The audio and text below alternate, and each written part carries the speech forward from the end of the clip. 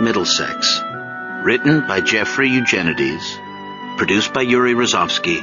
And read by Christopher Tabori.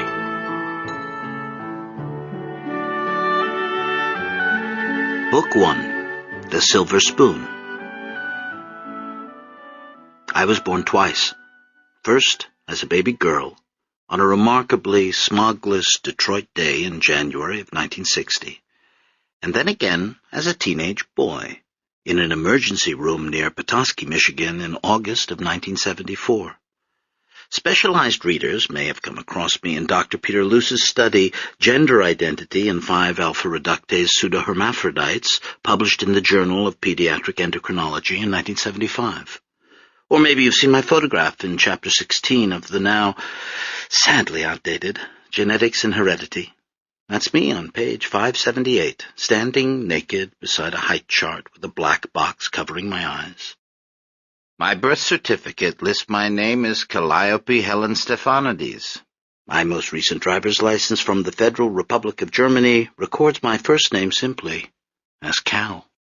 I'm a former field hockey goalie, long-standing member of the Save the Manatee Foundation, rare attendant at the Greek Orthodox liturgy, and for most of my adult life, an employee of the U.S. State Department.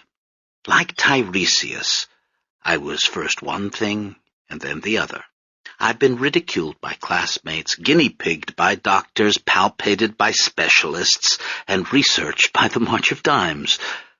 A red-headed girl from Grosse Pointe fell in love with me, not knowing what I was. Her brother liked me too. An army tank led me into urban battle once. A swimming pool turned me into myth. I've left my body in order to occupy others, and all this happened before I turned 16. But now, at the age of 41, I feel another birth coming on. After decades of neglect, I find myself thinking about departed great aunts and uncles, long-lost grandfathers, unknown fifth cousins, or in the case of an inbred family like mine, all those things in one. And so, before it's too late, I want to get it down for good, this roller coaster ride of a single gene through time. Sing now, O muse of the recessive mutation on my 5th chromosome. Sing how it bloomed 2.5 centuries ago on the slopes of Mount Olympus while the goats bleated and the olives dropped. Sing how it passed down through 9 generations, gathering invisibly within the polluted pool of the Stephanides family. And sing how Providence, in the guise of a massacre, sent the gene flying again, how it blew like a seed across the sea to America, where it drifted through our industrial rains until it fell to earth in the fertile soil of my mother's own Midwestern womb. Sorry if I get a little Homeric at times. That's genetic, too. 3 months before I was born, in the aftermath of one of our elaborate Sunday dinners, my grandmother, Desdemona Stephanides, ordered my brother to get her silkworm box. Chapter 11 had been heading toward the kitchen for a second helping of rice pudding when she blocked his way. At 57, with her short, squat figure and intimidating hairnet, my grandmother was perfectly designed for blocking people's paths. Behind her in the kitchen, the day's large female contingent had congregated, laughing and whispering. Intrigued, Chapter 11 leaned sideways to see what was going on, but Desdemona reached out and firmly pinched his cheek. Having regained his attention, she sketched a rectangle in the air and pointed at the ceiling. Then, through her ill-fitting dentures, she said, "Go for ya, dale-mu." Chapter 11 knew what to do. He ran across the hall into the living room. On all fours, he scrambled up the formal staircase to the 2nd floor. He raced past the bedrooms along the upstairs corridor. At the far end was a nearly invisible door, wallpapered over like the entrance to a secret passageway.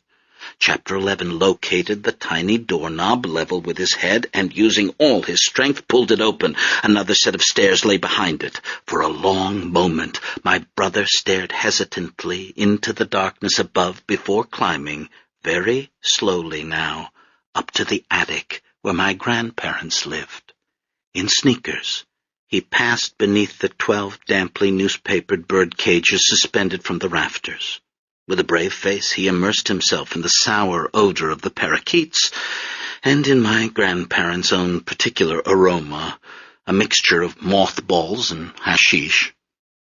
He negotiated his way past my grandfather's book-piled desk and his collection of Rebecca records.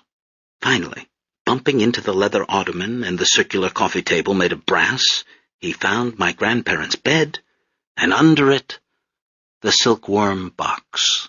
Carved from olive wood, a little bigger than a shoebox, it had a tin lid perforated by tiny air holes and inset with the icon of an unrecognizable saint. The saint's face had been rubbed off, but the fingers of his right hand were raised to bless a short, purple, terrifically self-confident-looking mulberry tree. After gazing a while at this vivid botanical presence, Chapter 11 pulled the box from under the bed and opened it. Inside were the 2 wedding crowns made from rope and coiled like snakes, the 2 long braids of hair, each tied with a crumbling black ribbon. He poked one of the braids with his index finger. Just then a parakeet squawked, making my brother jump, and he closed the box, tucked it under his arm, and carried it downstairs to Desdemona. She was still waiting in the doorway. Taking the silkworm box out of his hands, she turned back into the kitchen. At this point, Chapter 11 was granted a view of the room, where all the women now fell silent. They moved aside to let Desdemona pass, and there, in the middle of the linoleum, was my mother. Tessie Stephanides was leaning back in a kitchen chair, pinned beneath the immense drum-tight globe of her pregnant belly. She had a happy, helpless expression on her face, which was flushed and hot. Desdemona set the silkworm box on the kitchen table and opened the lid. She reached under the wedding crowns and the hair braids to come up with something Chapter 11 hadn't seen. A silver spoon. She tied a piece of string to the spoon's handle. Then, stooping forward, she dangled the spoon over my mother's swollen belly, and by extension, over me. Up until now, Desdemona had had a perfect record, 23 correct guesses. She'd known that Tessie was going to be Tessie. She'd predicted the sex of my brother and of all the babies of her friends at church. The only children whose genders she hadn't divined were her own, because it was bad luck for a mother to plumb the mysteries of her own womb. Fearlessly, however, she plumbed my mother's. After some initial hesitation, the spoon swung north to south, which meant that I was going to be a boy. Splay-legged in the chair, my mother tried to smile. She didn't want a boy. She had one already. In fact, she was so certain I was going to be a girl that she'd picked out only one name for me, Calliope. But when my grandmother shouted in Greek, "A boy!" the cry went around the room and out into the hall and across the hall into the living room where the men were arguing politics, and my mother, hearing it repeated so many times, began to believe it might be true. As soon as the cry reached my father, however, he marched into the kitchen to tell his mother that, this time at least, her spoon was wrong. "And how you know so much?" Desdemona asked him, to which he replied what many Americans of his generation would have. "It's science, Ma." Ever since they had decided to have another child, the diner was doing well and Chapter 11 was long out of diapers, Milton and Tessie had been in agreement that they wanted a daughter. Chapter 11 had just turned 5 years old. He'd recently found a dead bird in the yard, bringing it into the house to show his mother. He liked shooting things, hammering things, smashing things, and wrestling with his father. In such a masculine household, Tessie had begun to feel like the odd woman out and saw herself in 10 years' time imprisoned in a world of hubcaps and hernias. My mother pictured a daughter as a counterinsurgent, a fellow lover of lapdogs, a seconder of proposals to attend the ice capades. In the spring of 1959, when discussions of my fertilization got underway, my mother couldn't foresee that women would soon be burning their brassiers by the thousand. Hers were padded, stiff, fire retardant. As much as Tessie loved her son, she knew there were certain things she'd be able to share only with a daughter. On his morning drive to work, my father had been seeing visions of an irresistibly sweet, dark-eyed little girl. She sat on the seat beside him, mostly during stoplights, directing questions at his patient, all-knowing ear. "What do you call that thing, Daddy?"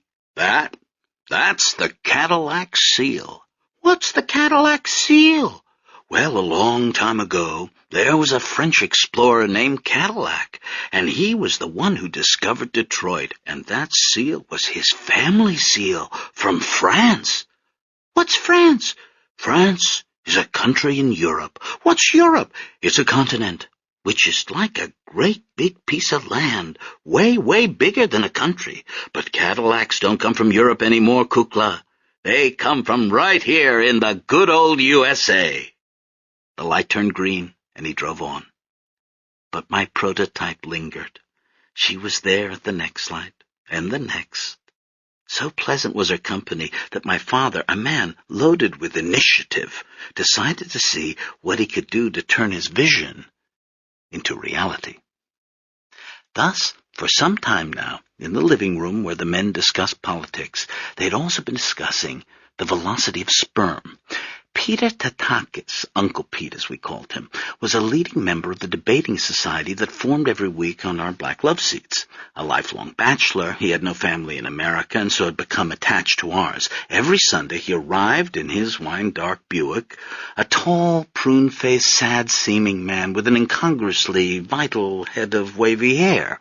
He was not interested in children. A proponent of the great book series, which he had read twice, Uncle Pete was engaged with serious thought and Italian opera. He had a passion in history for Edward Gibbon, and in literature for the journals of Madame de Staël.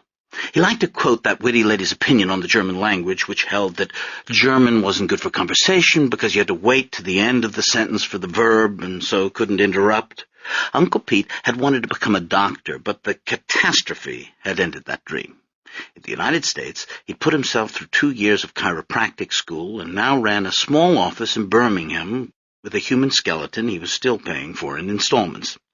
In those days, chiropractors had a somewhat dubious reputation. People didn't come to Uncle Pete to free up their kundalini. He cracked necks, straightened spines, and made custom arch supports out of foam rubber. Still, he was the closest thing to a doctor we had in the house on those Sunday afternoons. As a young man, he'd had half his stomach surgically removed, and now after dinner always drank a Pepsi-Cola to help digest his meal. The soft drink had been named for the digestive enzyme pepsin, he sagely told us, and so was suited to the task. It was this kind of knowledge that led my father to trust what Uncle Pete said when it came to the reproductive timetable. His head on a throw pillow, his shoes off, Madame Butterfly softly playing on my parents' stereo, Uncle Pete explained that under the microscope, sperm carrying male chromosomes had been observed to swim faster than those carrying female chromosomes. This assertion generated immediate merriment among the restaurant owners and fur finishers assembled in our living room. My father, however, adopted the pose of his favorite piece of sculpture, the Thinker, a miniature which sat across the room on the telephone table. Though the topic had been brought up in the open forum atmosphere of those post-prandial Sundays, it was clear that, notwithstanding the impersonal tone of the discussion, the sperm they were talking about was my father's. Uncle Pete made it clear. To have a girl baby, a couple should have sexual congress 24 hours prior to ovulation. That way, the swift male sperm would rush in and die off. The female sperm, sluggish but more reliable, would arrive just as the egg dropped. My father had trouble persuading my mother to go along with the scheme. Tessie Zismo had been a virgin when she married Milton Stephanides at the age of 22. Their engagement, which coincided with the Second World War, had been a chaste affair. My mother was proud of the way she'd managed to simultaneously kindle and snuff my father's flame, keeping him at a low burn for the duration of a global cataclysm. This hadn't been all that difficult, however, since she was in Detroit and Milton was in Annapolis at the U.S. Naval Academy. For more than a year, Tessie lit candles at the Greek church for her fiancé, while Milton gazed at her photographs pinned over his bunk. He liked to pose Tessie in the manner of the movie magazines, standing sideways, one high heel raised on a step, an expanse of black stocking visible.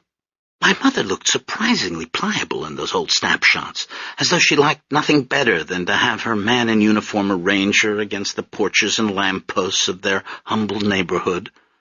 She didn't surrender until after Japan had. Then, from their wedding night onward, according to what my brother told my covered ears, my parents made love regularly and enjoyably. When it came to having children, however, my mother had her own ideas. It was her belief that an embryo could sense the amount of love with which it had been created. For this reason, my father's suggestion didn't sit well with her. "What do you think this is, Milt, the Olympics?" "We were just speaking theoretically," said my father. "What does Uncle Pete know about having babies?" "He read this particular article in Scientific American," Milton said, and to bolster his case, "he's a subscriber." "Listen, if my back went out, I'd go to Uncle Pete. If I had flat feet like you do, I'd go. But that's it." "This has all been verified under the microscope. The male sperms are faster." "I bet they're stupider, too." "Go on, malign the male sperms all you want. Feel free. We don't want a male sperm. What we want is a good, old, slow, reliable female sperm." "Even if it's true, it's still ridiculous. I can't just do it like clockwork, Milt." "It'll be harder on me than you." "I don't want to hear it." "I thought you wanted a daughter." "I do." "Well," said my father, "this is how we can get one." Tessie laughed the suggestion off, but behind her sarcasm was a serious moral reservation. To tamper with something as mysterious and miraculous as the birth of a child was an act of hubris. In the first place, Tessie didn't believe you could do it. Even if you could, she didn't believe you should try. Of course, a narrator in my position, pre-fetal at the time, can't be entirely sure about any of this. I can only explain the scientific mania that overtook my father during that spring of '59 as a symptom of the belief in progress that was infecting everyone back then. Remember, Sputnik had been launched only 2 years earlier. Polio, which had kept my parents quarantined indoors during the summers of their childhood, had been conquered by the Salk vaccine. People had no idea that viruses were cleverer than human beings, and thought they'd soon be a thing of the past. In that optimistic, post-war America, which I caught the tail end of, everybody was the master of his own destiny, so it only followed that my father would try to be the master of his. A few days after he had broached his plan to Tessie, Milton came home one evening with a present. It was a jewelry box tied with a ribbon. "What's this for?" Tessie asked suspiciously. "What do you mean, what's it for?" "It's not my birthday. It's not our anniversary, so why are you giving me a present?" "Do I have to have a reason to give you a present? Go on, open it." Tessie crumpled up one corner of her mouth, unconvinced. But it was difficult to hold a jewelry box in your hand without opening it, so finally she slipped off the ribbon and snapped the box open. Inside, on black velvet, was a thermometer. "A thermometer," said my mother. "That's not just any thermometer," said Milton. "I had to go to 3 different pharmacies to find one of these." "A luxury model, huh?" "That's right," said Milton. "That's what you call a basal thermometer. It reads the temperature down to 1/10 of a degree." He raised his eyebrows. "Normal thermometers only read every 2/10. This one does it every 10th. Try it out. Put it in your mouth." "I don't have a fever," said Tessie. "This isn't about a fever. You use it to find out what your base temperature is. It's more accurate and precise than a regular fever-type thermometer." "Next time, bring me a necklace." But Milton persisted. "Your body temperature's changing all the time, Tess. You may not notice, but it is. You're in constant flux temperature-wise. Say, for instance," a little cough, "you happen to be ovulating. Then your temperature goes up, 0.6 of a degree in most case scenarios. Now," my father went on, gaining steam, not noticing that his wife was frowning, "if we were to implement the system we talked about the other day, just for instance say, what you do is first establish your base temperature. It might not be 98.6. Everybody's a little different. That's another thing I learned from Uncle Pete. Anyway, once you establish your base temperature, then you'd look for that 0.6 degree rise. And that's when, if we were to go through with this, that's when we'd know to, mix the cocktail." My mother said nothing. She only put the thermometer into the box, closed it, and handed it back to her husband. "Okay," he said. Fine, suit yourself. We may get another boy, number 2. That's the way you want it. That's the way it'll be. I'm not so sure we're going to have anything at the moment, replied my mother. Meanwhile, in the green room to the world, I waited. Not even a gleam in my father's eye yet. He was staring gloomily at the thermometer case in his lap. Now my mother gets up from the so-called love seat. She heads for the stairway, holding a hand to her forehead, and the likelihood of my ever coming to be seems more and more remote. Now my father gets up to make his rounds, turning out lights, locking doors. As he climbs the stairway, there's hope for me again. The timing of the thing had to be just so in order for me to become the person I am. Delay the act by an hour and you change the gene selection. My conception was still weeks away, but already my parents had begun their slow collision into each other. In our upstairs hallway, the Acropolis nightlight is burning, a gift from Jackie Hallis, who owns a souvenir shop. My mother is at her vanity when my father enters the bedroom. With 2 fingers, she rubs Noxema into her face, wiping it off with a tissue. My father had only to say an affectionate word, and she would have forgiven him. Not me, but somebody like me might have been made that night. An infinite number of possible selves crowded the threshold, me among them, but with no guaranteed ticket. The hours moving slowly, the planets in the heavens circling at their usual pace, weather coming into it too, because my mother was afraid of thunderstorms and would have cuddled against my father had it rained that night.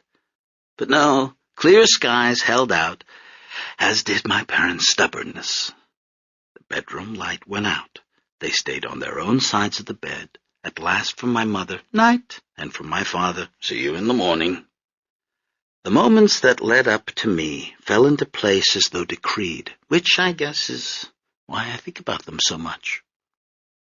The following Sunday, my mother took Desdemona and my brother to church. My father never went along, having become an apostate at the age of 8 over the exorbitant price of votive candles.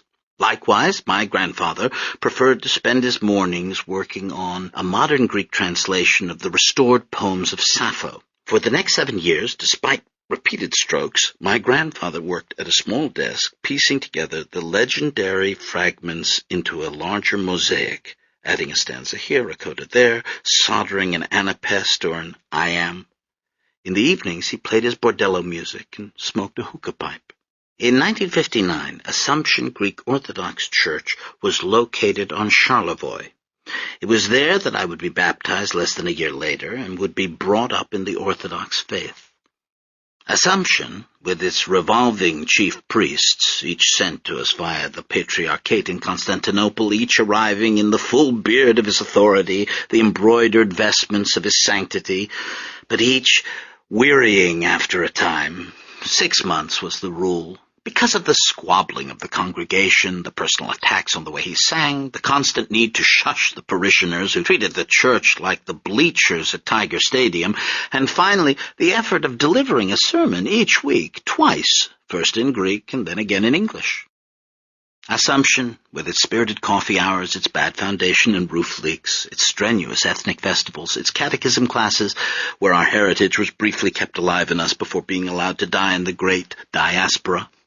Tessie and company advanced down the central aisle, past the sand-filled trays of votive candles. Above, as big as a float in the Macy's Thanksgiving Day parade, was the Christ Pantocrator. He curved across the dome like space itself. Unlike the suffering, earthbound Christs depicted at eye level on the church walls, our Christ Pantocrator was clearly transcendent, all-powerful, heaven bestriding. He was reaching down to the apostles above the altar to present the 4 rolled-up sheepskins of the Gospels. And my mother, who tried all her life to believe in God without ever quite succeeding, looked up at him for guidance.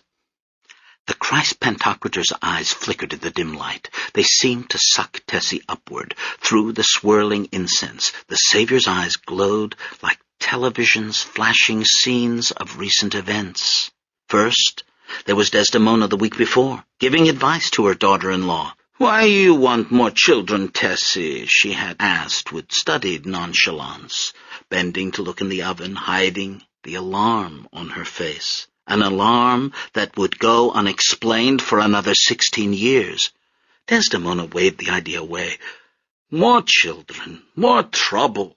Next, there was Dr. Philibosian, our elderly family physician. With ancient diplomas behind him, the old doctor gave his verdict. "Nonsense. Male sperm swim faster. Listen, the first person who saw sperm under a microscope was Leeuwenhoek. Do you know what they looked like to him? Like worms." And then Desdemona was back, taking a different angle.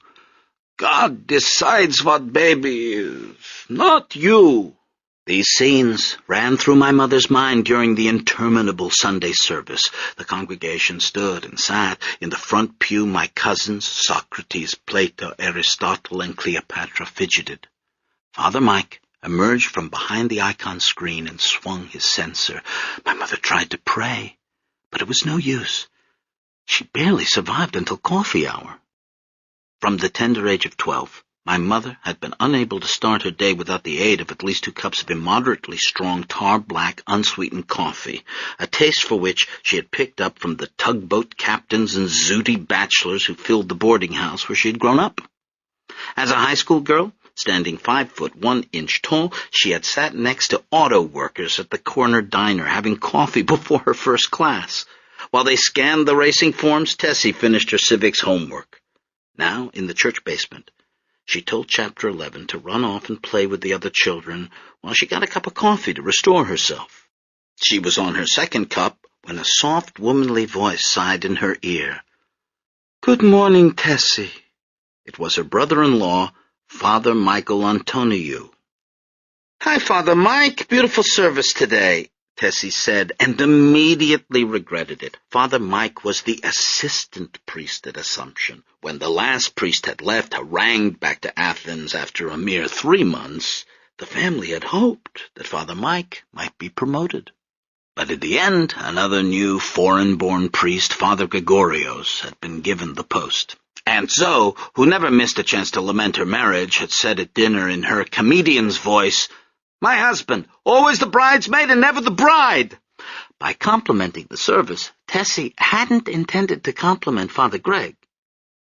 The situation was made still more delicate by the fact that years ago, Tessie and Michael Antoniou had been engaged to be married.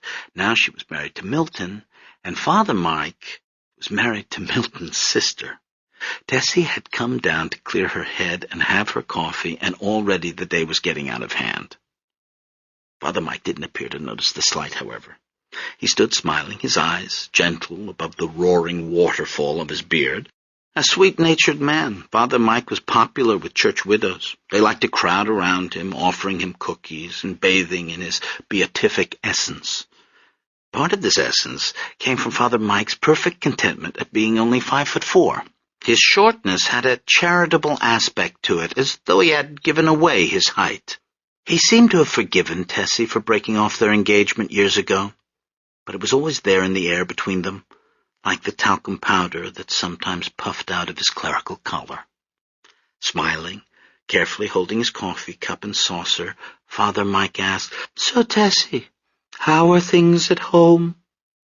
My mother knew, of course, that as a weekly Sunday guest at our house, Father Mike was fully informed about the thermometer scheme. Looking in his eyes, she thought she detected a glint of amusement. "You're coming over to the house today," she said carelessly. "You can see for yourself." "I'm looking forward to it," said Father Mike. "We always have such interesting discussions at your house." Tessie examined Father Mike's eyes again, but now they seemed full of genuine warmth. And then something happened to take her attention away from Father Mike completely. Across the room, Chapter 11 had stood on a chair to reach the tap of the coffee urn. He was trying to fill a coffee cup, but once he got the tap open, he couldn't get it closed. Scalding coffee poured out across the table. The hot liquid splattered a girl who was standing nearby. The girl jumped back, her mouth open, but no sound came out. With great speed, my mother ran across the room and whisked the girl into the ladies' room. No one remembers the girl's name.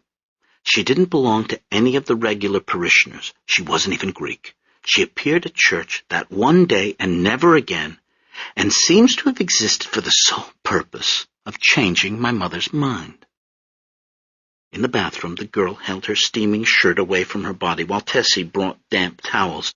"Are you okay, honey? Did you get burned?" "He's very clumsy, that boy," the girl said. "He can be. He gets into everything.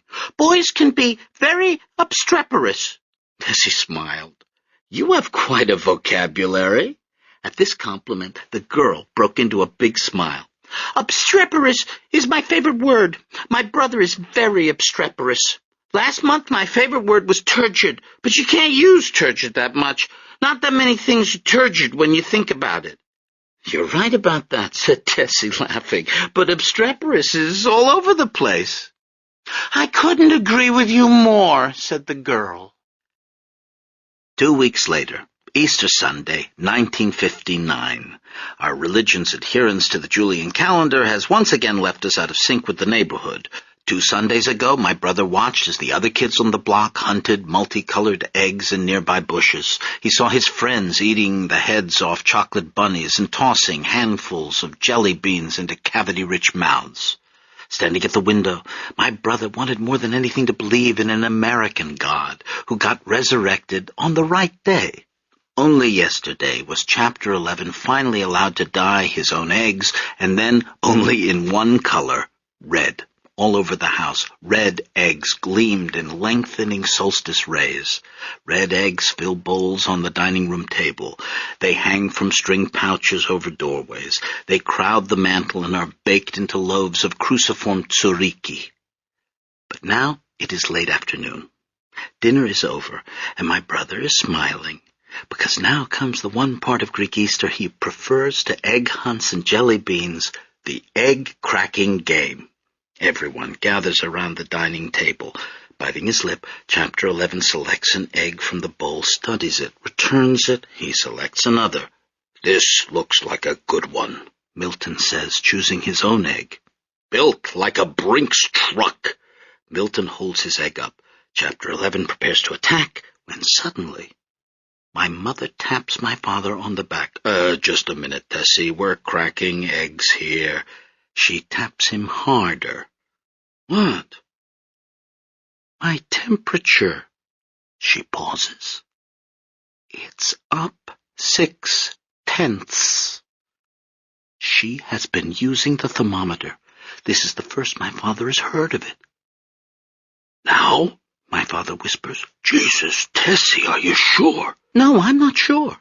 You told me to watch for any rise in my temperature, and I'm telling you I'm up 6/10 of a degree." And lowering her voice, "Plus, it's been 13 days since my last you-know-what." "Come on, Dad," Chapter 11 pleads. "Time out," Milton says. He puts his egg in the ashtray. "That's my egg. Nobody touch it until I come back." Upstairs, in the master bedroom, my parents accomplish the act. A child's natural decorum makes me refrain from imagining the scene in too much detail. Only this: when they're done, as if topping off the tank, my father says, "That should do it." Turns out he's right. In May, Tessie learns she's pregnant, and the waiting begins. By 6 weeks, I have eyes and ears. By 7, nostrils, even lips. My genitals begin to form.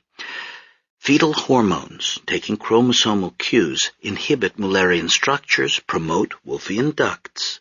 My 23 paired chromosomes have linked up and crossed over, spinning their roulette wheel, as my papu puts his hand on my mother's belly and says, "Lucky 2." Arrayed in their regiments, my genes carry out their orders. All except 2. A pair of miscreants, or revolutionaries, depending on your view, hiding out on chromosome number 5. Together they siphon off an enzyme which stops the production of a certain hormone, which complicates my life. In the living room, the men have stopped talking about politics, and instead lay bets on whether Milt's new kid will be a boy or a girl. My father is confident. 24 hours after the deed, my mother's body temperature rose another 0.2, confirming ovulation. By then the male sperm had given up, exhausted. The female sperm, like tortoises, won the race, at which point Tessie handed Milton the thermometer and told him she never wanted to see it again. All this led up to the day Desdemona dangled a utensil over my mother's belly. The sonogram didn't exist at the time. The spoon was the next best thing. Desdemona crouched. The kitchen grew silent. The other women bit their lower lips, watching, waiting. For the first minute, the spoon didn't move at all. Desdemona's hand shook, and after long seconds had passed, Aunt Lena steadied it. The spoon twirled. I kicked. My mother cried out. And then, slowly, moved by a wind no one felt, in that unearthly Ouija-board way, the silver spoon began to move, to swing, at first in a small circle, but each orbit growing gradually more elliptical until the path flattened into a straight line pointing from oven to banquette, north to south, in other words. Desdemona cried, "Choros!" and the room erupted with shouts of "Choros! Choros!" That night, my father said, 23 in a row means she's bound for a fall. This time she's wrong, trust me. I don't mind if it's a boy, my mother said. I really don't, as long as it's healthy. 10 fingers, 10 toes. What's this it? That's my daughter you're talking about. I was born a week after New Year's on January 8th, 1960. In the waiting room, supplied only with pink ribbon cigars, my father cried out, "Bingo!" I was a girl. 19 inches long. 7 pounds, 4 ounces. That same January 8th, my grandfather suffered the first of his 13 strokes.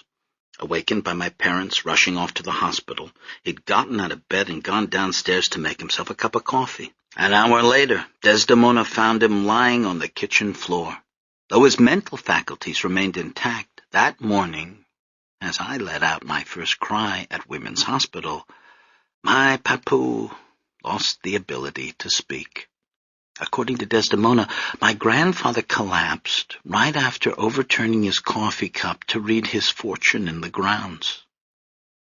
When he heard the news of my sex, Uncle Pete refused to accept any congratulations. There was no magic involved.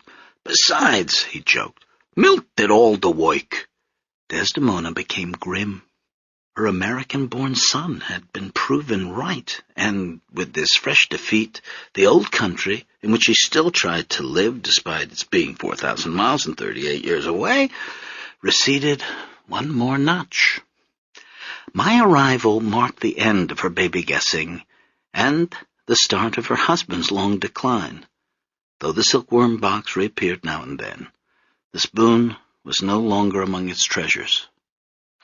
I was extracted, spanked, and hosed off in that order. They wrapped me in a blanket and put me on display among 6 other infants, 4 boys, 2 girls, all of them, unlike me, correctly tagged.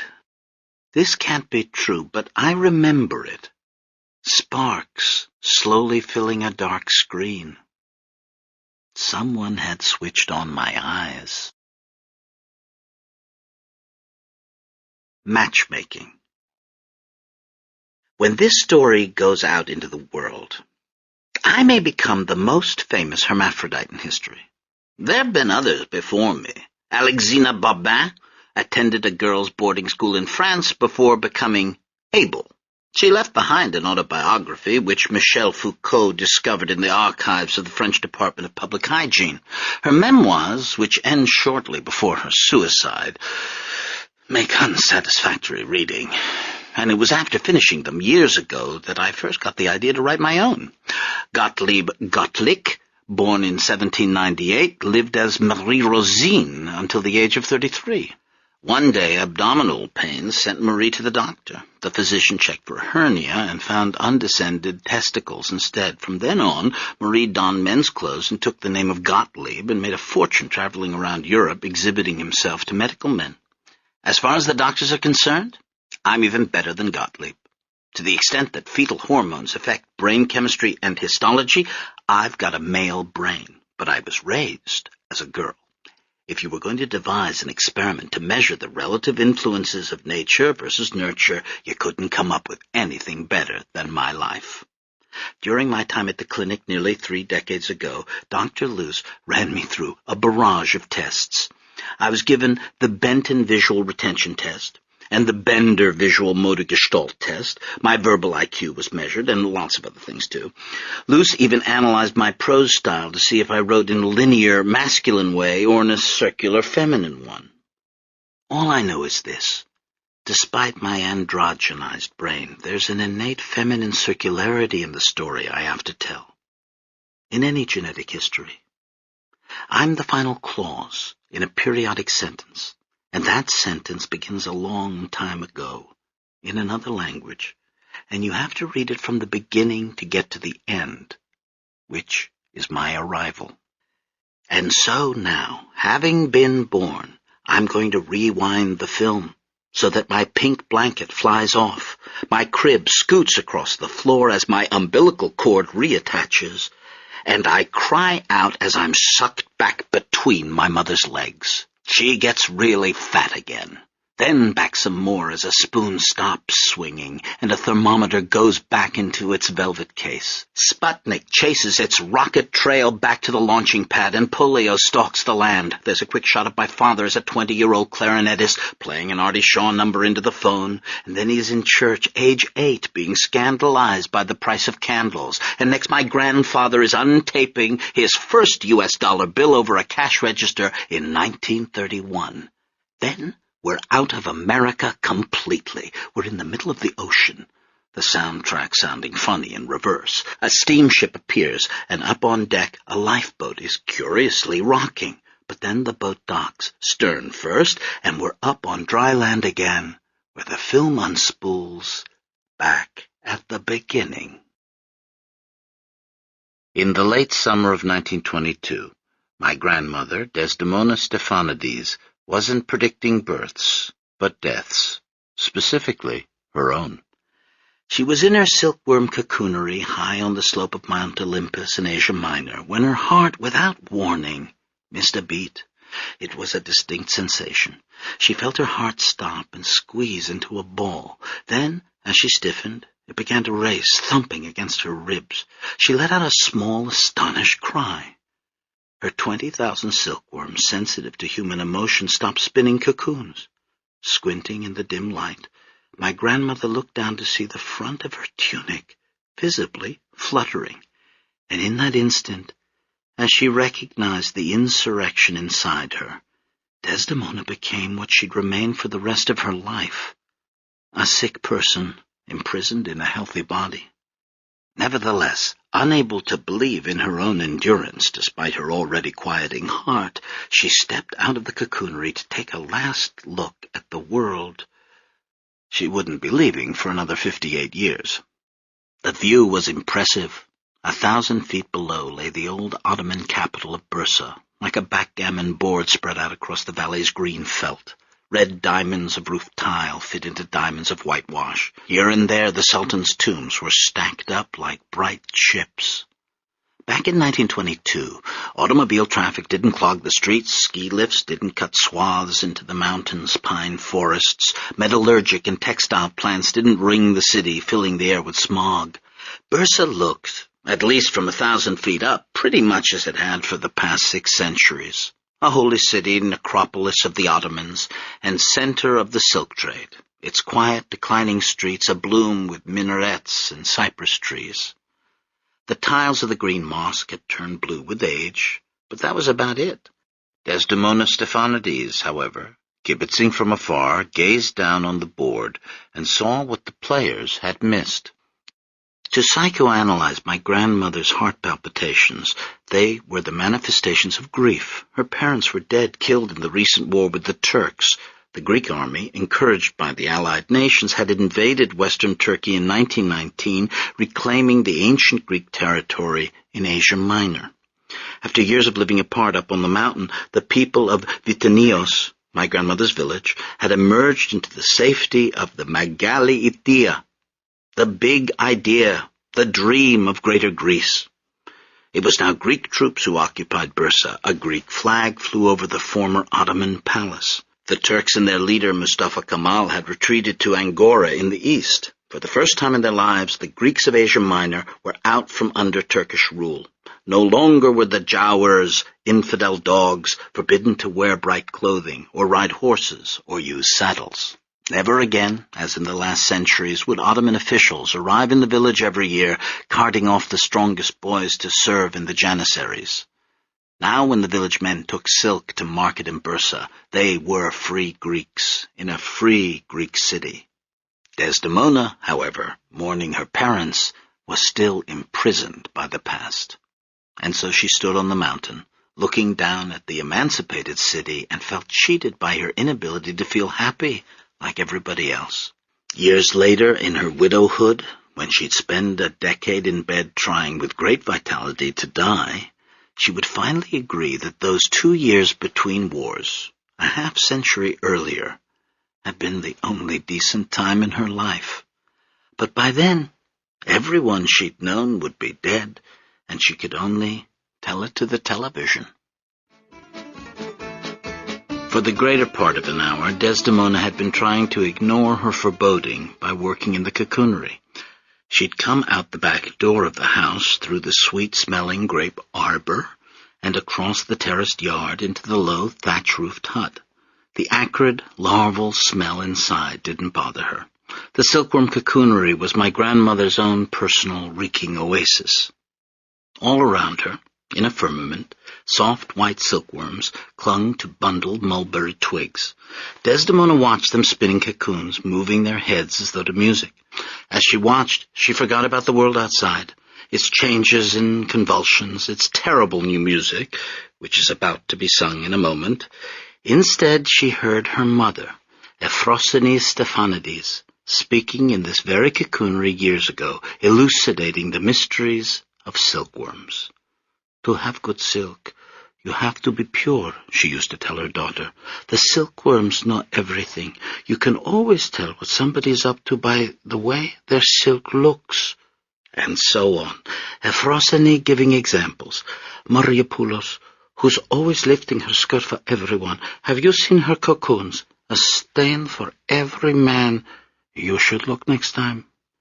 Desdemona, only 11 or 12, and believing every word, so that now, as a young woman of 21, she still couldn't entirely disbelieve her mother's morality tales, and examined the cocoon constellations for a sign of her own impurity, the dreams she'd been having.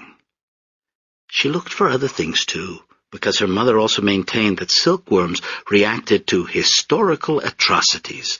After every massacre, even in a village 50 miles away, the silkworm's filaments turned the color of blood. I've seen them bleed like the feet of Christos himself, Euphrosine again. And her daughter, years later, remembering, squinting in the weak light to see if any cocoons had turned red.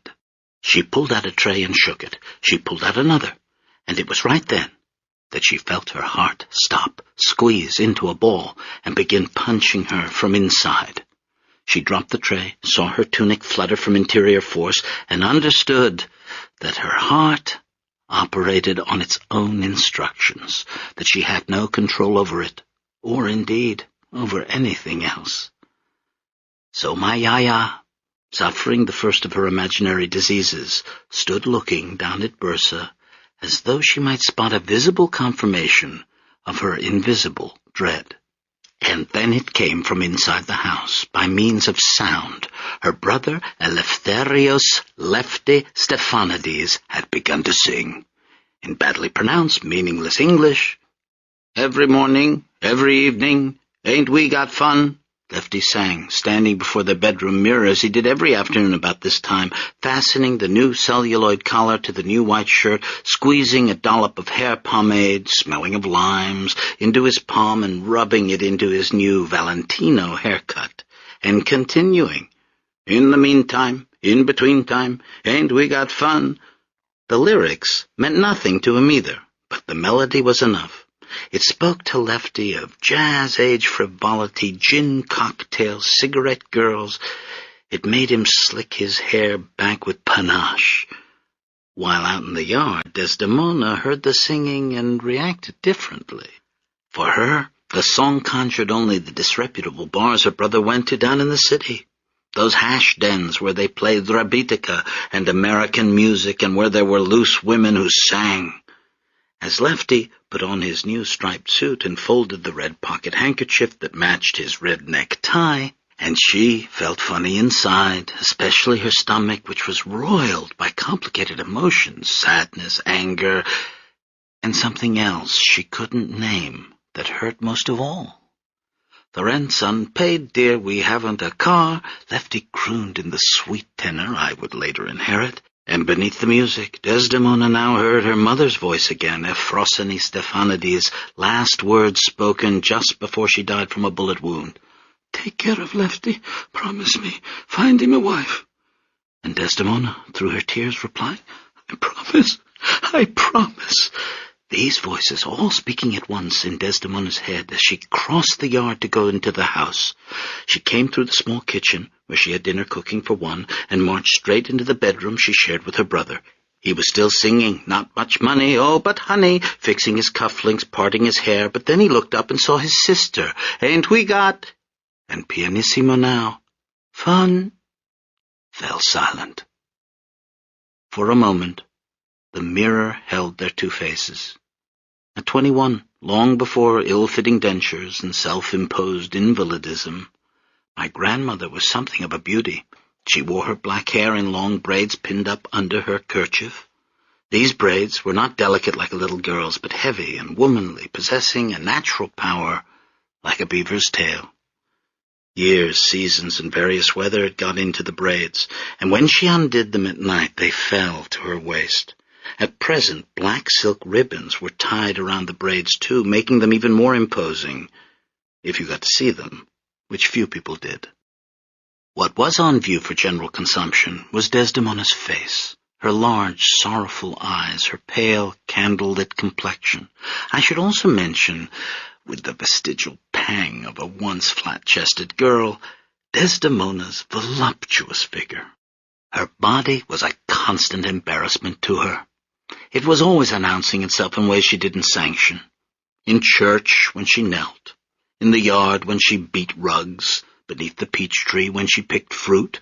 Desdemona's feminine elaborations escaped the constraints of her drab, confining clothes. Beneath the jiggling of her body, her kerchief-framed face remained apart, looking slightly scandalized at what her breasts and hips were up to. Eleftherios was taller and skinnier. In photographs from the time, he looks like the underworld figures he idolized, the thin, mustachioed thieves and gamblers who filled the seaside bars of Athens and Constantinople. His nose was aquiline, his eyes sharp, the overall impression of his face hawk-like. When he smiled, however, you saw the softness in his eyes, which made it clear that Lefty was in fact no gangster, but the pampered, bookish son of comfortably well-off parents. That summer afternoon in 1922, Desdemona wasn't looking at her brother's face. Instead, her eyes moved to the suit coat, to the gleaming hair, to the striped trousers, as she tried to figure out what had happened to him these past few months. Lefty was 1 year younger than Desdemona, and she often wondered how she'd survived those first 12 months without him. For as long as she could remember, he'd always been on the other side of the goat's hair blanket that separated their beds. Behind the kulimi, he performed puppet shows, turning his hands into the clever hunchback Karayosis, who always outwitted the Turks. In the dark, he made up rhymes and sang songs, and one of the reasons she hated his new American music was that he sang it exclusively to himself. Desdemona had always loved her brother, as only a sister growing up on a mountain could love a brother. He was the whole entertainment, her best friend and confidant, her co-discoverer of shortcuts in monks' cells. Early on, the emotional sympathy she'd felt with Lefty had been so absolute that she'd sometimes forgotten they were separate people. As kids, they'd scrabbled down the terraced mountainside like a four-legged, two-headed creature. She was accustomed to their Siamese shadows springing up against the whitewashed house at evening, and whenever she encountered her solitary outline, It seemed cut in half. Peacetime seemed to be changing everything. Lefty had taken advantage of the new freedoms. In the last month, he'd gone down to Bursa a total of 17 times. On 3 occasions, he'd stayed overnight in the Cocoon Inn across from the mosque of Sultan Ulhan. He'd left one morning dressed in boots, knee socks, breeches, thulamis, and vest, and come back the following evening in a striped suit with a silk scarf tucked into his collar like an opera singer and a black derby on his head. There were other changes. He'd begun to teach himself French from a small plum-colored phrase book. He'd picked up affected gestures, putting his hands in his pockets and rattling change, for instance, or doffing his cap. When Desdemona did the laundry, she found scraps of paper in Lefty's pockets covered with mathematical figures. His clothes smelled musky, smoky, and sometimes sweet. Now in the mirror, their joined faces couldn't hide the fact of their growing separation, and my grandmother, whose constitutional gloom had broken out into full cardiac thunder, looked at her brother, as she once had her own shadow, and felt that something was missing. "So where are you going all dressed up?" "Where do you think I'm going? To Kosahan, sell cocoons." "You went yesterday." "It's the season." With a tortoiseshell comb, Lefty parted his hair on the right, adding pomade to an unruly curl that refused to stay flat. Desdemona came closer. She picked up the pomade and sniffed it. It wasn't the smell on his clothes. "What else do you do down there?" "Nothing. You stay all night sometimes." "Well, it's a long trip. By the time I walk there, it's late." "What are you smoking in those bars?"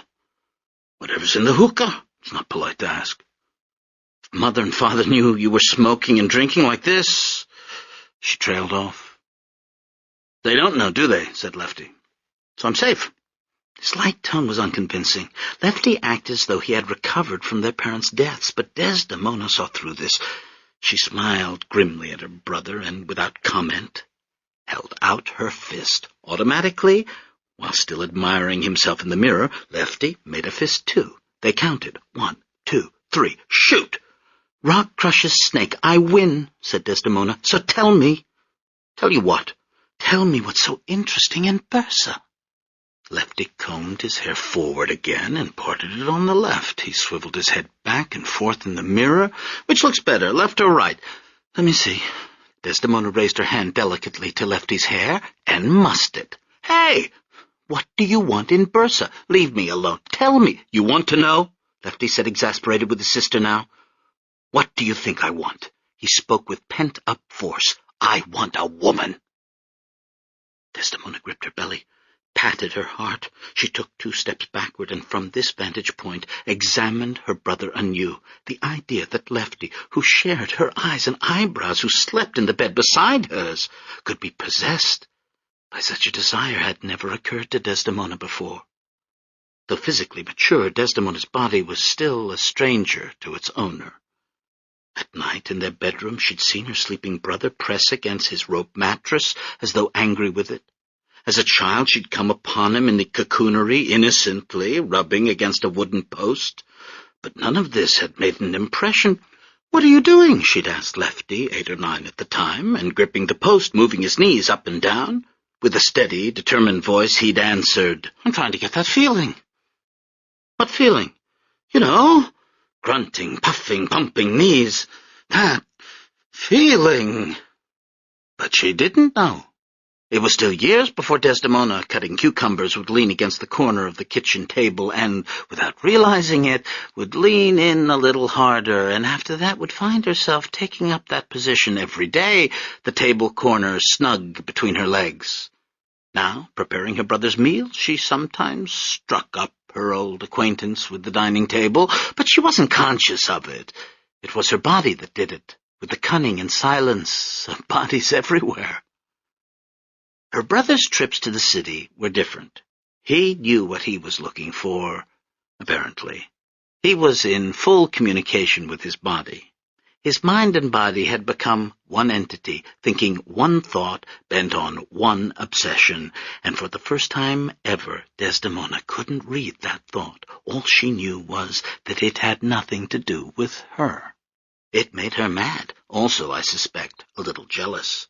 Wasn't she his best friend? Hadn't they always told each other everything? Didn't she do everything for him, cook, sew, and keep house, as their mother used to? Wasn't she the one who had been taking care of the silkworm single-handedly so that he, her smart little brother, could take lessons from the priest, learning ancient Greek? Hadn't she been the one to say, "You take care of the books, I'll take care of the cocoonery, all you have to do is sell the cocoons at the market"? And when he had started lingering down in the city, had she complained? Had she mentioned the scraps of paper, or his red eyes, or the musky sweet smell on his clothes? Desdemona had a suspicion that her dreamy brother had become a hashish smoker. Where there was Rebetiko music, there was always hashish. Lefty was dealing with the loss of their parents in the only way he could, by disappearing in a cloud of hash smoke while listening to the absolutely saddest music in the world. Desdemona understood all this, and so had said nothing. But now she saw that her brother was trying to escape his grief in a way she hadn't expected, and she was no longer content to be quiet. "You want a woman?" Desdemona asked in an incredulous voice. "What kind of woman? A Turkish woman?" Lefty said nothing. After his outburst, he had resumed combing his hair. "Maybe you want a harem girl, is that right? You think I don't know about those types of loose girls, those putanes? Yes, I do. I'm not so stupid. You like a fat girl shaking her belly in your face with a jewel in her fat belly. You want one of those. Let me tell you something. Do you know why those Turkish girls cover their faces? You think it's because of religion? No, it's because otherwise no one can stand to look at them." And now she shouted, "Shame on you, Eleftherios!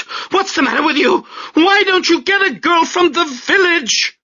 It was at this point that Lefty, who was now brushing off his jacket, called his sister's attention to something she was overlooking. "Maybe you haven't noticed," he said, "but there aren't any girls in this village." Which, in fact, was pretty much the case.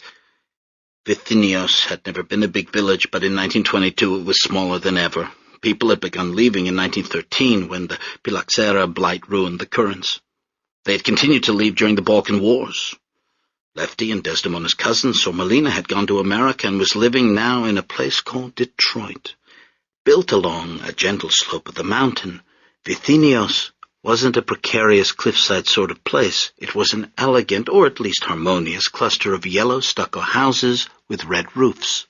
The grandest houses, of which there were two, had sikma, enclosed bay windows, that hung out over the street. The poorest houses, of which there were many, were essentially one-room kitchens.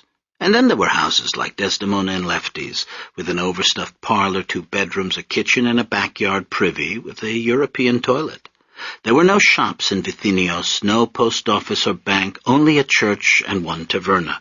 For shopping, you had to go into Bursa, walking first and then taking the horse-drawn streetcar.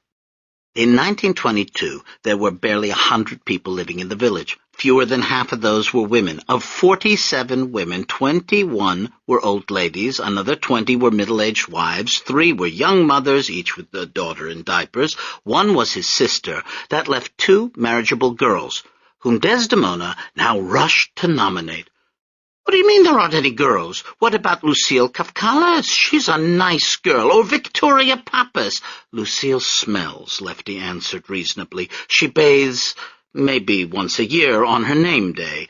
And Victoria—" He ran a finger over his upper lip. "Victoria has a mustache bigger than mine. I don't want to share a razor with my wife." With that, he put down his clothing brush and put on his jacket. "Don't wait up," he said, and left the bedroom. "Go!" Desdemona called after him.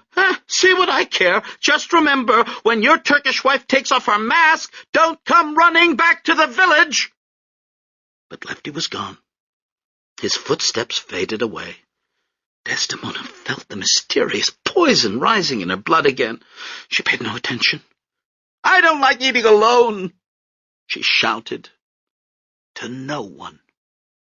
The wind from the valley had picked up, as it did every afternoon. It blew through the open windows of the house. It rattled the latch on her hope chest and her father's old worry beads lying on top. Desdemona picked the beads up. She began to slip them one by one through her fingers, exactly as her father had done, and her grandfather and her great-grandfather, performing a family legacy of precise, codified, thorough worrying.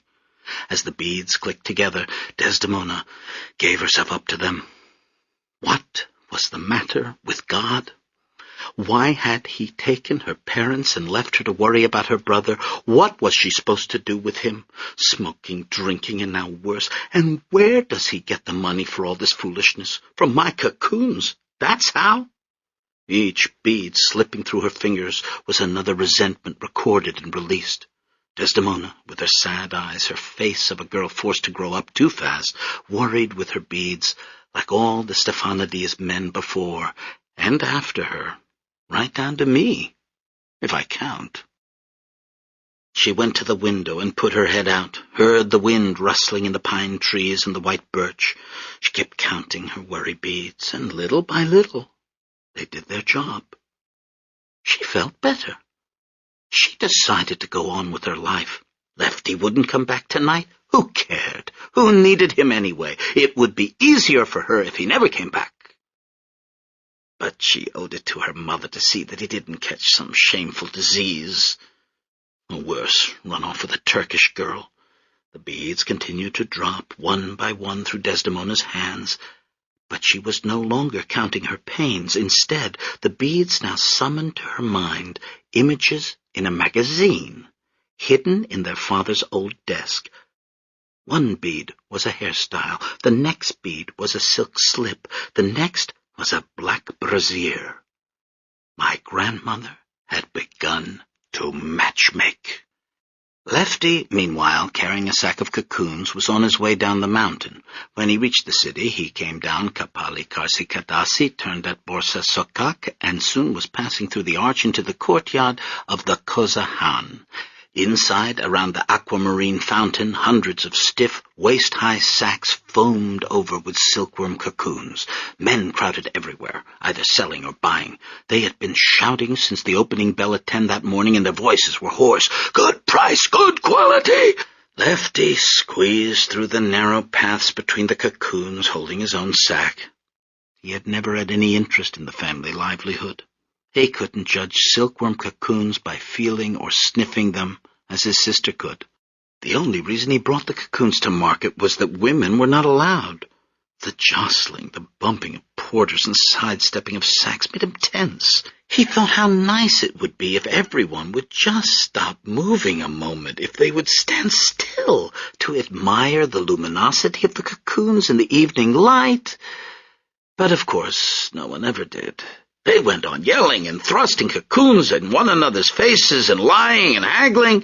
Lefty's father had loved market season at the Koza Han, but the mercantile impulse hadn't been passed down to his son.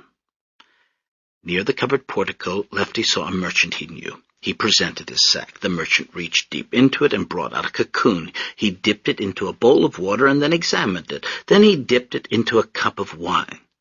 Oh, I need to make organzine from these. They're not strong enough.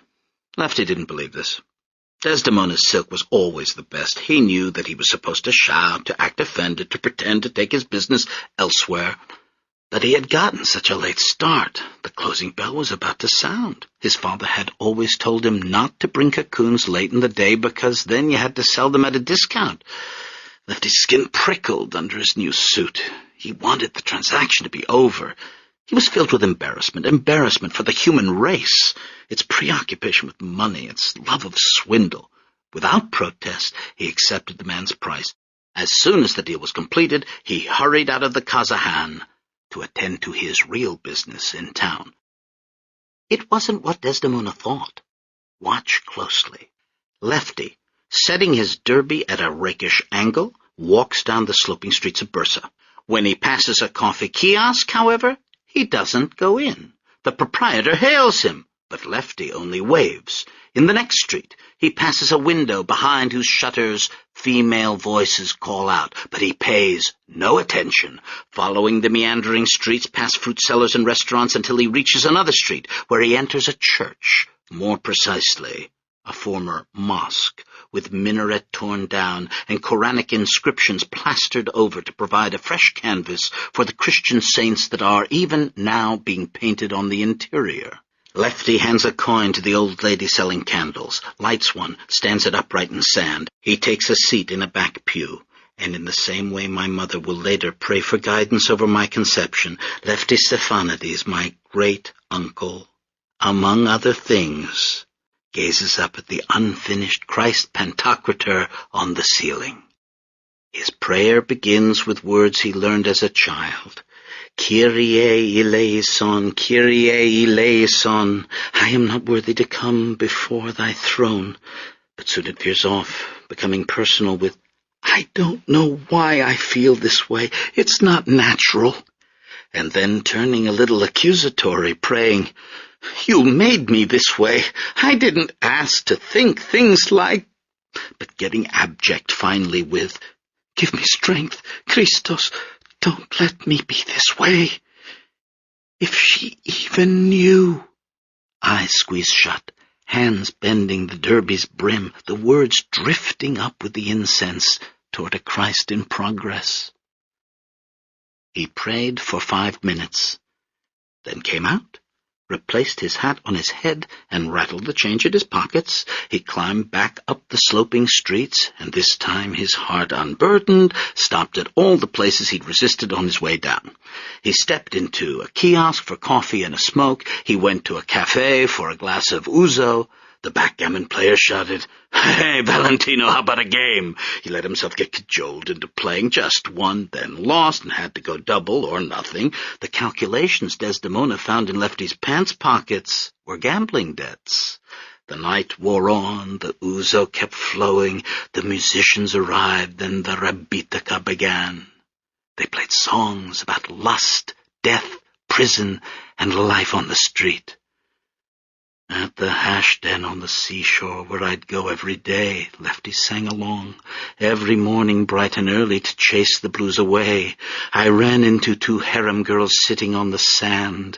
Quite stoned the poor things were, and they were really looking grand. Meanwhile, the hookah was being filled. By midnight, Lefty came floating back onto the streets. An alley descends, turns, dead ends, a door opens, a face smiles, beckoning. The next thing Lefty knows, he's sharing a sofa with 3 Greek soldiers looking across at 7 plump perfumed women sharing 2 sofas opposite. A phonograph plays the hit song that's playing everywhere. Every morning, every evening. And now his recent prayer is forgotten completely because, as the madam says, Anyone you like, sweetheart. Lefty's eyes pass over the blonde, blue-eyed Circassian, and the Armenian girl suggestively eating a peach, and the Mongolian with the bangs. His eyes keep scanning to fix on a quiet girl at the end of the far couch, a sad-eyed girl with perfect skin and black hair in braids. There's a scabbard for every dagger, the madam says in Turkish as the whores laugh. Unconscious of the workings of his attraction, Lefty stands up, smooths his jacket, holds out his hand toward his choice, and only as she leads him up the stairs does a voice in his head point out how this girl comes up to exactly where... And isn't her profile just like... But now they've reached the room with its unclean sheets, its blood-colored oil lamp, its smell of rose water and dirty feet. In the intoxication of his young senses, Lefty doesn't pay attention to the growing similarities the girl's disrobing reveals. His eyes take in the large breasts, the slim waist, the hair cascading down to the defenseless coccyx. But Lefty doesn't make connections. The girl fills a hookah for him. Soon he drifts off, no longer hearing the voice in his head. In the soft hashish dream of the ensuing hours, he loses sense of who he is and who he's with. The limbs of the prostitute become those of another woman. A few times he calls out a name, but by then he's too stoned to notice. Only later, showing him out, does the girl bring him back to reality. By the way, I'm Irene. We don't have a Desdemona here. The next morning he awoke at the Cocoon Inn, awash in recriminations. He left the city and climbed back up the mountains to Vithinios, his pockets empty, made no sound. Hungover and feverish, Lefty told himself that his sister was right. It was time for him to get married. He would marry Lucille, or Victoria.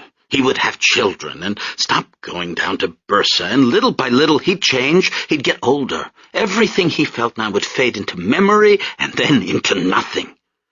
He nodded his head. He fixed his hat. Back in Vithinios, Desdemona was giving those two beginners finishing lessons. While Lefty was still sleeping it off at the Cocoon Inn, she invited Lucille Kapkalis and Victoria Pappas over to the house. The girls were even younger than Desdemona, still living at home with their parents. They looked up to Desdemona as the mistress of her own home. Envious of her beauty, they gazed admiringly at her. Flattered by her attentions, they confided in her, and when she began to give them advice on their looks, they listened. She told Lucille to wash more regularly, and suggested she use vinegar under her arms as an antiperspirant. She sent Victoria to a Turkish woman who specialized in removing unwanted hair. Over the next week, Desdemona taught the girls everything she'd learned from the only beauty magazine she'd ever seen, a tattered catalogue called Lingerie Parisienne. The catalogue had belonged to her father. It contained 32 pages of photographs showing models wearing brassieres, corsets, garter belts, and stockings.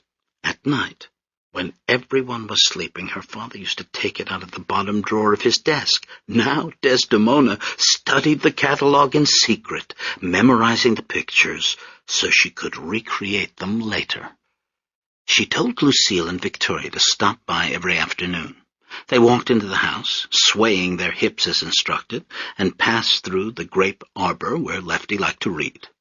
They wore a different dress each time. They also changed their hairstyles, walks, jewelry, and mannerisms. Under Desdemona's direction, the two drab girls multiplied themselves into a small city of women, each with a signature laugh, a personal gemstone, a favorite song she hummed. After 2 weeks, Desdemona went out to the grape arbor one afternoon and asked her brother, "What are you doing here? Why aren't you down in Bursa? I thought you had found a nice Turkish girl to marry by now, or do they all have mustaches like Victoria's?" "Funny you should mention that," Lefty said. "Have you noticed? Vicky doesn't have a mustache anymore. And do you know what else? Getting up now, smiling. Even Lucille's starting to smell okay. Every time she comes over, I smell flowers." He was lying, of course. Neither girl looked or smelled more appealing to him than before. His enthusiasm was only his way of giving in to the inevitable. An arranged marriage, domesticity, children. A complete disaster. He came up close to Desdemona. "You were right," he said. "The most beautiful girls in the world are right here in this village." She looked shyly back up into his eyes. "You think so?" "Sometimes you don't even notice what's right under your nose." They stood gazing at each other, as Desdemona's stomach began to feel funny again. And to explain the sensation, I have to tell you another story. In his presidential address at the annual convention of the Society for the Scientific Study of Sexuality in 1968, held that year in Mazatlan, among lots of suggestive piñatas, Dr. Luce introduced the concept of parafescence. The word itself means nothing. Luce made it up to avoid any etymological associations. The state of parafescence, however, is well known. It denotes the first fever of human pair bonding. It causes giddiness, elation, a tickling on the chest wall, the urge to climb a balcony on the rope of the beloved's hair. Parafescence denotes the initial drugged and happy bedtime, where you sniff your lover like a scented poppy for hours running. It lasts, Luce explained, up to 2 years tops. The ancients would have explained what Desdemona was feeling as the workings of Eros. Now expert opinion would put it down to brain chemistry and evolution. Still, I have to insist, to Desdemona, parafescence felt like a lake of warmth flooding up from her abdomen and across her chest. It spread like the 180-proof fiery flood of a mint-green Finnish liqueur. With the pumping of 2 efficient glands in her neck, it heated her face, and then the warmth got other ideas and started spreading into places a girl like Desdemona didn't allow it to go. And she broke off the stare and turned away. She walked to the window, leaving the perifescence behind, and the breeze from the valley cooled her down. "I will speak to the girl's parents," she said, trying to sound like her mother. "Then you must go pay court." The next night, the moon, like Turkey's future flag, was a crescent. Down in Bursa, the Greek troops scrounged for food, caroused, and shot up another mosque. In Angora, Mustafa Kemal let it be printed in the newspaper that he would be holding a tea at Chankaya, while in actuality he'd left for his headquarters in the field. With his men, he drank the last raki he'd taken till the battle was over. Under cover of night, Turkish troops moved not north towards Eski-Shahir, as everyone expected, but to the heavily fortified city of Afyon in the south. At Eski-Shahir, Turkish troops lit campfires to exaggerate their strength. A small diversionary force feinted northward toward Bursa, and amid these deployments, Lefty Stephanides, carrying 2 corsages, stepped out the front door of his house and began walking to the house where Victoria Pappas lived. It was an event on the level of a birth or a death. Each of the nearly 100 citizens of Vithinios had heard about Lefty's upcoming visits, and the old widows, the married women, and the young mothers, as well as the old men, were waiting to see which girl he would choose. Because of the small population, the old courting rituals had nearly ceased. This lack of romantic possibility had created a vicious cycle. No one to love, no love, no love, no babies, no babies, no one to love. Victoria Pappas stood half in and half out of the light, the shading across her body exactly that of the photograph on page 8 of Lingerie Parisienne. Desdemona, costume lady, stage manager, and director all in one, had pinned up Victoria's hair, letting ringlets fall over her forehead and warning her to keep her biggish nose in shadow. Perfumed, depilated, moist with emollients, wearing kohl around her eyes, Victoria let Lefty look upon her. She felt the heat of his gaze, heard his heavy breathing, heard him try to speak twice, small squeaks from a dry throat, and then she heard his feet coming toward her, and she turned, making the face Desdemona had taught her. But she was so distracted by the effort to pout her lips, like the French lingerie model, that she didn't realize the footsteps weren't approaching, but retreating, and she turned to see that Lefty Stephanides, the only eligible bachelor in town, had taken off. Meanwhile, back at home, Desdemona opened her hope chest. She reached in and pulled out her own corset. Her mother had given it to her years ago in expectation of her wedding night, saying, "I hope you fill this out some day." Now before the bedroom mirror, Desdemona held the strange, complicated garment against herself. Down went her knee socks, her gray underwear. Off came her high-waisted skirt, her high-collared tunic. She shook off her kerchief and upbraided her hair so that it fell over her bare shoulders. The corset was made of white silk. As she put it on, Desdemona felt as though she were spinning her own cocoon, awaiting metamorphosis. But when she looked in the mirror again, she caught herself. It was no use. She would never get married. Lefty would come back tonight, having chosen a bride, and then he would bring her home to live with them. Desdemona would stay where she was, clicking her beads and growing even older than she already felt. A dog howled. Someone in the village kicked over a bundle of sticks and cursed. And my grandmother wept silently, because she was going to spend the rest of her days counting worries that never went away.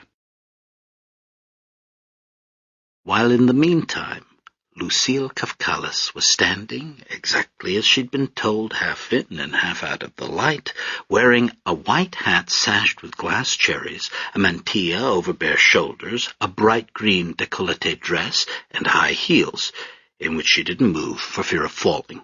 Her fat mother waddled in, grinning and shouting, "Here he comes!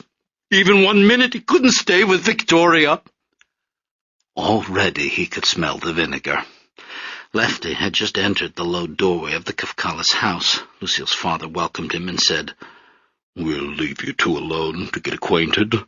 The parents left. It was dim in the room.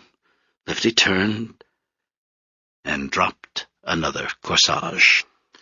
What Desdemona hadn't anticipated, her brother, too, had pored over the pages of Lingerie Parisienne. In fact, he'd done it from the time he turned 12 to the time he turned 14, when he discovered the real loot, 10 postcard-sized photographs hidden in an old suitcase showing Sermine, girl of the Pleasure Dome, in which a bored, pear-shaped 25-year-old assumed a variety of positions on the tasseled pillows of a stage seraglio.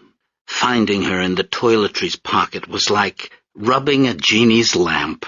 Up she swirled in a plume of shining dust, wearing nothing but a pair of Arabian night slippers and a sash around her waist. Flash! Lying languidly on a tiger skin, fondling a scimitar. Flash! And bathing, lattice-lit, at a marble hammam. Those 10 sepia-tone photographs were what had started Lefty's fascination with the city. But he had never entirely forgotten his first loves in Lingerie Parisienne. He could summon them in his imagination at will. When he had seen Victoria Pappas looking like page 8, what had struck Lefty most acutely was the distance between her and his boyhood ideal. He tried to imagine himself married to Victoria, living with her, but every image that came to mind had a gaping emptiness at the center. The lack of the person he loved more, and knew better than any other. And so he had fled from Victoria Pappas to come down the street and find Lucille Kafkalis just as disappointingly failing to live up to page 22. And now it happens. Desdemona, weeping, takes off the corset, folds it back up, and returns it to the hope chest. She throws herself on the bed, Lefty's bed, to continue crying. The pillow smells of his lime pomade, and she breathes it in, sobbing. Until, drugged by weeping's opiates, she falls asleep. She dreams the dream she's been having lately. In the dream, everything's the way it used to be. She and Lefty are children again, except they have adult bodies. They're lying in the same bed, except now it's their parents' bed. They shift their limbs in sleep, and it feels extremely nice how they shift, and the bed is wet, at which point Desdemona wakes up, as usual. Her face is hot. Her stomach feels funny, way deep down, and she can almost name the feeling now. As I sit here in my Erin chair, thinking E.O. Wilson thoughts, was it love or reproduction, chance or destiny, crime or nature at work? Maybe the gene contained an override ensuring its expression, which would explain Desdemona's tears and Lefty's taste in prostitutes. Not fondness, not emotional sympathy, only the need for this new thing to enter the world, and hence the heart's rigged game. But I can't explain it, any more than Desdemona or Lefty could have, any more than each one of us falling in love can separate the hormonal from what feels divine. And maybe I cling to the God business out of some altruism, hardwired to preserve the species. I can't say. I try to go back in my mind to a time before genetics, before everyone was in the habit of saying about everything, "Oh, it's in the genes." A time before our present freedom, and so much freer. Desdemona had no idea what was happening. She didn't envision her insides as a vast computer code, all ones and zeros, an infinity of sequences, any one of which might contain a bug.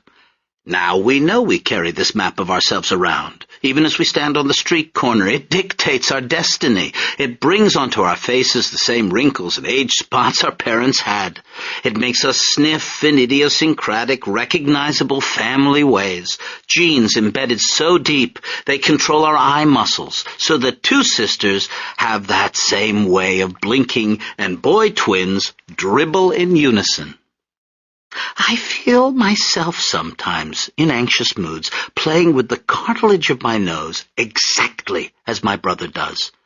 Our throats and voice boxes form from the same instructions. Press air out in similar tones and decibels. And this can be extrapolated backward in time, so that when I speak, Desdemona speaks too. She's writing these words now. Desdemona, who had no idea of the army inside her, carrying out its million orders, or of the one soldier who disobeyed, going AWOL, running like Lefty away from Lucille Kafkalis and back to his sister. She heard his feet hurrying as she was refastening her skirt. She wiped her eyes with her kerchief and put a smile on as he came through the door.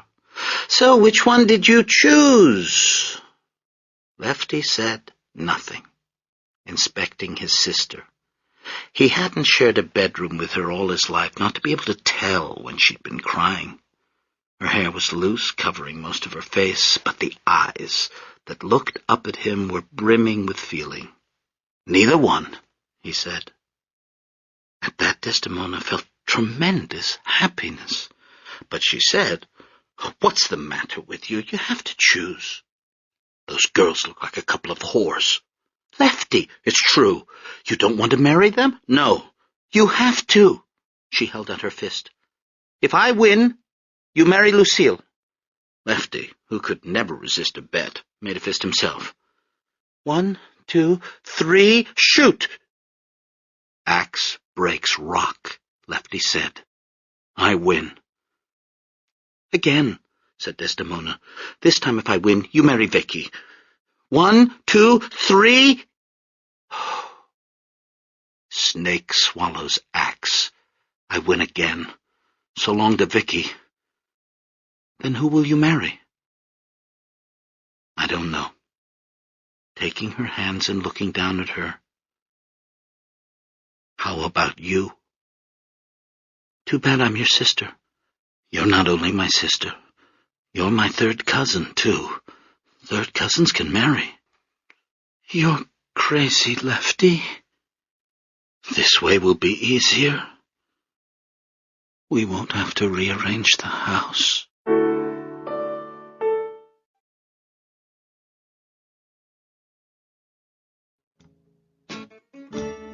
Joking but not joking, Desdemona and Lefty embraced. At first they just hugged in the standard way, but after 10 seconds the hug began to change. Certain positions of the hands and strokings of the fingers weren't the usual displays of sibling affection, and these things constituted a language of their own, announced a whole new message in the silent room. Lefty began waltzing Desdemona around, European style. He waltzed her outside, across the yard, over to the cocoonery, and back under the grape arbor, and she laughed and covered her mouth with her hand. "You're a good dancer, cousin," she said, and her heart jumped again, making her think she might die right then and there in Lefty's arms. But of course she didn't. They danced on. And let's not forget where they were dancing. In Vithinios, that mountain village where cousins sometimes married third cousins, and everyone was somehow related, so that as they danced, they started holding each other more tightly, stopped joking, and then just danced together as a man and a woman in lonely and pressing circumstances might sometimes do. And in the middle of this, before anything had been said outright or any decision made, before fire would make those decisions for them, right then, mid-waltz, they heard explosions in the distance and looked down to see, in firelight, the Greek army in full retreat.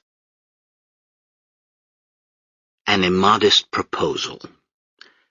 Descended from Asia Minor Greeks born in America, I live in Europe now, specifically in the Schönberg district of Berlin. The Foreign Service is split into 2 parts, the diplomatic corps and the cultural staff. The ambassador and his aides conduct foreign policy from the newly opened, extensively barricaded embassy on Neustädtische Kirchstrasse. Our department, in charge of readings, lectures, and concerts, operates out of the colorful concrete box of America House. This morning I took the train to work as usual. The U-Bahn carried me gently west from Kleist Park to Berliner Strasse, and then after a switch northward toward Zoologischer Garten. Stations of the former West Berlin passed one after another. Most were last remodeled in the 70s and have the colors of suburban kitchens from my childhood: avocado, cinnamon, sunflower yellow. At Spickerenstrasse, the train halted to conduct an exchange of bodies. Out on the platform, a street musician played a teary Slavic melody on an accordion. Wingtips gleaming, my hair still damp, I was flipping through the Frankfurter Allgemeine when she rolled her unthinkable bicycle in. You used to be able to tell a person's nationality by the face. Immigration ended that. Next, you discerned nationality via the footwear. Globalization ended that. Those Finnish seal puppies, those German flounders, you don't see them much anymore. Only Nikes on Basque, on Dutch, on Siberian feet. The bicyclist was Asian, at least genetically. Her black hair was cut in a shag. She was wearing a short olive-green windbreaker, flared black ski pants, and a pair of maroon campers resembling bowling shoes. The basket of her bike contained a camera bag. I had a hunch she was American. It was the retro bike, chrome and turquoise. It had fenders as wide as a Chevrolet's, tires as thick as a wheelbarrow's, and appeared to weigh at least 100 pounds. An expatriate's whim, that bike. I was about to use it as a pretext for starting a conversation when the train stopped again. The bicyclist looked up. Her hair fell away from her beautiful hooded face, and for a moment our eyes met. The placidity of her countenance, along with the smoothness of her skin, made her face appear like a mask, with living human eyes behind it. These eyes now darted away from mine as she grasped the handlebars of her bike and pushed her great two-wheeler off the train and toward the elevators. The U-Bahn resumed, but I was no longer reading. I sat in my seat, in a state of voluptuous agitation, of agitated voluptuousness, until my stop. Then I staggered out. Unbuttoning my suit jacket, I took a cigar from the inner pocket of my coat. From a still smaller pocket, I took out my cigar cutter and matches. Though it wasn't after dinner, I lit the cigar, a Davidoff Grand Cru No. 3, and stood smoking, trying to calm myself. The cigars, the double-breasted suits, they're a little too much. I'm well aware of that, but I need them. They make me feel better. After what I've been through, some overcompensation is to be expected. In my bespoke suit, my checked shirt, I smoked my medium-fat cigar until the fire in my blood subsided. Something you should understand.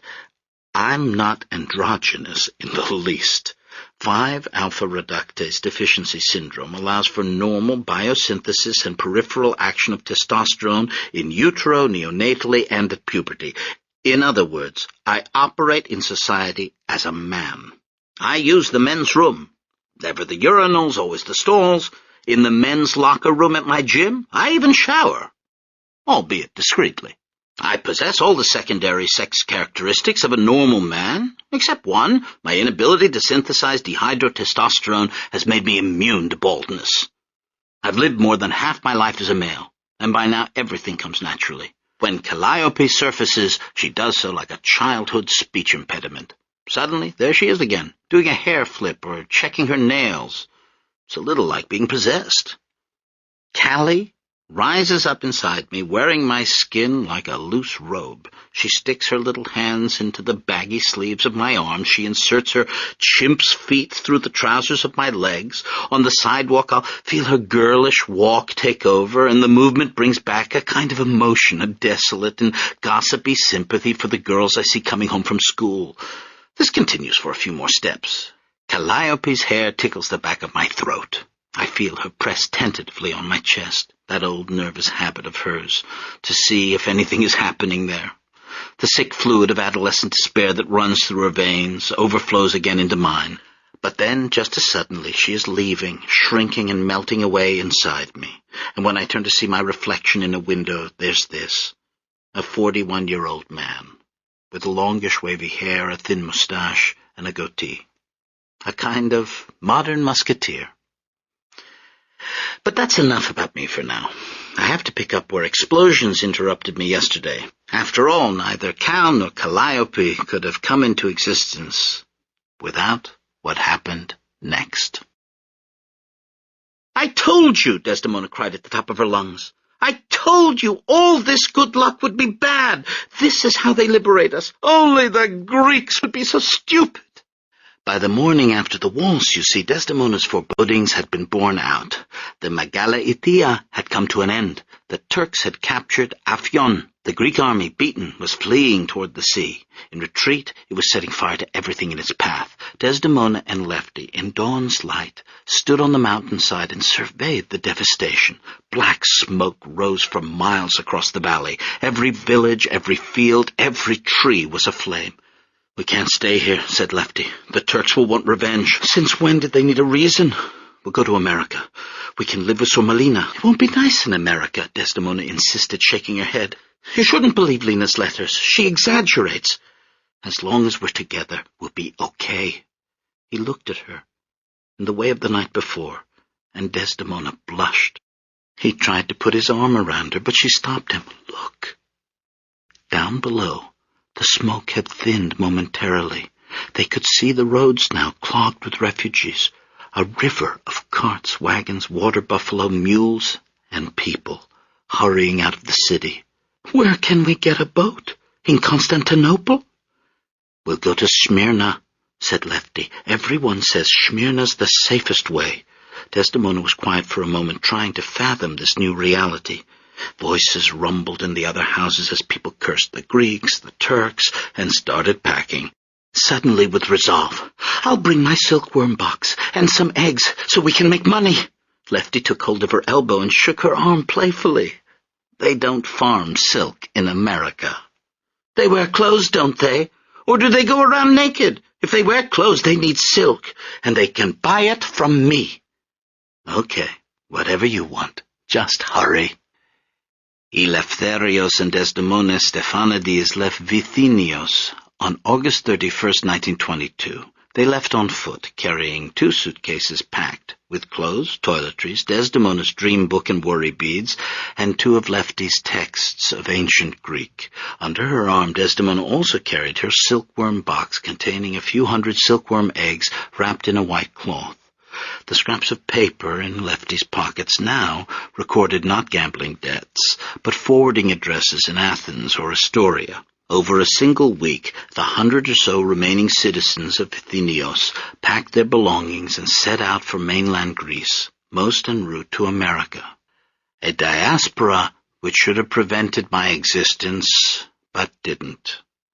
Before leaving, Desdemona walked out into the yard and crossed herself in the orthodox fashion, leading with the thumb. She said her goodbyes to the powdery, rotting smell of the cocoonery, and to the mulberry trees lined along the wall, to the steps she'd never have to climb again, and to this feeling of living above the world, too. She went inside the cocoonery to look at her silkworms for the last time. They had all stopped spinning. She reached up, plucked a cocoon from a mulberry twig, and put it in her tunic pocket. On September 6, 1922, General Eugenides, commander-in-chief of the Greek forces in Asia Minor, awoke with the impression that his legs were made of glass. Afraid to get out of bed, he sent the barber away, foregoing his morning shave. In the afternoon, he declined to go ashore to enjoy his usual lemon ice on the Smyrna waterfront. Instead, he lay on his back, still and alert, ordering his aides, who came and went with dispatches from the front, not to slam the door or stomp their feet. This was one of the commander's more lucid, productive days. When the Turkish army had attacked Afyon 2 weeks earlier, Eugenides had believed that he was dead, and that the ripples of light reflecting on his cabin walls were the pyrotechnics of heaven. At 2:00, his second-in-command tiptoed into the general's cabin to speak in a whisper. "Sir, I am awaiting your orders for a counter-attack, sir." "Do you hear how they squeak?"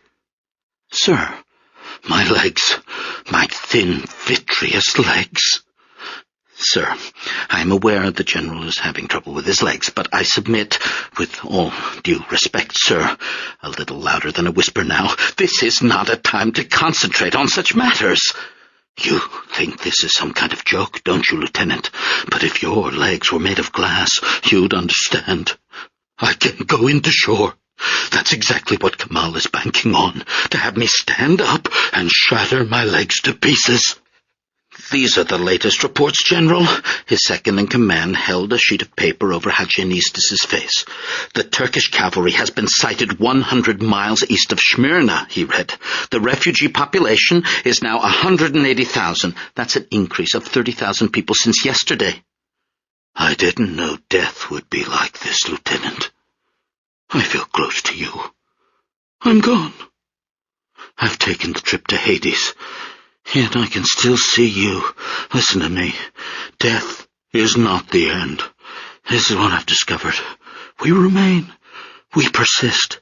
The Dead see that I'm one of them. They're all around me. You can't see them, but they're here. Mothers with children, old women. Everyone's here. Tell the cook to bring my lunch. Outside, the famous harbor was full of ships. Merchant vessels were tied up to a long quay alongside barges and wooden kayaks. Farther out, the Allied warships lay at anchor. The sight of them, for the Greek and Armenian citizens of Smyrna and the thousands and thousands of Greek refugees, was reassuring, and whenever a rumor circulated. Yesterday, an Armenian newspaper had claimed that the Allies, eager to make amends for their support of the Greek invasion, were planning to hand the city over to the victorious Turks. The citizens looked out at the French destroyers and British battleships still on hand to protect European commercial interest in Smyrna, and their fears were calmed. Dr. Nishan Philibosian had set off for the harbor that afternoon seeking just such reassurance. He kissed his wife, Tuki, and his daughters, Rose and Anita, goodbye. He slapped his sons, Karakin and Stepan, on the back, pointing at the chessboard and saying with mock gravity, "Don't move those pieces." He locked the front door behind him, testing it with his shoulder, and started down Suyani Street, past the closed shops and shuttered windows of the Armenian quarter. He stopped outside Baburian's bakery, wondering whether Charles Baburian had taken his family out of the city or whether they were hiding upstairs like the Philibosians. For 5 days now they'd been under self-imprisonment, Dr. Philibosian and his sons playing endless games of chess, Rose and Anita looking at a copy of photoplay he'd picked up for them on a recent visit to the American suburb of Paradise, Tuki cooking day and night, because eating was the only thing that relieved the anxiety. The bakery door showed only a sign that said "Open Soon," and a portrait which made Philibosian wince of Kamal, the Turkish leader, resolute in astrakhan cap and fur collar, his blue eyes piercing beneath the crossed sabres of his eyebrows. Dr. Philibosian turned away from the face and moved on, rehearsing all the arguments against putting up Kamal's portrait like that. For one thing, as he'd been telling his wife all week, the European powers would never let the Turks enter the city. Second, if they did, the presence of the warships in the harbor would restrain the Turks from looting. Even during the massacres of 1915, the Armenians of Smyrna had been safe. And finally, for his own family at least, there was the letter he was on his way to retrieve from his office. So reasoning, he continued down the hill, reaching the European quarter. Here the houses grew more prosperous. On either side of the street rose two-story villas with flowering balconies and high armored walls. Dr. Philibosian had never been invited into these villas socially, but he often made house calls to attend the Levantine girls living inside, girls of 18 or 19, who awaited him in the water palaces of the courtyards, lying languidly on day beds amid a profusion of fruit trees, girls whose desperate need to find European husbands gave them a scandalous amount of freedom, calls itself for Smyrna's reputation as being exceptionally kind to military officers, and responsible for the fever blushes the girls betrayed on the mornings of Dr. Philibosian's visits, as well as for the nature of their complaints, which ran from the ankle twisted on the dance floor to more intimate scrapes higher up. All of which the girls showed no modesty about, throwing open silk peignoirs to say, "It's all red, doctor, do something. I have to be at the Cascine by 11. These girls, all gone now, taken out of the city by their parents after the first fighting weeks ago, off in Paris and London, where the season was beginning, the houses quiet as Dr. Philibosian passed by, the crisis receding from his mind at the thought of all those loosened robes. But then He turned the corner, reaching the quay, and the emergency came back to him. From one end of the harbor to the other, Greek soldiers, exhausted, cadaverous, unclean, limped toward the embarkation point at Kesme, southwest of the city, awaiting evacuation. Their tattered uniforms were black with soot from the villages they'd burned in retreat. Only a week before, the waterfront's elegant open-air cafes had been filled with naval officers and diplomats. Now the quay was a holding pen. The first refugees had come with carpets and armchairs, radios, victrolas, lampstands, dressers, spreading them out before the harbor under the open sky. The more recent arrivals turned up with only a sack or a suitcase. Amid this confusion, porters darted everywhere, loading boats with tobacco, figs, frankincense, silk, and mohair. The warehouses were being emptied before the Turks arrived. Dr. Philibosian spotted a refugee picking through chicken bones and potato peels in a heap of garbage. It was a young man, in a well-tailored but dirty suit. Even from a distance, Dr. Philibosian's medical eye noticed the cut on the young man's hand and the pallor of malnutrition. But when the refugee looked up, the doctor saw only a blank for a face. He was indistinguishable from any of the refugees swarming the quay. Nevertheless, staring into this blankness, the doctor called, "Are you sick?" "I haven't eaten for 3 days," said the young man. The doctor sighed. "Come with me." He led the refugee down back streets to his office. He ushered him inside and brought gauze, antiseptic, and tape from a medical cabinet and examined the hand. The wound was on the man's thumb, where the nail was missing. "How did this happen?" "First the Greeks invaded," the refugee said. "Then the Turks invaded back. My hand got in the way." Dr. Philibosian said nothing as he cleaned the wound. "I'll have to pay you with a check, doctor," the refugee said. "I hope you don't mind. I don't have a lot of money on me at the moment." Dr. Philibosian reached into his pocket. "I have a little. Go on, take it." The refugee hesitated only a moment. "Thank you, doctor. I'll repay you as soon as I get to the United States. Please give me your address." "Be careful what you drink." Dr. Philibosian ignored the request. "Boil water if you can. God willing, some ships may come soon." The refugee nodded. "You're Armenian, doctor?" "Yes." "And you're not leaving?" "Smyrna is my home." "Good luck, then, and God bless you." "You too." And with that, Dr. Philibosian let him out. He watched the refugee walk off. It's hopeless, he thought. He'll be dead in a week. If not typhus, something else. But it wasn't his concern. Reaching inside a typewriter, he extracted a thick wad of money from beneath the ribbon. He rummaged through drawers until he found, inside his medical diploma, a faded, typewritten letter. "This letter is to certify that Nishan Philibosian, M.D., did on April 3, 1919, treat Mustafa Kemal Pasha for diverticulitis. Dr. Philibosian is respectfully recommended by Kemal Pasha to the esteem, confidence, and protection of all persons to whom he may present this letter." The bearer of this letter now folded it and tucked it into his pocket. By then the refugee was buying bread at a bakery on the quay, where now, as he turns away, hiding the warm loaf under his grimy suit, the sunlight off the water brightens his face, and his identity fills itself in.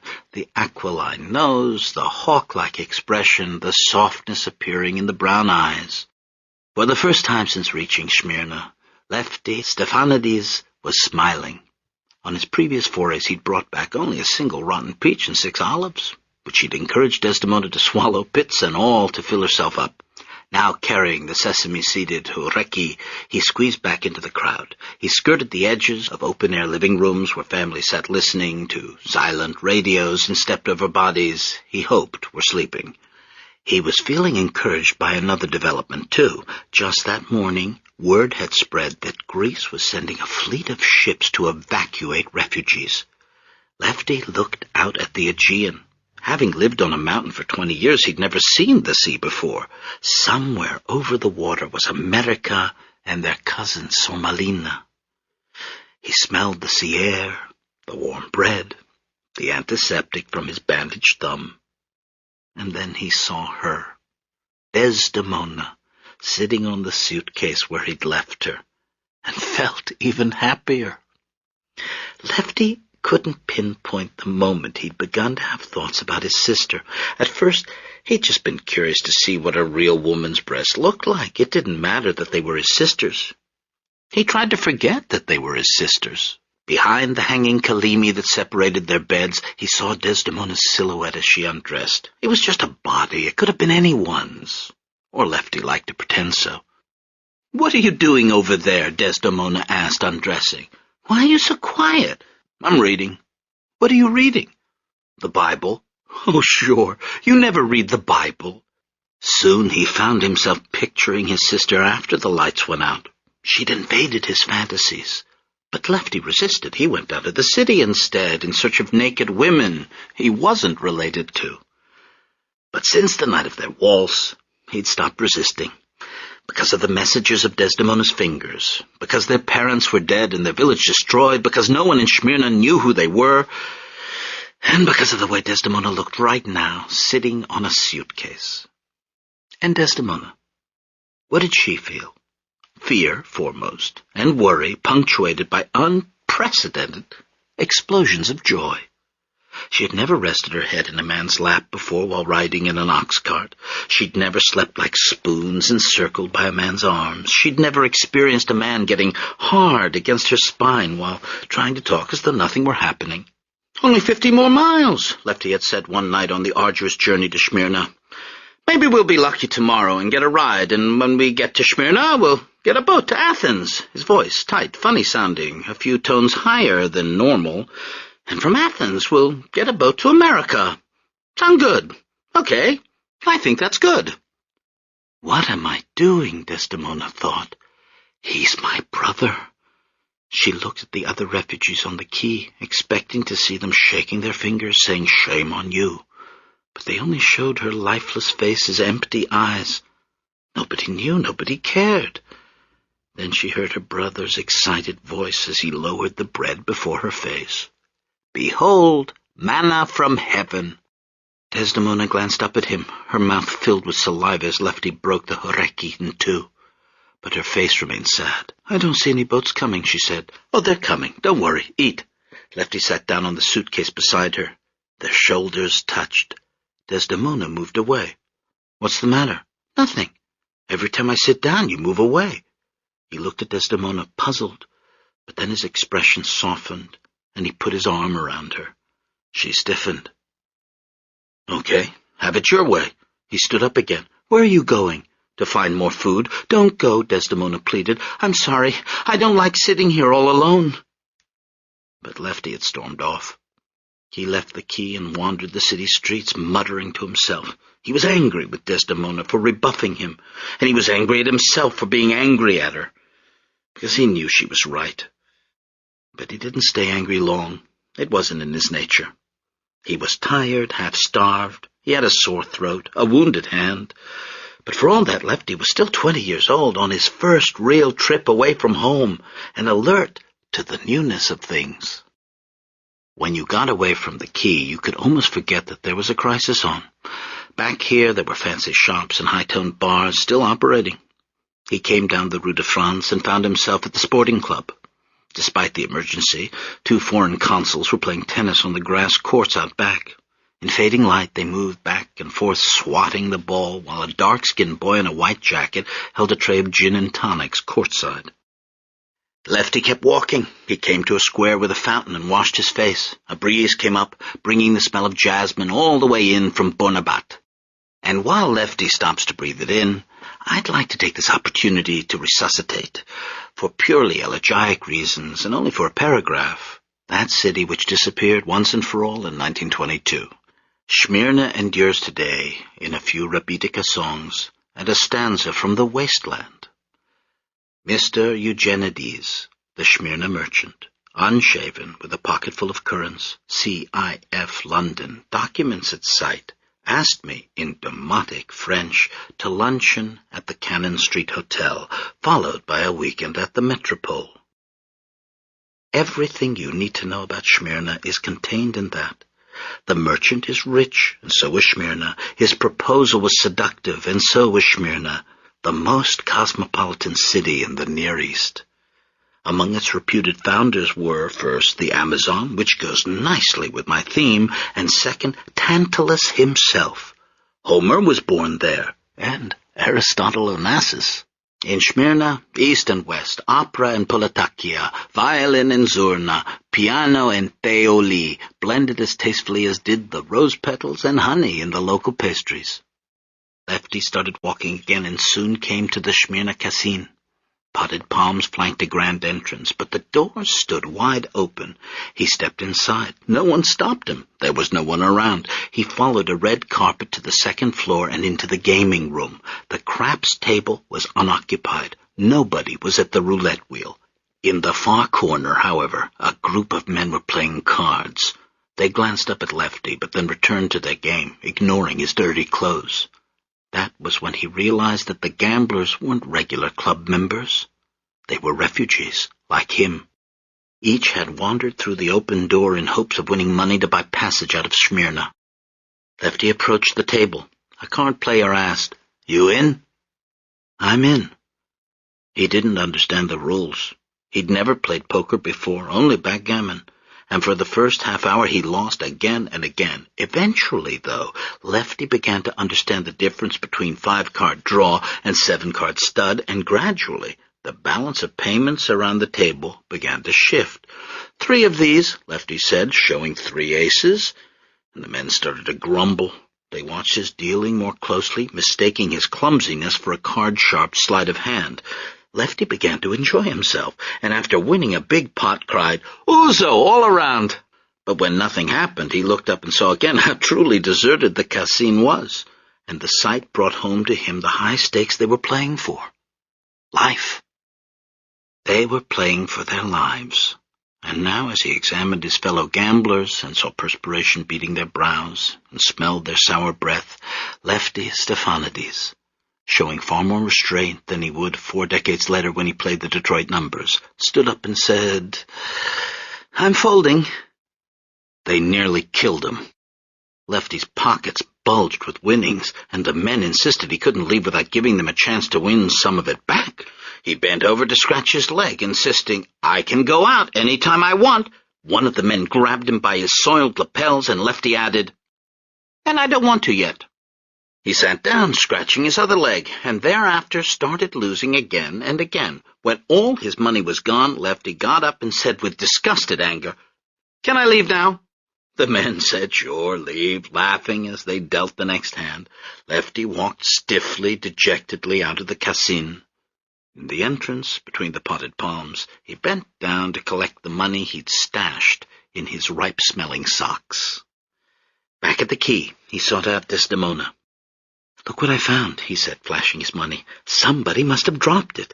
Now we can get a ship." Desdemona screamed and hugged him. She kissed him right on the lips. Then she pulled back, blushing, and turned to the water. "Listen," she said. "Those British are playing music again." She was referring to the service band on the Iron Duke. Every night, as officers dined, the band began playing on the ship's deck. Strains of Vivaldi and Brahms floated out over the water. Over brandy, Major Arthur Maxwell of His Majesty's Marines and his subordinates passed around binoculars to observe the situation ashore. "Jolly crowded, what?" "Looks like Victoria Station on Christmas Eve, sir." "Look at those poor wretches, left to fend for themselves. When word gets out about the Greek commissioners leaving, it's going to be pandemonium." "Will we be evacuating refugees, sir?" "Our orders are to protect British property and citizens. But surely, sir, if the Turks arrive and there's a massacre—" "There's nothing we can do about it, Phillips. I've spent years in the Near East. The one lesson I've learned is that there is nothing you can do with these people. Nothing at all. The Turks are the best of the lot. The Armenian I liken to the Jew, deficient moral and intellectual character. As for the Greeks, well, look at them. They've burned down the whole country, and now they swarm in here crying for help. Nice cigar, what?" "Awfully good, sir. Smyrna tobacco, finest in the world. Brings a tear to my eyes, Phillips. The thought of all that tobacco lying in those warehouses out there. Perhaps we could send in a detail to save the tobacco, sir." Do I detect a note of sarcasm, Phillips? Faintly, sir, faintly. Good Lord, Phillips, I'm not heartless. I wish we could help these people, but we can't. It's not our war. Are you certain of that, sir? What do you mean? We might have supported the Greek forces, seeing as we sent them in. They were dying to be sent in. Venizelos and his bunch. I don't think you fathom the complexity of the situation. We have interests here in Turkey. We must proceed with the utmost care. We cannot let ourselves get caught up in these Byzantine struggles. I see, sir. More cognac, sir. Yes, thank you. It's a beautiful city, though, isn't it? Quite.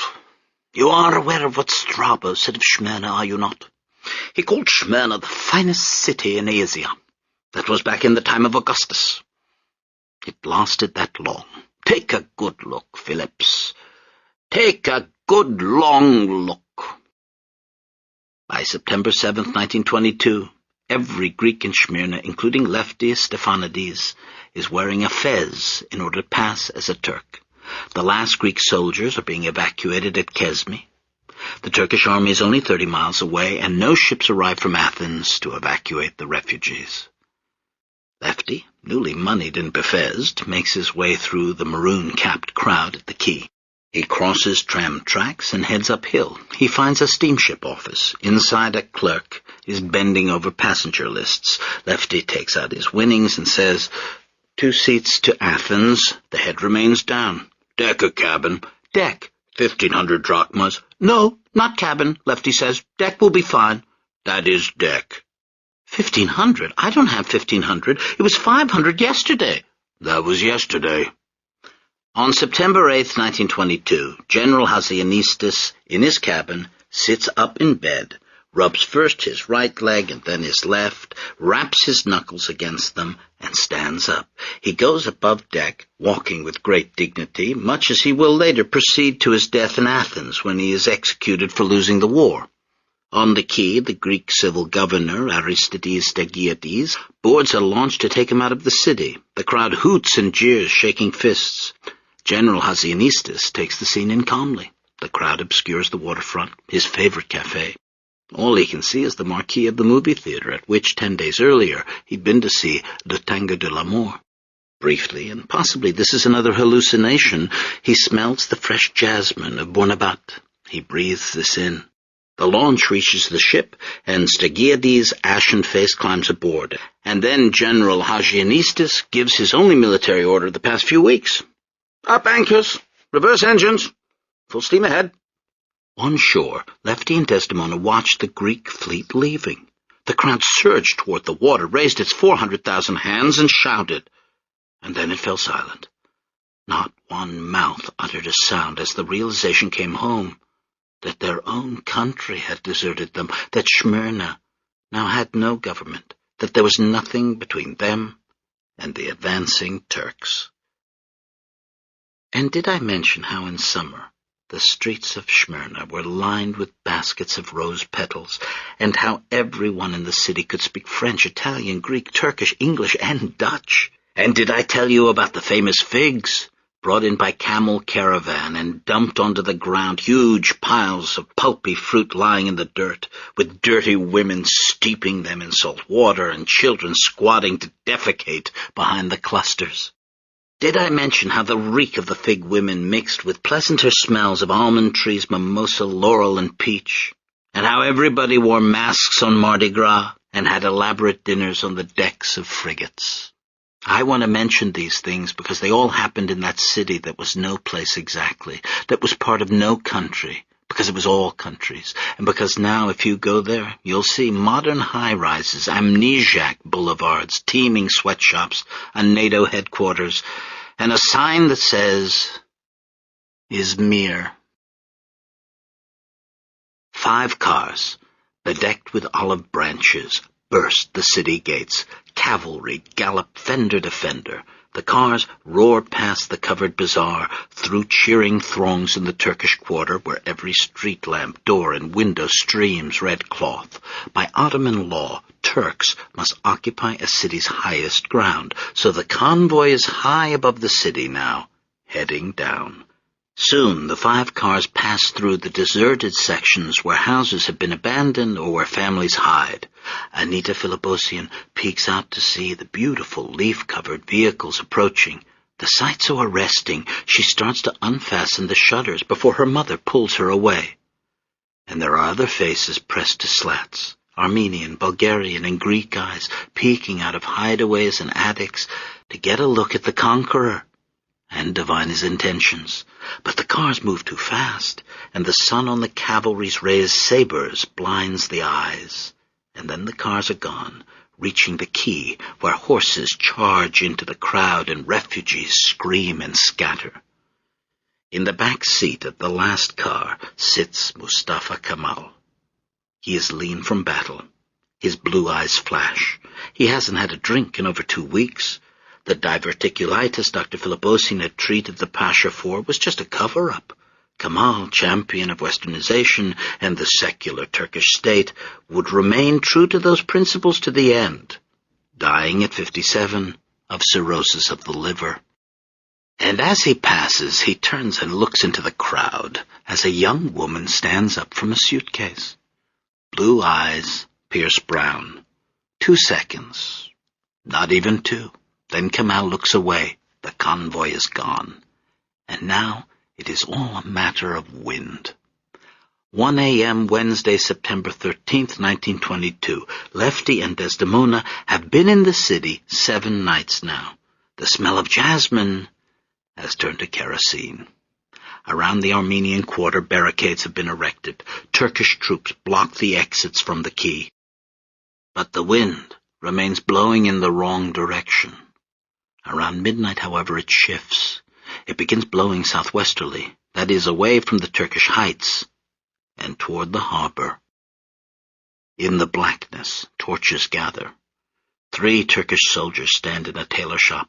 Their torches illuminate bolts of cloth and suits on hangers. Then as the light grows, the tailor himself becomes visible. He is sitting at his sewing machine, right shoe still on the foot treadle. The light grows brighter still to reveal his face, the gaping eye sockets, the beard torn out in bloody patches. All over the Armenian quarter, fires bloom. Like a million fireflies, sparks fly across the dark city, inseminating every place they land with a germ of fire. At his house on Suyani Street, Dr. Philipposian hangs a wet carpet over the balcony, then hurries back inside the dark house and closes the shutters. But the blaze penetrates the room, lighting it up in stripes. Tuki's panicked eyes, Anita's forehead wrapped with a silver ribbon like Clara Bow's in photoplay, Rose's bare neck, Stepan's and Karikin's dark, downcast heads. By firelight, Dr. Philipposian reads for the 5th time that night. He is respectfully recommended to the esteem, confidence, and protection. You hear that? Protection. Across the street, Mrs. Bidzikian sings the climactic 3 notes of the Queen of the Night aria from the magic flute. The music sounds so strange amid the other noises, of doors crashing in, people screaming, girls crying out, that they all look up. Mrs. Bidzikian repeats the B-flat, D, and F 2 more times, as though practicing the aria. And then her voice hits a note none of them has ever heard before, and they realize that Mrs. Bidzikian hasn't been singing an aria at all. Rose, get my bag. Nishan, no, his wife objects. If they see you come out, they'll know we're hiding. No one will see. The flames first registered to Desdemona as lights on the ship's hulls. Orange brushstrokes flickered above the waterline of the USS Litchfield and the French steamer Pierre Loti. Then the water brightened as though a school of phosphorescent fish had entered the harbor. Lefty's head rested on her shoulder. She checked to see if he was asleep. Lefty, Lefty. When he didn't respond, she kissed the top of his head. Then the sirens went off. She sees not one fire, but many. There are 20 orange dots on the hill above, and they have an unnatural persistence, these fires. As soon as the fire department puts out one blaze, another erupts somewhere else. They start in hay carts and trash bins. They follow kerosene trails down the center of streets. They turn corners. They enter bashed-in doorways. One fire penetrates Berberian's bakery, making quick work of the bread racks and pastry carts. It burns through to the living quarters and climbs the front staircase where, halfway up, it meets Charles Berberian himself, tries to smother it with a blanket, but the fire dodges him and races up into the house. From there, it sweeps across an oriental rug, marches out to the back porch, leaps nimbly up onto a laundry line, and tightrope walks across to the house behind. It climbs in the window and pauses, as if shocked by its good fortune, because everything in this house is just made to burn too. The damask sofa with its long fringe, the mahogany end tables and chintz lampshades. The heat pulls down wallpaper and sheets. And this is happening not only in this apartment, but in 10 or 15 others, then 20 or 25, each house setting fire to its neighbor until entire blocks are burning. The smell of things burning that aren't meant to burn wafts across the city. Shoe polish, rat poison, toothpaste, piano strings, hernia trusses, baby cribs, Indian clubs, and hair and skin. By this time, hair and skin. On the quay, Lefty and Desdemona stand up along with everyone else, with people too stunned to react, or still half asleep, or sick with typhus and cholera, or exhausted beyond caring. And then suddenly, all the fires on the hillside form one great wall of fire stretching across the city, and it's inevitable now, start moving down toward them. And now I remember something else. My father, Milton Stephanides, in robe and slippers, bending over to light a fire on Christmas morning.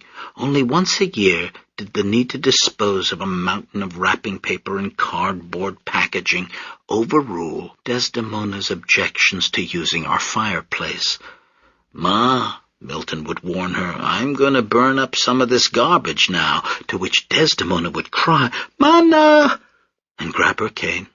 At the hearth, my father would pull a long match from the hexagonal box, but Desdemona would already be moving away, heading for the safety of the kitchen, where the oven was electric. "Your Yaya doesn't like fires," my father would tell us. And lighting the match, he would hold it to paper covered with elves and Santas, as flames leapt up and we, ignorant American children, went crazy throwing paper, boxes, and ribbons into the blaze.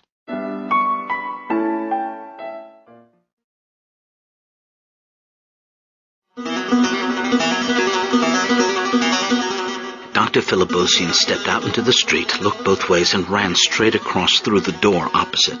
He climbed to the landing, where he could see the top of Mrs. Bidzikian's head from behind as she sat in the living room. He ran to her, telling her not to worry. It was Dr. Philibosian from across the street. Mrs. Bidzikian seemed to nod, but her head didn't come back up. Dr. Philibosian knelt beside her, touching her neck. He felt a weak pulse. Gently, he pulled her out of the chair and laid her on the floor. As he did so, he heard footsteps on the stairway. He hurried across the room and hid behind the drapes just as the soldiers stormed in. For 15 minutes they ransacked the apartment, taking whatever the first band had left. They dumped out drawers and slid open sofas and clothing, looking for jewelry or money hidden inside. After they were gone, Dr. Philibosian waited a full 5 minutes before stepping out from behind the drapes. Mrs. Bidzikian's pulse had stopped. He spread his handkerchief over her face and made the sign of the cross over her body. Then he picked up his doctor's bag and hurried down the stairs again. The heat precedes the fire. Figs heaped along the quay, not loaded in time, begin to bake, bubbling and oozing juice. The sweetness mixes with the smell of smoke. Desdemona and Lefty stand as close to the water as possible along with everyone else. There's no escape. Turkish soldiers remain at the barricades. People pray, raise their arms, pleading to ships in the harbor. Searchlights sweep across the water, lighting up people swimming, drowning. "We're going to die, Lefty." "No, we're not. We're going to get out of here." But Lefty doesn't believe this. As he looks up at the flames, he is certain, too, that they are going to die. And this certainty inspires him to say something he would never have said otherwise, something he would never even have thought. "We're going to get out of here, and then you're going to marry me. We should never have left. We should have stayed in Vithinios." As the fire approaches, the doors of the French consulate open. A marine garrison forms two lines stretching across the quay to the harbor. The tricolour descends. From the consulate's doors, people emerge, men in cream-coloured suits and women in straw hats walking arm in arm to a waiting launch. Over the Marines' crossed rifles, Lefty sees fresh powder on the women's faces, lit cigars in men's mouths. One woman holds a small poodle under her arm. Another woman trips, breaking her heel, and is consoled by her husband. After the launch has motored away, an official turns to the crowd. "French citizens only will be evacuated. We will begin processing visas immediately." When they hear knocking, they jump. Stepan goes to the window and looks down. "It must be father." "Go, let him in, quick," Tuki says. Karakin vaults down the stairs 2 at a time. At the door he stops, collects himself, and quietly unbolts the door. At first, when he pulls it open, he sees nothing. Then there's a soft hiss, followed by a ripping noise. The noise sounds as though it has nothing to do with him until suddenly a shirt button pops off and clatters against the door. Karakin looks down as all at once his mouth fills with a warm fluid. He feels himself being lifted off his feet, the sensation bringing back to him childhood memories of being whisked into the air by his father, and he says, "Dad, my button," before he is lifted high enough to make out the steel bayonet puncturing his sternum. The fire's reflection leads along the gun barrel, over the sight and hammer, to the soldier's ecstatic face. The fire bore down on the crowd at the quay. The roof of the American consulate caught. Flames climbed the movie theater, scorching the marquee. The crowd inched back from the heat, but Lefty, sensing his opportunity, was undeterred. "Nobody will know," he said. "Who's to know? There's nobody left but us. It's not right." Roofs crashed, people screamed as Lefty put his lips to his sister's ear. "You promised you'd find me a nice Greek girl? Well, you're it." On one side, a man jumped into the water trying to drown himself. On the other, a woman was giving birth as her husband shielded her with his coat. "Kemasta!" people shouted. "We're burning! We're burning!" Desdemona pointed at the fire, at everything. "It's too late, Lefty. It doesn't matter now. But if we lived, you'd marry me then?" A nod. That was all, and Lefty was gone, running toward the flames. On a black screen, a binocular-shaped template of vision sweeps back and forth, taking in the distant refugees. They scream without sound. They hold out their arms, beseeching. "They're going to cook the poor wretches alive." "Permission to retrieve a swimmer, sir." "Negative, Phillips. Once we take one on board, we'll have to take them all." "It's a girl, sir." "How old?" "Looks to be about 10 or 11. Major Arthur Maxwell lowers his binoculars. A triangular knot of muscle tenses in his jaw and disappears. "Have a look at her, sir." "We mustn't be swayed by emotions here, Phillips. There are greater things at stake." "Have a look at her, sir." The wings of Major Maxwell's nose flare as he looks at Captain Phillips.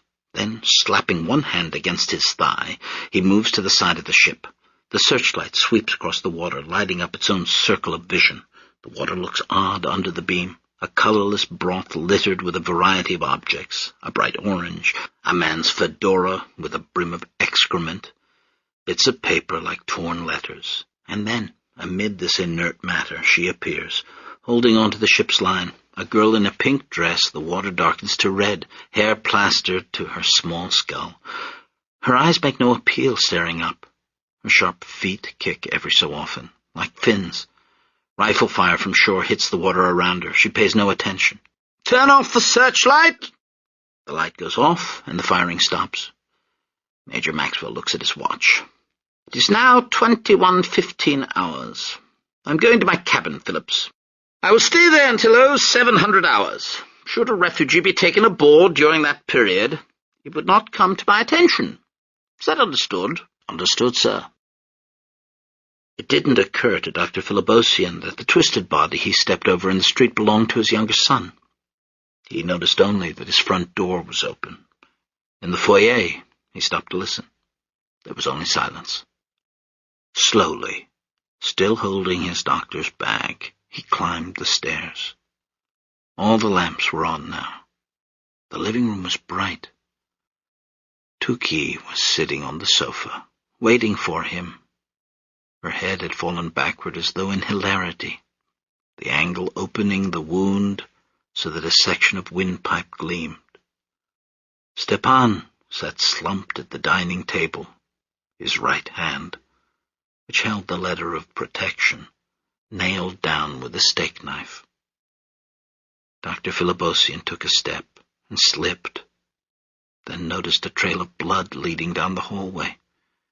He followed the trail into the master bedroom, where he found his 2 daughters. They were both naked, lying on their backs. 3 of their 4 breasts had been cut off. Rose's hand reached out toward her sister as though to adjust the silver ribbon across her forehead. The line was long and moved slowly. Lefty had time to go over his vocabulary. He reviewed his grammar, taking quick peeks at the phrase book. He studied lesson 1, greetings, and by the time he reached the official at the table, he was ready. Name? Eleftherios Stefanidis. Place of birth? Paris. The official looked up. Passport? Everything was destroyed in the fire. I lost all my papers. Lefty puckered his lips and expelled air as he'd seen Frenchmen do. Well, look at what I'm wearing. I lost all my good suits. The official smiled wryly and stamped the papers. Pass. I have my wife with me. I suppose she was born in Paris, too? Of course. Her name? Desdemona. Desdemona Stefanidis. That's right, same as mine. When he returned with the visas, Desdemona wasn't alone. A man sat beside her on the suitcase. He tried to throw himself in the water. I caught him just in time.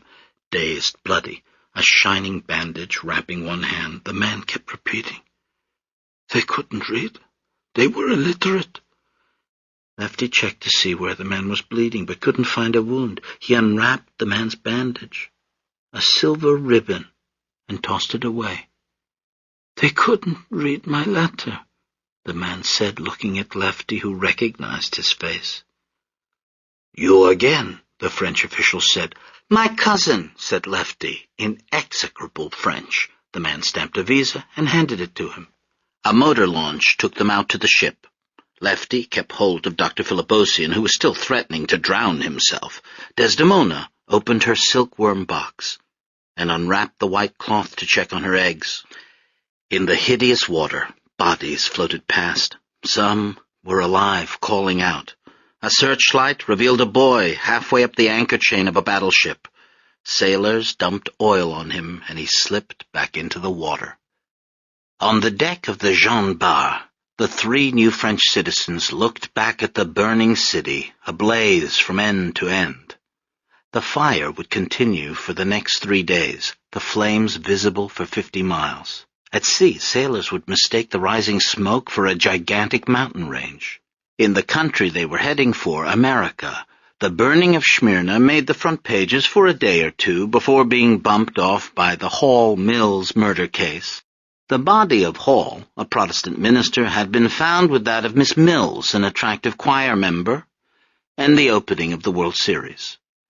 Admiral Mark Bristol of the U.S. Navy, concerned about damage to American-Turkish relations, cabled a press release in which he stated that it is impossible to estimate the number of deaths due to killings, fire, and execution, but the total probably does not exceed 2,000. The American consul, George Horton, had a larger estimate. Of the 400,000 Ottoman Christians in Smyrna before the fire, 190,000 were unaccounted for by October 1. Horton had that number, and estimated the dead at 100,000. The anchors surged up out of the water. The deck rumbled underfoot as the destroyer's engines were thrown into reverse. Desdemona and Lefty watched Asia Minor recede. As they passed the Iron Duke, the British military service band started into a waltz. The Silk Road. According to an ancient Chinese legend, one day in the year 2640 BC, Princess Si Ling-Chi was sitting under a mulberry tree when a silkworm cocoon fell into her teacup. When she tried to remove it, she noticed that the cocoon had begun to unravel in the hot liquid. She handed the loose end to her maidservant and told her to walk. The servant went out of the princess's chamber and into the palace courtyard and through the palace gates and out of the forbidden city and into the countryside a half-mile away before the cocoon ran out. In the West, this legend would slowly mutate over 3 millennia until it became the story of a physicist and an apple. Either way, the meanings are the same. Great discoveries, whether of silk or of gravity, are always windfalls. They happen to people loafing under trees. I feel a little like that Chinese princess whose discovery gave Desdemona her livelihood. Like her, I unravel my story, and the longer the thread, the less there is left to tell. Retrace the filament, and you go back to the cocoon's beginning in a tiny knot, a first tentative loop. And following my story's thread back to where I left off, I see the Jean Bart dock in Athens. I see my grandparents on land again, making preparations for another voyage. Passports are placed into hands, vaccinations administered to upper arms. Another ship materializes at the dock. The Julia. A foghorn sounds. And look, from the deck of the Julia, something else unwinds now. Something multicolored, spinning itself out over the waters of Piraeus. It was the custom in those days for passengers leaving for America to bring balls of yarn on deck. Relatives on the pier held the loose ends. As the Julia blew its horn and moved away from the dock, a few hundred strings of yarn stretched across the water. People shouted farewells, waved furiously, held up babies for last looks they wouldn't remember. Propellers churned, handkerchiefs fluttered, and up on deck, the balls of yarn began to spin. Red, yellow, blue, green, they untangled toward the pier, slowly at first, 1 revolution every 10 seconds, then faster and faster as the boat picked up speed. Passengers held the yarn as long as possible, maintaining the connection to the faces disappearing on shore. But finally, one by one, the balls ran out. The strings of yarn flew free, rising on the breeze.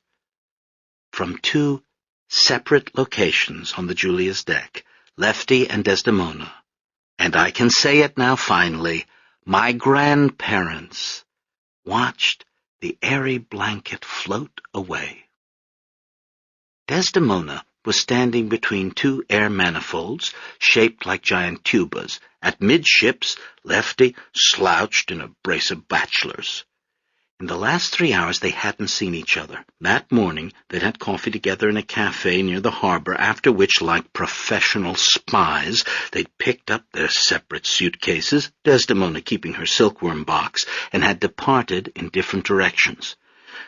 My grandmother was carrying falsified documents. Her passport, which the Greek government had granted under the condition that she leave the country immediately, bore her mother's maiden name Aristos instead of Stephanides. She'd presented this passport along with her boarding card at the top of the Julia's gangway. Then she'd gone aft, as planned, for the send-off. At the shipping channel, the foghorn sounded again as the boat came around to the west and picked up more speed. Dirndls, kerchiefs, and suit coats flapped in the breeze. A few hats flew off heads to shouts and laughter. Yarn drift-netted the sky, barely visible now. People watched as long as they could. Desdemona was one of the first to go below. Lefty lingered on deck for another half-hour. This, too, was part of the plan. For the first day at sea, they didn't speak to each other. They came up on deck at the appointed meal times and stood in separate lines. After eating, Lefty joined the men smoking at the rail, while Desdemona hunched on deck with the women and children staying out of the wind. "You have someone meeting you?" the woman asked. "A fiancé?" "No, just my cousin in Detroit." "Traveling all by yourself?" the men asked Lefty. "That's right, free and easy." At night, they descended to their respective compartments, in separate bunks of seaweed wrapped in burlap, with life vests doubling as pillows. They tried to sleep, to get used to the motion of the ship, and to tolerate the smells. Passengers had brought on board all manner of spices and sweetmeats, tinned sardines, octopus and wine sauce, legs of lamb preserved with garlic cloves. In those days, you could identify a person's nationality by smell. Lying on her back with eyes closed, Desdemona could detect the telltale oniony aroma of a Hungarian woman on her right and the raw meat smell of an Armenian on her left. And they, in turn, could peg Desdemona as a Hellene by her aroma of garlic and yogurt. Lefty's annoyances were auditory as well as olfactory. To one side was a man named Callus, with a snore like a miniature foghorn itself. On the other was Dr. Philibosian, who wept in his sleep. Ever since leaving Smyrna, the doctor had been beside himself with grief. Racked, gut-socked, he lay curled up in his coat, blue around the eye sockets. He ate almost nothing. He refused to go up on deck to get fresh air. On the few occasions he did go, he threatened to throw himself overboard. In Athens, Dr. Philibosian had told them to leave him alone. He refused to discuss plans about the future and said that he had no family anywhere. "My family's gone. They murdered them." "Poor man," Desdemona said. "He doesn't want to live." "We have to help him," Lefty insisted. "He gave me money. He bandaged my hand. Nobody else cared about us. We'll take him with us." While they waited for their cousin to wire money, Lefty tried to console the doctor and finally convinced him to come with them to Detroit. "Wherever's far away," said Dr. Philibosian. But now on the boat he talked only of death. The voyage was supposed to take from 12 to 14 days. Lefty and Desdemona had the schedule all worked out. On the second day at sea, directly after dinner, Lefty made a tour of the ship. He picked his way among the bodies sprawled across the steerage deck. He passed the stairway to the pilot house and squeezed past the extra cargo, crates of Kalamata olives and olive oil, sea sponges from Kos. He proceeded forward, running his hand along the green tarps of the lifeboats until he met the chain separating steerage from third class. In its heyday, the Julia had been part of the Austro-Hungarian line, boasting modern conveniences. "Lumina electrica, ventilate e comforto, sel me mare." It had traveled once a month between Trieste and New York. Now, the electric lights worked only in first class, and even then sporadically. The iron rails were rusted, smoke from the stack had soiled the Greek flag. The boat smelled of old mop buckets and a history of nausea. Lefty didn't have his sea legs yet. He kept falling against the railing. He stood at the chain for an appropriate amount of time, then crossed to port and returned aft. Desdemona, as arranged, was standing alone at the rail. As Lefty passed, he smiled and nodded. She nodded coldly and looked back out to sea. On the third day, Lefty took another after-dinner stroll. He walked forward, crossed to port, and headed aft. He smiled at Desdemona and nodded again. This time Desdemona smiled back. Rejoining his fellow smokers, Lefty inquired if any of them might happen to know the name of that young woman traveling alone. On the fourth day out, Lefty stopped and introduced himself. "So far the weather's been good." "I hope it stays that way." "You're traveling alone?" "Yes." "I am too. Where are you going to in America?" "Detroit." "What a coincidence." I'm going to Detroit, too." They stood chatting for another few minutes. Then Desdemona excused herself and went down below. Rumors of the budding romance spread quickly through the ship. To pass the time, everybody was soon discussing how the tall young Greek with the elegant bearing had become enamored of the dark beauty who was never seen anywhere without her carved olive-wood box. "They're both traveling alone," people said, "and they both had relatives in Detroit. I don't think they're right for each other." "Why not? He's a higher class than she is. It'll never work." "He seems to like her, though." "He's on a boat in the middle of the ocean. What else does he have to do?" On the 5th day, Lefty and Desdemona took a stroll on deck together. On the 6th day, he presented his arm, and she took it. "I introduced them," one man boasted. City girls sniffed. "She wears her hair in braids. She looks like a peasant." My grandfather, on the whole, came in for better treatment. He was said to have been a silk merchant from Smyrna who'd lost his fortune in the fire, a son of King Constantine I by a French mistress, a spy for the Kaiser during the Great War.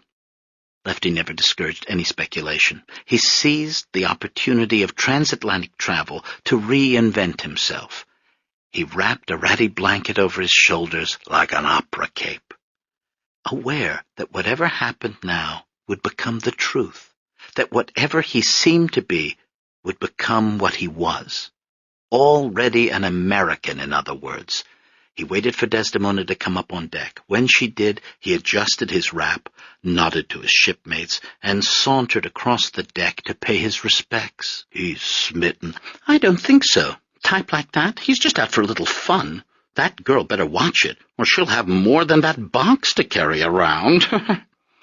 My grandparents enjoyed their simulated courtship. When people were within earshot, they engaged in first or second date conversations, making up past histories for themselves. "So," Lefty would ask, "do you have any siblings?" "Oh, I had a brother," Desdemona replied wistfully. "He ran off with a Turkish girl. My father disowned him." "That's very strict. I think love breaks all taboos, don't you?" Alone, they told each other, "I think it's working. No one suspects." Each time Lefty encountered Desdemona on deck, he pretended he'd only recently met her. He walked up, made small talk, commented on the beauty of the sunset, and then, gallantly, segued into the beauty of her face. Desdemona played her part too. She was standoffish at first. She withdrew her arm whenever he made an off-color joke. She told him that her mother had warned her about men like him. They passed the voyage playing out this imaginary flirtation, and little by little, they began to believe it. They fabricated memories, improvised fate. Why did they do it? Why did they go to all that trouble? Couldn't they have said they were already engaged, or that their marriage had been arranged years earlier? Yes, of course they could have. But it wasn't the other travelers they were trying to fool. It was themselves. Traveling made it easier. Sailing across the ocean among 50,000 perfect strangers conveyed an anonymity in which my grandparents could recreate themselves. The driving spirit on the Julia was self-transformation. Staring out to sea, tobacco farmers imagined themselves as race car drivers, silk dyers as Wall Street tycoons, millinery girls as fan dancers in the Ziegfeld Follies. Gray ocean stretched in all directions. Europe and Asia Minor were dead behind them. Ahead lay America and new horizons. On the 8th day at sea, Lefty Stephanides, grandly, on one knee, in full view of 663 steerage passengers, proposed to Desdemona Aristos while she sat on a docking cleat. Young women held their breath. Married men nudged bachelors. Pay attention and you'll learn something. My grandmother, displaying a theatrical flair akin to her hypochondria, registered complex emotions. Surprise, initial delight, second thoughts, prudent near refusal, And then to the applause, already starting up. Dizzy acceptance. The ceremony took place on deck. In lieu of a wedding dress, Desdemona wore a borrowed silk shawl over her head. Captain Contulis loaned Lefty a necktie spotted with gravy stains. "Keep your coat buttoned and nobody will notice," he said. For Stefana, my grandparents had wedding crowns woven with rope. Flowers weren't available at sea, and so the Cumbaros, a guy named Pelos, serving as best man, switched the king's hempen crown to the queen's head, the queen's to the king's, and back again. Bride and bridegroom performed the dance of Isaiah. Hip to hip, arms interwoven to hold hands, Desdemona and Lefty circumambulated the captain, once, twice, and then again, spinning the cocoon of their life together. No patriarchal linearity here. We Greeks get married in circles to impress upon ourselves the essential matrimonial facts, that to be happy, you have to find variety and repetition, that to go forward, you have to come back where you began. Or, in my grandparents' case, the circling worked like this. As they paced around the deck the first time, Lefty and Desdemona were still brother and sister. The second time, they were bride and bridegroom. And the third, they were husband and wife. The night of my grandparents' wedding, the sun set directly before the ship's bow, pointing the way to New York. The moon rose, casting a silver stripe over the ocean.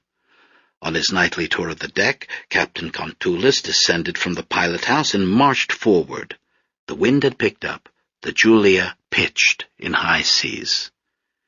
As the deck tilted back and forth, Captain Contulis didn't stumble once, and was even able to light one of the Indonesian cigarettes he favored, dipping his cap's braided brim to cut the wind.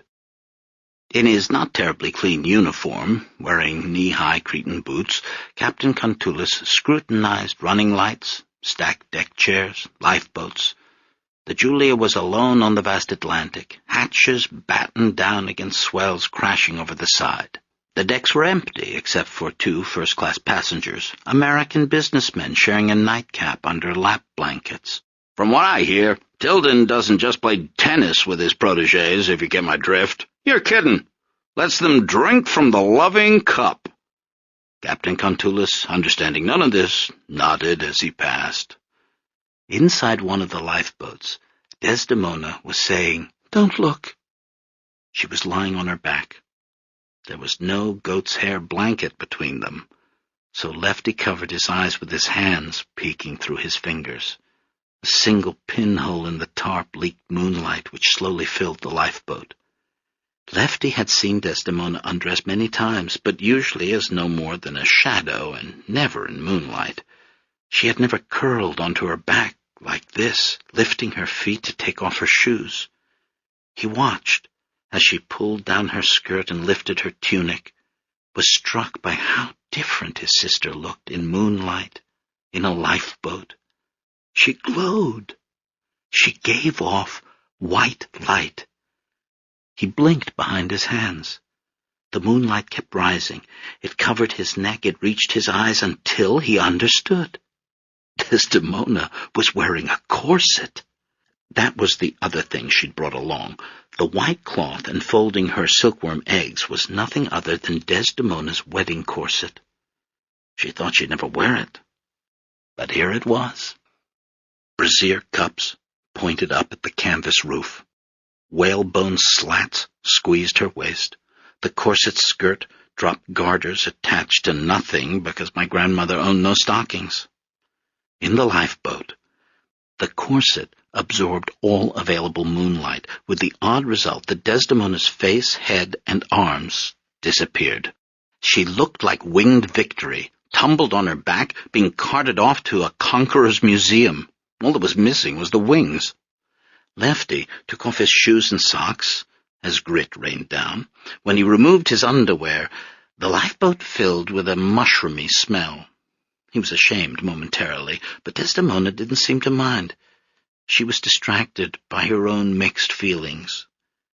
The corset, of course, reminded Desdemona of her mother, and suddenly The wrongness of what they were doing assailed her.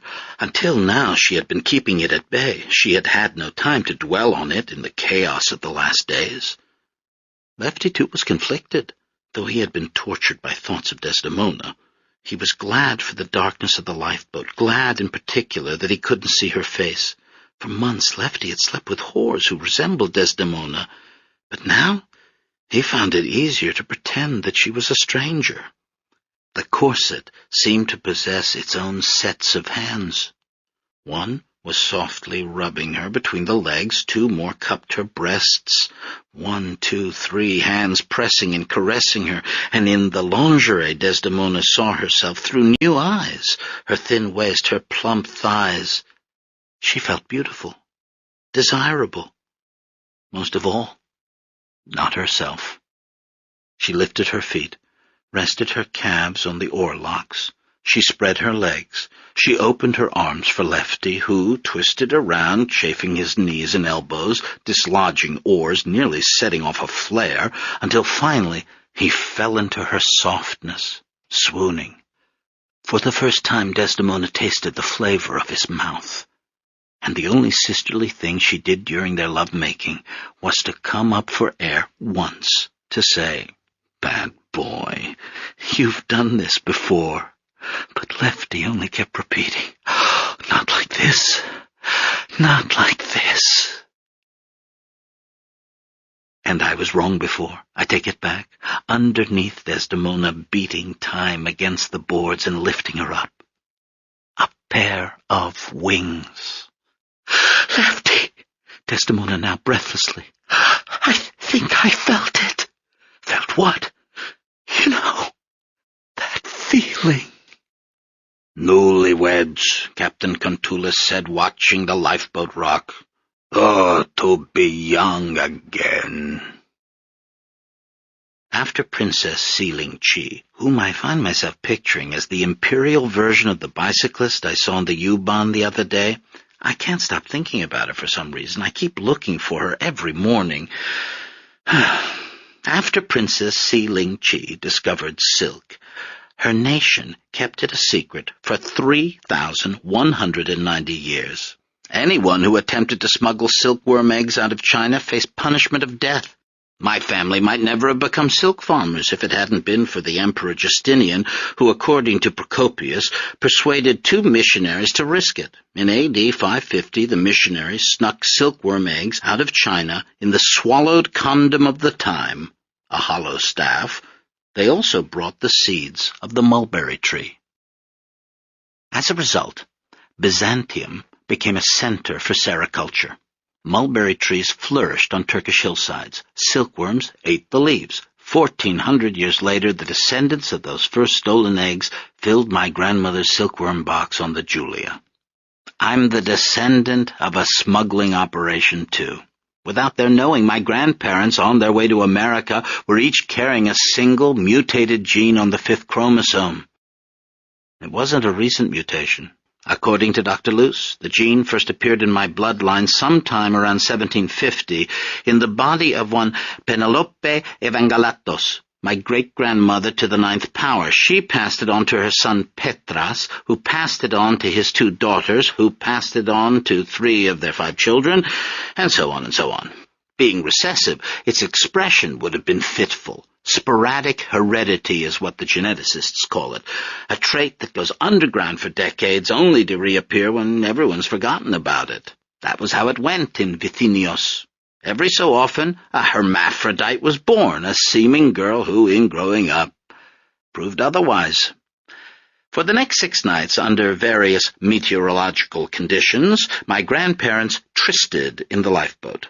Desdemona's guilt flared up during the day, when she sat on deck wondering if she and Lefty were to blame for everything, but by night-time she felt lonely and wanted to escape the cabin, and so stole back to the lifeboat and her new husband. Their honeymoon proceeded in reverse. Instead of getting to know each other, becoming familiar with likes and dislikes, ticklish spots, pet peeves, Desdemona and Lefty tried to defamiliarize themselves with each other. In the spirit of their shipboard con game, they continued to spin out false histories for themselves, inventing brothers and sisters with plausible names, cousins with moral shortcomings, in-laws with facial tics. They took turns reciting Homeric genealogies, full of falsifications and borrowings from real life, and sometimes they fought over this or that favorite real uncle or aunt, and had to bargain like casting directors. Gradually, as the nights passed, these fictional relatives began to crystallize in their minds. They'd quiz each other on obscure connections, Lefty asking, "Who's your second cousin Giannis married to?" and Desdemona replying, "Oh, that's easy, Athena with the lamp." And am I wrong to think that my obsession with family relations started right there in the lifeboat? Didn't my mother quiz me on uncles and aunts and cousins too? She never quizzed my brother, because he was in charge of snow shovels and tractors, whereas I was supposed to provide the feminine glue that keeps families together, writing thank you notes and remembering everybody's birthdays and name days. Listen, I've heard the following genealogy come out of my mother's mouth. "That's your cousin Malia. She's Uncle Mike's sister, Lucille's brother-in-law, Stathis' daughter. You know Stathis, the mailman, who's not too swift. Malia's his third child after his boys, Mike and Johnny. You should know her. Malia! She's your cousin-in-law by marriage." And here I am now, sketching it all out for you, dutifully oozing feminine glue, but also with a dull pain in my chest, because I realized that genealogies tell you nothing. Tessie knew who was related to whom, but she had no idea who her own husband was, or what her in-laws were to each other. The whole thing, a fiction, created in the lifeboat where my grandparents made up their lives. Sexually, things were simple for them. Dr. Peter Luce, the great sexologist, can cite astonishing statistics asserting that oral sex didn't exist between married couples prior to 1950. My grandparents' lovemaking was pleasurable but unvarying. Every night, Desdemona would disrobe down to her corset, and Lefty would press its clasps and hooks, searching for the secret combination that sprung the locked garment open. The corset was all they needed in terms of an aphrodisiac, and it remained for my grandfather the singular erotic emblem of his life. The corset made Desdemona new again. As I said, Lefty had glimpsed his sister naked before, but the corset had the odd power of making her seem somehow more naked. It turned her into a forbidding, armored creature with a soft inside he had to hunt for. When the tumblers clicked, it popped open. Lefty crawled on top of Desdemona, and the two of them hardly even moved. The ocean swells did the work for them. Their perifescence existed simultaneously with a less passionate stage of pair bonding. Sex could give way at any moment to coziness. So after making love, they lay staring up through the pulled-back tarp at the night sky passing overhead, and got down to the business of life. "Maybe Lena's husband can give me a job," Lefty said. "He's got his own business, right?" "I don't know what he does. Lena never gives me a straight answer.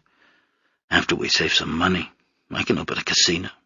Some gambling, a bar, maybe a floor show, and potted palms everywhere. You should go to college, become a professor like Mother and Father wanted. And we have to build a cocoonery, remember? Oh, forget the silkworms. I'm talking roulette, rabitica, drinking, dancing. Maybe I'll sell some hash on the side. They won't let you smoke hashish in America." "Who says?" And Desdemona announced with certitude, "It's not that kind of country." They spent what remained of their honeymoon on deck, learning how to finagle their way through Ellis Island. It wasn't so easy anymore.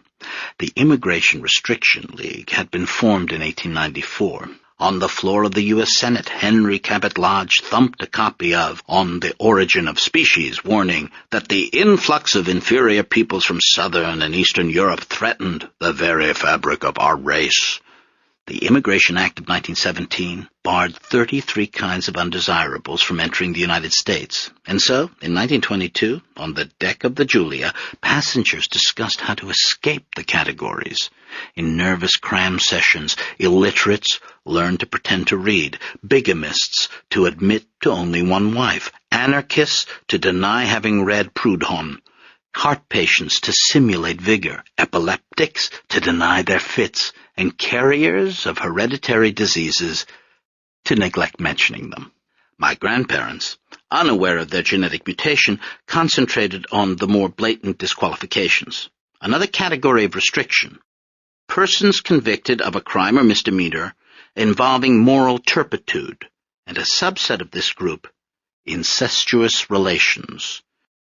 They avoided passengers who seemed to be suffering from trachoma or favors. They fled anyone with a hacking cough. Occasionally, for reassurance, Lefty took out the certificate that declared Eleftherios Stefanidis has been vaccinated and unloused and is passed as vermin-free. This date, September 23rd, 1922, disinfection, maritime Piraeus. Literate, married to only one person, albeit a sibling, democratically inclined, mentally stable, and authoritatively deloused.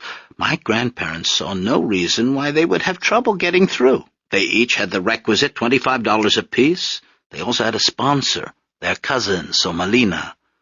Just the year before, the Quota Act had reduced the annual numbers of Southern and Eastern European immigrants from 783,000 to 155,000. It was nearly impossible to get into the country without either a sponsor or stunning professional recommendations. To help their own chances, Lefty put away his French phrase book and began memorizing 4 lines of the King James New Testament. The Julia was full of inside sources familiar with the English literacy test. Different nationalities were asked to translate different bits of Scripture. For Greeks, it was Matthew 19:12. For there are some eunuchs which were so born from their mother's womb, and there are some eunuchs which were made eunuchs of men, and there be eunuchs which have made themselves eunuchs for the kingdom of heaven's sake. Eunuchs, Desdemona quailed. Who told you this? This is a passage from the Bible. What Bible? Not the Greek Bible. Go ask somebody else what's on that test. But Lefty showed her the Greek at the top of the card, and the English below. He repeated the passage word by word, making her memorize it whether or not she understood it. We didn't have enough eunuchs in Turkey? Now we have to talk about them at Ellis Island? The Americans let in everyone, Lefty joked. Eunuchs included. They should let us speak Greek if they're so accepting, Desdemona grumbled. Summer was abandoning the ocean. One night it grew too cold in the lifeboat to crack the corset's combination. Instead, they huddled under blankets talking. Is Sormalina meeting us in New York? Desdemona asked. No, we have to take a train to Detroit. Why can't she meet us? Oh, it's too far. Just as well. She wouldn't be on time anyway. The ceaseless sea wind made the tarp's edges flap. Frost formed on the lifeboat's gunnels. They could see the top of the Julia's smokestack, the smoke itself discernible only as a starless patch of night sky. Though they didn't know it, that striped, canted smokestack was already informing them about their new home. It was whispering about River Rouge and the Uniroyal plant and the 7 sisters and 2 brothers, but they didn't listen. They wrinkled up their noses and ducked down in the lifeboat away from the smoke. And if the smell of industry didn't insist on entering my story already, if Desdemona and Lefty, who grew up on a pine-scented mountain and who could never get used to the polluted air of Detroit, hadn't ducked down in the lifeboat, then they might have detected a new aroma wafting in on the brisk sea air, a humid odor of mud and wet bark. Land. New York. America. What are we going to tell Sormalina about us? She'll understand. Will she keep quiet? There are a few things she'd rather her husband didn't know about her. You mean Helen? I didn't say a thing, said Lefty. They fell asleep after that, waking to sunlight and a face staring down at them. "Did you have a good sleep?"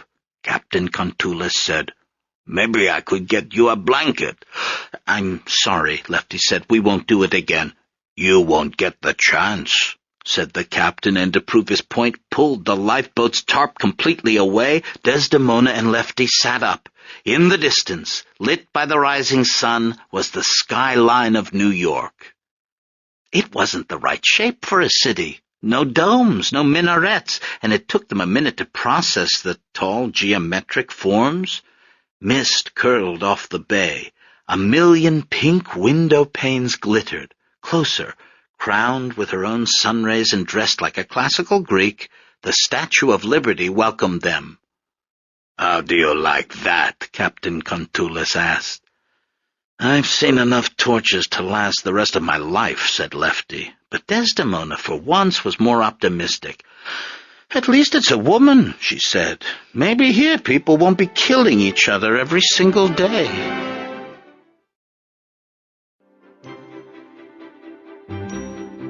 Book 2, Henry Ford's English Language Melting Pot. Everyone who builds a factory builds a temple. Calvin Coolidge. Detroit was always made of wheels. Long before the Big Three and the nickname Motor City, before the auto factories and the freighters and the pink chemical nights, before anyone had necked in a Thunderbird or spooned in a Model T, previous to the day a young Henry Ford knocked down his workshop wall because, in devising his quadricycle, he thought of everything but how to get the damn thing out, and nearly a century prior to the cold March night in 1896 when Charles King Tiller steered his horseless carriage down St. Antoine, along Jefferson, and up Woodward Avenue, where the two-stroke engine promptly quit, way, way back when the city was just a piece of stolen Indian land located on the strait from which it got its name, a fort fought over by the British and French until, wearing them out, it fell into the hands of the Americans. Way back then, before cars and clover leaves, Detroit was made of wheels. I am 9 years old and holding my father's meaty, sweaty hand. We are standing at a window on the top floor of the Pontchartrain Hotel. I've come downtown for our annual lunch date. I'm wearing a mini skirt and fuchsia tights. A white patent leather purse hangs on a long strap from my shoulder. The fogged window has spots on it. We are way up high. I am going to order shrimp scampi in a minute. The reason for my father's hand perspiration? He's afraid of heights. 2 days ago, when he offered to take me wherever I wanted, I called out in my piping voice, "Top of the Punch!" High above the city, amid the business lunchers and power brokers, was where I wanted to be. And Milton had been true to his promise. Despite racing pulse, he has allowed the maitre d' to give us a table next to the window, so that, now here we are, as a tuxedoed waiter pulls out my chair and my father, too frightened to sit, begins a history lesson instead. What's the reason for studying history? To understand the present or avoid it? Milton, olive complexion, turning a shade pale, only says, "Look, see the wheel?" And now I squint, oblivious at 9 to the prospect of crow's feet. I gaze out over downtown, down to the streets where my father is indicating, though not looking, and there it is, half a hubcap of City Plaza, with the spokes of Bagley, Washington, Woodward, Broadway, and Madison radiating from it. That's all that remains of the famous Woodward Plan, drawn up in 1807 by the hard-drinking eponymous judge. 2 years earlier, in 1805, the city had burned to the ground. The timber houses and ribbon farms of the settlement, founded by Cadillac in 1701, going up in the span of 3 hours. And in 1969, with my sharp vision, I can read the traces of that fire on the city's flag, a half-mile away in Grand Circus Park. Speramus meliora resurgit cineribus. We hope for better things, it will rise from the ashes. Judge Woodward envisioned the new Detroit as an urban Arcadia of interlocking hexagons, Each wheel was to be separate yet united, in accordance with the young nation's federalism, as well as classically symmetrical in accordance with Jeffersonian aesthetics. This dream never quite came to be. Planning is for the world's great cities, for Paris, London, and Rome, for cities dedicated at some level to culture. Detroit, on the other hand, was an American city, and therefore dedicated to money, and so design had given way to expediency. Since 1818, the city had spread out along the river, warehouse by warehouse, factory by factory. Judge Woodward's wheels had been squashed, bisected, pressed into the usual rectangles. Or seen another way, from a rooftop restaurant, the wheels hadn't vanished at all. They'd only changed form. By 1900, Detroit was the leading manufacturer of carriages and wagons. By 1922, when my grandparents arrived, Detroit made other spinning things too: marine engines, bicycles, hand-rolled cigars, and yes, finally, cars. All this was visible from the train. Approaching along the shore of the Detroit River, Lefty and Desdemona watched their new home take shape. They saw farmland give way to fenced lots and cobblestone streets. The sky darkened with smoke. Buildings flew by, brick warehouses painted in pragmatic bookman white. Wright and K Company, J.H. Black & Sons, Detroit Stove Works. Out on the water, squat, tar-colored barges dragged along, and people popped up on the streets, workmen in grimy overalls, clerks thumbing suspenders, the signs of eateries and boarding houses appearing next. "We serve Stroh's Temperance Beer. Make this your home. Meals 15 cents. As these news sites flooded my grandparents' brains, they jostled with images from the day before. Ellis Island, rising like a doge's palace on the water, the baggage room stacked to the ceiling with luggage. They'd been herded up a stairway to the registry room. Pinned with numbers from the Julia's Manifest, they'd filed past a line of health inspectors who looked in their eyes and ears, rubbed their scalps, and flipped their eyelids inside out with button hooks.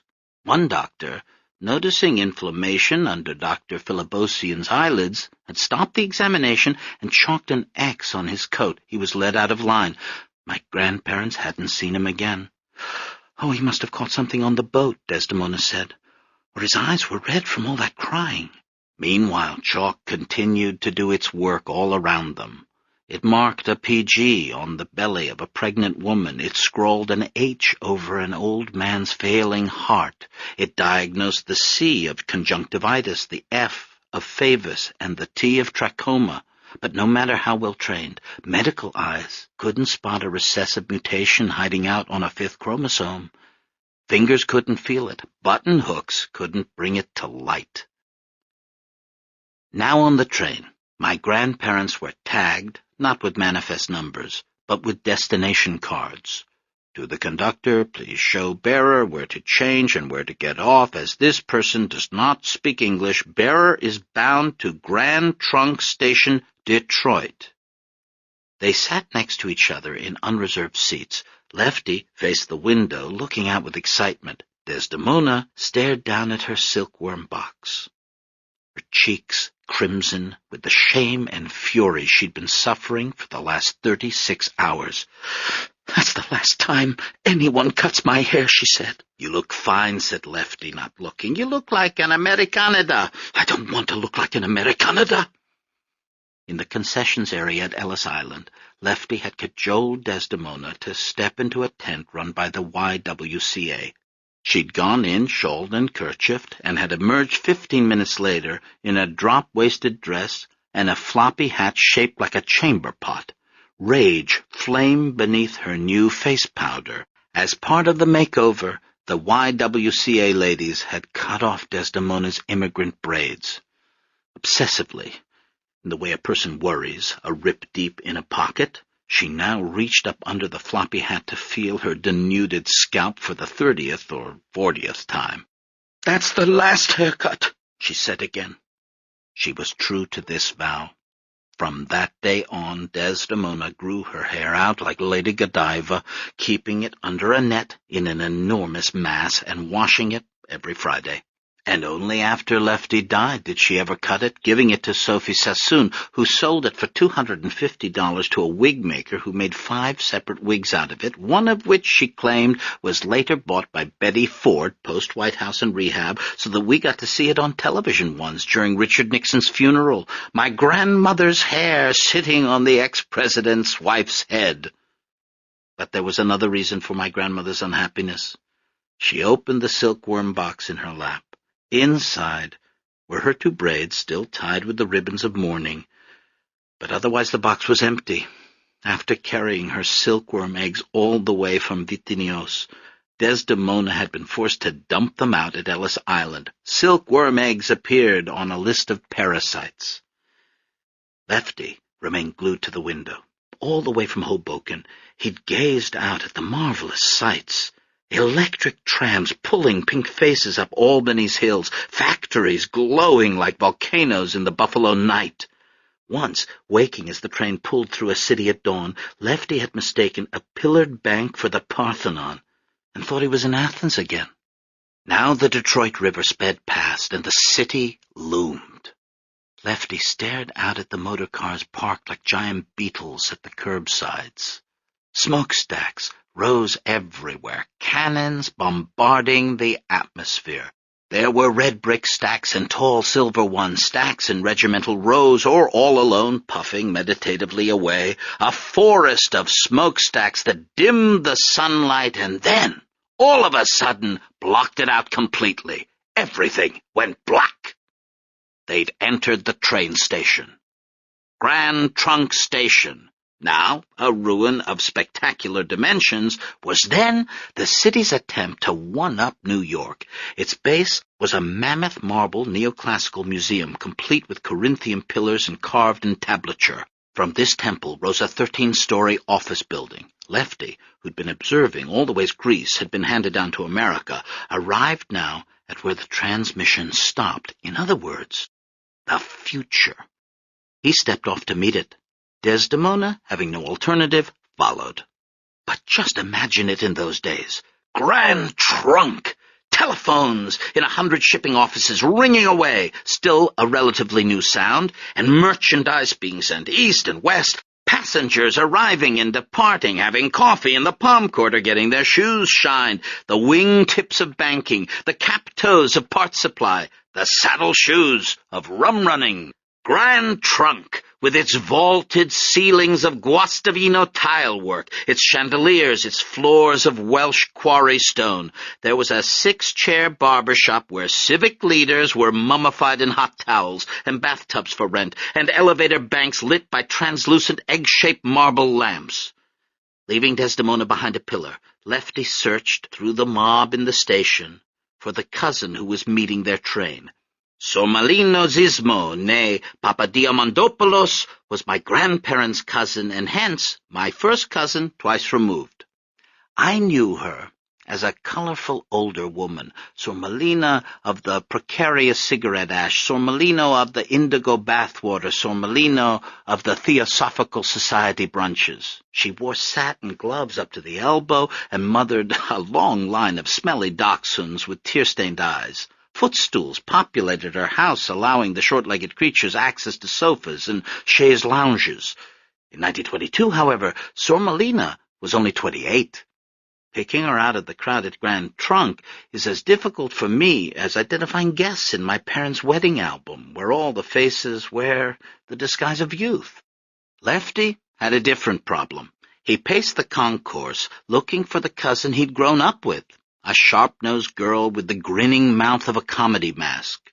Sun slanted in from the skylights above. He squinted, examining the passing women, until finally she called out to him, "Over here, cousin! Don't you recognize me? I'm the irresistible one." "Lena, is that you?" "I'm not in the village anymore." In the 5 years since leaving Turkey, Sormelina had managed to erase just about everything identifiably Greek about her, from her hair, which she dyed to a rich chestnut and now wore bobbed and marcelled, to her accent, which had migrated far enough west to sound vaguely European, to her reading material, Collier's, Harper's, to her favorite foods, lobster thermidor, peanut butter, and finally to her clothes. She wore a short green flapper dress fringed at the hemline. Her shoes were a matching green satin with sequined toes and delicate ankle straps. A black feather boa was wrapped around her shoulders, and on her head was a cloche hat that dangled onyx pendants over her plucked eyebrows. For the next few seconds, she gave Lefty the full benefit of her sleek American pose. But it was still Lena inside there, under the cloche, and soon her Greek enthusiasm bubbled out. She spread her arms wide. "Kiss me, hello, cousin!" They embraced. Lena pressed a rouged cheek against his neck. Then she pulled back to examine him, and dissolving into laughter, cupped her hand over his nose. "Oh, it's still you! I'd know this nose anywhere!" Her laugh completed its follow-through as her shoulders went up and down, and then she was on to the next thing. "So, where is she? Where is this new bride of yours? Your telegram didn't even give a name. What? Is she hiding?" "She's in the bathroom." "She must be a beauty. You got married fast enough. Which did you do first? Introduce yourself or propose?" "I think I proposed." "What does she look like?" "She looks like you." "Oh, darling, not that good, surely." Sormelina brought her cigarette holder to her lips and inhaled, scanning the crowd. "Oh, poor Desdemona. Her brother falls in love and leaves her behind in New York. How is she?" "She's fine. Why didn't she come with you? She's not jealous of your new wife, is she?" "No, nothing like that." She clutched his arms. "We read about the fire. Terrible. I was so worried until I got your letter. The Turks started it. I know it. Of course, my husband doesn't agree." "He doesn't?" "One suggestion. Since you'll be living with us, don't talk politics with my husband." "All right." "And the village?" Sormelina inquired. "Everybody left the Horio, Lena. There's nothing now." "If I didn't hate that place, maybe I'd shed 2 tears. "Lena, there's something I have to explain to you." But Sormelina was looking away, tapping her foot. "Maybe she fell in." "Something about Desdemona and me." "Yes? My wife, Desdemona? Was I right? They don't get along?" "No, Desdemona, my wife." "Yes? Same person." He gave the signal. Desdemona stepped from behind the pillar. "Hello, Lena," my grandmother said. "We're married. Don't tell."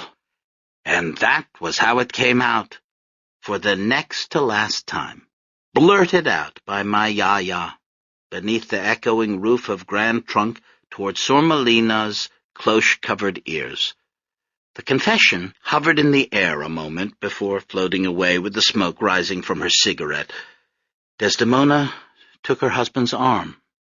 My grandparents had every reason to believe that Sormelina would keep their secret. She'd come to America with a secret of her own, a secret that would be guarded by our family until Sormelina died in 1979, whereupon, like everyone's secrets, it was posthumously declassified, so that people began to speak of Sormelina's girlfriends. A secret kept, in other words, only by the loosest definition, so that now, as I get ready to leak the information myself, I feel only a slight twinge of filial guilt. Sormelina's secret, as Aunt Zoe put it. Lena was one of those women they named the island after. As a girl in the Horio, Sormelina had been caught in compromising circumstances with a few female friends. "Not many," she told me herself years later. 2 or 3. People think if you like girls, you like every single one. I was always picky, and there wasn't much to pick from. For a while, she'd struggled against her predisposition.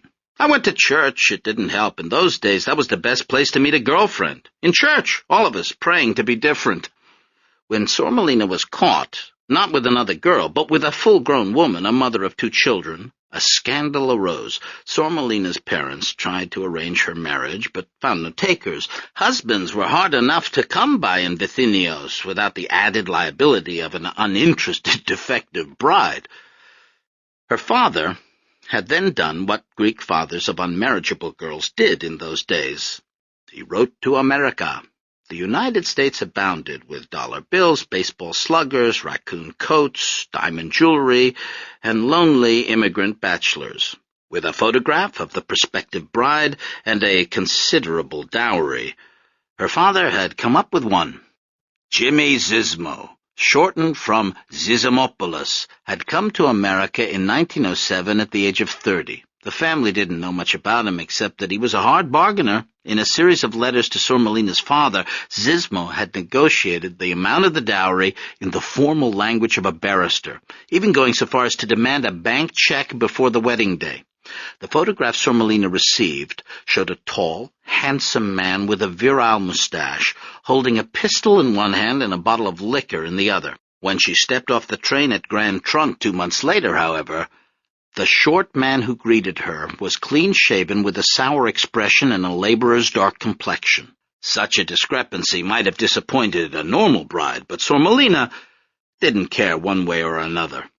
Sormelina had written often, describing her new life in America, but she concentrated on the new fashions or her Areola Jr., the radio she spent hours each day listening to, wearing earphones and manipulating the dial, stopping every so often to clean off the carbon dust that built up on the crystal. She never mentioned anything connected to what Desdemona referred to as the bed. And so her cousins were forced to read between the lines of those aerograms, trying to see in a description of a Sunday drive through Belle Isle whether the face of the husband at the wheel was happy or unsatisfied, or inferring from a passage about Sormelina's latest hairstyle, something called cootie garages, whether Zizmo was ever allowed to muss it up. This same Sormelina, full of her own secrets, now took in her new co-conspirators. Married? You mean sleeping together married? Lefty managed. Yes. Sormelina noticed her ash for the first time and flicked it. Just my luck. Soon as I leave the village, things get interesting. But Desdemona couldn't abide such irony. She grabbed Sormelina's hands and pleaded, You have to promise never to tell. We'll live, we'll die, and that will be the end of it. I won't tell. People can't even know I'm your cousin. I won't tell anyone. What about your husband? He thinks I'm picking up my cousin and his new wife. You won't say anything to him? That'll be easy, Lena laughed. He doesn't listen to me.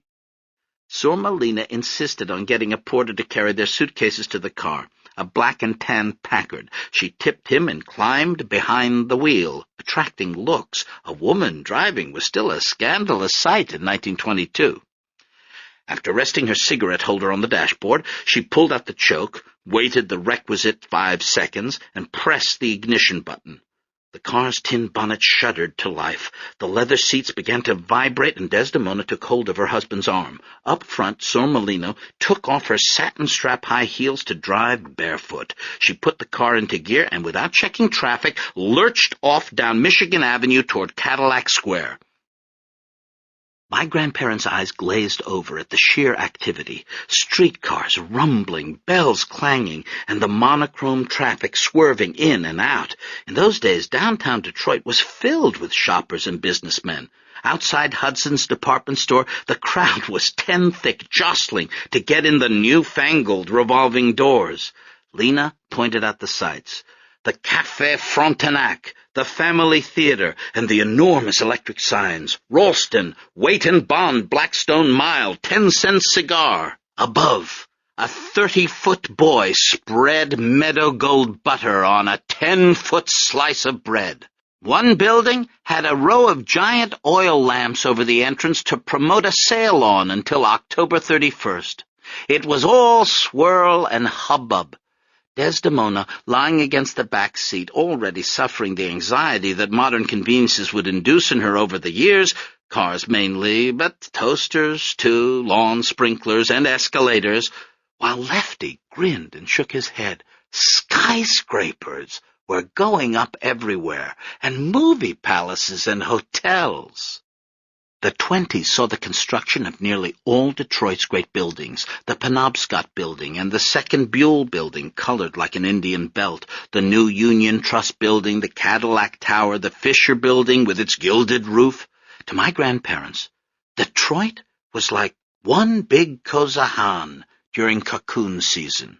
What they didn't see were the workers sleeping on the streets because of the housing shortage, and the ghetto just to the east, a 30-square-block area bounded by Leland, Macomb, Hastings, and Brush Streets, teeming with the city's African Americans who weren't allowed to live anywhere else. They didn't see, in short, the seeds of the city's destruction. Its second destruction, because they were part of it too, all these people coming from everywhere to cash in on Henry Ford's $5-a-day promise. The east side of Detroit was a quiet neighborhood of single-family homes shaded by cathedral elms. The house on Hurlbut Street Lena drove them to was a modest two-story building of root-beer-colored brick. My parents gaped at it from the car, unable to move, until suddenly the front door opened and someone stepped out. Jimmy Zismo was so many things I don't know where to begin. Amateur herbalist, anti-suffragist, big-game hunter, ex-con, drug pusher, teetotaler, take your pick. He was 45 years old, nearly twice as old as his wife. Standing on the dim porch, he wore an inexpensive suit and a shirt with a pointy collar that had lost most of its starch. His frizzy black hair gave him the wild look of the bachelor he'd been for so many years, and this impression was heightened by his face, which was rumpled like an unmade bed. His eyebrows, however, were as seductively arched as a nautch girl's, his eyelashes so thick he might have been wearing mascara. But my grandmother didn't notice any of that. She was fixated on something else. "An Arab?"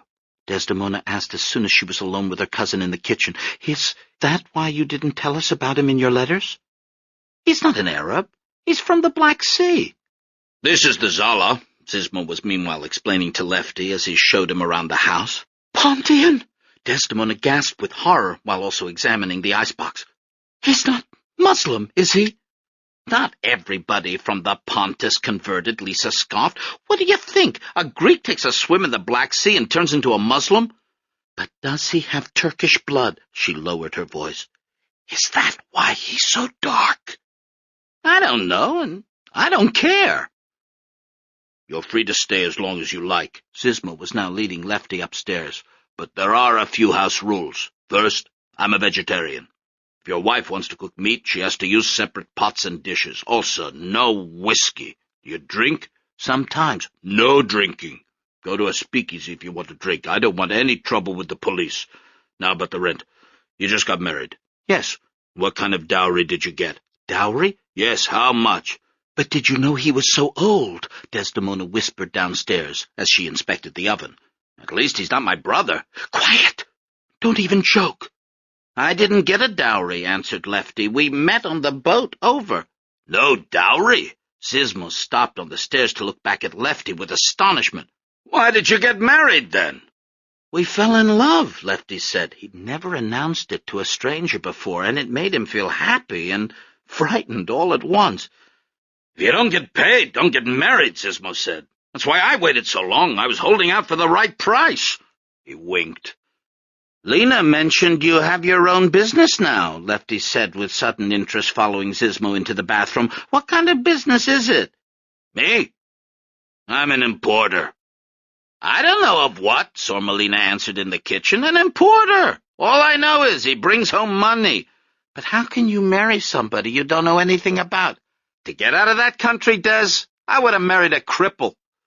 "I have some experience with importing," Lefty managed to get in as Zismo demonstrated the plumbing, "back in Bursa, in the silk industry." "Your portion of the rent is $20. Zismo didn't take the hint. He pulled the chain, unleashing a flood of water. "As far as I'm concerned," Lena was continuing downstairs, "when it comes to husbands, the older the better." She opened the pantry door. "A young husband would be after me all the time. It would be too much of a strain." "Shame on you, Lena."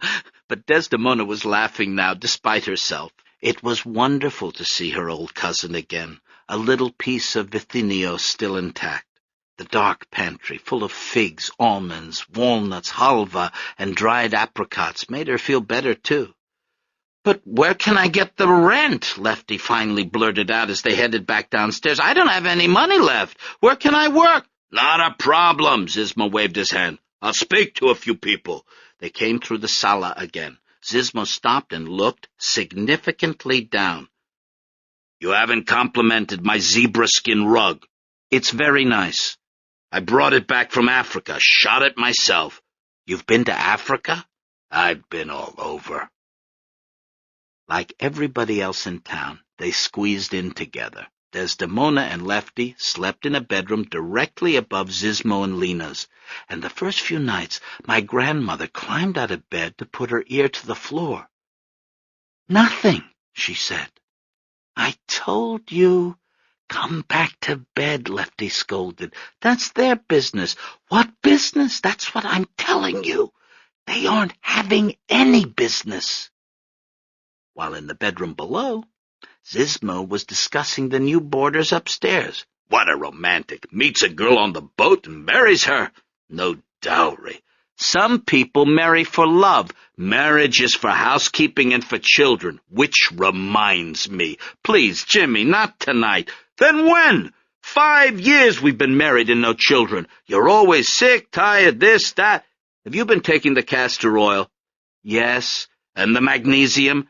"Yes." "Good. We have to reduce your bile.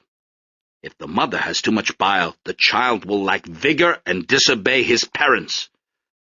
"Good night, Kiri." "Good night, Kiria." Before the week was out, all my grandparents' questions about Sormelina's marriage had been answered. Because of his age, Jimmy Zizmo treated his young bride more like a daughter than a wife. He was always telling her what she could and couldn't do, howling over the price and necklines of her outfits, telling her to go to bed, to get up, to speak, to keep silent. He refused to give her the car keys until she cajoled him with kisses and caresses. His nutritional quackery even led him to monitor her regularity like a doctor, and some of their biggest fights came as a result of his interrogating Lena about her stools. As for sexual relations, they had happened, but not recently. For the last 5 months, Lena had complained of imaginary ailments, preferring her husband's herbal cures to his amatory attentions. Zizmo, in turn, harbored vaguely yogic beliefs about the mental benefits of semen retention, and so was disposed to wait until his wife's vitality returned. The house was sex-segregated like the houses in the Patrida, the old country. Men in the sala, women in the kitchen.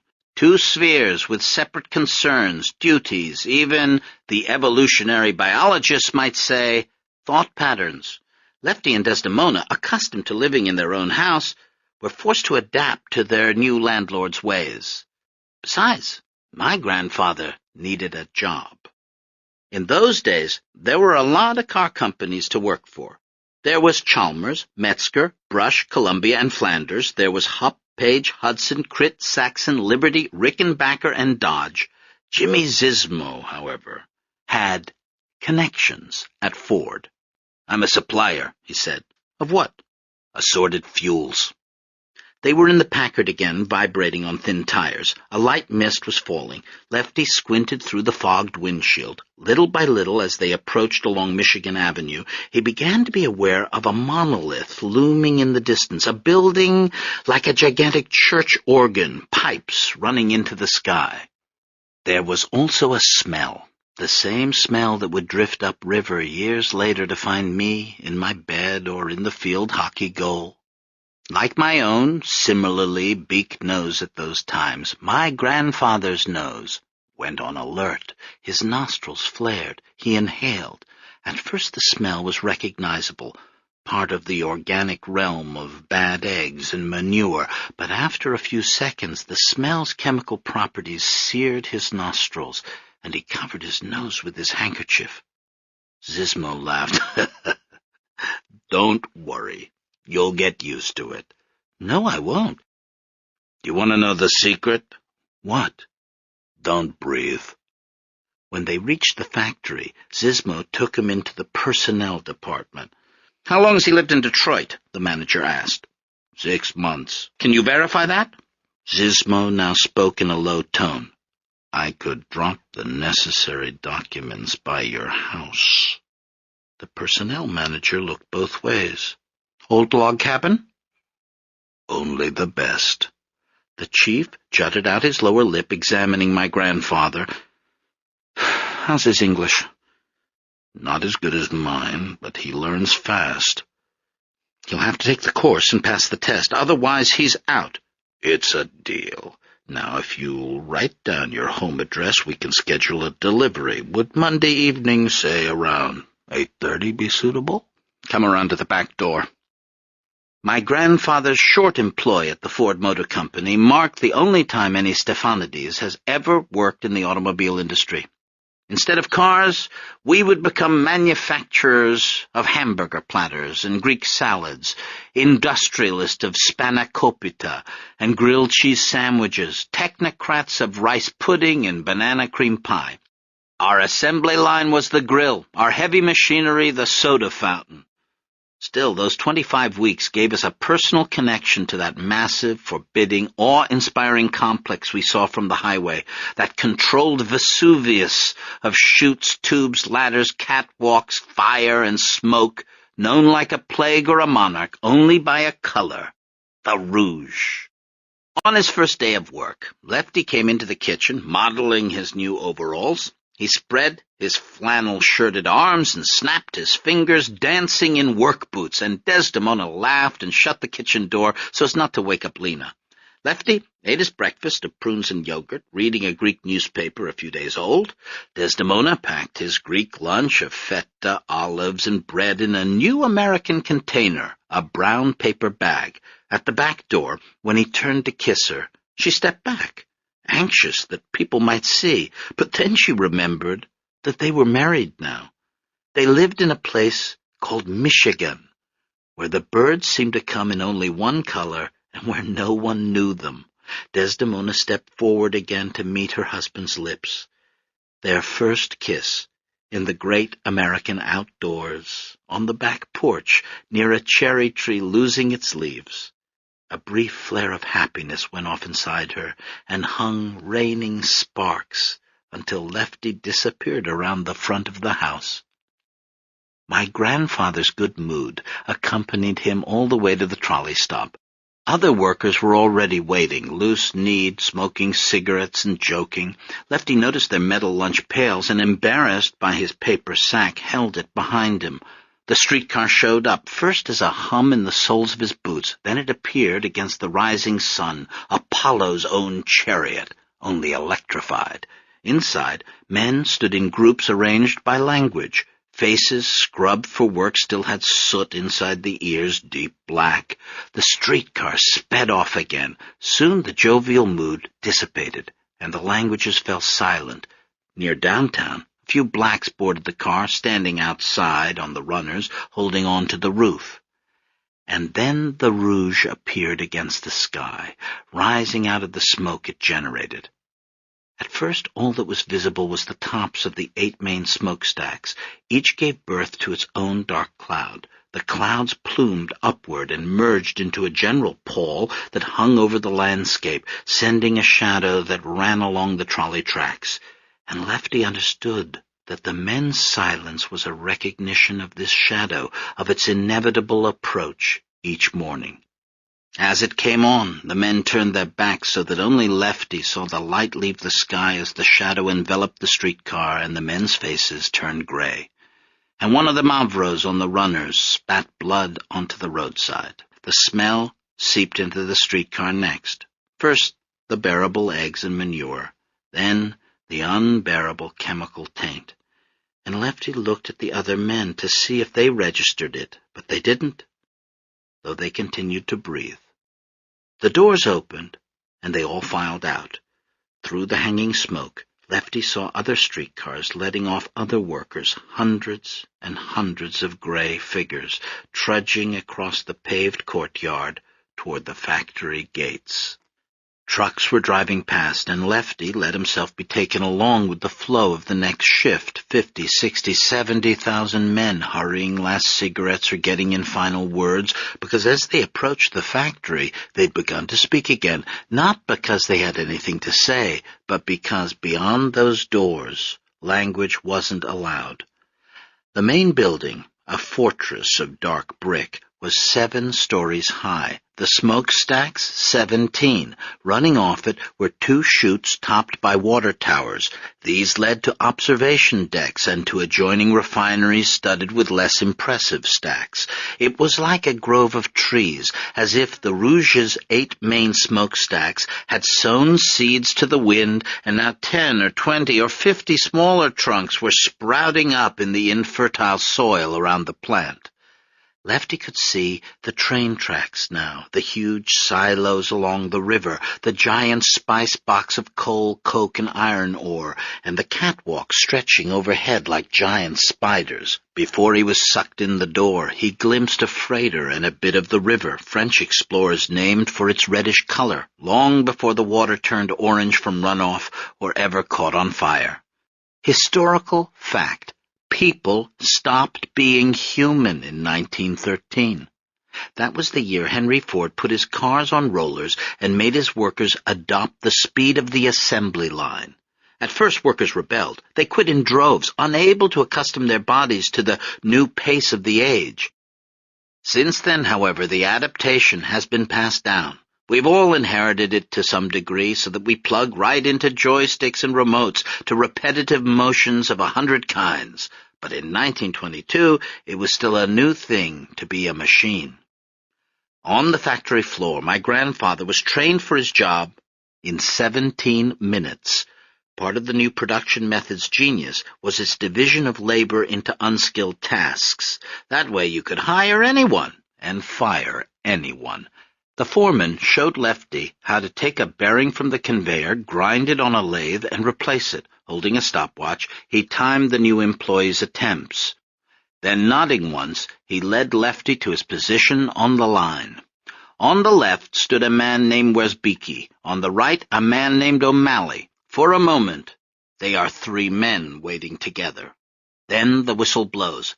Every 14 seconds, Wierzbicki reams a bearing, and Stephanides grinds a bearing, and O'Malley attaches a bearing to a camshaft. This camshaft travels away on a conveyor, curling around the factory through its clouds of metal dust, its acid fogs, until another worker 50 yards on reaches up and removes the camshaft, fitting it onto the engine block. 20 seconds. Simultaneously, other men are unhooking parts from adjacent conveyors, the carburetor, the distributor, the intake manifold, and connecting them to the engine block. Above their bent heads, huge spindles pound steam-powered fists. No one says a word. Wierzbicki reams a bearing, and Stephanides grinds a bearing, and O'Malley attaches a bearing to a camshaft. The camshaft circles around the floor until a hand reaches up to take it down and attach it to the engine block, growing increasingly eccentric now with swooshes of pipe and the plumage of fan blades. Wierzbicki reams a bearing, and Stephanides grinds a bearing, and O'Malley attaches a bearing to a camshaft, while other workers screw in the air filter 17 seconds and attach the starter motor 26 seconds and put on the flywheel, at which point the engine is finished and the last man sends it soaring away. Except that he isn't the last man. There are other men below hauling the engine in as a chassis rolls out to meet it. These men attach the engine to the transmission, 25 seconds. Wierzbicki reams a bearing, and Stephanides grinds a bearing, and O'Malley attaches a bearing to a camshaft. My grandfather sees only the bearing in front of him, his hands removing it, grinding it, and putting it back as another appears. The conveyor over his head extends back to the men who stamp out the bearings and load ingots into the furnaces. It goes back to the foundry where the Negroes work, goggled against the infernal light and heat. They feed iron ore into the blast oven and pour molten steel into core molds from ladles. They pour at just the right rate, too quickly and the molds will explode, too slowly and the steel will harden. They can't stop even to pick the burning bits of metal from their arms. Sometimes the foreman does it, it, sometimes not. The foundry is the deepest recess of the Rouge, its molten core, but the line goes back farther than that. It extends outside to the hills of coal and coke. It goes to the river where freighters dock to unload the ore, at which point the line becomes the river itself, snaking up to the North Woods until it reaches its source, which is the earth itself, the limestone and sandstone therein, and then the line leads back again, out of substrata, to river, to freighters, and finally to the cranes, shovels, and furnaces, where it is turned into molten steel and poured into molds, cooling and hardening into car parts. The gears, drive shafts, and fuel tanks of 1922 Model Ts, where Beaky reams a bearing and Stephanides grinds a bearing and O'Malley attaches a bearing to a camshaft. Above and behind at various angles, workers pack sand into core molds, or hammer plugs into molds, or put casting boxes into the cupola furnace. The line isn't a single line, but many, diverging and intersecting. Other workers stamp out body parts, 50 seconds, bump them, 42 seconds, and weld the pieces together, 1 minute and 10 seconds. Whereas Beaky reams a bearing, and Stephanides grinds a bearing, and O'Malley attaches a bearing to a camshaft. The camshaft flies around the factory until a man unhooks it, attaches it to the engine block, growing eccentric now with fan blades, pipes, and spark plugs, and then the engine is finished. A man sends it dropping down onto a chassis, rolling out to meet it, as 3 other workers remove a car body from the oven, its black finish baked to a shine in which they can see their own faces, and they recognize themselves momentarily before they drop the body onto the chassis, rolling out to meet it. A man jumps into the front seat, 3 seconds, turns the ignition, 2 seconds, and drives the automobile away. By day, no words. By night, hundreds. Every evening at quitting time, my exhausted grandfather would come out of the factory and tramp across to an adjacent building housing the Ford English School. He sat in a desk with his workbook open in front of him. The desk felt as though it were vibrating across the floor at the line's 1.2 miles per hour. He looked up at the English alphabet in a frieze on the classroom walls. In rows around him, men sat over identical workbooks, hair stiff from dried sweat, eyes red from metal dust, hands raw. They recited with the obedience of choir boys. Employees should use plenty of soap and water in the home. Nothing makes for right living so much as cleanliness. Do not spit on the floor of the home. Do not allow any flies in the house. The most advanced people are the cleanest. Sometimes the English lessons continued on the job. One week, after a lecture by the foreman on increasing productivity, Lefty speeded up his work, grinding a bearing every 12 seconds instead of 14. Returning from the lavatory later, he found the word rat written on the side of his lathe. The belt was cut. By the time he found a new belt in the equipment bin, a horn sounded. The line had stopped. "What the hell's the matter with you?" the foreman shouted at him. "Every time we shut down the line, we lose money. If it happens again, you're out. Understand?" "Yes, sir." "Okay, let her go." And the line started up again. After the foreman had gone, O'Malley looked both ways and leaned over to whisper, "Don't try to be a speed king, you understand? We all have to work faster that way." Desdemona stayed home and cooked, without silkworms to tend or mulberry trees to pick, without neighbors to gossip with or goats to milk. My grandmother filled her time with food. While Lefty ground bearings non-stop, Desdemona built pasticcio, moussaka, galactoburrico. She coated the kitchen table with flour, and using a bleached broomstick, rolled out paper-thin sheets of dough. The sheets came off her assembly line, one after another. They filled the kitchen. They covered the living room, where she'd laid bed sheets over the furniture. Desdemona went up and down the line, adding walnuts, butter, honey, spinach, cheese, adding more layers of dough, then more butter, before forging the assembled concoctions in the oven. At the Rouge, workers collapsed from heat and fatigue, while on Hurlbut, my grandmother did a double shift. She got up in the morning to fix breakfast and pack a lunch for her husband, then marinated a leg of lamb with wine and garlic. In the afternoon, she made her own sausages, spiced with fennel, and hung them over the heating pipes in the basement. At 3 o'clock, she started dinner, and only when it was cooking did she take a break, sitting at the kitchen table to consult her dream book on the meaning of her previous night's dreams. No fewer than 3 pots simmered on the stove at all times. Occasionally, Jimmy Zizmo brought home a few of his business associates, hulking men with thick ham-like heads stuffed into their fedoras. Desdemona served them meals at all hours of the day. Then they were off again into the city. Desdemona cleaned up. The only thing she refused to do was the shopping. American stores confused her. She found the produce depressing. Even many years later, seeing a Kroger's Macintosh in our suburban kitchen, she would hold it up to ridicule, say, "This is nothing. This we feed to goats." To step into a local market was to miss the savor of the peaches, figs, and winter chestnuts of Bursa. Already in her first months in America, Desdemona was suffering the homesickness that has no cure. So after working at the plant and attending English class, Lefty was the one to pick up the lamb and vegetables, the spices and honey. And so they lived 1 month, 3, 5. They suffered through their first Michigan winter. A January night, just past 1 a.m., Desdemona Stephanides asleep, wearing her hated YMCA hat against the wind blowing through the thin walls, a radiator sighing, clanking. By candlelight, Lefty finishes his homework, notebook propped on knees, pencil in hand, and from the wall, rustling, he looks up to see a pair of red eyes shining out from a hole in the baseboard.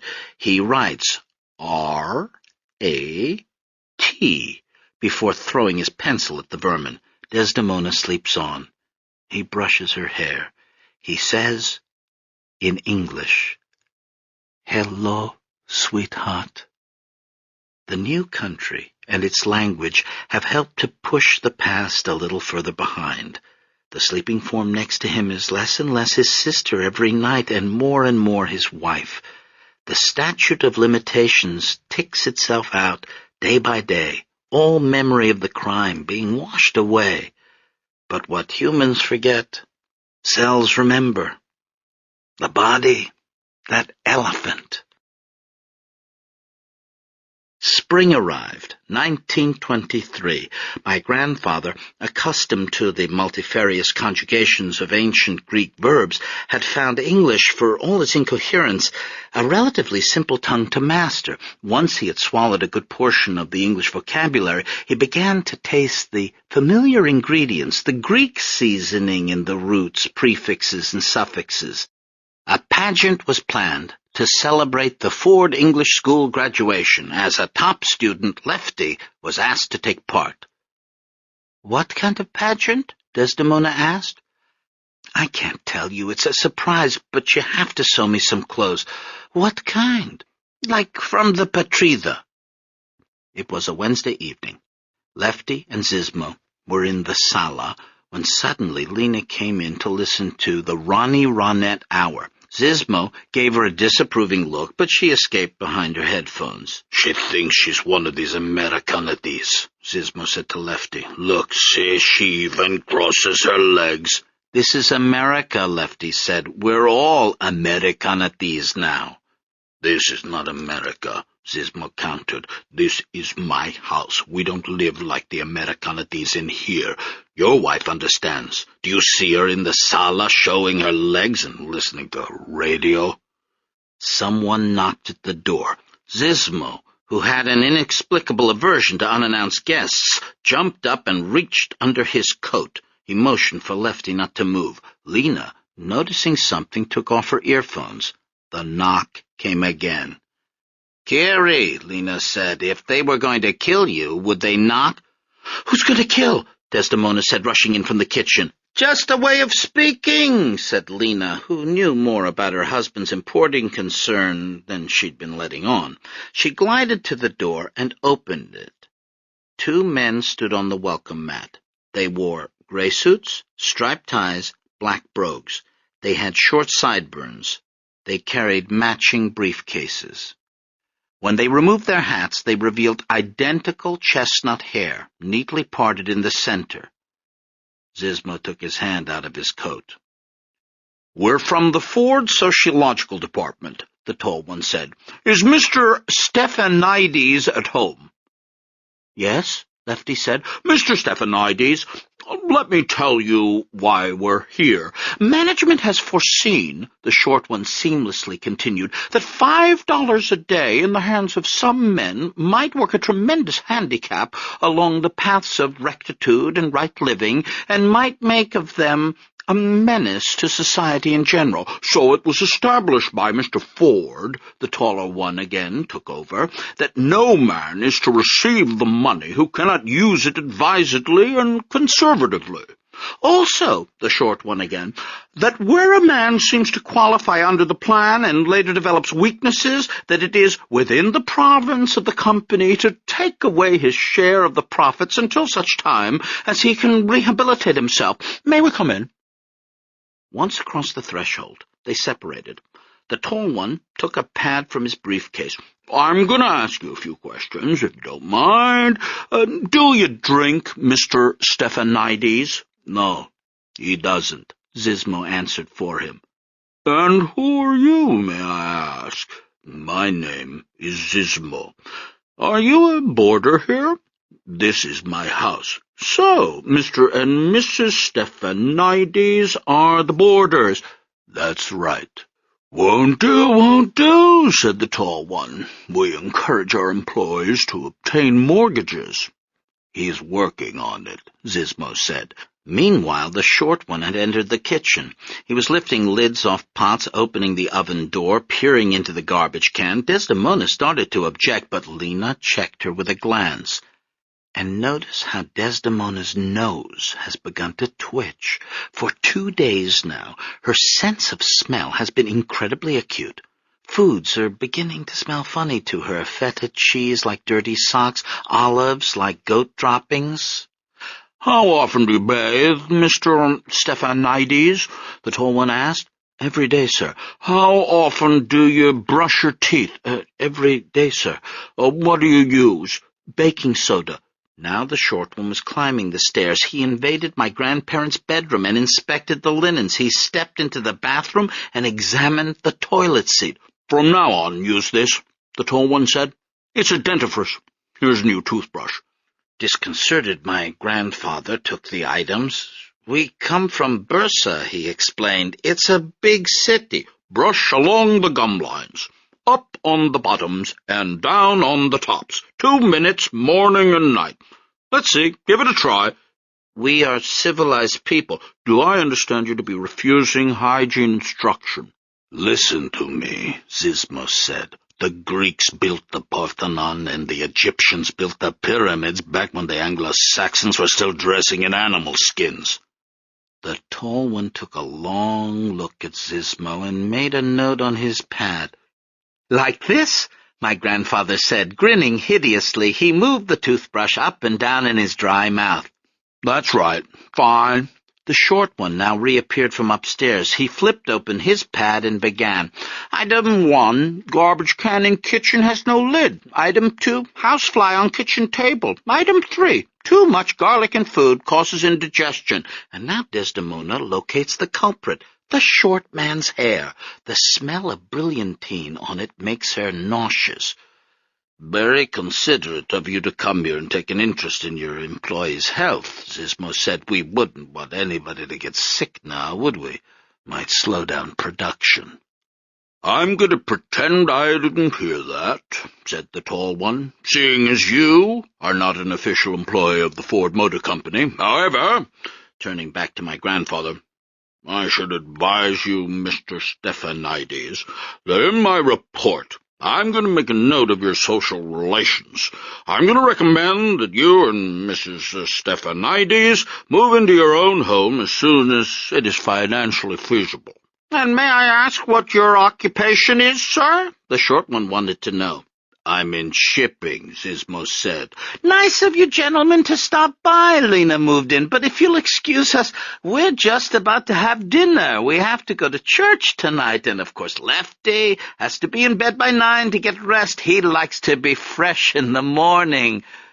Oh, that's fine. Fine. Together, they put on their hats and left. And so we come to the weeks leading up to the graduation pageant, to Desdemona, sewing a palacari vest, embroidering it with red, white, and blue thread, to Lefty, getting off work one Friday evening and crossing over Miller Road to be paid from the armored truck, to Lefty again, the night of the pageant, taking the streetcar to Cadillac Square and walking into Gold's Clothes. Jimmy Zizmo meets him there to help him pick out a suit. It's almost summer. How about something cream-colored with a yellow silk necktie? No, the English teacher told us blue or gray only. They want to turn you into a Protestant. Resist. I'll take the blue suit, please, thank you, Lefty says in his best English. And here, too, the shop owner seems to owe Zizmo a favor. He gives them a 20% discount. Meanwhile, on Hurlbut, Father Stylianopoulos, head priest of Assumption Greek Orthodox Church, has finally come over to bless the house. Desdemona watches the priest nervously as he drinks the glass of metaxa she has offered him. When she and Lefty became members of his congregation, the old priest had asked, as a formality, if they had received an Orthodox wedding. Desdemona had replied in the affirmative. She had grown up believing that priests could tell whether someone was telling the truth or not, but Father Stylianopoulos had only nodded and written their names into the church register. Now he sets down his glass. He stands and recites the blessing, shaking holy water on the threshold. Before he's finished, however, Desdemona's nose begins acting up again. She can smell what the priest had for lunch. She can detect the aroma under his arms as he makes the sign of the cross. At the door, letting him out, she holds her breath. "Thank you, Father, thank you." Stylianopoulos goes on his way, but it's no use. As soon as she inhales again, she can smell the fertilized flower beds and Mrs. Seslowski boiling cabbage next door, and what she swears must be an open jar of mustard somewhere. All these scents gone wayward on her. As she puts a hand to her stomach, right then the bedroom door swings open. Sormelina steps out. Powder and rouge cover one side of her face. The other side, bare, looks green. "Do you smell something?" she asks. "Yes, I smell everything." "Oh, my God! What is it?" "I didn't think this would happen to me. To you, maybe, but not to me." And now we are in the Detroit Light Guard Armory later that night, 7 p.m. An assembled audience of 2,000 settles down as the house lights dim. Prominent business leaders greet each other with handshakes. Jimmy Zizmo, in a new cream-colored suit with yellow necktie, crosses his legs, jiggling one saddle shoe. Lena and Desdemona hold hands, joined in a mysterious union. The curtain parts to gasps and scattered applause. A painted flat shows a steamship, 2 huge smokestacks, and a swath of deck and railing. A gangway extends into the stage's other focal point, a giant gray cauldron emblazoned with the words, "Ford English School Melting Pot." A European folk melody begins to play. Suddenly, a lone figure appears on the gangway, dressed in a Balkan costume of vest, ballooning trousers, and high leather boots. The immigrant carries his possessions bundled on a stick. He looks around with apprehension, and then descends into the melting pot. "What propaganda!" Zizmo murmurs in his seat. Lena shushes him. Now Syria descends into the pot, then Italy, Poland, Norway, Palestine, and finally, Greece. "Look, it's Lefty!" Wearing embroidered palakari vest, puffy-sleeved pucamiso, and pleated fustanella skirt, my grandfather bestrides the gangway. He pauses a moment to look out at the audience, but the bright lights blind him. He can't see my grandmother looking back, bursting with her secret. Germany taps him on the back. "Mach schnell! Excuse me. Go fastly!" In the front row, Henry Ford nods with approval, enjoying the show. Mrs. Ford tries to whisper in his ear, but he waves her off. His blue seagull's eyes dart from face to face as the English instructors appear on stage next. They carry long spoons, which they insert into the pot. The lights turn red and flicker as the instructors stir. Steam rises over the stage. Inside the cauldron, men are packed together, throwing off immigrant costumes, putting on suits. Limbs are tangling up, feet stepping on feet. Lefty says, "Oh, pardon me, excuse me," feeling thoroughly American as he pulls on his blue wool trousers and jacket. In his mouth, 32 teeth brushed in the American manner, his underarms liberally sprinkled with American deodorant. And now spoons are descending from above. Men are churning around and around. As two men, short and tall, stand in the wings, holding a piece of paper, and out in the audience, my grandmother has a stunned look on her face. And the melting pot boils over. Red lights brighten. The orchestra launches into Yankee Doodle. One by one, the Ford English School graduates rise from the cauldron. Dressed in blue and gray suits, they climb out, waving American flags to thunderous applause. The curtain had barely come down before the men from the sociological department approached. "I passed the final exam," my grandfather told them, 93%, and today I opened savings account. "That sounds fine," the tall one said, "but unfortunately it's too late," said the short one. He took a slip from his pocket, a color well known in Detroit, pink. "We did some checking on your landlord, the so-called Jimmy Zismo. He's got a police record." "I don't know anything," my grandfather said. "I'm sure it's a mistake. He's a nice man, works hard." "I'm sorry, Mr. Stephanides, but you can understand that Mr. Ford can't have workers maintaining such associations. You don't need to come down to the plant on Monday." As my grandfather struggled to absorb this news, the short one leaned in. "I hope you learn a lesson from this. Mixing with the wrong crowd can sink you. You seem like a nice guy, Mr. Stephanides. You really do. We wish you the best of luck in the future." A few minutes later, Lefty came out to meet his wife. He was surprised when, in front of everyone, she hugged him, refusing to let go. "You like the pageant?" "It's not that. What is it?" Desdemona looked into her husband's eyes, but it was Sormelina who explained it all. "Your wife and I," she said in plain English, "we're both knocked up." Minotaurs. Which is something I'll never have much to do with, like most hermaphrodites, but by no means all. I can't have children. That's one of the reasons why I've never married. It's one of the reasons, aside from shame, why I decided to join the Foreign Service. I've never wanted to stay in one place. After I started living as a male, my mother and I moved away from Michigan, and I've been moving ever since. In another year or two, I'll leave Berlin to be posted somewhere else. I'll be sad to go. This once divided city reminds me of myself. My struggle for unification, for Einheit. Coming from a city still cut in half by racial hatred, I feel hopeful here in Berlin. A word on my shame. I don't condone it. I'm trying my best to get over it. The intersex movement aims to put an end to infant genital reconfiguration surgery. The first step in that struggle is to convince the world, and pediatric endocrinologists in particular, that hermaphroditic genitals are not diseased. 1 out of every 2,000 babies is born with ambiguous genitalia. In the United States, with a population of 275 million, that comes to 137,000 intersexuals alive today. But we hermaphrodites are people like everybody else, and I happen not to be a political person. I don't like groups. Though I'm a member of the Intersex Society of North America, I have never taken part in its demonstrations. I live my own life and nurse my own wounds. It's not the best way to live, but it's the way I am. The most famous hermaphrodite in history. Me? Felt good to write that, but I've got a long way to go.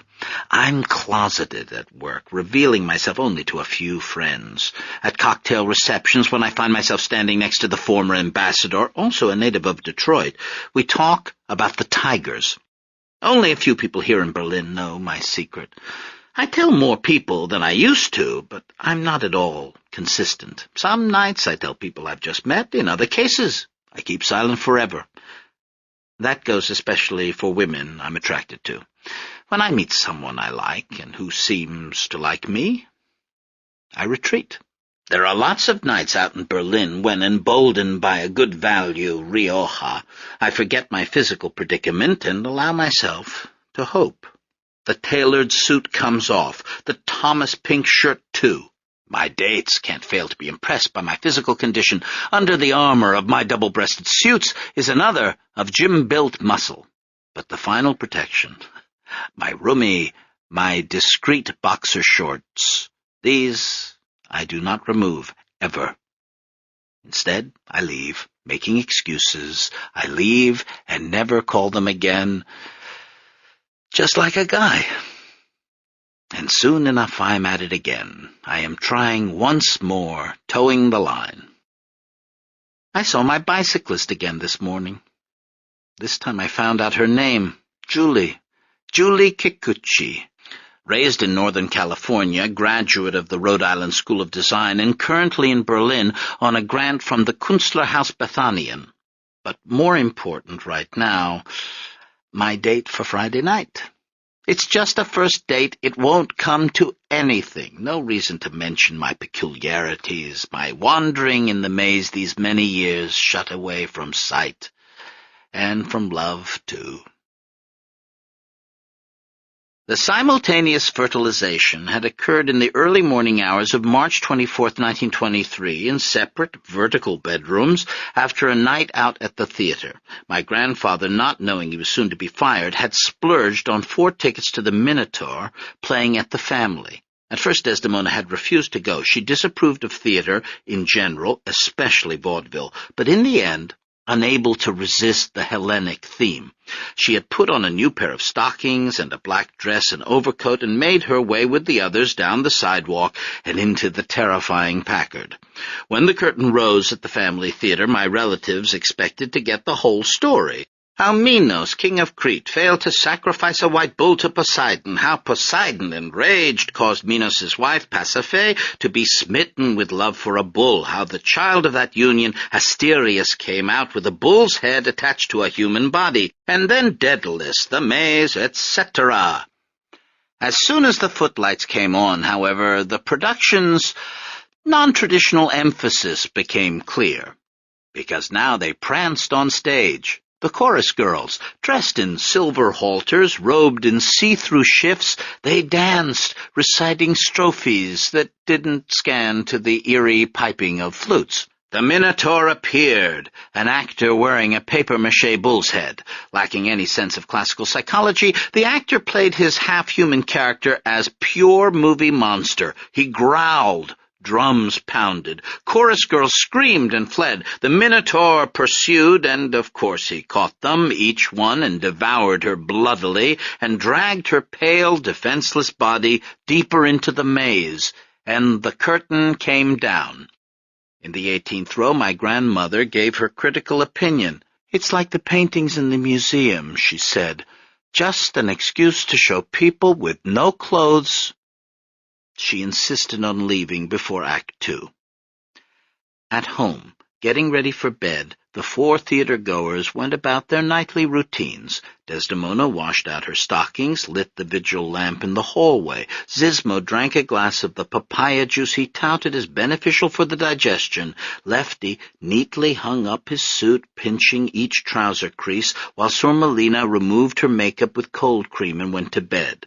The 4 of them, moving in their individual orbits, pretended that the play had had no effect on them.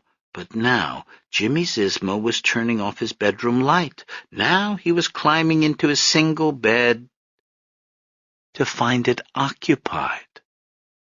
Sormelina, dreaming of chorus girls, had sleepwalked across the throw rug. Murmuring strophes, she climbed on top of her stand-in husband. "You see," Zismo said in the dark, "no more bile. It's the castor oil." Upstairs, Desdemona might have heard something through the floor if she hadn't been pretending to be asleep. Against her will, the play had aroused her too. The Minotaur's savage, muscular thighs, the suggestive sprawl of his victims. Ashamed of her excitement, she gave no outward sign. She switched off the lamp. She told her husband good night. She yawned, also theatrical, and turned her back, while Lefty stole up from behind. Freeze the action. A momentous night, this, for all involved, including me. I want to record the positions. Lefty, dorsal, Lena, couchant, and the circumstances. Knight's amnesty. And the direct cause. A play about a hybrid monster. Parents are supposed to pass down physical traits to their children, but it's my belief that all sorts of other things get passed down too. Motifs, scenarios, even fates. Wouldn't I also sneak up on a girl pretending to be asleep? And wouldn't there also be a play involved, and somebody dying on stage?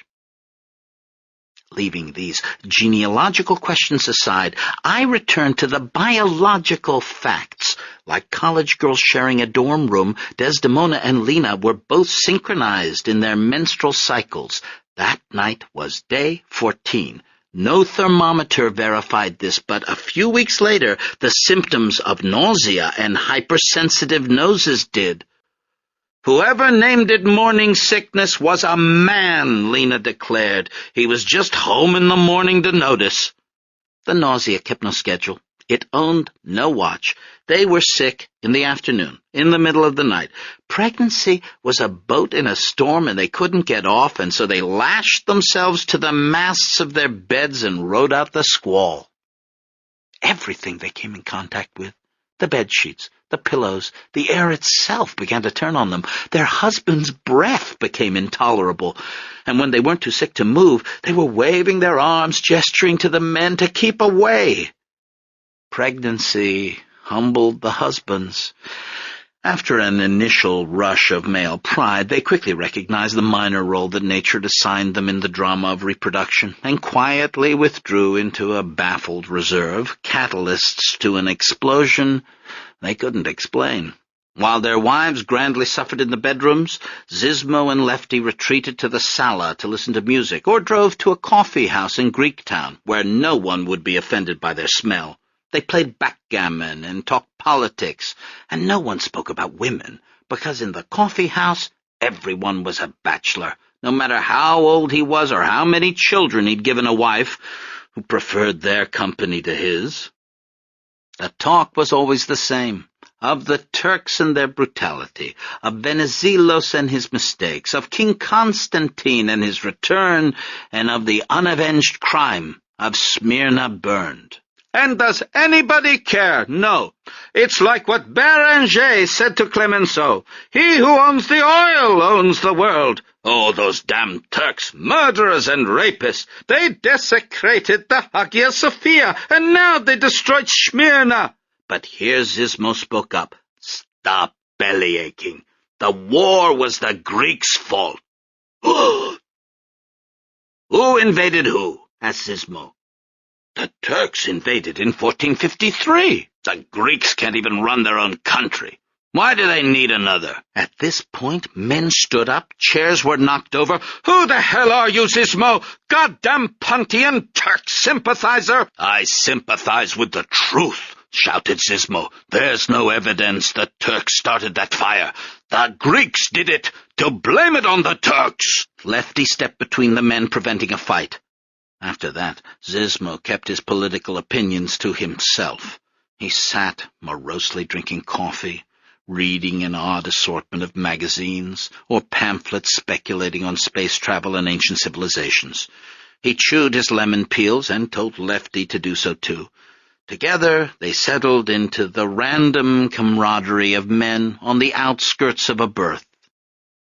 Like all expectant fathers, their thoughts turned to money. My grandfather had never told Jimmy the reason for his dismissal from Ford, but Zizmo had a good idea why it might have happened, and so, a few weeks later, he made what restitution he could. Just act like we're going for a drive. Okay. If we get stopped, don't say anything. Okay. This is a better job than the Rouge, believe me. $5 a day is nothing. And here you can eat all the garlic you want. They are in the Packard, passing the amusement grounds of Electric Park. It's foggy out and late, just past 3 a.m. To be honest, the amusement grounds should be closed at this hour, but for my own purposes, tonight Electric Park is open all night, and the fog suddenly lifts.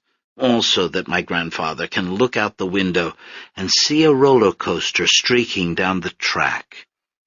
A moment of cheap symbolism only, and then I have to bow to the strict rules of realism, which is to say, they can't see a thing. Spring fog foams over the ramparts of the newly opened Belle Isle Bridge. The yellow globes of street lamps glow aureoled in the mist.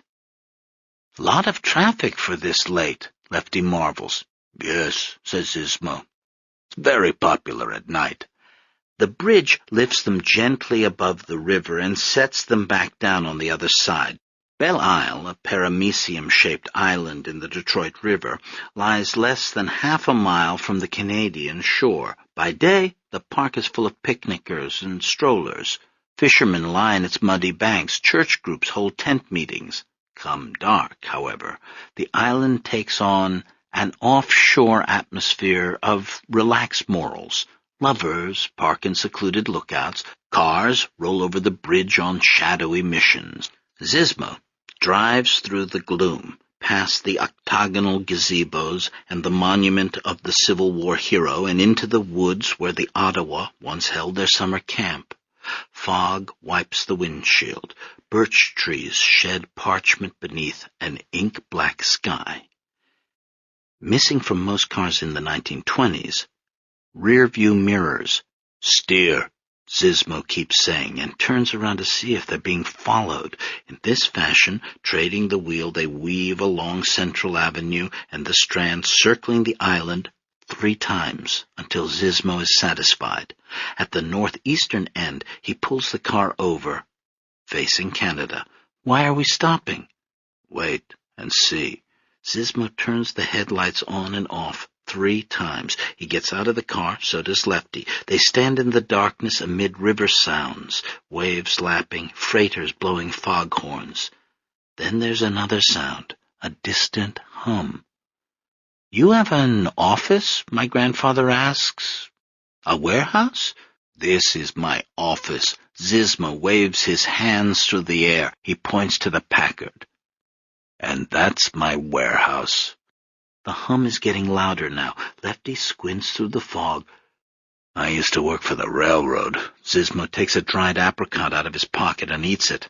Out west in Utah, broke my back. Then I got smart. But the hum has almost reached them. Zizmo is opening the trunk, and now in the fog an outboard appears, a sleek craft with 2 men aboard. They cut the engine as the boat glides into the reeds. Zizmo hands an envelope to one man. The other whisks the tarp off the boat's stern. In moonlight, neatly stacked, 12 wooden crates gleam. "Now I run a railroad of my own," says Zizmo. "Start unloading." The precise nature of Jimmy Zizmo's importing business was thus revealed. He didn't deal in dried apricots from Syria, halva from Turkey, and honey from Lebanon. He imported Hiram Walker's whiskey from Ontario, beer from Quebec, and rum from Barbados by way of the St. Lawrence River. A teetotaler himself, he made his living buying and selling liquor. "If these Americani are all drunks, what can I do?" he justified, driving away minutes later. "You should have told me," Lefty shouted in rage. "If we get caught, I won't get my citizenship. They'll send me back to Greece." "What choice do you have? You have a better job? And don't forget, you and we have babies on the way." So began my grandfather's life of crime. For the next 8 months, he worked in Zizmo's rum-running operation, observing its odd hours, getting up in the middle of the night and having dinner at dawn. He adopted the slang of the illegal trade, increasing his English vocabulary fourfold. He learned to call liquor hooch, bingo, squirrel dew, and monkey swill. He referred to drinking establishments as boozeries, doggeries, rum holes, and schooners. He learned the locations of blind pigs all over the city, the funeral parlors that filled bodies not with embalming fluid but with gin, the churches that offered something more than sacramental wine, and the barber shops whose barbicide jars contained blue ruin.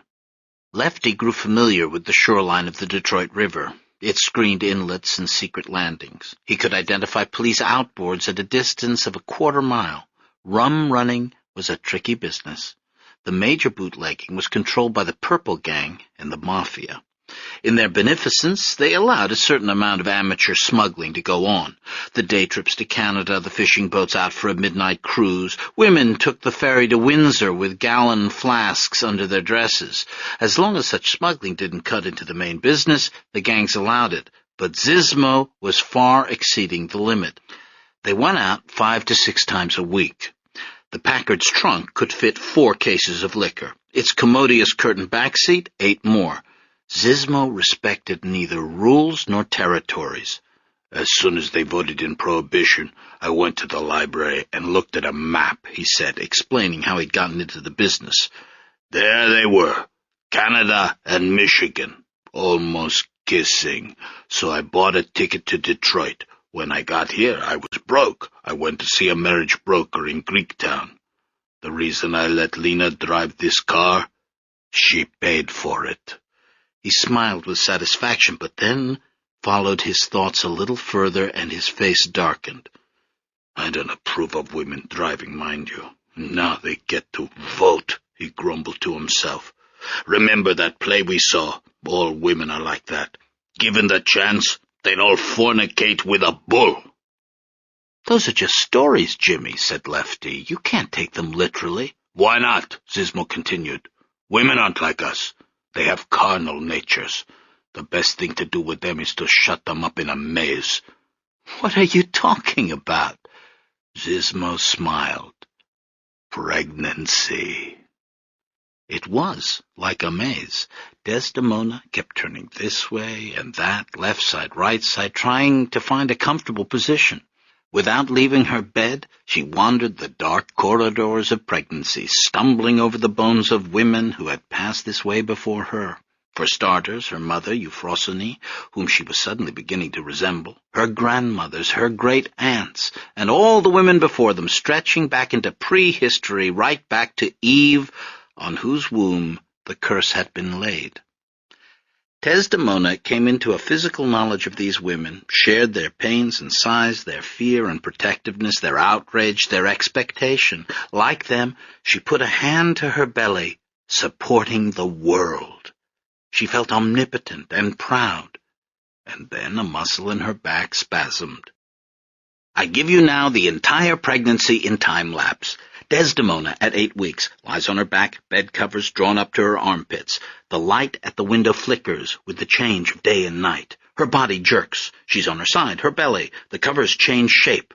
A wool blanket appears and disappears. Food trays fly to the bedside table, then jump away before returning. But throughout the mad dance of inanimate objects, the continuity of Desdemona's shifting body remains at center. Her breasts inflate, her nipples darken. At 14 weeks, her face begins to grow plump, so that for the first time I can recognize the Yaya of my childhood. At 20 weeks, a mysterious line starts drawing itself down from her navel. Her belly rises like Jiffy Pop. At 30 weeks, her skin thins and her hair gets thicker. Her complexion, pale with nausea at first, grows less so until there it is, a glow. The bigger she gets, the more stationary. She stops lying on her stomach. Motionless, she swells toward the camera. The Windows strobe effect continues. At 36 weeks, she cocoons herself in bed sheets. The sheets go up and down, revealing her face, exhausted, euphoric, resigned, impatient. Her eyes open. She cries out. Lena wrapped her legs in puttees to prevent varicose veins. Worried that her breath was bad, she kept a tin of mints beside her bed. She weighed herself each morning, biting her lower lip. She enjoyed her new buxom figure, but fretted about the consequences. Oh, my breasts will never be the same. I know it. After this, just flaps, like in the National Geographic. Pregnancy made her feel too much like an animal. It was embarrassing to be so publicly colonized. Her face felt on fire during hormone surges. She perspired. Her makeup ran. The entire process was a holdover from more primitive stages of development. It linked her with the lower forms of life. She thought of queen bees spewing eggs. She thought of the collie next door digging its hole in the backyard last spring. The only escape was radio. She wore her earphones in bed, on the couch, in the bathtub. During the summer she carried her Areola Jr. outside and sat under the cherry tree. Filling her head with music, she escaped her body. On a third trimester October morning, a cab pulled up outside 3467 Hurlbut Street, and a tall, slender figure climbed out. He checked the address against a piece of paper, collected his things, umbrella and suitcase, and paid the driver. He took off his hat and stared into it as though reading instructions along the lining. Then he put the hat back on and walked up onto the porch. Desdemona and Lena both heard the knocking. They met at the front door. When they opened it, the man looked from belly to belly. "I'm just in time," he said. It was Dr. Philibosian, clear-eyed, clean-shaven, recovered from his grief. "I saved your address." They invited him in, and he told his story. He had indeed contracted the eye disease Favis on the Julia, but his medical license had saved him from being sent back to Greece. America needed physicians. Dr. Philibosian had stayed a month in the hospital at Ellis Island, after which, with sponsorship from the Armenian Relief Agency, he had been admitted into the country. For the last 11 months, he'd been living in New York on the Lower East Side, grinding lenses for an optometrist. Recently, he'd managed to retrieve some assets from Turkey and had come to the Midwest. "I'm going to open a practice here. New York has too many doctors already." He stayed for dinner. The women's delicate conditions didn't excuse them from domestic duties. On swollen legs, they carried out dishes of lamb and rice, okra and tomato sauce, Greek salad, rice pudding. Afterward, Desdemona brewed Greek coffee, serving it in demitasse cups with the brown foam, the lakia, on top. Dr. Philibosian remarked to the seated husbands, 100 to 1 odds. "Are you sure it happened on the same night?" "Yes," Sor Melina replied, smoking at the table. "There must have been a full moon." "It usually takes a woman 5 or 6 months to get pregnant," the doctor went on. "To have you two do it on the same night, 100 to 1 odds." 100 to 1. Zismo looked across the table at Sor Melina, who looked away. "Oh, 100 to 1 at least," assured the doctor. "It's all the Minotaur's fault," Lefty joked. "Don't talk about that play," Desdemona scolded. "Why are you looking at me like that?" asked Lena. "I can't look at you," asked her husband. saw Melina let out an exasperated sigh and wiped her mouth with her napkin. There was a strained silence. Dr. Philibosian, pouring himself another glass of wine, rushed in. "Birth is a fascinating subject. Take deformities, for instance. People used to think they were caused by maternal imagination. During the conjugal act, whatever the mother happened to look at or think about would affect the child. There's a story in Damascene about a woman who had the picture of John the Baptist over her bed, wearing the traditional hair shirt. In the throes of passion, the poor woman happened to glance up at this portrait. 9 months later, her baby was born furry as a bear." The doctor laughed, enjoying himself, sipping more wine. "That can't happen, can it?" Desdemona, suddenly alarmed, wanted to know. But Dr. Philibosian was on a roll. "There's another story about a woman who touched a toad while making love. Her baby came out with pop eyes and covered with warts." "This is in a book you read?" Desdemona's voice was tight. "Pares on Monsters and Marvels has most of this. The Church got into it, too. In his Embryological Sacra, Kangiamila recommended intrauterine baptism. Suppose you were worried that you might be carrying a monstrous baby. Well, there was a cure for that. You simply filled a syringe with holy water and baptized the infant before it was born." "Don't worry, Desdemona," Lefty said, seeing how anxious she looked. "Doctors don't think that anymore." "Oh, of course not," said Dr. Philibosian. "All this nonsense comes from the Dark Ages. We know now that most birth deformities result from the consanguinity of the parents." "From the what?" asked Desdemona. "From families intermarrying." Desdemona went white. "Causes all kinds of problems, imbecility, hemophilia. Look at the Romanovs. Look at any royal family. Mutants, all of them." "I don't remember what I was thinking that night," Desdemona said later while washing the dishes. "I do," said Lena. "Third one from the right with the red hair." I had my eyes closed. "Then don't worry." Desdemona turned on the water to cover their voices. "And what about the other thing? The consanguinity?" "Yes. How do you know if the baby has that?" "You don't know until it's born." "Man, why do you think the Church doesn't let brothers and sisters get married? Even first cousins have to get permission from a bishop. I thought it was because—" And she trailed off, having no answer. "Don't worry," Lena said. "These doctors exaggerate. If families marrying each other was so bad, we'd all have 6 arms and no legs." But Desdemona did worry. She thought back to Vithinios, trying to remember how many children had been born with something wrong with them. Malia Salakis had a daughter with a piece missing from the middle of her face. Her brother, Yorgos, had been 8 years old his whole life. Were there any babies with hair shirts? Any frog babies?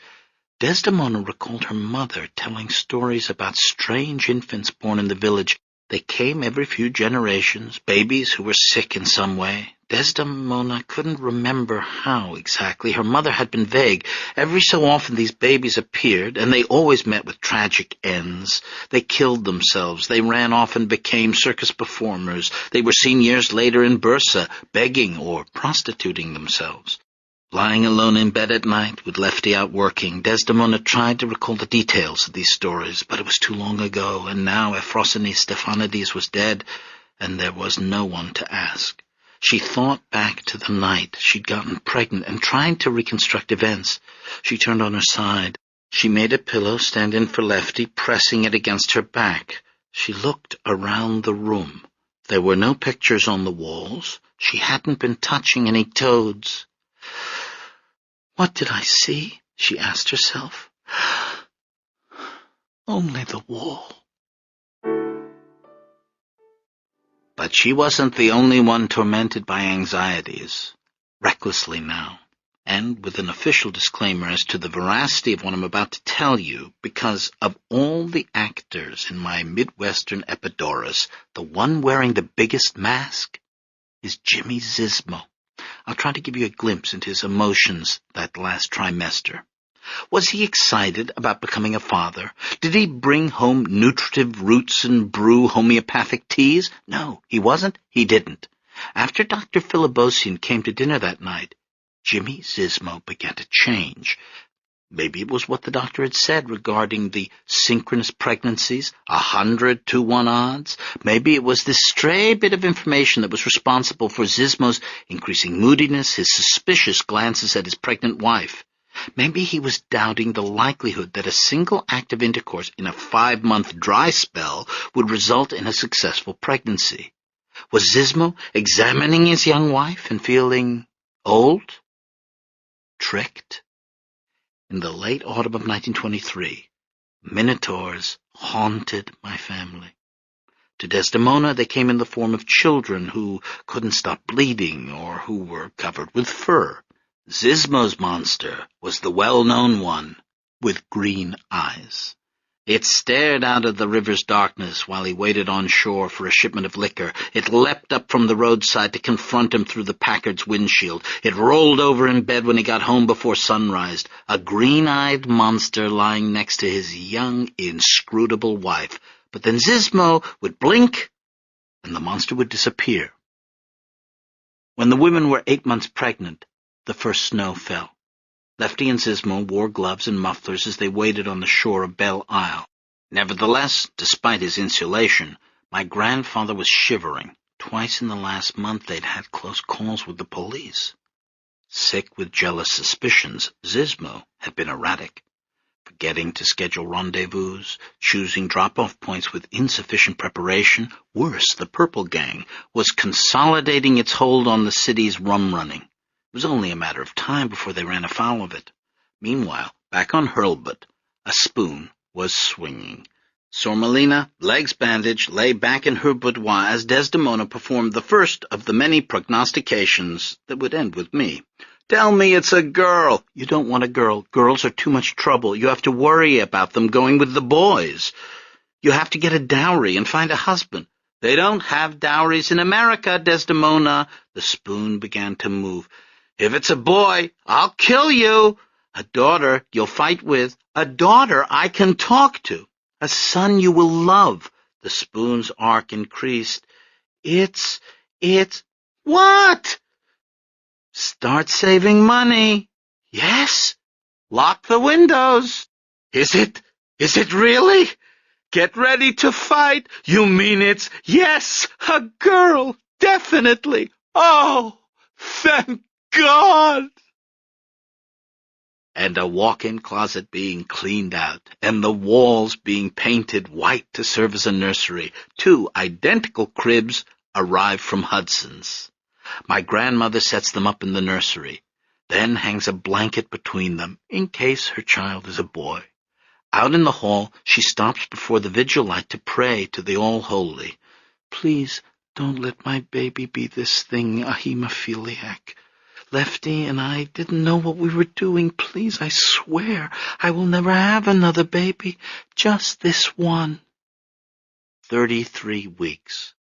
34. In uterine swimming pools, babies perform half-gainers, flipping over head first. But Sormelina and Desdemona, so synchronized in their pregnancies, diverged at the end. On December 17th, while listening to a radio play, Sormelina removed her earphones and announced that she was having pains. 3 hours later, Dr. Philibosian delivered a girl, as Desdemona predicted. The baby weighed only 4 pounds 3 ounces and had to be kept in an incubator for a week. "See?" Lena said to Desdemona, gazing at the baby through the glass. "Dr. Phil was wrong. Look, her hair's black, not red." Jimmy Zismo approached the incubator next. He removed his hat and bent very close to Squint. And did he wince? Did the baby's pale complexion confirm his doubts, or provide answers as to why a wife might complain of aches and pains, or why she might be conveniently cured in order to prove his paternity? Whatever his doubts, the child was his. Sormelina's complexion had merely stolen the show. Genetics, a crapshoot entirely. All I know is this. Shortly after Zizmo saw his daughter, he came up with his final scheme. A week later, he told Lefty, "Get ready. We have business tonight." And now the mansions along the lake are lit with Christmas lights. The great snow-covered lawn of Rose Terrace, the Dodge mansion, boasts a 40-foot Christmas tree trucked in from the Upper Peninsula. Elves race around the pine in miniature Dodge sedans. Santa is chauffeured by a reindeer in a cap. Rudolph hasn't been created yet, so the reindeer's nose is black. Outside the mansion's gates, a black and tan Packard passes by. The driver looks straight ahead. The passenger gazes out at the enormous house.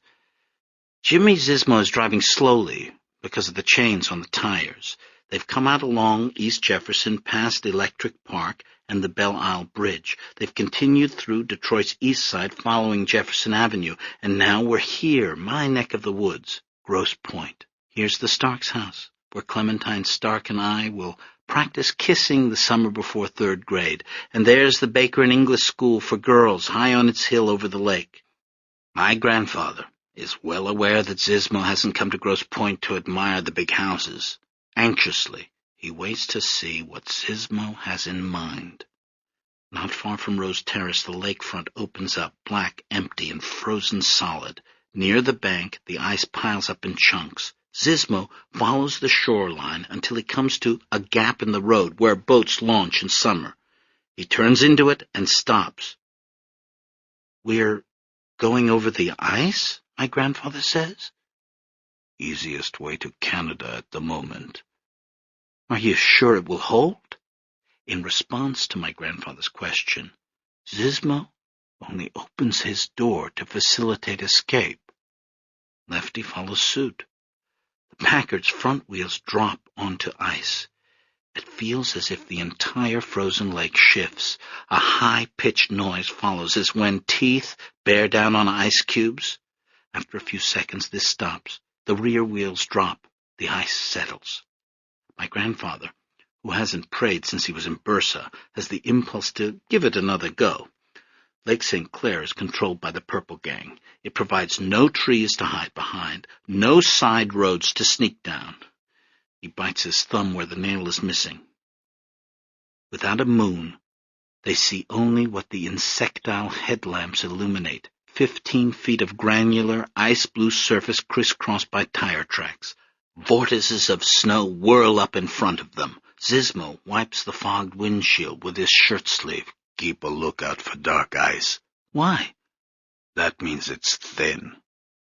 It's not long before the first patch appears. Where shoals rise, lapping water weakens the ice. Zizmo steers around it. Soon, however, another patch appears and he has to go in the other direction. Right, left, right. The Packard snakes along, following the tire tracks of other rum runners. Occasionally, an ice house blocks their path and they have to back up, return the way they came. Now to the right, now the left, now backward, now forward, moving into the darkness, over ice as smooth as marble. Zizmo leans over the wheel, squinting toward where the beams die out. My grandfather holds his door open, listening for the sound of the ice groaning. But now, over the engine noise, another noise starts up. Across town, on this very same night, my grandmother is having a nightmare. She's in a lifeboat aboard the Julia. Captain Contulis kneels between her legs, removing her wedding corset. He unlaces it, pulls it open, while puffing on a clove cigarette. Desdemona, filled with embarrassment at her sudden nakedness, looks down at the object of the captain's fascination. A heavy ship's rope disappears inside her. "Heave-ho!" Captain Contulis shouts, and Lefty appears, looking concerned. He takes the end of the rope and begins pulling, and then pain. Dream pain. Real, but not real, just the neurons firing. Deep inside Desdemona, a water balloon explodes. Warmth gushes against her thighs as blood fills the lifeboat. Lefty gives a tug on the rope, then another. Blood spatters the captain's face, but he lowers his brim and weathers it.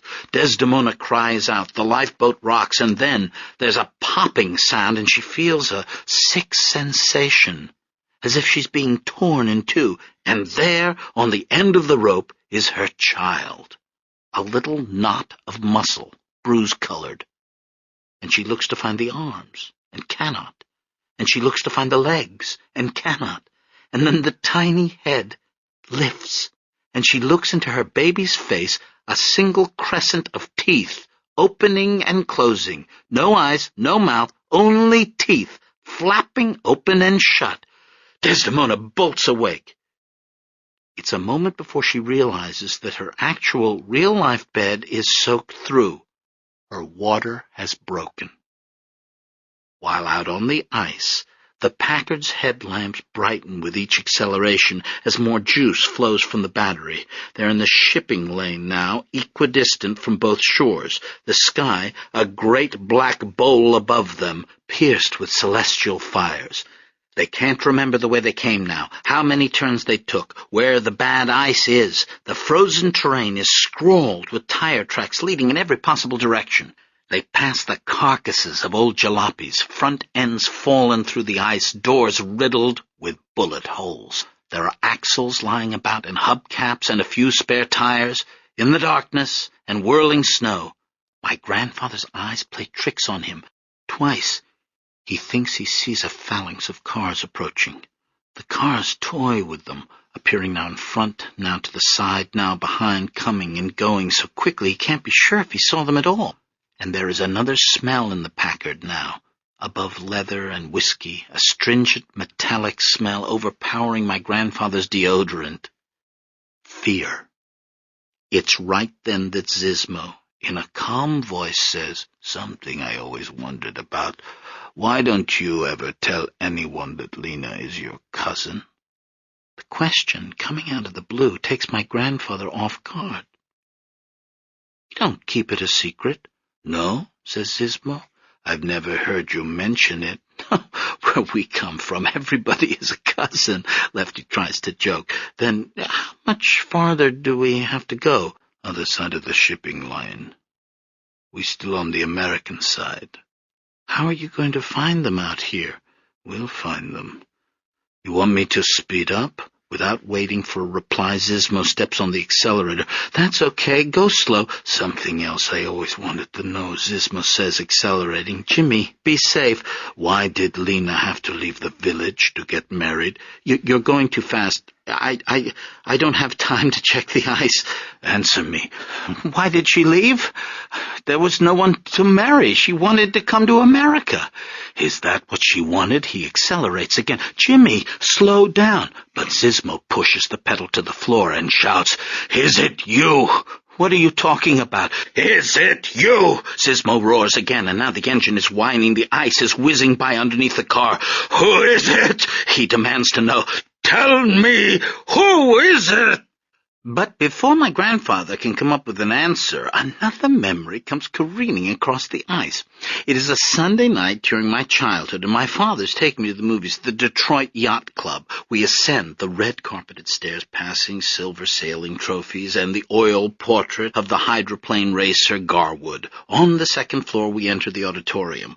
Wooden folding chairs are set up before a movie screen. And now the lights have been switched off, and the clanking projector shoots out a beam of light, showing a million dust motes in the air.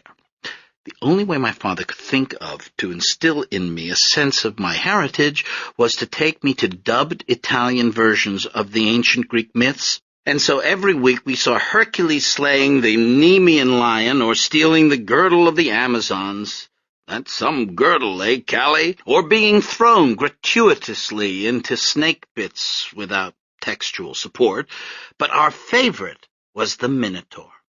On the screen, an actor in a bad wig appears. "That's Theseus," Milton explains. "He's got this ball of string his girlfriend gave him, see, and he's using it to find his way back out of the maze."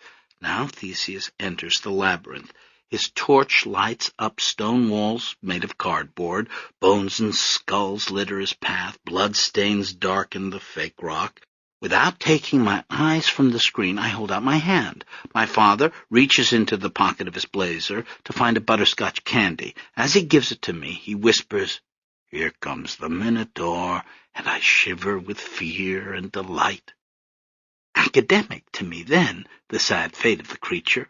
Asterius, through no fault of his own, born a monster, the poisoned fruit of betrayal, a thing of shame, hidden away. I don't understand any of that at 8. I'm just rooting for Theseus. As my grandmother in 1923 prepares to meet the creature hidden in her womb. Holding her belly, she sits in the back seat of the taxi while Lena up front tells the driver to hurry. Desdemona breathes in and out like a runner pacing herself, and Lena says, "I'm not even mad at you for waking me up. I was going to the hospital in the morning anyway. They're letting me take the baby home." But Desdemona isn't listening. She opens her pre-packed suitcase, feeling among nightgown and slippers for her worry beads. Amber like congealed honey, cracked by heat, they've gotten her through massacres, a refugee march, and a burning city, and she clicks them as the taxi rattles over the dark streets, trying to outrace her contractions. A Zismo races the Packard over the ice. The speedometer needle rises, the engine thunders, tire chains rooster-tail snow. The Packard hurtles into the darkness, skidding on patches, fishtailing. "Did you two have it all planned?" he shouts. "Have Lena marry an American citizen so she could sponsor you?" "What are you talking about?" my grandfather tries to reason. "When you and Lena got married, I didn't even know I was coming to America. Please slow down." "Was that the plan? Find a husband and then move into his house?" The never-failing conceit of Minotaur movies. The monster always approaches from the direction you least expect. Likewise, out on Lake St. Clair, my grandfather has been looking out for the Purple Gang, when in reality the monster is right next to him at the wheel of the car. In the wind from the open door, Zismo's frizzy hair streams back like a mane. His head is lowered, his nostrils flared, his eyes shine with fury. "Who is it?" "Jimmy, turn around. The ice. You're not looking at the ice." "I won't stop unless you tell me." "There's nothing to tell. Lena's a good girl, a good wife to you, I swear." But the Packard hurtles on. My grandfather flattens himself against his seat. "What about the baby, Jimmy? Think about your daughter." "Who says it's mine? Of course it's yours. I never should have married that girl." Lefty doesn't have time to argue the point. Without answering any more questions, he rolls out the open door, free of the car. The wind hits him like a solid force, knocking him back against the rear fender. He watches as his muffler, in slow motion, winds itself around the Packard's back wheel. He feels it tighten like a noose, but then the scarf comes loose from his neck, and time speeds up again as Lefty is thrown clear of the auto. He covers his face as he hits the ice, skidding a great distance. When he looks up again, he sees the Packard still going. It's impossible to tell if Zismo's trying to turn, to brake. Lefty stands up, nothing broken, and watches as Zismo hurtles crazily on into the darkness. 60 yards, 80, 100, until suddenly another sound is heard. Above the engine roar comes a loud crack, followed by a scintillation spreading underfoot as the Packard hits a dark patch on the frozen lake. Just like ice, lives crack too, personalities, identities. Jimmy Zismo, crouching over the Packard's wheel, has already changed past understanding. Right here is where the trail goes cold. I can take you this far and no further. Maybe it was a jealous rage. Or maybe he was just figuring his options, weighing a dowry against the expense of raising a family, guessing that it couldn't go on forever, this boom time of prohibition. And there's one further possibility. He might have been faking the whole thing. But there's no time for these ruminations, because the ice is screaming. Zismo's front wheels crash through the surface. The Packard, as gracefully as an elephant standing on its front legs, flips up onto its grill. There's a moment where the headlamps illuminate the ice and water below like a swimming pool, but then the hood crashes through, and with a shower of sparks, everything goes dark. At Woman's Hospital, Desdemona was in labor for 6 hours. Dr. Philipposian delivered the baby, whose sex was revealed in the usual manner by spreading the legs apart and looking. "Congratulations, a son." Desdemona, with great relief, cried out, "The only hair is on his head." Lefty arrived at the hospital soon thereafter. He had walked back to shore and hitched a ride on a milk truck home. Now he stood at the window of the nursery, his armpits still rank with fear, his right cheek roughened by his fall on the ice, and his lower lip swollen. Just that morning, fortuitously, Lena's baby had gained enough weight to leave the incubator. The nurses held up both children. The boy was named Miltiades, after the great Athenian general, but would be known as Milton after the great English poet. The girl, who would grow up without a father, was named Theodora after the scandalous empress of Byzantium, whom Sormelina admired. She would later get an American nickname, too. But there was something else I wanted to mention about those babies. Something impossible to see with the naked eye. Look closer. There. That's right. One mutation apiece. Marriage on ice. Jimmy Zizmo's funeral was held 13 days later by permission of the bishop in Chicago. For nearly 2 weeks, the family stayed at home, polluted by death, greeting the occasional visitor who came to pay respects. Black cloths covered the mirrors, black streamers draped the doors. Because a person should never show vanity in the presence of death, Lefty stopped shaving, and by the day of the funeral had grown nearly a full beard. The failure of the police to recover the body had caused the delay. On the day after the accident, 2 detectives had gone out to inspect the scene. The ice had refrozen during the night, and a few inches of new snow had fallen. The detectives trudged back and forth, searching for tire tracks, but after a half hour gave up. They accepted Lefty's story that Zizmo had gone ice fishing and might have been drinking. One detective assured Lefty that bodies often turned up in the spring, remarkably preserved because of the freezing water. The family went ahead with their grief. Father Stylianopoulos brought the case to the attention of the bishop, who granted the request to give Zizmo an Orthodox funeral, provided an interment ceremony could be held at the graveside if the body were later found. Lefty took care of the funeral arrangements. He picked out a casket, chose a plot, ordered a headstone, and paid for the death notices in the newspaper. In those days, Greek immigrants were beginning to use funeral parlors, but Sormelina insisted that the viewing be held at home. For over a week, mourners arrived into the darkened sala, where the window shades had been drawn and the scent of flowers hung heavy in the air. Zizmo's shadowy business associates made visits, as well as people from the speakeasies he supplied, and a few of Lena's friends. After giving the widow their condolences, they crossed the living room to stand before the open coffin. Inside, resting on a pillow, was a framed photograph of Jimmy Zizmo. The picture showed Zizmo in 3/4 profile, gazing up toward the celestial glow of studio lighting. Sormelina had cut the ribbon between their wedding crowns and placed her husband's inside the coffin, too.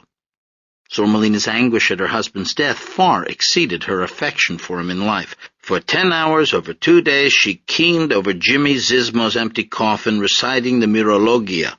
In the best histrionic village style, Sormelina unleashed soaring arias in which she lamented the death of her husband and castigated him for dying. When she was finished with Zizmo, she railed at God for taking him so soon and bemoaned the fate of her newborn daughter. "You are to blame. It is all your fault," she cried. "What reason was there for you to die? You've left me a widow. You've left your child on the streets." She nursed the baby as she keened, and every so often held her up so that Zizmo and God could see what they had done. The older immigrants, hearing Lena's rage, found themselves returning to their childhood in Greece, to memories of their own grandparents' or parents' funerals, and everyone agreed that such a display of grief would guarantee Jimmy Zizmo's soul eternal peace.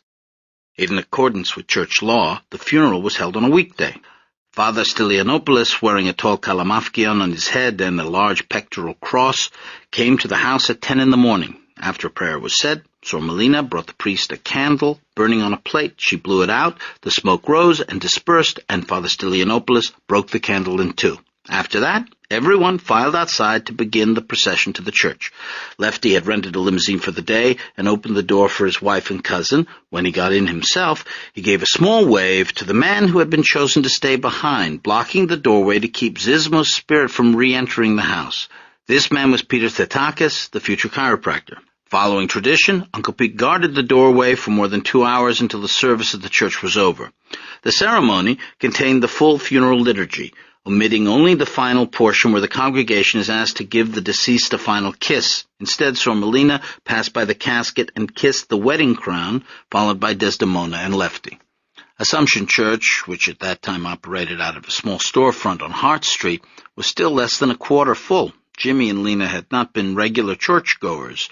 Most of the mourners were old widows for whom funerals were a form of entertainment. At last the pallbearers brought the casket outside for the funeral photograph. The participants clustered around it, the simple Hart Street church in the background. Father Stylianopoulos took his position at the head of the casket. The casket itself was reopened to show the photo of Jimmy Zizmo resting against the pleated satin. Flags were held over the coffin, the Greek flag on one side, the American flag on the other.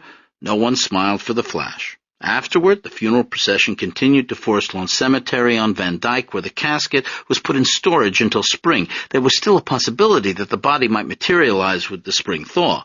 Despite the performance of all the necessary rites, the family remained aware that Jimmy Zizmo's soul wasn't at rest. After death, the souls of the Orthodox do not wing their way directly to heaven. They prefer to linger on earth and annoy the living. For the next 40 days, whenever my grandmother misplaced her dream book or her worry beads, she blamed Zizmo's spirit. He haunted the house, making fresh milk curdle and stealing the bathroom soap. As the mourning period drew to an end, Desdemona and Sor Melina prepared the coliveau. It was like a wedding cake made in 3 blindingly white tiers. A fence surrounded the top layer, from which grew fir trees made of green gelatin. There was a pond of blue jelly, and Zizmo's name was spelled out in silver-coated dragées. On the 40th day after the funeral, another church ceremony was held, after which everyone returned to Hurlbut Street. They gathered around the coliveau, which was sprinkled with the powdered sugar of the afterlife and mixed with the immortal seeds of the pomegranates. As soon as they ate the cake, they could all feel it. Jimmy Zizmo's soul was leaving the earth and entering heaven, where it couldn't bother them any more. At the height of the festivities, Sor Melina caused a scandal when she returned from her room wearing a bright orange dress. "What are you doing?" Desdemona whispered. "A widow wears black for the rest of her life." 40 days is enough, said Lena, and went on eating. Only then could the babies be baptized. The next Saturday, Desdemona, seized with conflicting emotions, watched as the children's godfathers held them above the baptismal font at Assumption. As she entered the church, my grandmother had felt an intense pride. People crowded around trying to get a look at her new baby, who had the miraculous power of turning even the oldest women into young mothers again. During the rite itself, Father Stylianopoulos clipped a lock of Milton's hair and dropped it into the water. He christened the sign of the cross on the baby's forehead. He submerged the infant under the water. But as Milton was cleansed of original sin, Desdemona remained cognizant of her iniquity. Silently she repeated her vow never to have another child. "Lena," she began a few days later, blushing. "What?" "Nothing." "Not nothing. Something. What?"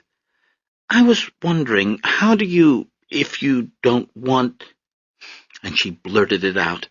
"How do you keep from getting pregnant?" Lena gave a low laugh. "That's not something I have to worry about anymore."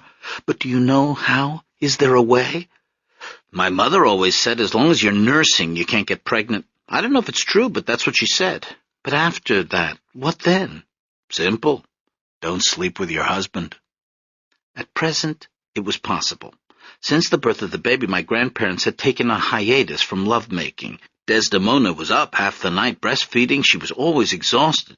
In addition, her perineum had torn during the delivery and was still healing. Lefty politely kept himself from starting anything amorous, but after the second month he began to come over to her side of the bed. Desdemona held him off as long as she could. "It's too soon," she said. "We don't want another baby." "Why not? Milton needs a brother."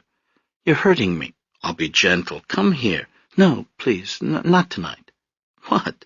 Are you turning into Sor Melina? Once a year is enough." Quiet, you'll wake the baby. I don't care if I wake the baby. Don't shout. Okay, here, I'm ready.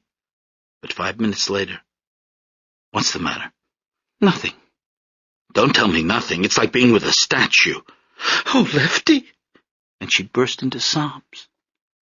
Lefty comforted her and apologized, but as he turned over to go to sleep, he felt himself being enclosed in the loneliness of fatherhood. With the birth of his son, Eleftherios Stephanides saw his future and continuing diminishment in the eyes of his wife. And as he buried his face in his pillow, he understood the complaint of fathers everywhere who lived like boarders in their own homes. He felt a mad jealousy toward his infant son, whose cries were the only sounds Desdemona seemed to hear, whose little body was the recipient of unending ministrations and caresses, and who had muscled his own father aside in Desdemona's affections by a seemingly divine subterfuge, a god taking the form of a piglet in order to suckle at a woman's breast. Over the next weeks and months, Lefty watched from the Siberia of his side of the bed as this mother-infant love affair blossomed. He saw his wife scrunch her face up against the baby's to make cooing noises. He marveled at her complete lack of disgust toward the infant's bodily processes, the tenderness with which she cleaned up and powdered the baby's bottom, rubbing with circular motions, and even once, to Lefty's shock, spreading the tiny buttocks to daub the rosebud between with petroleum jelly. From then on, my grandparents' relationship began to change. Up until Milton's birth, Lefty and Desdemona had enjoyed an unusually close and egalitarian marriage for its time, but as Lefty began to feel left out, he retaliated with tradition. He stopped calling his wife Kukla, which meant doll, and began calling her Kyria, which meant madame. He reinstituted sex segregation in the house, reserving the sala for his male companions and banishing Desdemona to the kitchen. He began to give orders, "Kyria, my dinner," or "Kyria, bring the drinks." In this, he acted like his contemporaries, and no one noticed anything out of the ordinary except Sir Melina. But even she couldn't entirely throw off the chains of the village, and when Lefty had his male friends over to the house to smoke cigars and sing cleftic songs, she retreated to her bedroom. Shut up in the isolation of paternity, Lefty Stephanides concentrated on finding a safer way to make a living. He wrote to the Atlantis Publishing Company in New York, offering his services as a translator, but received in return only a letter thanking him for his interest along with a catalogue. He gave the catalogue to Desdemona, who ordered a new dream book. Wearing his blue Protestant suit, Lefty visited the local universities and colleges in person to inquire about the possibility of becoming a Greek instructor, but there were few positions and all were filled. My grandfather lacked the necessary classics degree. He hadn't even graduated from university. Though he learned to speak a fluent, somewhat eccentric English, his written command of the language was mediocre at best. With a wife and child to support, there was no thought of his returning to school. Despite these obstacles, or maybe because of them, during the 40-day mourning period, Lefty had set up a study for himself in the living room and returned to his scholarly pursuits. Obstinately, and for sheer escape, he spent hours translating Homer and Mimnermos into English. He used beautiful, much too expensive Milanese notebooks and wrote with a fountain pen filled with emerald ink. In the evenings, other young immigrant men came over bringing bootleg whiskey, and they all drank and played backgammon. Sometimes Desdemona smelled the familiar musky sweet scent seeping under the door. During the daytime, if he felt cooped up, Lefty pulled his new fedora low on his forehead and left the house to think. He walked down to Waterworks Park, amazed that the Americans had built such a palace to house plumbing filters and intake valves. He went down to the river and stood among the dry-docked boats. German shepherds chained in ice-whitened yards snarled at him. He peeked into the windows of bait shops closed for the winter. During one of these walks, he passed a demolished apartment building. The facade had been torn down, revealing the inner rooms like a dollhouse. Lefty saw the brightly tiled kitchens and bathrooms hanging in midair, half-enclosed spaces whose rich colors reminded him of the Sultan's tombs. And he had an idea.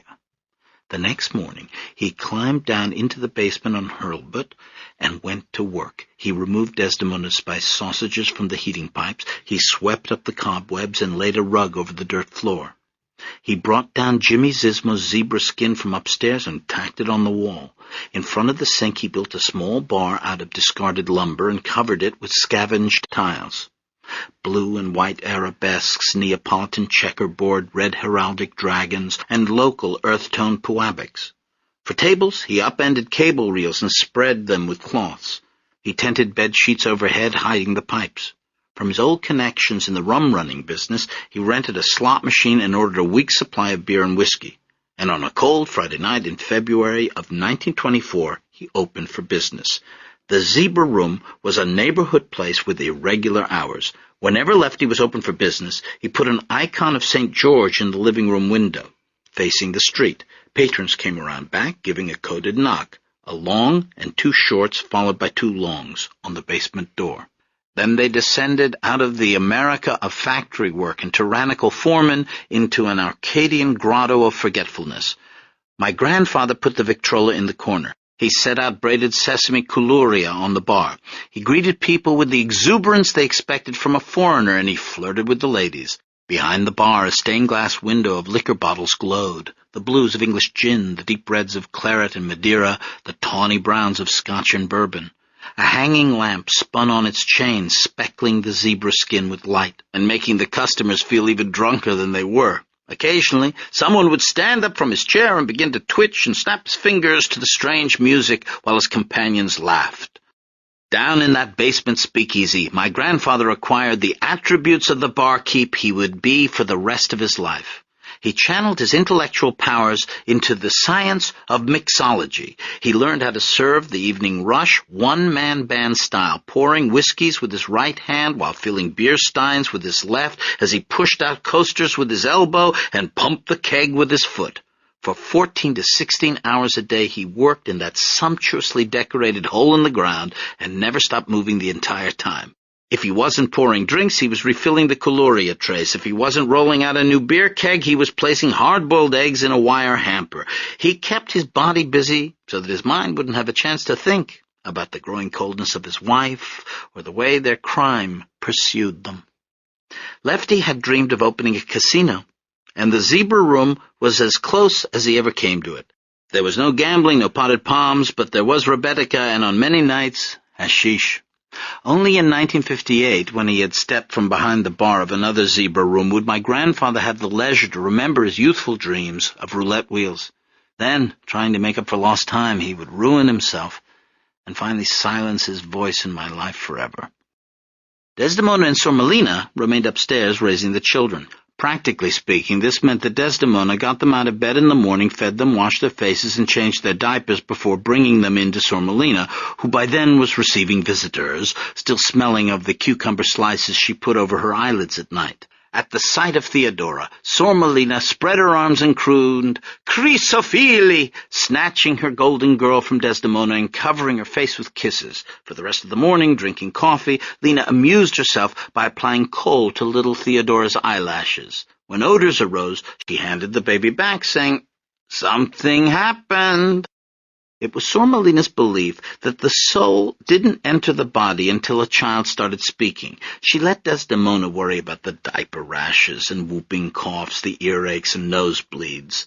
Whenever company came over for Sunday dinner, however, Sormelina greeted them with the overdressed baby pinned to her shoulder, the perfect accessory. Sormelina was bad with babies, but terrific with teenagers. She was there for your first crushes and heartbreaks, your party dresses and spins at sophisticated states like anatomy. And so, in those early years, Milton and Theodora grew up together in the traditional Stephanides way.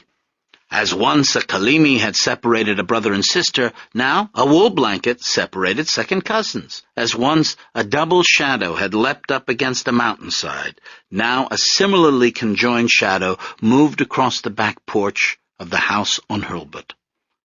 They grew. At 1, they shared the same bathwater. At 2, the same crayons. At 3, Milton sat in a toy airplane while Theodora spun the propeller. But the east side of Detroit wasn't a small mountain village. There were lots of kids to play with, and so when he turned 4, Milton renounced his cousin's companionship, preferring to play with neighborhood boys. Theodora didn't care. By then, She had another cousin to play with. Desdemona had done everything she could to fulfill her promise of never having another child. She nursed Milton until he was 3. She continued to rebuff Lefty's advances, but it was impossible to do so every night. There were times when the guilt she felt for marrying Lefty conflicted with the guilt she felt for not satisfying him. There were times when Lefty's need seemed so desperate, so pitiful, that she couldn't resist giving in to him, and there were times when she, too, needed physical comfort and release. It happened no more than a handful of times each year, though more often in the summer months. Occasionally, Desdemona had too much wine on somebody's name day, and then it also happened. And on a hot night in July of 1927, it significantly happened, and the result was a daughter, Zoe Helen Stephanides, my Aunt Zoe. From the moment she learned she was pregnant, my grandmother was again tormented by fears that the baby would suffer a hideous birth defect. In the Orthodox Church, even the children of closely related godparents were kept from marrying on the grounds that this amounted to spiritual incest. What was that compared with this? This was much worse. So Desdemona agonized, unable to sleep at night as the new baby grew inside her, that she had promised the Panagia, the All-Holy Virgin, that she would never have another child, only made Desdemona feel more certain that the hand of judgment would now fall heavy on her head. But once again, her anxieties were for naught. The following spring, on April 27, 1928, Zoe Stephanides was born, a large, healthy girl, with the squarish head of her grandmother, a powerful cry, and nothing at all the matter with her.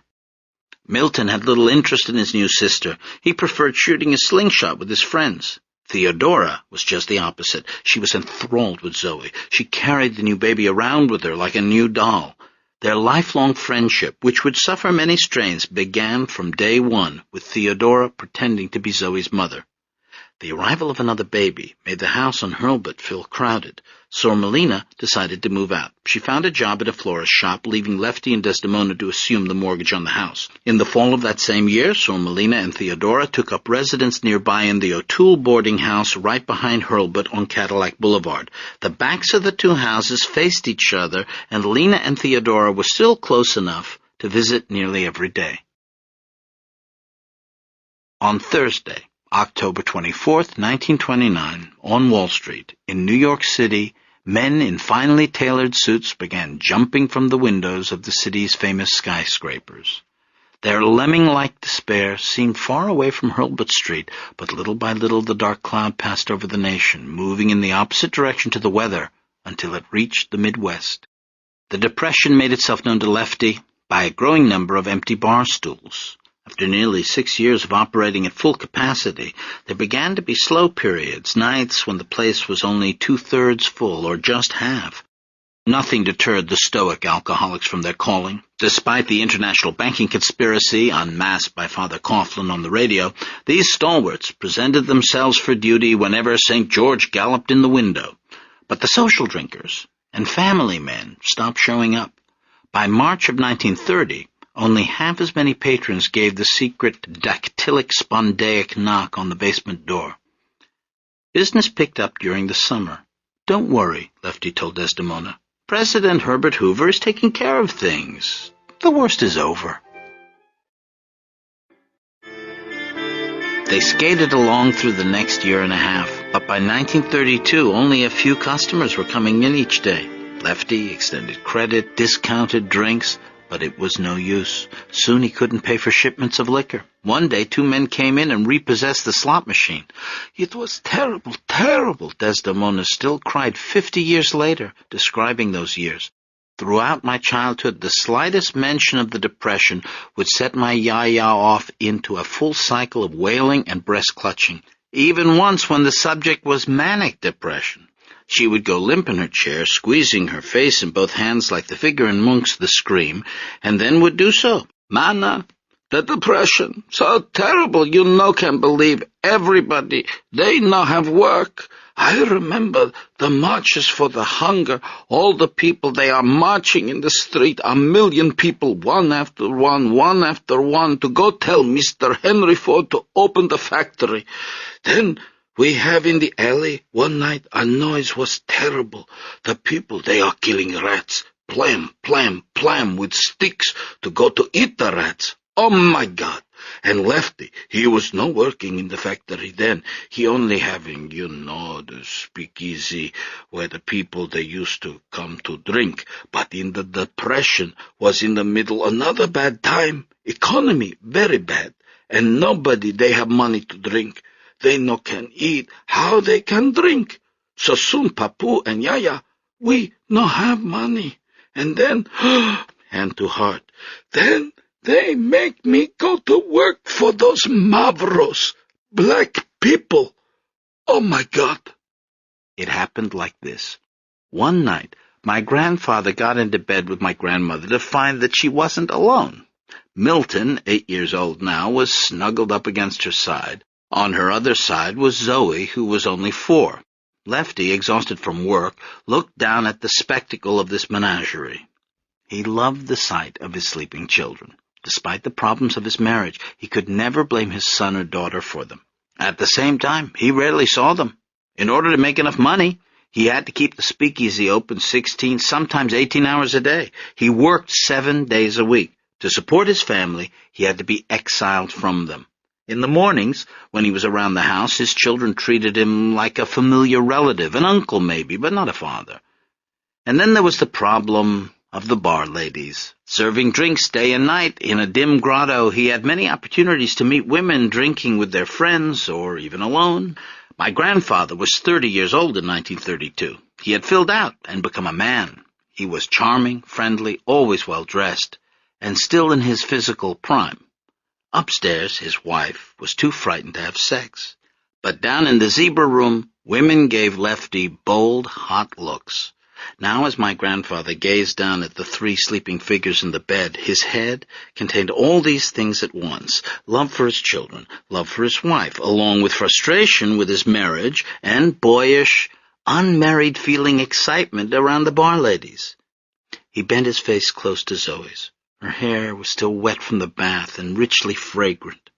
He took his fatherly delights, while at the same time he remained a man apart. Lefty knew that all the things in his head couldn't hold together. And so, after gazing on the beauty of his children's faces, he lifted them out of the bed and carried them back to their own room. He returned and got into bed beside his sleeping wife. Gently, he began stroking her, moving his hand up under her nightgown. And suddenly Desdemona's eyes opened.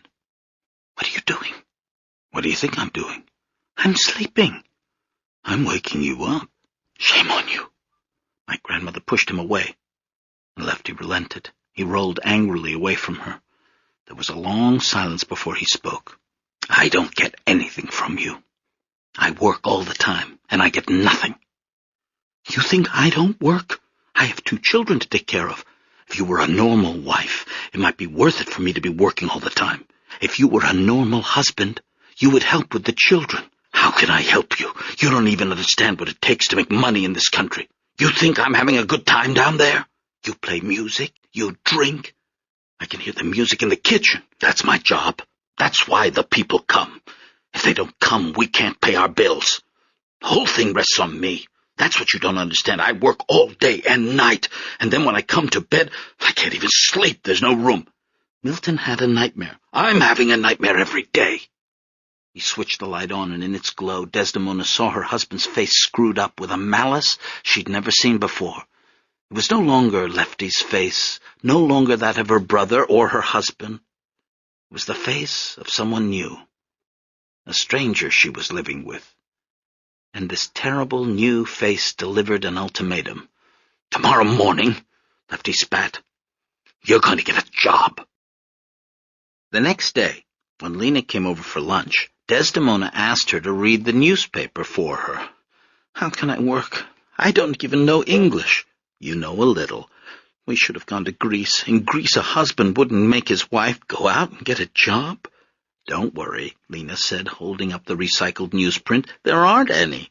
The 1932 Detroit Times Classifieds, advertised to a population of 4 million, ran to just over 1 column. Sormelina squinted, looking for something appropriate. "Waitress?" Lena read. "No." "Why not?" Men would flirt with me. You don't like to flirt? Read, Desdemona said. Tool and die, said Lena. My grandmother frowned. What is that? I don't know. Like dyeing fabric? Maybe. Go on, said Desdemona. Cigar roller, Lena continued. I don't like smoke. Housemaid. Lena, please, I can't be a maid for somebody. Silk worker. What? Silk worker, that's all it says, and an address. Silk worker. I'm a silk worker. I know everything. Then congratulations, you have a job. If it's not gone by the time you get there. An hour later, dressed for job hunting, my grandmother reluctantly left the house. Sormelina had tried to persuade her to borrow a dress with a low neckline. Wear this and no one will notice what kind of English you speak, she said. But Desdemona set out for the streetcar in one of her plain dresses, gray with brown polka dots, her shoes, hat, and handbag reach a brown that almost matched. Though preferable to automobiles, streetcars didn't appeal to Desdemona either. She had trouble telling the lines apart. The fitful, ghost-powered trolleys were always making unexpected turns, shuttling her off into unknown parts of the city. When the first trolley stopped, she shouted at the conductor, "Downtown?" He nodded. She boarded, flipped down a seat, and took from her purse the address Lena had written out. When the conductor passed by, she showed it to him. Hastings Street. That what you want? Yes, Hastings Street. Stay on this car to Gratiot, then take the Gratiot car downtown, get off at Hastings. At the mention of Gratiot, Desdemona felt relieved. She and Lefty took the Gratiot line to Greektown. Now everything made sense. So, they don't make silk in Detroit, she triumphantly asked her absent husband. That's how much you know. The streetcar picked up speed. The storefronts of Mack Avenue passed by, more than a few closed-up windows soaped over. Desdemona pressed her face to the glass, but now, because she was alone, she had a few more words to say to Lefty.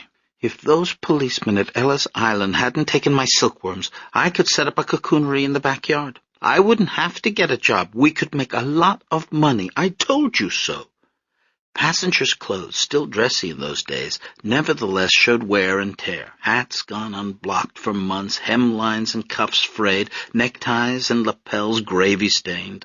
On the curb, a man held up a hand-painted sign.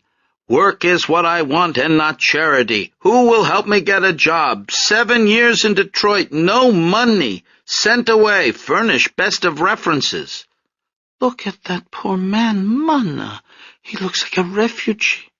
Might as well be Smyrna, this city. What's the difference? The streetcar labored on, moving away from the landmarks she knew, the greengrocers, the movie theater, the fire hydrants, and neighborhood newspaper stands. Her village eyes, which could differentiate between trees and bushes at a glance, glazed over at the signage along the route, the meaningless Roman letters swirling into one another, and the ragged billboards showing American faces with the skin peeling off, faces without eyes, or with no mouth, or with nothing but a nose. When she recognized Gratiot's diagonal swath, she stood up and called out in a ringing voice, "Sono una bice!" She had no idea what this English word meant. She had heard Sormelina employ it whenever she missed her stop. As usual, it worked. The driver braked the streetcar, and the passengers moved quickly aside to let her off. They seemed surprised when she smiled and thanked them. On the Gratiot streetcar, she told the conductor, "Please, I want Hastings Street." "Hastings? You sure?" She showed him the address and said it louder. "Hastings Street." "Okay, I'll let you know." The streetcar made for Greektown. Desdemona checked her reflection in the window and fixed her hat. Since her pregnancy, she had put on weight, thickened in the waist, but her skin and hair were still beautiful, and she was still an attractive woman.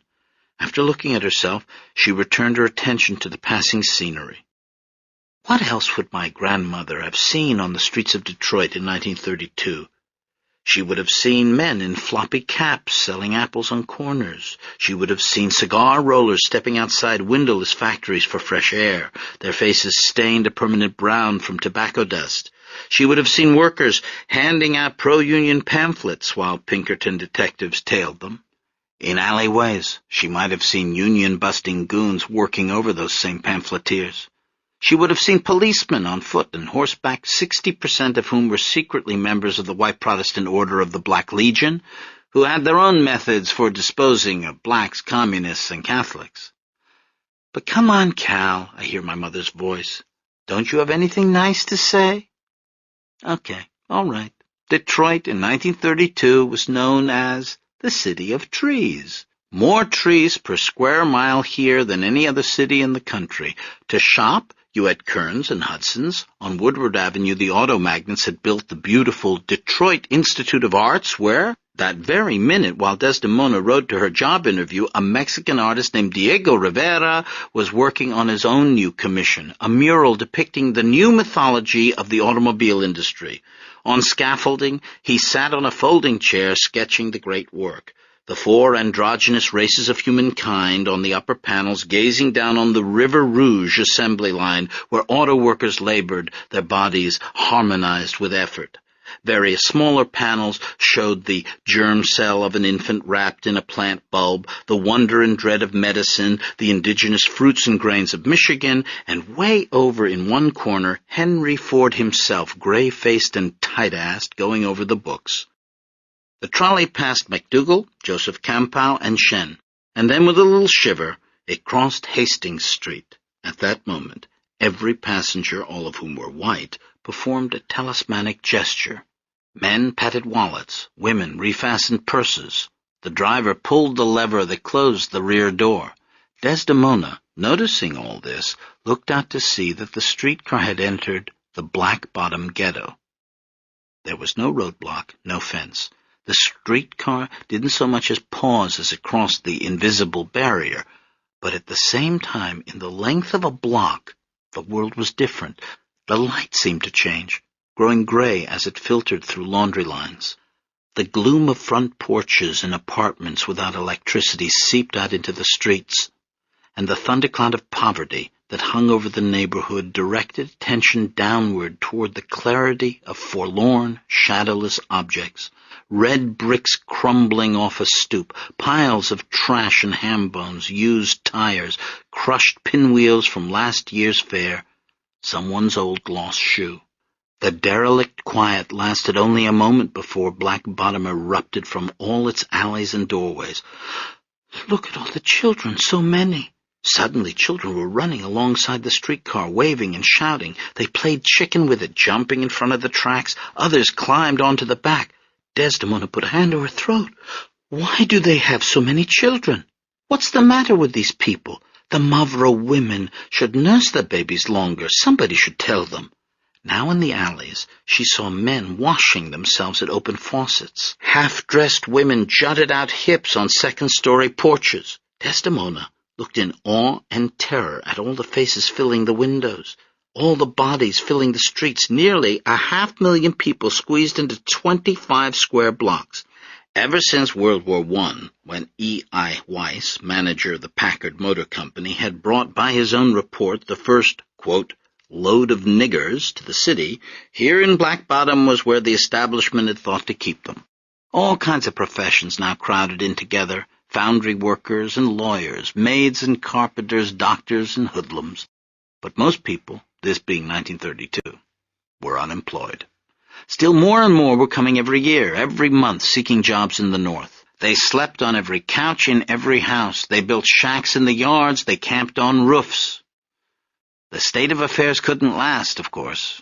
Over the years, Black Bottom, for all the whites' attempts to contain it, and because the inexorable laws of poverty and racism would slowly spread street by street, neighborhood by neighborhood, until the so-called ghetto would become the entire city itself, and by the 1970s, in the no-tax-based white flight murder capital Detroit of the Coleman Young administration, black people could finally live wherever they wanted to. But now, back in 1932, something odd was happening. The streetcar was slowing down.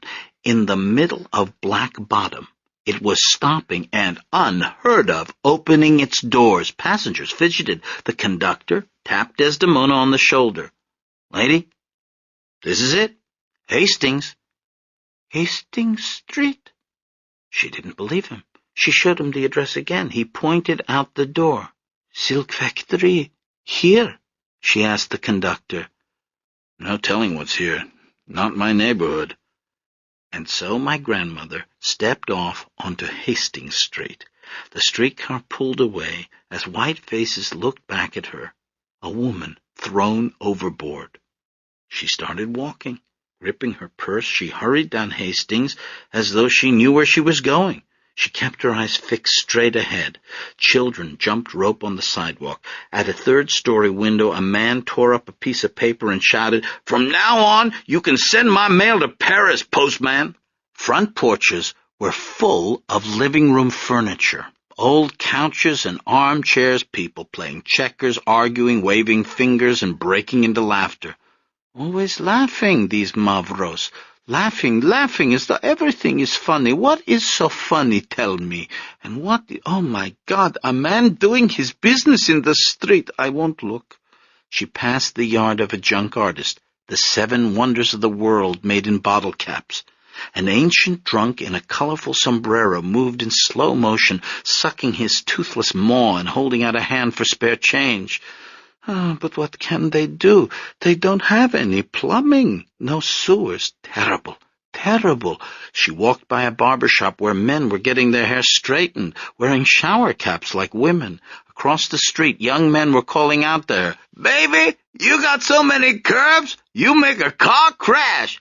You must be a donut, baby, 'cause you make my jelly roll." Laughter erupted behind her as she hurried on. Farther and farther in, past streets she didn't know the names of. The smell of unfamiliar food in the air now, fish caught from the nearby river, pig knuckles, hominy grits, fried bologna, black-eyed peas. But also many houses where nothing was cooking, where no one was laughing or even talking, dark rooms full of weary faces and scroungy dogs. It was from a porch like this that somebody finally spoke, a woman, thank God. "You lost?" Desdemona took in the soft, molded face. "I am looking for silk factory." "No factories round here. If there was, they'd be closed." Desdemona handed her the address.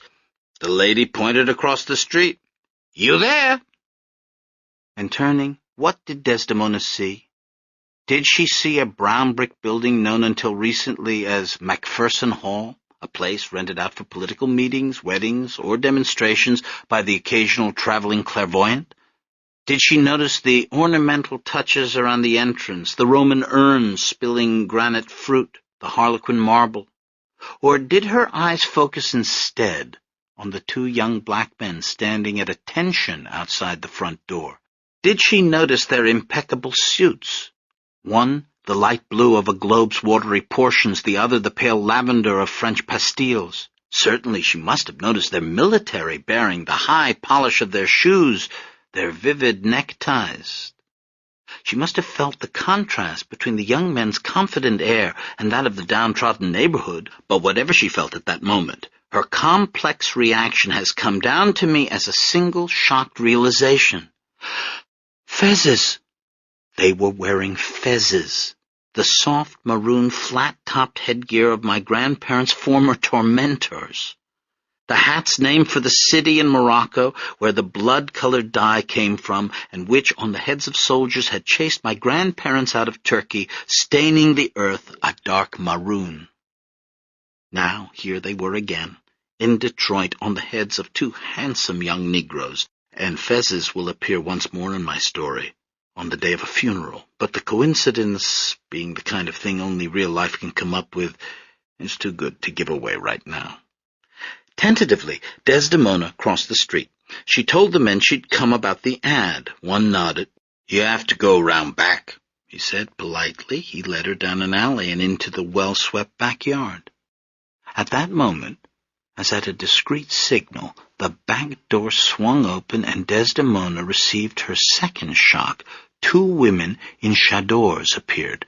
They looked to my grandmother like devout Muslims from Bursa, except for the color of their garments. They weren't black, they were white. The chadors started at their chins and hung all the way to their ankles. White headscarves covered their hair. They wore no veils, but as they came forward, Desdemona saw brown school Oxfords on their feet.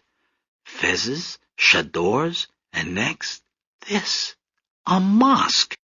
Inside, The former McPherson Hall had been redecorated according to a Moorish theme. The attendants led Desdemona over geometric tilework. They took her past thick, fringed draperies that shut out the light. There was no sound but the swishing of the woman's robes, and from far off what sounded like a voice speaking or praying. Finally, they showed her into an office where a woman was hanging a picture. "I'm Sister Wanda," the woman said without turning around. "Supreme Captain, Temple No. 1. She wore another sort of chador entirely, with piping and epaulets. The picture she was hanging showed a flying saucer hovering over the skyline of New York. It was shooting out rays. "You come about the job?" "Yes, I am silk worker, have lot experience farming the silk, making the cocoonery, weaving the—" Sister Wanda swiveled around. She scanned Desdemona's face. "We got a problem. What you is?" "I'm Greek." "Greek, huh? That's kind of white, isn't it? You born in Greece?" "No, from Turkey. We come from Turkey, my husband and me too." "Turkey? Why didn't you say so? Turkey's a Muslim country. You a Muslim?" "No, Greek church." "But you born in Turkey?" "Nay." "What?" "Yes." "And your people come from Turkey?" "Yes." "So you probably mixed up a little bit, right? You're not all white." Desdemona hesitated. "See, I'm trying to see how we can work it," Sister Wanda went on.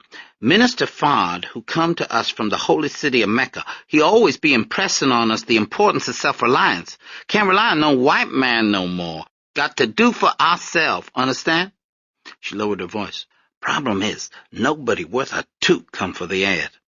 People come in here, they say they know silk, but they don't know nothing. Just hoping to get hired and fired, get a day's pay." She narrowed her eyes. "That what you planning?" "No, I want only hire, no fire."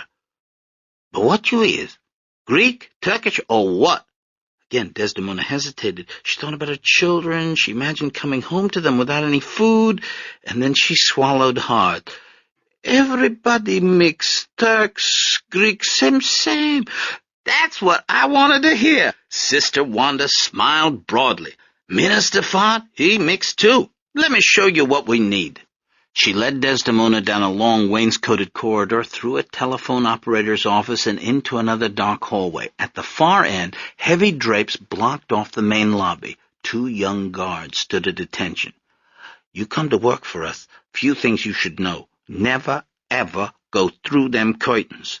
Main temple in there, where Minister Fard deliver his sermons. You stay back here in the women's quarters. Best cover your hair, too. That hat shows your ears, which be an enticement." Desdemona instinctively touched her ears, looking back at the guards. Their expressions remained impassive. She turned back, following the Supreme Captain. "Let me show you the operation we got going," Sister Wanda said. "We got everything. All we need is a little, know-how." She started up the stairs, and Desdemona followed. It's a long stairway, 3 flights up, and Sister Wanda has bad knees, so it will take some time for them to reach the top. Leave them there climbing, while I explain what my grandmother had gotten herself into. Quote, "Sometime in the summer of 1930, an amiable but faintly mysterious peddler suddenly appeared in the black ghetto of Detroit." I'm quoting from C. Eric Lincoln's The Black Muslims of America.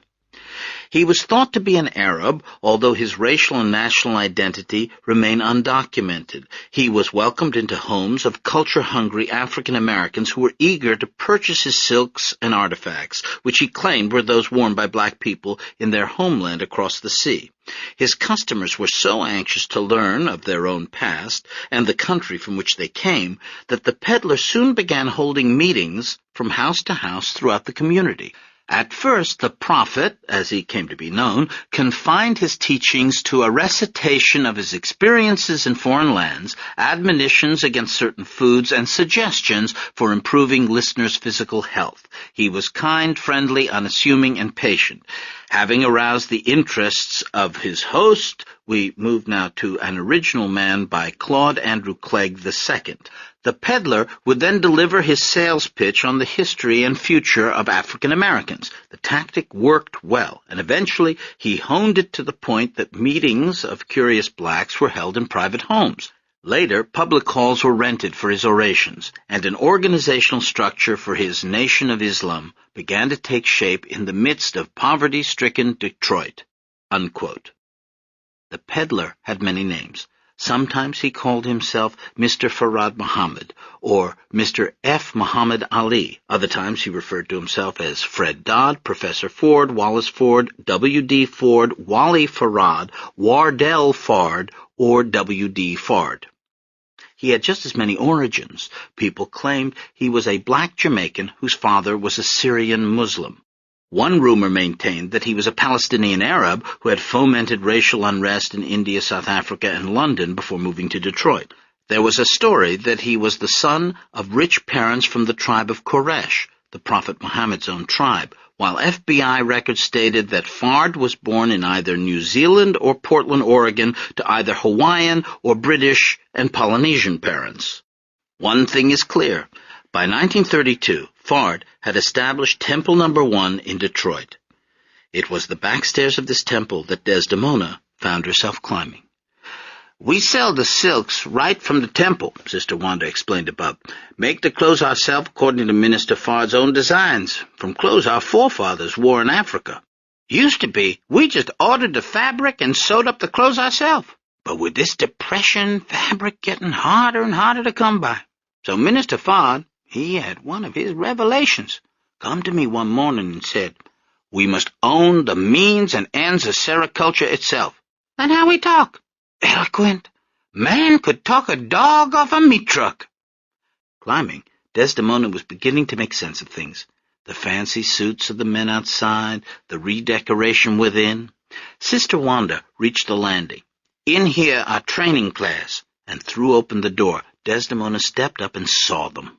23 teenage girls in bright chadors and headscarves sewing clothes. They didn't so much as look up from their labor as the supreme captain brought in the stranger. Heads bent, mouths fanning straight pins, hem-covered Oxfords working unseen treadles, they continued production. "This be our Muslim girls' training in general civilization class. See how good and proper they are? Don't say a word unless you do. Islam means submission. You know that? But getting back to why I run the ad. We running low on fabric. Everybody out of business, seems like." She led Desdemona across the room. A wooden box full of dirt lay open. "So what we did was, we ordered these silkworms from a company. You know, mail order? We got more on the way. Problem is, they don't seem to like it here in Detroit. Don't blame them myself. They keep dying on us. And when they do, woo-wee, what a stink! My sweet Jesus!" Oh, she caught herself. "Just an expression. I was brought up sanctified. Listen, what you say your name was?" "Desdemona." "Listen, Des, before I became supreme captain, I did hair and nails. Not no farmer's daughter, understand? This thumb look green to you? Help me out. What do these silkworm fellas like? How we get them to, silkify? It hard work. We don't mind. It take money. We got plenty." Desdemona picked up a shriveled worm barely alive. She cooed to it in Greek. "Listen up now, little sisters," Sister Wanda said, and as one, the girls stopped sewing, crossed hands in laps, and looked up attentively. "This, the new lady gonna teach us how to make silk. She a mulatto, like Minister Fard, and she gonna bring us back the knowledge of the lost art of our people, so we can do for ourselves." 23 pairs of eyes fell on Desdemona. She gathered courage. She translated what she wanted to say into English and went over it twice before she spoke. "To make good silk," she then pronounced, beginning her lessons to the Muslim girls training in general civilization class, "you have to be pure." "We trying, Des. Praise Allah, we trying." Tricknology. That was how my grandmother came to work for the Nation of Islam. Like a cleaning lady working in Grosse Pointe, she came and went by the back door. Instead of a hat, she wore a headscarf to conceal her irresistible ears. She never spoke above a whisper. She never asked questions or complained. Having grown up in a country ruled by others, she found it all familiar. The fezzes, the prayer rugs, the crescent moons. It was a little like going home. For the residents of Black Bottom, it was like traveling to another planet. The temple's front doors, in a sweet reversal of most American entrances, let blacks in and kept whites out. The former paintings in the lobby, landscapes aglow with manifest destiny, scenes of Indians being slaughtered, had been carted down to the basement. In their place were depictions of African history, a prince and princess strolling beside a crystal river, a conclave of black scholars debating in an outdoor forum. People came to Temple No. 1 to hear Fard's lectures. Also came to shop. In the old cloakroom, Sister Wanda displayed the garments that the prophet said were the same kind that the Negro people used in their home in the East. She rippled the iridescent fabrics under the lights as converts stepped up to pay. Women exchanged the maids' uniforms of subservience for the white chadors of emancipation. Men replaced the overalls of oppression with the silk suits of dignity. The temple's cash register overflowed. In lean times, the mosque was flush. Ford was closing factories, but at 3408 Hastings Street, Fard was open for business. Desdemona saw little of all this up on the third floor. She spent her mornings teaching in the classroom and her afternoons in the silkroom, where the uncut fabrics were stored. One morning, she brought in her silkworm box for show and tell. She passed the box around, telling the story of its travels, how her grandfather had carved it from olive wood, and how it had survived a fire, and she managed to do all this without saying anything derogatory about the students' co-religionists. In fact, the girls were so sweet and friendly that Desdemona remembered what it had been like in the times when the Greeks and Turks used to get along. Nevertheless, black people were still new to my Yaya. She was shocked by various discoveries. Inside the hands, she informed her husband, the Mavros are white, like us. Or, the Mavros don't have scars, only bumps. Or, do you know how the Mavro men shave? With a powder. I saw it in the store window. In the streets of Black Bottom, Desdemona was appalled at the way people lived. Nobody sweeps up. Garbage on the porches, and nobody sweeps it. Terrible. But at the temple, things were different. The men worked hard and didn't drink. The girls were clean and modest. This Mr. Fard is doing something right, she said at Sunday dinner. Oh, please, Sor Melina dismissed this. We left veils back in Turkey. But Desdemona shook her head. These American girls could use a veil or two. The prophet himself remained veiled to Desdemona. Fard was like a god, present everywhere and visible nowhere. His glow lingered in the eyes of people leaving a lecture. He expressed himself in the dietary laws, which favored native African foods, the yam, the cassava, and prohibited the consumption of swine. Every so often Desdemona saw Fard's car, a brand-new Chrysler coupe, parked in front of the temple. It always looked freshly washed and waxed, its chrome grille polished, but she never saw Fard at the wheel. How do you expect to see him if he's God? Lefty asked with amusement one night as they were going to bed. Desdemona lay smiling as though tickled by her first week's pay hidden under the mattress. I'll have to have a vision, she said. Her first project at Temple No. 1 was to convert the outhouse into a cocoonery, calling upon the Fruit of Islam. As the military wing of the nation was known, she stood by while the young men pulled out the wooden commode from the rickety shack. They covered the cesspool with dirt and removed old pin-up calendars from the walls, averting their eyes as they threw the offending material in the trash. They installed shelves and perforated the ceiling for ventilation. Despite their efforts, a bad smell lingered. Just wait, Desdemona told them. Compared to silkworms, this is nothing. Upstairs, the Muslim girls training in general civilization class wove feeding trays. Desdemona tried to save the initial batch of silkworms. She kept them warm under electric light bulbs and sang Greek songs to them, but the silkworms weren't fooled. Hatching from their black eggs, they detected the dry indoor air and the false sun of the light bulbs, and began to shrivel up.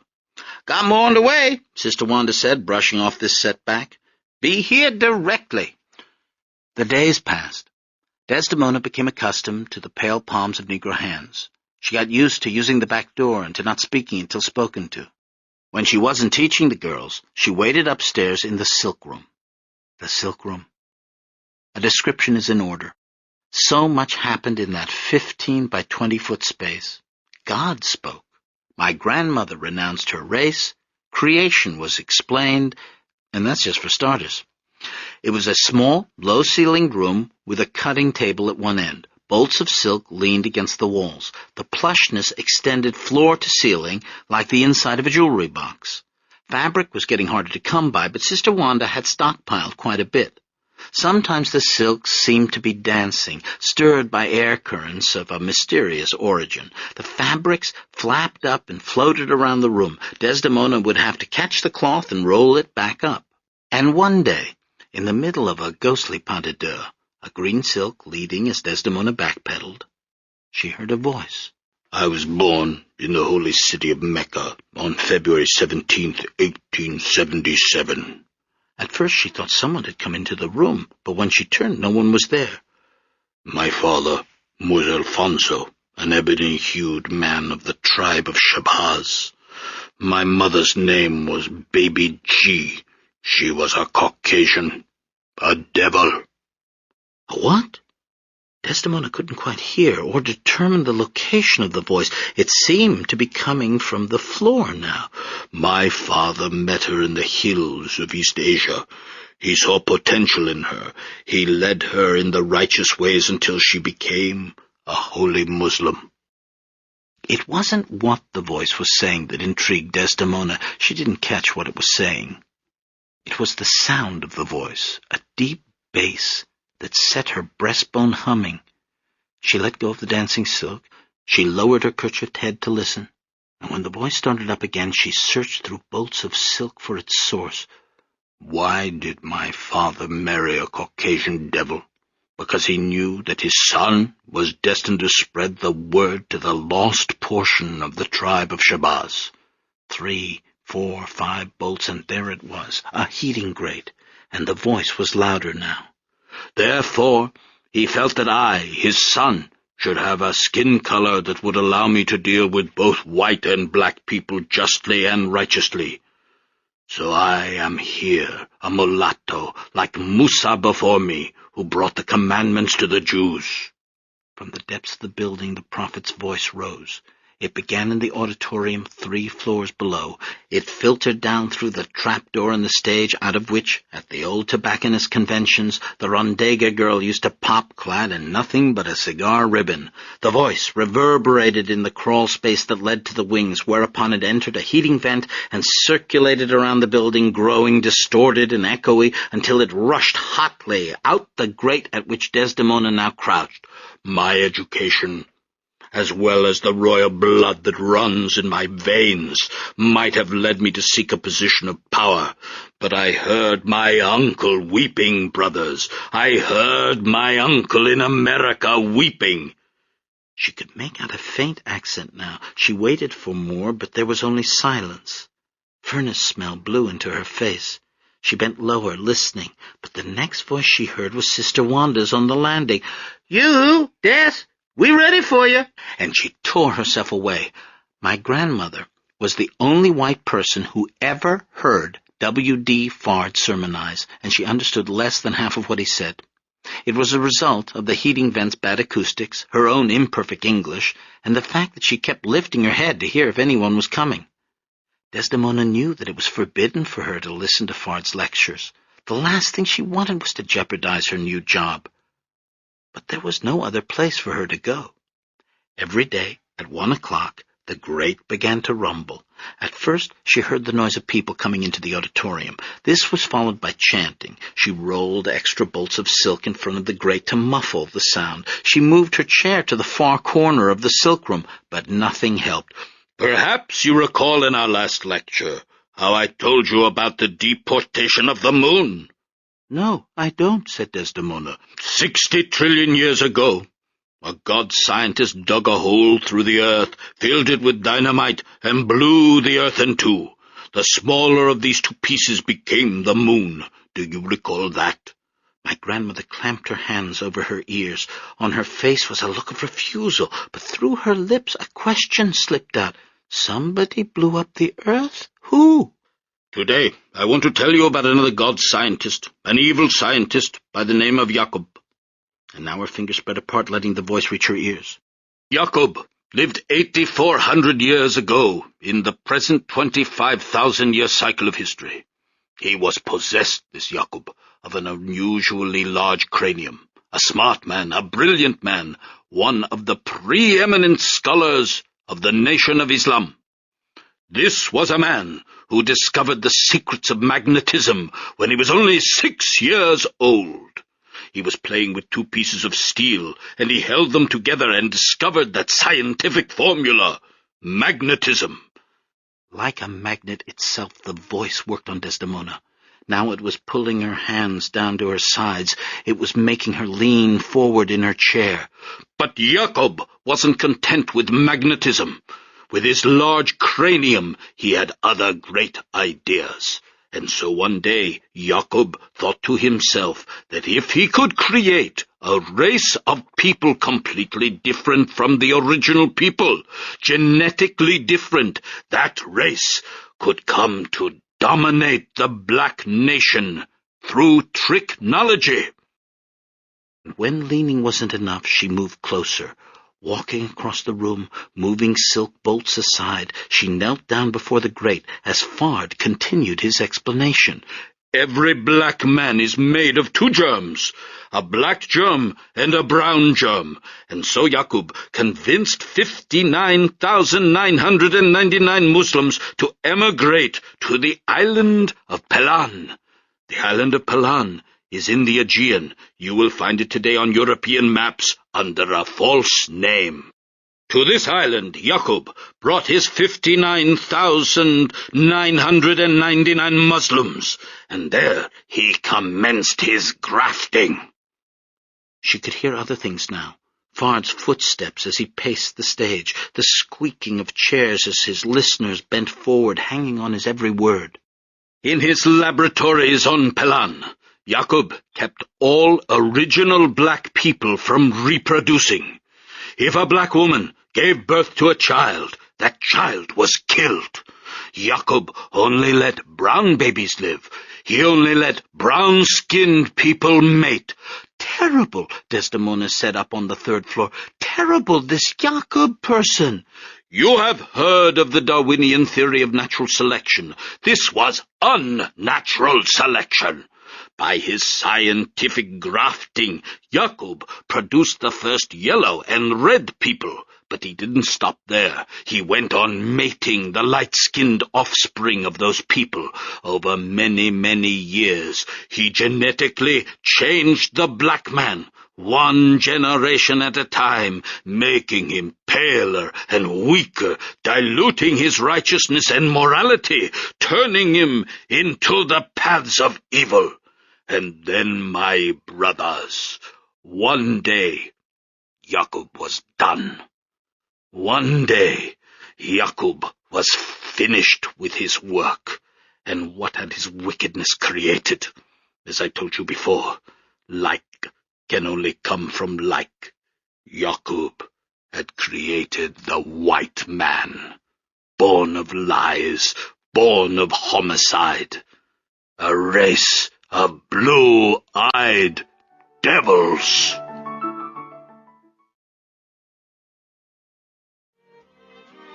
Outside, the Muslim girls' training and general civilization class installed silkworm trays. They worked in silence, daydreaming of various things.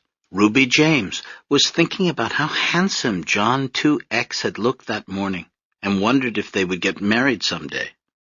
Darlene Wood was beginning to get miffed because all the brothers had gotten rid of their slave names, but Minister Fard hadn't gotten around to the girls yet. So here she was, still Darlene Wood. Lily Hale was thinking almost entirely about the spit-curl hairdo she had hidden up under her headscarf, and how tonight she was going to stick her head out her bedroom window pretending to check the weather so that Lubbock T. Haas next door could see. Betty Smith was thinking, praise Allah, praise Allah, praise Allah. Millie Little wanted gum. While upstairs, her face hot from the air rushing out of the vent, Desdemona resisted this new twist in the storyline. Devils, all white people, she snorted. She got up from the floor, dusting herself off. Enough. I'm not going to listen to this crazy person any more. I work, they pay me, that's it. But the next morning, she was back at the temple. At 1 o'clock, the voice began speaking, and again, my grandmother paid attention. Now, let us make a physiological comparison between the white race and the original people. White bones, anatomically speaking, are more fragile. White blood is thinner. Whites possess roughly 1/3 the physical strength of blacks. Who can deny this? What does the evidence of your own eyes suggest? Desdemona argued with the voice. She ridiculed Fard's pronouncements. But as the days passed, my grandmother found herself obediently spreading out silk before the heating vent to cushion her knees. She knelt forward, putting her ear to the grate, her forehead nearly touching the floor. He's just a charlatan, she said, taking everyone's money. Still, she didn't move. In a moment, the heating system rumbled with the latest revelations. What was happening to Desdemona?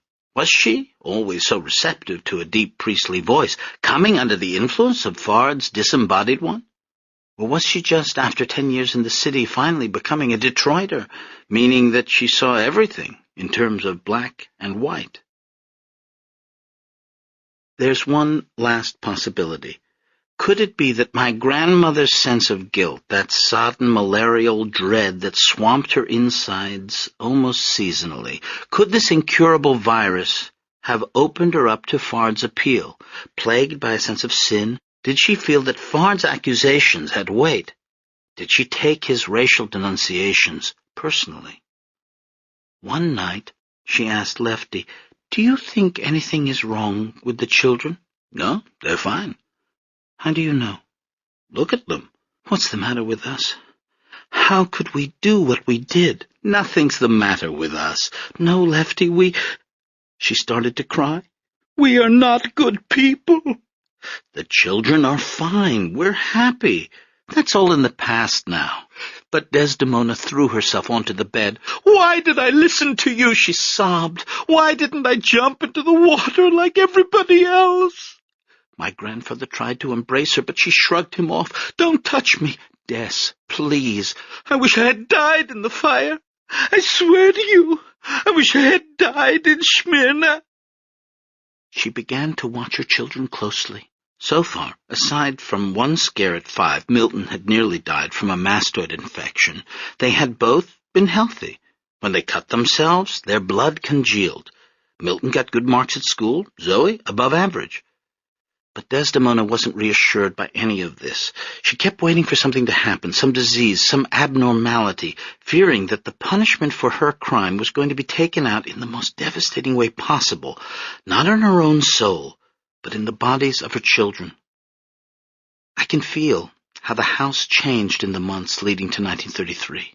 A coldness passing through its root beer-colored bricks, invading its rooms and blowing out the vigil light burning in the hall.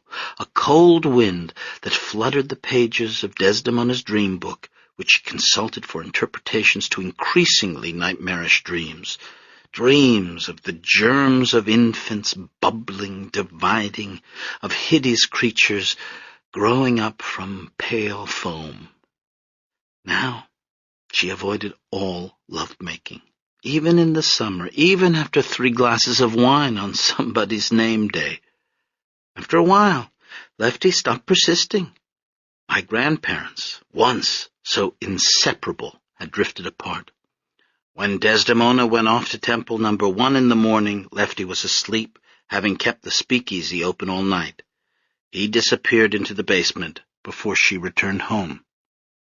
Following this cold wind, which kept blowing through the Indian summer of 1932, I sailed down the basement stairs to find my grandfather one morning counting money. Shut out of his wife's affections, Lefty Stefanidis concentrated on work. His business, however, had gone through some changes.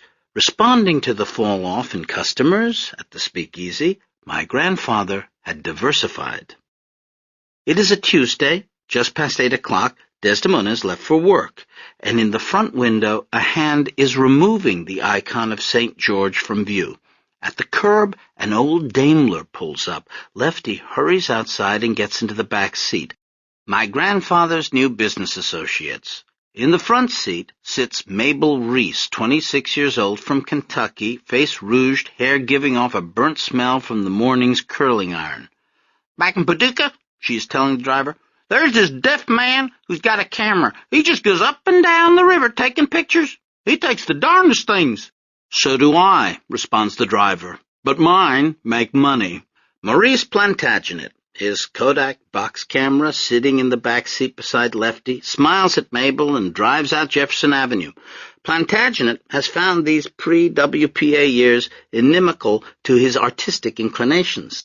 As they head toward Belle Isle, he delivers a disquisition on the history of photography, how Nicephore Niepce invented it, how Daguerre got all the credit. He describes the first photograph ever taken of a human being, a Paris street scene done with an exposure so long that none of the fast-moving pedestrians showed up, except for a lone figure who had stopped to get his shoes shined.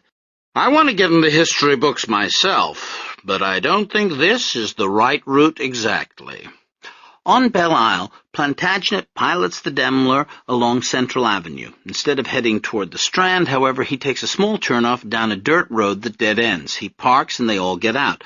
Plantagenet sets up his camera in favorable light while Lefty attends to the automobile. With his handkerchief, he polishes the spoked hubcaps and the headlamps. He kicks mud off the running board, cleans the windows and windshield. Plantagenet says, "The maestro is ready." Mabel Reese takes off her coat. Underneath, she's wearing only a corset and garter belt. "Where do you want me?" "Stretch out over the hood." "Like this?" "Yeah. Good. Face against the hood. Now spread your legs just a bit." "Like this?" "Yeah. Now turn your head and look back at the camera. Okay, smile. Like I'm your boyfriend." That was how it went every week.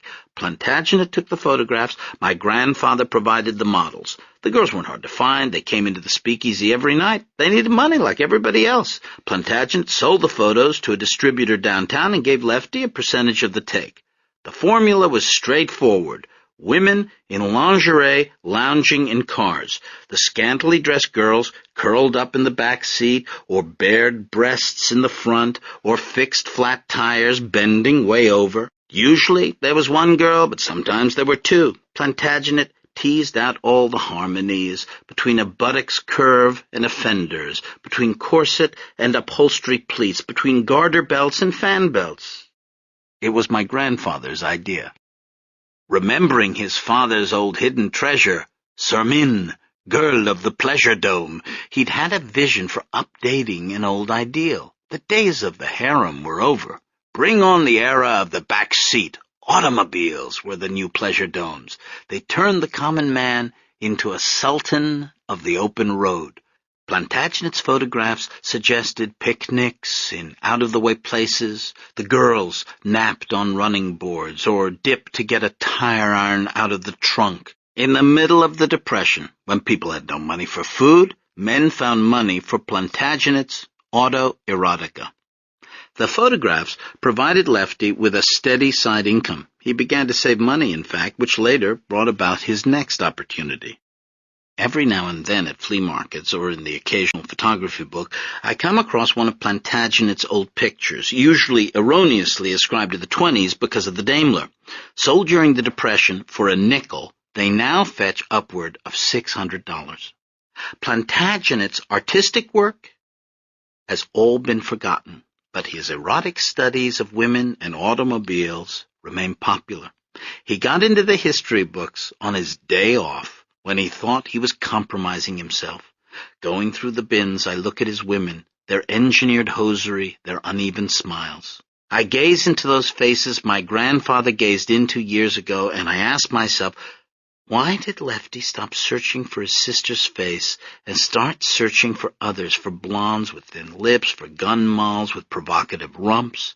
Was his interest in these models merely pecuniary? Did the cold wind blowing through the house lead him to seek warmth in other places, or had guilt begun to infect him too, so that to distract himself from the thing he'd done, he ended up with these Mabels and Lucys and Doloreses? Unable to answer these questions, I return now to Temple Number 1, where new converts are consulting compasses. Tear-shaped, white with black numbers, the compasses have a drawing of the Kaaba stone at the center. Still hazy about the actual requirements of their new faith, these men pray at no prescribed times, but at least they've got these compasses bought from the same good sister who sells the clothes. The men revolve one step at a time until compass needles point to 34, the number coding for Detroit. They consult the rim's arrow to determine the direction of Mecca. Let us move now to craniometry. What is craniometry? It is the scientific measurement of the brain, of what is called by the medical community gray matter. The brain of the average white man weighs 6 ounces. The brain of the average black man weighs 7 ounces and 1/2. Bard lacks the fire of a Baptist preacher, the deep-gut oratory, but to his audience of disaffected Christians and one Orthodox believer, this turns out to be an advantage. They're tired of the holy rolling, the shouting and brow-mopping, the raspy breathing. They're tired of slave religion, by which the white man convinces the black that servitude is holy. But there is one thing at which the white race excelled the original people. By destiny and by their own genetic programming, the white race excelled at tricknology. Do I have to tell you this? This is what you already know. Through tricknology, the Europeans brought the original people from Mecca and other parts of East Asia. In 1555, a slave trader named John Hawkins brought the first members of the tribe of Shabazz to the shores of this country. 1555, the name of the ship, Jesus. This is in the history books. You can go to the Detroit Public Library and look this up. What happened to the first generation of original people in America? The white man murdered them through tricknology. He murdered them so that their children would grow up with no knowledge of their own people or where they came from. The descendants of those children, the descendants of those poor orphans, that is who you are, you here in this room, and all the so-called Negroes in the ghettos of America. I have come here to tell you who you are. You are the lost members of the tribe of Shabazz. And riding through Black Bottom didn't help. Desdemona realized now why there was so much trash in the streets. The city didn't pick it up. White landlords let their apartment buildings fall into disrepair while they continued to raise the rents. One day Desdemona saw a white shop clerk refuse to take change from a Negro customer. "Just leave it on the counter," she said. Didn't want to touch the lady's hand. And in those guilt-ridden days, her mind crammed with Fard's theories, my grandmother started to see his point. There were blue-eyed devils all over town. The Greeks had an old saying, too. Red beard and blue eyes portend the devil. My grandmother's eyes were brown, but that didn't make her feel any better. If anybody was a devil, it was her. There was nothing she could do to change the way things were, but she could make sure that it didn't happen again. She went to see Dr. Philibosian. "That's a very extreme measure, Desdemona," the doctor told her. "I want to make sure, but you're still a young woman." "No, Dr. Phil, I'm not," my grandmother said in a weary voice. "I'm 8,400 years old." On November 21st, 1932, the Detroit Times ran the following headline: "Altar Scene of Human Sacrifice." The story followed. 100 followers of a Negro cult leader who is held for human sacrifice on a crude altar in his home were being rounded up today by police for questioning. The self-styled king of the Order of Islam is Robert Harris, 44, of 1429 Dubois Avenue. The victim, whom he admits bludgeoning with a car axle and stabbing with a silver knife through the heart, was James J. Smith, 40, Negro roomer in the Harris home. This Harris, who came to be known as the Voodoo Slayer, had hung around Temple No. 1. Just possibly he had read Fard's Lost-Found Muslim Lessons No. 1 and 2, including the passage, quote, "All Muslims will murder the devil because they know he is a snake, and also if he be allowed to live, he would sting someone else." Harris had then founded his own order. He had gone looking for a white devil, but finding one hard to come by in his neighborhood, had settled for a devil closer at hand. 3 days later, Fard was arrested. Under interrogation, he insisted that he had never commanded anyone to sacrifice a human being. He claimed that he was the supreme being on earth. At least, that was what he said during his first interrogation. The second time he was arrested, months later, he admitted, according to the police, that the Nation of Islam was nothing but a racket. He had invented the prophecies and the cosmologies to get all the money he could. Whatever the truth of the matter, the upshot was this. In exchange for having the charges dropped, Fard agreed to leave Detroit once and for all. And so we come to May 1933, and to Desdemona saying goodbye to the Muslim girls training in general civilization class. Headscarves frame faces streaked with tears. The girls file by, kissing Desdemona on both cheeks. My grandmother will miss the girls. She has grown very fond of them. My mother used to tell me in bad times silkworms no can spin, she says. Make bad silk, make bad cocoons. The girls accept this truth and examine the newly hatched worms for signs of despair. In the silk room, all the shelves are empty. Fard Muhammad has transferred power to a new leader. Brother Karim, the former Elijah Poole, is now Elijah Muhammad, Supreme Minister of the Nation of Islam.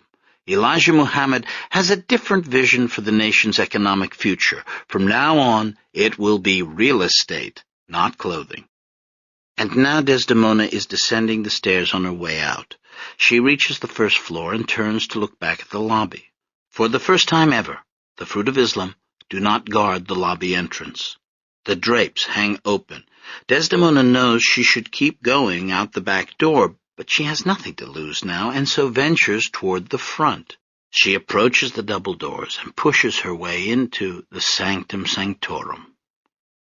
For the first 15 seconds, she stands still, as her idea of the room switches places with reality. She had imagined a soaring dome, a richly colored Ezine carpet, but the room is just a simple auditorium. A small stage at one end, folding chairs stacked along the walls. She absorbs all this quietly, and then, once more, there is a voice. Hello, Desdemona. On the empty stage, the Prophet, the Mahdi, Fard Muhammad, stands behind the podium.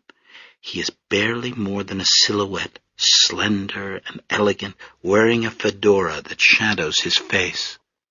You're not supposed to be in here, he says, but I guess today is all right.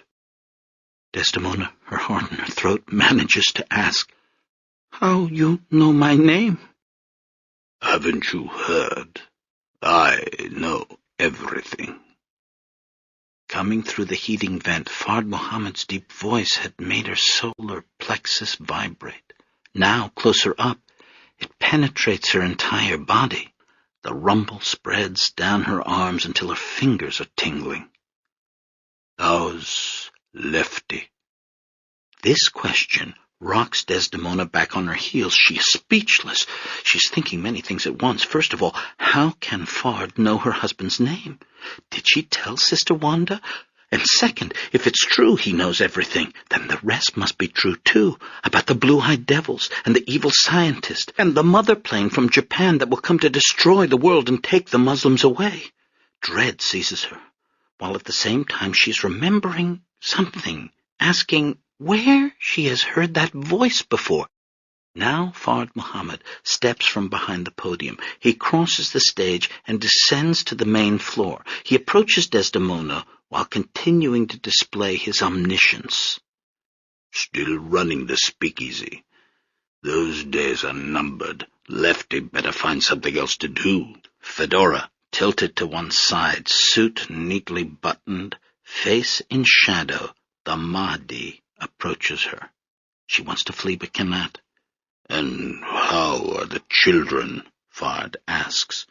Milton must be what now? 8? He is only 10 feet away. As Desdemona's heart madly thumps, Fard Muhammad removes his hat to reveal his face, and the prophet smiles. Surely you've guessed by now. That's right. Jimmy Zismo. Mana! Hello, Desdemona. You! Who else? She stares wide-eyed. We thought you died, Jimmy. In the car. In the lake. Jimmy did. But you are Jimmy. Having said this, Desdemona becomes aware of the repercussions and begins to scold. Why you leave your wife and child? What's the matter with you? My only responsibility is to my people. What people? The Mavros? The original people. She cannot tell if he is serious or not. Why you don't like white people? Why you call them devils? Look at the evidence. This city, this country. Don't you agree? Every place has devils. That house on Hurlbut especially. There is a pause, after which Desdemona cautiously asks, How you mean? Fard, or Zismo, is smiling again. Much that is hidden has been revealed to me. What is hidden? My so-called wife, Somalina, is a woman of, let us say, unnatural appetites. And you and Lefty, do you think you fooled me? Please, Jimmy. Don't call me that. That isn't my name. What do you mean? You are my brother-in-law. You don't know me, he shouts. You never knew me. Then, composing himself, you never knew who I was or where I came from.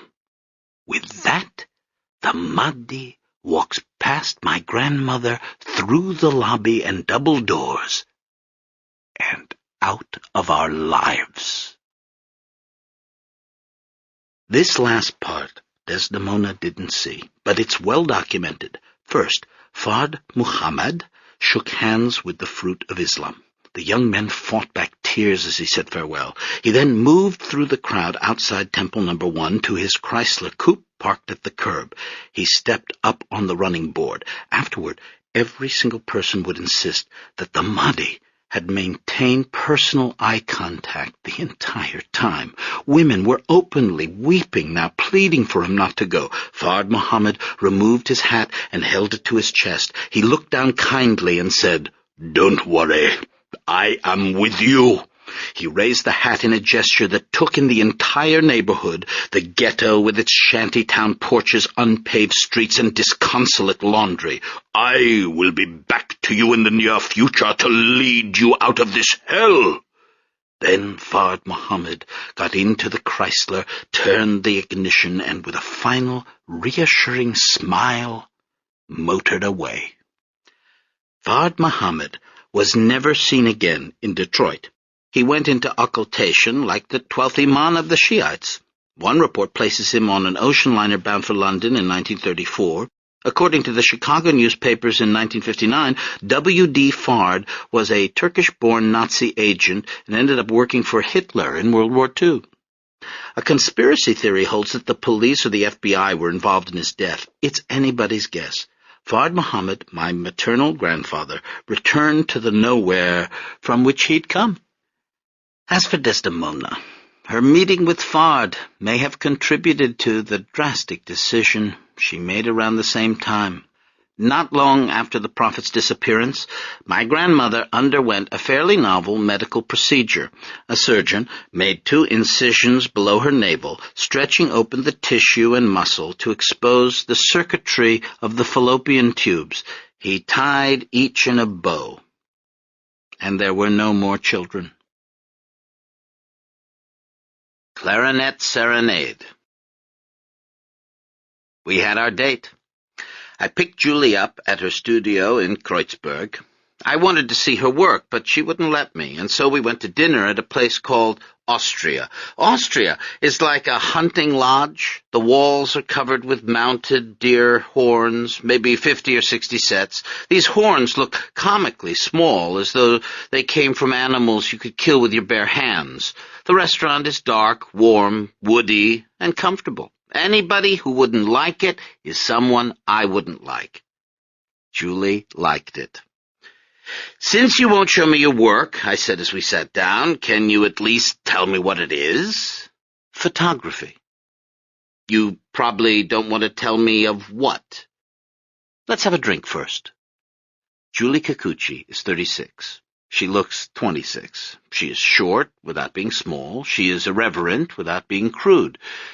She used to see a therapist, but stopped. Her right hand is partly arthritic from an elevator accident. This makes it painful to hold a camera for a long period. "I need an assistant," she told me, "or a new hand."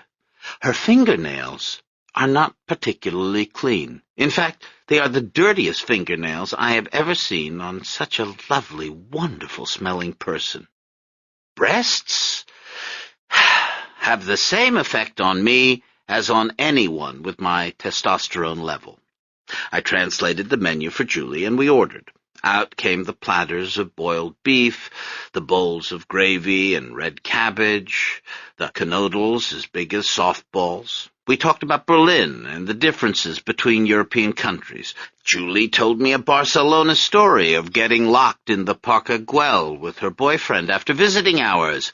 Here it comes, I thought. The first ex-boyfriend had been summoned. Soon the rest would follow. They would file around the table, presenting their deficiencies, telling of their addictions, their cheating hearts. After that, I would be called on to present my own ragged gallery. And here is where my first dates generally go wrong. I lack sufficient data. I don't have it in quite the bulk a man of my years should have. Women sense this, and a strange, questioning look comes into their eyes, and already I'm retreating from them before dessert has been served. But that didn't happen with Julie. The boyfriend popped up in Barcelona and then was gone. None followed. This was surely not because there weren't any. This was because Julie isn't husband hunting. So she didn't have to interview me for the job. I like Julie Kikuchi. I like her a lot. And so I have my usual questions. What does she want from? How would she react if? Should I tell her that? Nah, too soon. We haven't even kissed. And right now, I've got another romance to concentrate on. We open on a summer evening in 1944. Theodora Zismo, whom everyone now calls Tessie, is painting her toenails. She sits on a daybed at the O'Toole boarding house, her feet propped up on a pillow of cotton between each toe. The room is full of wilting flowers and her mother's various messes, lidless cosmetics, discarded hose, theosophy books, and a box of chocolates, also lidless, full of empty paper wrappings and a few tooth-scarred rejected creams. Over where Tessie is, it's neater. Pens and pencils stand upright in cups. Between brass bookends, each a miniature bust of Shakespeare, are the novels she collects at yard sales. Tessie Zismo's 20-year-old feet, size 4.5, pale, blue-veined, the red toenails fanning out like suns on a peacock's tail. She examines them sternly, going down the line. Just as a gnat, attracted by the lotion perfuming her legs, lands on her big toenail and gets stuck. "Oh, shoot," Tessie says. "Darn bugs." She sets to work again, picking the gnat off, reapplying polish. On this evening, in the middle of World War II, a serenade is about to begin. It's minutes away. If you listen closely, you can hear a window scraping open, a fresh reed being inserted into a woodwind's mouthpiece. The music which started everything, and on which you could say my entire existence depended, is on its way. But before the tune launches into full volume, let me fill you in on what has happened these last 11 years. Prohibition has ended, for one thing. In 1933, by ratification of all the states, the 21st Amendment repealed the 18th. At the American Legion Convention in Detroit, Julius Stroh removed the bung from a gilded keg of Stroh's Bohemian beer. President Roosevelt was photographed sipping a cocktail at the White House. And on Hurlbut Street, my grandfather, Lefty Stephanides, took down the zebra skin, dismantled his underground speakeasy, and emerged once again into the upper atmosphere. With the money he saved from the autoerotica, he put down a payment on a building on Pingree Street, just off West Grand Boulevard. The above-ground Zebra Room was a bar and grill set in the middle of a busy commercial strip. The neighboring businesses were still there when I was a kid. I can dimly remember them. A. Laurie's optometrist shop with its neon sign in the shape of a pair of eyeglasses. New Yorker Clothes, in whose front window I saw my first naked mannequins dancing a murderous tango. Then there was Value Meats, Hagelmoser's Fresh Fish, and the Fine-Cut Barber Shop. On the corner was our place, a narrow, single-story building with a wooden zebra's head projecting over the sidewalk. At night, blinking red neon outlined the muzzle, neck, and ears. The clientele were mainly auto workers. They came in after their shifts. They came in quite often before their shifts. Lefty opened the bar at 8 in the morning, and by 8:30, the bar stools were filled with men dulling themselves before reporting to work. As he filled their shelves with beer, Lefty learned what was going on in the city outside. In 1935, his patrons had celebrated the forming of the United Auto Workers. 2 years later, they cursed the armed guards from Ford who had beat up their leader, Walter Reuther, in the Battle of the Overpass. My grandfather took no sides in these discussions. His job was to listen, nod, refill, smile. He said nothing in 1943 when talk at the bar turned ugly. On a Sunday in August, fistfights had broken out between blacks and whites on Belle Isle. "Some nigger raped a white woman," one customer said. "Now all those niggers are going to pay. You wait and see." By Monday morning, a race riot was underway. But when a group of men came in boasting of having beaten a Negro to death, my grandfather refused to serve them. "Why don't you go back to your own country?" one of them shouted. "This is my country," Lefty said, and to prove it, he did a very American thing. He reached under the counter and produced a pistol. These conflicts lie in the past now, as Tessie paints her toenails, overshadowed by a much bigger conflict. All over Detroit in 1944, automobile factories have been retooled. At Willow Run, B-52s roll off the assembly line instead of Ford sedans. Over at Chrysler, they're making tanks. The industrialists have finally found a cure for the stalled economy: war. The Motor City, which hasn't been dubbed Motown yet, becomes, for a time, the arsenal of democracy. And in the boarding house on Cadillac Boulevard, Tessie Zismo paints her toenails and hears the sound of a clarinet. Artie Shaw's big hit, Begin the Begin, floats on the humid air. It freezes squirrels on telephone lines who cock their heads alertly to listen. It rustles the leaves of apple trees and sets a rooster on a weather vane spinning. With its fast beat and swirling melody, Begin the Begin rises over the Victory Gardens and the lawn furniture, the bramble-choked fences and porch swings. It hops the fence into the backyard of the O'Toole boarding house, stepping around the mostly male tenants' recreational activities, a lawn bowling swath, some forgotten croquet mallets. And then the song climbs the ragged ivy, along the brick facing, past windows where bachelors snooze, scratch their beards, or in the case of Mr. Danilakov, formulate chess problems. Up and up it soars. Artie Shaw's best and most beloved recording from back in '39, which you can still hear playing from radios all over the city, music so fresh and lively, it seems to ensure the purity of the American cause and the Allies' eventual triumph.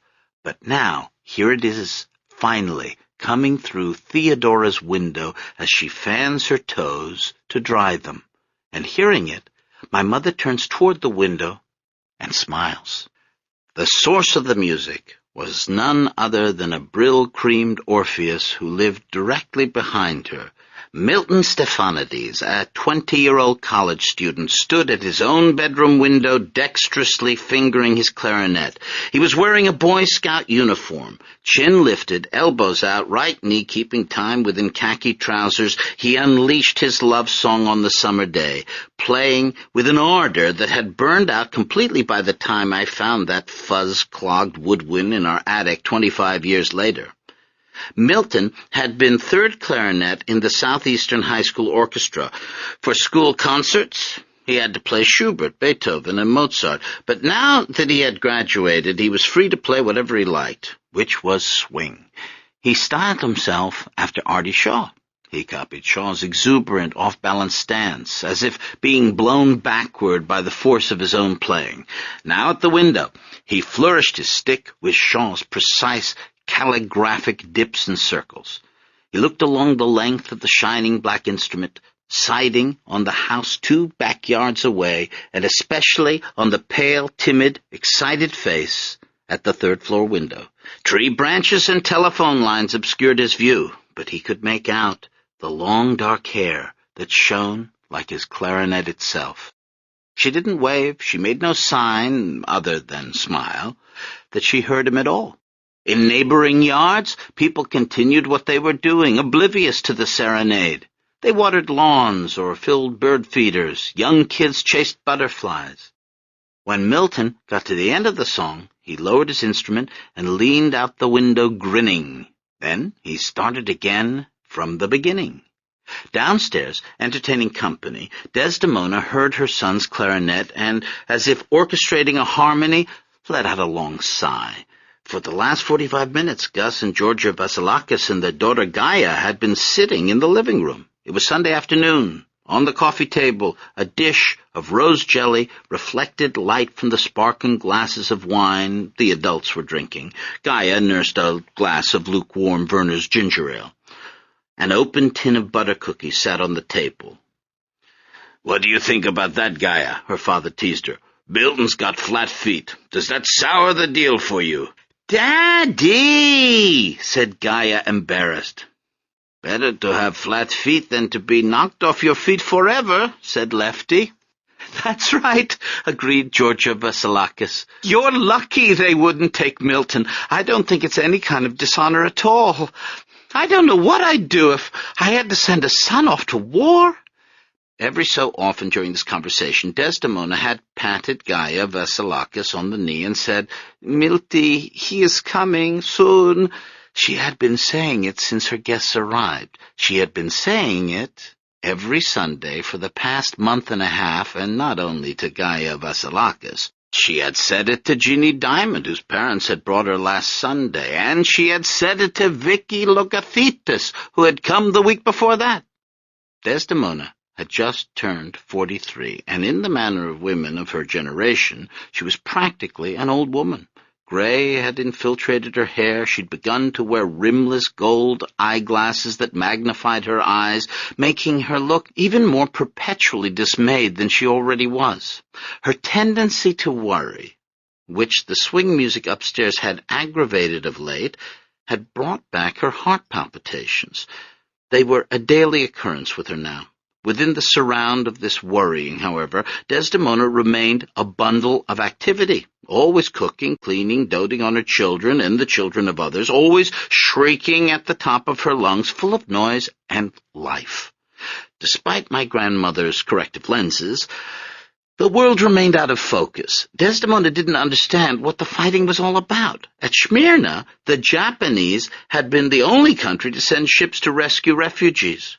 My grandmother maintained a lifelong sense of gratitude. When people brought up the sneak attack on Pearl Harbor, she said, "Don't tell me about an island in the middle of the ocean. This country isn't big enough. They have to have all the islands, too." The Statue of Liberty's gender changed nothing. It was the same here as everywhere, men and their wars. Fortunately, Milton had been turned down by the army. Instead of going off to war, he was going to night school and helping out at the bar during the day.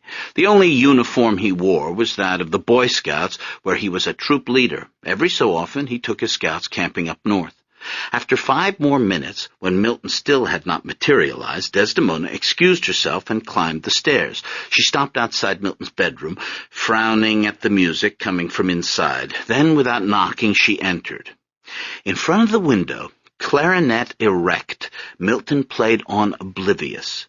His hips swayed in an indecent fashion, and his lips glistened as brightly as his hair. Desdemona marched across the room and slammed the window shut. "Come, Milty," she commanded. "Gaia is downstairs. I'm practicing. Practice later."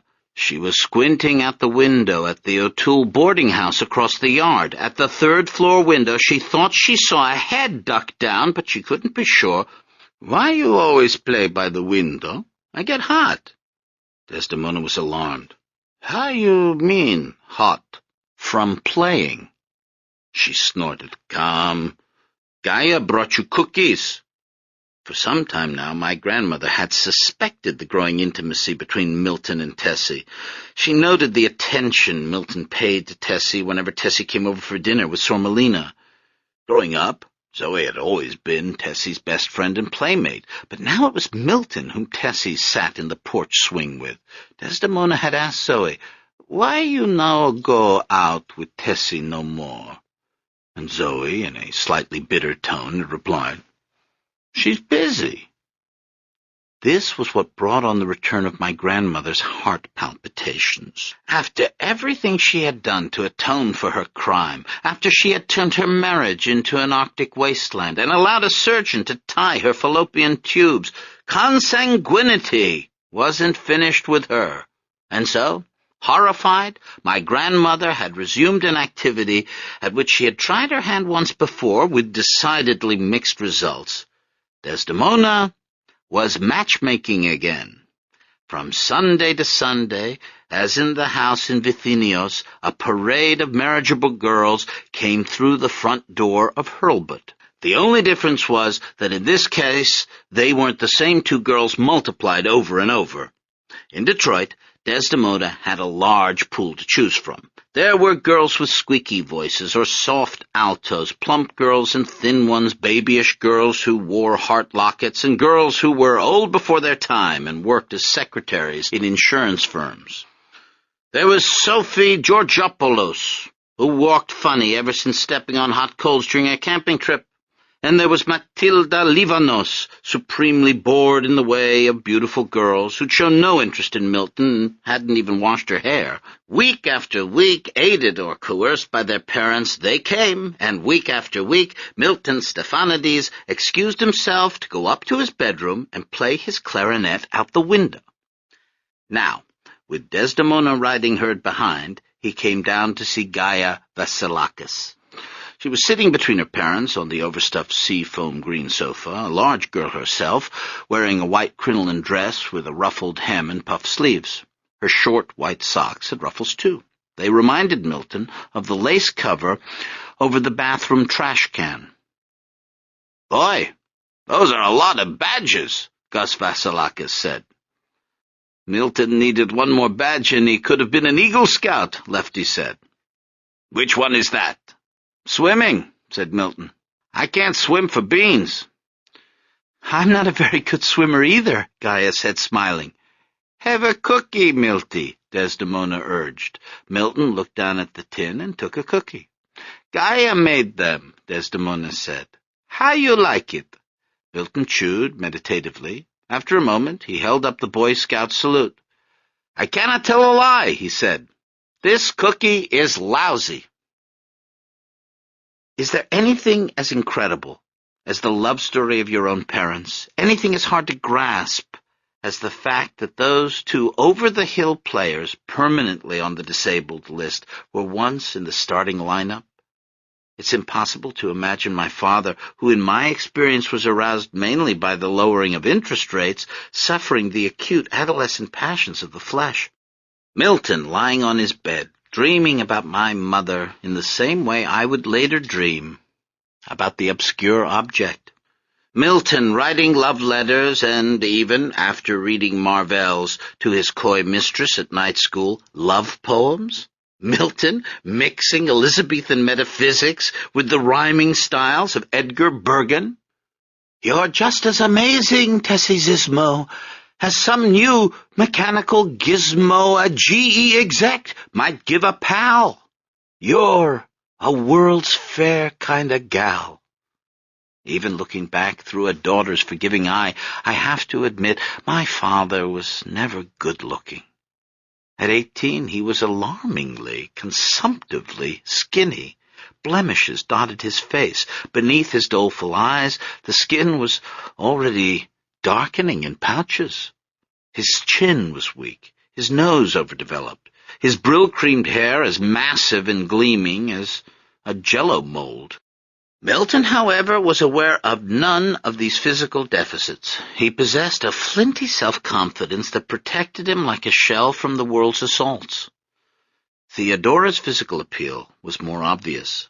She had inherited Sormelina's beauty on a smaller scale. She was only 5'1", thin-waisted and small-busted, with a long swan-like neck supporting her pretty, heart-shaped face. If Sormelina had always been a European kind of American, a sort of Marlene Dietrich, then Tessie was the fully Americanized daughter Dietrich might have had. Her mainstream, even countrified looks extended to the slight gap between her teeth and her turned-up nose. Traits often skip a generation. I look much more typically Greek than my mother does. Somehow Tessie had become a partial product of the South. She said things like shucks and golly. Working every day at the florist's shop, Lena had left Tessie in the care of an assortment of older women, many of them Scotch-Irish ladies from Kentucky, and in this way a twang had gotten into Tessie's speech. Compared with Zoe's strong, mannish features, Tessie had so-called all-American looks, and this was certainly part of what attracted my father. Sormelina's salary at the florist's shop was not high. Mother and daughter were forced to economize. At second-hand shops, Sormelina gravitated to Vegas showgirl outfits. Tessie picked out sensible clothes. Back at O'Toole's, she mended wool skirts and hand-washed blouses. She depilled sweaters and polished used saddle shoes. But the faint thrift store smell never quite left her clothes. It would attach to me years later when I went on the road. The smell went along with her fatherlessness and with growing up poor. Jimmy Zismo, all that remained of him was what he'd left on Tessie's body. Her frame was delicate like his. Her hair, though silken, was black like his. When she didn't wash it enough, it got oily, and sniffing her pillow, she would think, maybe this is what my dad smelled like. She got canker sores in winter-time, against which Zismo had taken vitamin C. But Tessie was fair-skinned and burned easily in the sun.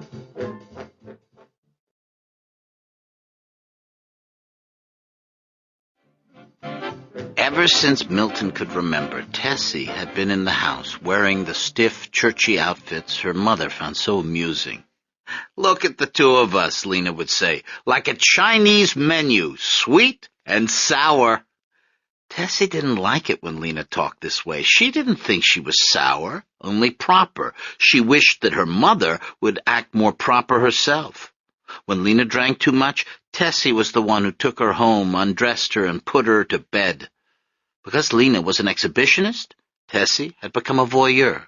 Because Lena was loud, Tessie had turned out quiet. She played an instrument, too, the accordion. It sat in its case under her bed. Every so often she took it out, throwing the strap over her shoulders to keep the huge, many-keyed, wheezing instrument off the ground. The accordion seemed nearly as big as she was, and she played it dutifully, badly, and always with the suggestion of a carnival sadness. As little children, Milton and Tessie had shared the same bedroom and bathtub, but that was long ago. Up until recently, Milton thought of Tessie as his prim cousin. Whenever one of his friends expressed interest in her, Milton told them to give up the idea. "That's honey from the icebox," he said, as Artie Shaw might have. "Cold sweets don't spread." And then one day, Milton came home with some new reeds from the music store. He hung his coat and hat on the pegs in the foyer, took out the reeds, and balled the paper bag up in his fist. Stepping into the living room, he took a set shot. The paper sailed across the room, hit the rim of the trash can, and bounced out, at which point a voice said, "You better stick to music." Milton looked to see who it was. He saw who it was, but who it was no longer who it had been. Theodora was lying on the couch, reading. She had on a spring dress, a pattern of red flowers. Her feet were bare, and that was when Milton saw them, the red toenails. Milton had never suspected that Theodora was the kind of girl who would paint her toenails. The red nails made her look womanly, while the rest of her, the thin, pale arms, the fragile neck, remained as girlish as always. "I'm watching the roast," she explained. "Where's my mom?" "She went out." "She went out? She never goes out." "She did today." "Where's my sister?" 4-H. Tessie looked at the black case he was holding. "That's your clarinet?" "Yeah. Play something for me." Milton set his instrument case down on the sofa. As he opened it and took out his clarinet, he remained aware of the nakedness of Tessie's legs. He inserted the mouthpiece and limbered up his fingers, running them up and down the keys, and then, at the mercy of an overwhelming impulse, he bent forward, pressing the flaring end of the clarinet to Tessie's bare knee, and blew a long note. She squealed, moving her knee away. "That was a D-flat," Milton said. "You want to hear a D-sharp?" Tessie still had her hand over her buzzing knee. The vibration of the clarinet had sent a shiver all the way up her thigh. She felt funny, as though she were about to laugh, but she didn't laugh. She was staring at her cousin, thinking, "Will you just look at him smiling away? Still got pimples, but thinks he's the cat's meow. Where does he get it?" "All right," she answered at last. "Okay," said Milton. D-sharp. Here goes." That first day, it was Tessie's knees. The following Sunday, Milton came up from behind and played his clarinet against the back of Tessie's neck. The sound was muffled. Wisps of her hair flew up. Tessie screamed, but not long. "Yeah, Dad," said Milton, standing behind her. And so it began. He played Begin the Beguine against Tessie's collarbone. He played Moon-Faced against her smooth cheeks, pressing the clarinet right up against the red toenails that so dazzled him. He played It Goes to Your Feet. With a secrecy they didn't acknowledge, Milton and Tessie drifted off to quiet parts of the house, and there, lifting her skirt a little, or removing a sock, or once, when nobody was home, pulling up her blouse to expose her lower back, Tessie allowed Milton to press his clarinet to her skin and fill her body with music. At first it only tickled her, but after a while the notes spread deeper into her body. She felt the vibrations penetrate her muscles, pulsing in waves until they rattled her bones and made her inner organs hum. Milton played his instrument with the same fingers he used for the Boy Scout salute, but his thoughts were anything but wholesome. Breathing hard, bent over Tessie with trembling concentration, he moved the clarinet in circles like a snake charmer, and Tessie was a cobra, mesmerized, tamed, ravished by the sound. Finally, one afternoon when they were all alone, Tessie, his proper cousin, lay down on her back. She crossed one arm over her face. "Where should I play?" whispered Milton, his mouth feeling too dry to play anything. Tessie undid a button on her blouse, and in a strangled voice said, "My stomach." "I don't know a song about a stomach," Milton ventured. "My ribs, then." "I don't know any songs about ribs." "My sternum?" "Nobody ever wrote a song about a sternum, Tess." She undid more buttons, her eyes closed, and in barely a whisper, "How about this?" "That one I know," said Milton. When he couldn't play against Tessie's skin, Milton opened the window of his bedroom and serenaded her from afar. Sometimes he called the boarding house and asked Mrs. O'Toole if he could speak with Theodora. "Minute," Mrs. O'Toole said, and shouted up the stairs, "Phone for Sismo!" Milton heard the sound of feet running down the stairs, and then Tessie's voice saying hello, and he began playing his clarinet into the phone. Years later, my mother would recall the days when she was wooed by clarinet. "Your father couldn't play very well. 2 or 3 songs, that was it." "What do you mean?" Milton would protest. "I had a whole repertoire." He'd begin to whistle Begin the Begin, warbling the melody to evoke a clarinet's vibrato and fingering the air. "Why don't you serenade me any more?" Tessie would ask. But Milton had something else on his mind. "Whatever happened to that old clarinet of mine?" And then Tessie, "How should I know? You expect me to keep track of everything? Is it down in the basement? Maybe I threw it out." "You threw it out? What the hell did you do that for?" "What are you going to do, Milt? Practice up? You couldn't play the darn thing back then." All love serenades must come to an end. But in 1944, there was no stop to the music. By July, when the telephone rang at the O'Toole boarding house, there was sometimes another kind of love song issuing from the earpiece. "Kyrie eleison, Kyrie eleison," a soft voice, nearly as feminine as Tessie's own, cooing into a phone a few blocks away. The singing continued for a minute at least, and then Michael Antoniou would ask, "How was that?" "That was swell," my mother said. "It was? Just like in church. You could have fooled me." Which brings me to the final complication in that overplotted year. Worried about what Milton and Tessie were getting up to, my grandmother wasn't only trying to marry Milton off to somebody else. By that summer, she had a husband picked out for Tessie, too. Michael Antoniou, Father Mike as he would come to be known in our family, was at that time a seminarian at the Greek Orthodox Holy Cross Theological School out in Pomfret, Connecticut. Back home for the summer, he had been paying a lot of attention to Tessie Sismo. In 1933, Assumption Church had moved out of its quarters in the storefront on Hart Street. Now the congregation had a real church on Verner Highway just off Beneteau. The church was made of yellow brick. It wore 3 dove-gray domes like caps and had a basement for socializing. During coffee hour, Michael Antoniou told Tessie what it was like out at Holy Cross and educated her about the lesser-known aspects of Greek Orthodoxy. He told her about the monks of Mount Athos, who in their zeal for purity banned not only women from their island monastery, but the females of every other species too. There were no female birds on Mount Athos, no female snakes, no female dogs or cats. "A little too strict for me," Michael Antoniou said, smiling meaningfully at Tessie. "I just want to be a parish priest, married, with kids." My mother wasn't surprised that he showed interest in her. Being short herself, she was used to short guys asking her to dance. She didn't like being chosen by virtue of her height, but Michael Antoniou was persistent. And he might not have been pursuing her because she was the only girl shorter than he was.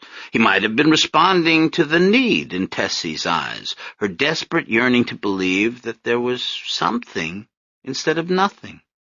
Desdemona seized her opportunity. "Mikey, he is good Greek boy, nice boy," she said to Tessie, "I'm going to be a priest." And to Michael Antonio, "Tessie, he is small, but she is strong. How many plates you think she can carry, Father Mike?" "I'm not a father yet, Mrs. Stephanides. Please, how many?" "6? That all you think? 6?" And now holding up 2 hands, 10 plates Tessie can carry, never break a thing." She began inviting Michael Antonio over for Sunday dinner. The presence of the seminarian inhibited Tessie, who no longer wandered upstairs for private swing sessions. Milton, growing surly at this new development, threw barbs across the dinner table. "I guess it must be a lot harder to be a priest over here in America, huh?" "How do you mean?" Michael Antonio asked. "I just mean that over in the old country people aren't too well educated," Milton said. "They'll believe whatever stories the priests tell them. Here it's different. You can go to college and learn to think for yourself." "The church doesn't want people not to think," Michael replied without taking offense. "The church believes that thinking will take a person only so far. Where thinking ends, revelation begins." "Chrysostomos!" Desdemona exclaimed. "Father Mike, you have a mouth of gold." But Milton persisted. "I'd say where thinking ends, stupidity begins." "That's how people live, Milt," Michael Antonio again, still kindly, gently, "by telling stories. What's the first thing a kid says when he learns how to talk? Tell me a story. That's how we understand who we are, where we come from. Stories are everything. And what story does the church have to tell? That's easy. It's the greatest story ever told." My mother, listening to this debate, couldn't fail to notice the stark contrast between her 2 suitors. On one side, faith. On the other, skepticism. On one side, kindness. On the other, hostility. An admittedly short, though pleasant-looking young man against a scrawny, pimply 4F boy with circles under his eyes like a hungry wolf.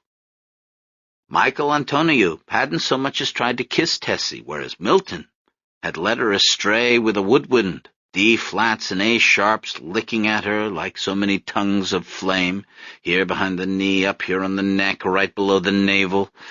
The inventory filled her with shame. Later that afternoon, Milton cornered her. "I got a new song for you, Tess. Just learned it today." But Tessie told him, "Get away." "Why? What's the matter?" It's, she tried to think of the most damning pronouncement. "It's not nice." "That's not what you said last week." Milton waved the clarinet, adjusting the reed with a wink until Tessie finally, "I don't want to do that anymore. Do you understand? Leave me alone." Every Saturday for the remainder of the summer, Michael Antonio came by O'Toole's to pick Tessie up. Taking her purse as they walked along, he swung it by its strap, pretending it was a censer. "You have to do it just right," he told her. "If you don't swing it hard enough, the chain buckles and the embers fall out." On the way down the street, my mother tried to ignore her embarrassment at being seen in public with a man swinging a purse. At the drugstore soda fountain, she watched him tuck a napkin into his shirt collar before eating his sundae. Instead of popping the cherry into his mouth, as Milton would have done, Michael Antonio always offered it to her. Later, seeing her home, he squeezed her hand and looked sincerely into her eyes. "Thank you for another enjoyable afternoon. See you in church tomorrow." Then he walked away, folding his hands behind his back, practicing how to walk like a priest, too. After he was gone, Tessie went inside and climbed the stairs to her room. She lay down on her daybed to read. One afternoon, unable to concentrate, she stopped reading and put the book over her face. Just then, outside, a clarinet began to play. Tessie listened for a while, without moving. Finally, her hand rose to take the book off her face. It never got there, however. The hand waved in the air as if conducting the music, and then, sensibly, resignedly, desperately, it slammed the window shut. Bravo! Desdemona shouted into the phone a few days later, then holding the mouthpiece to her chest.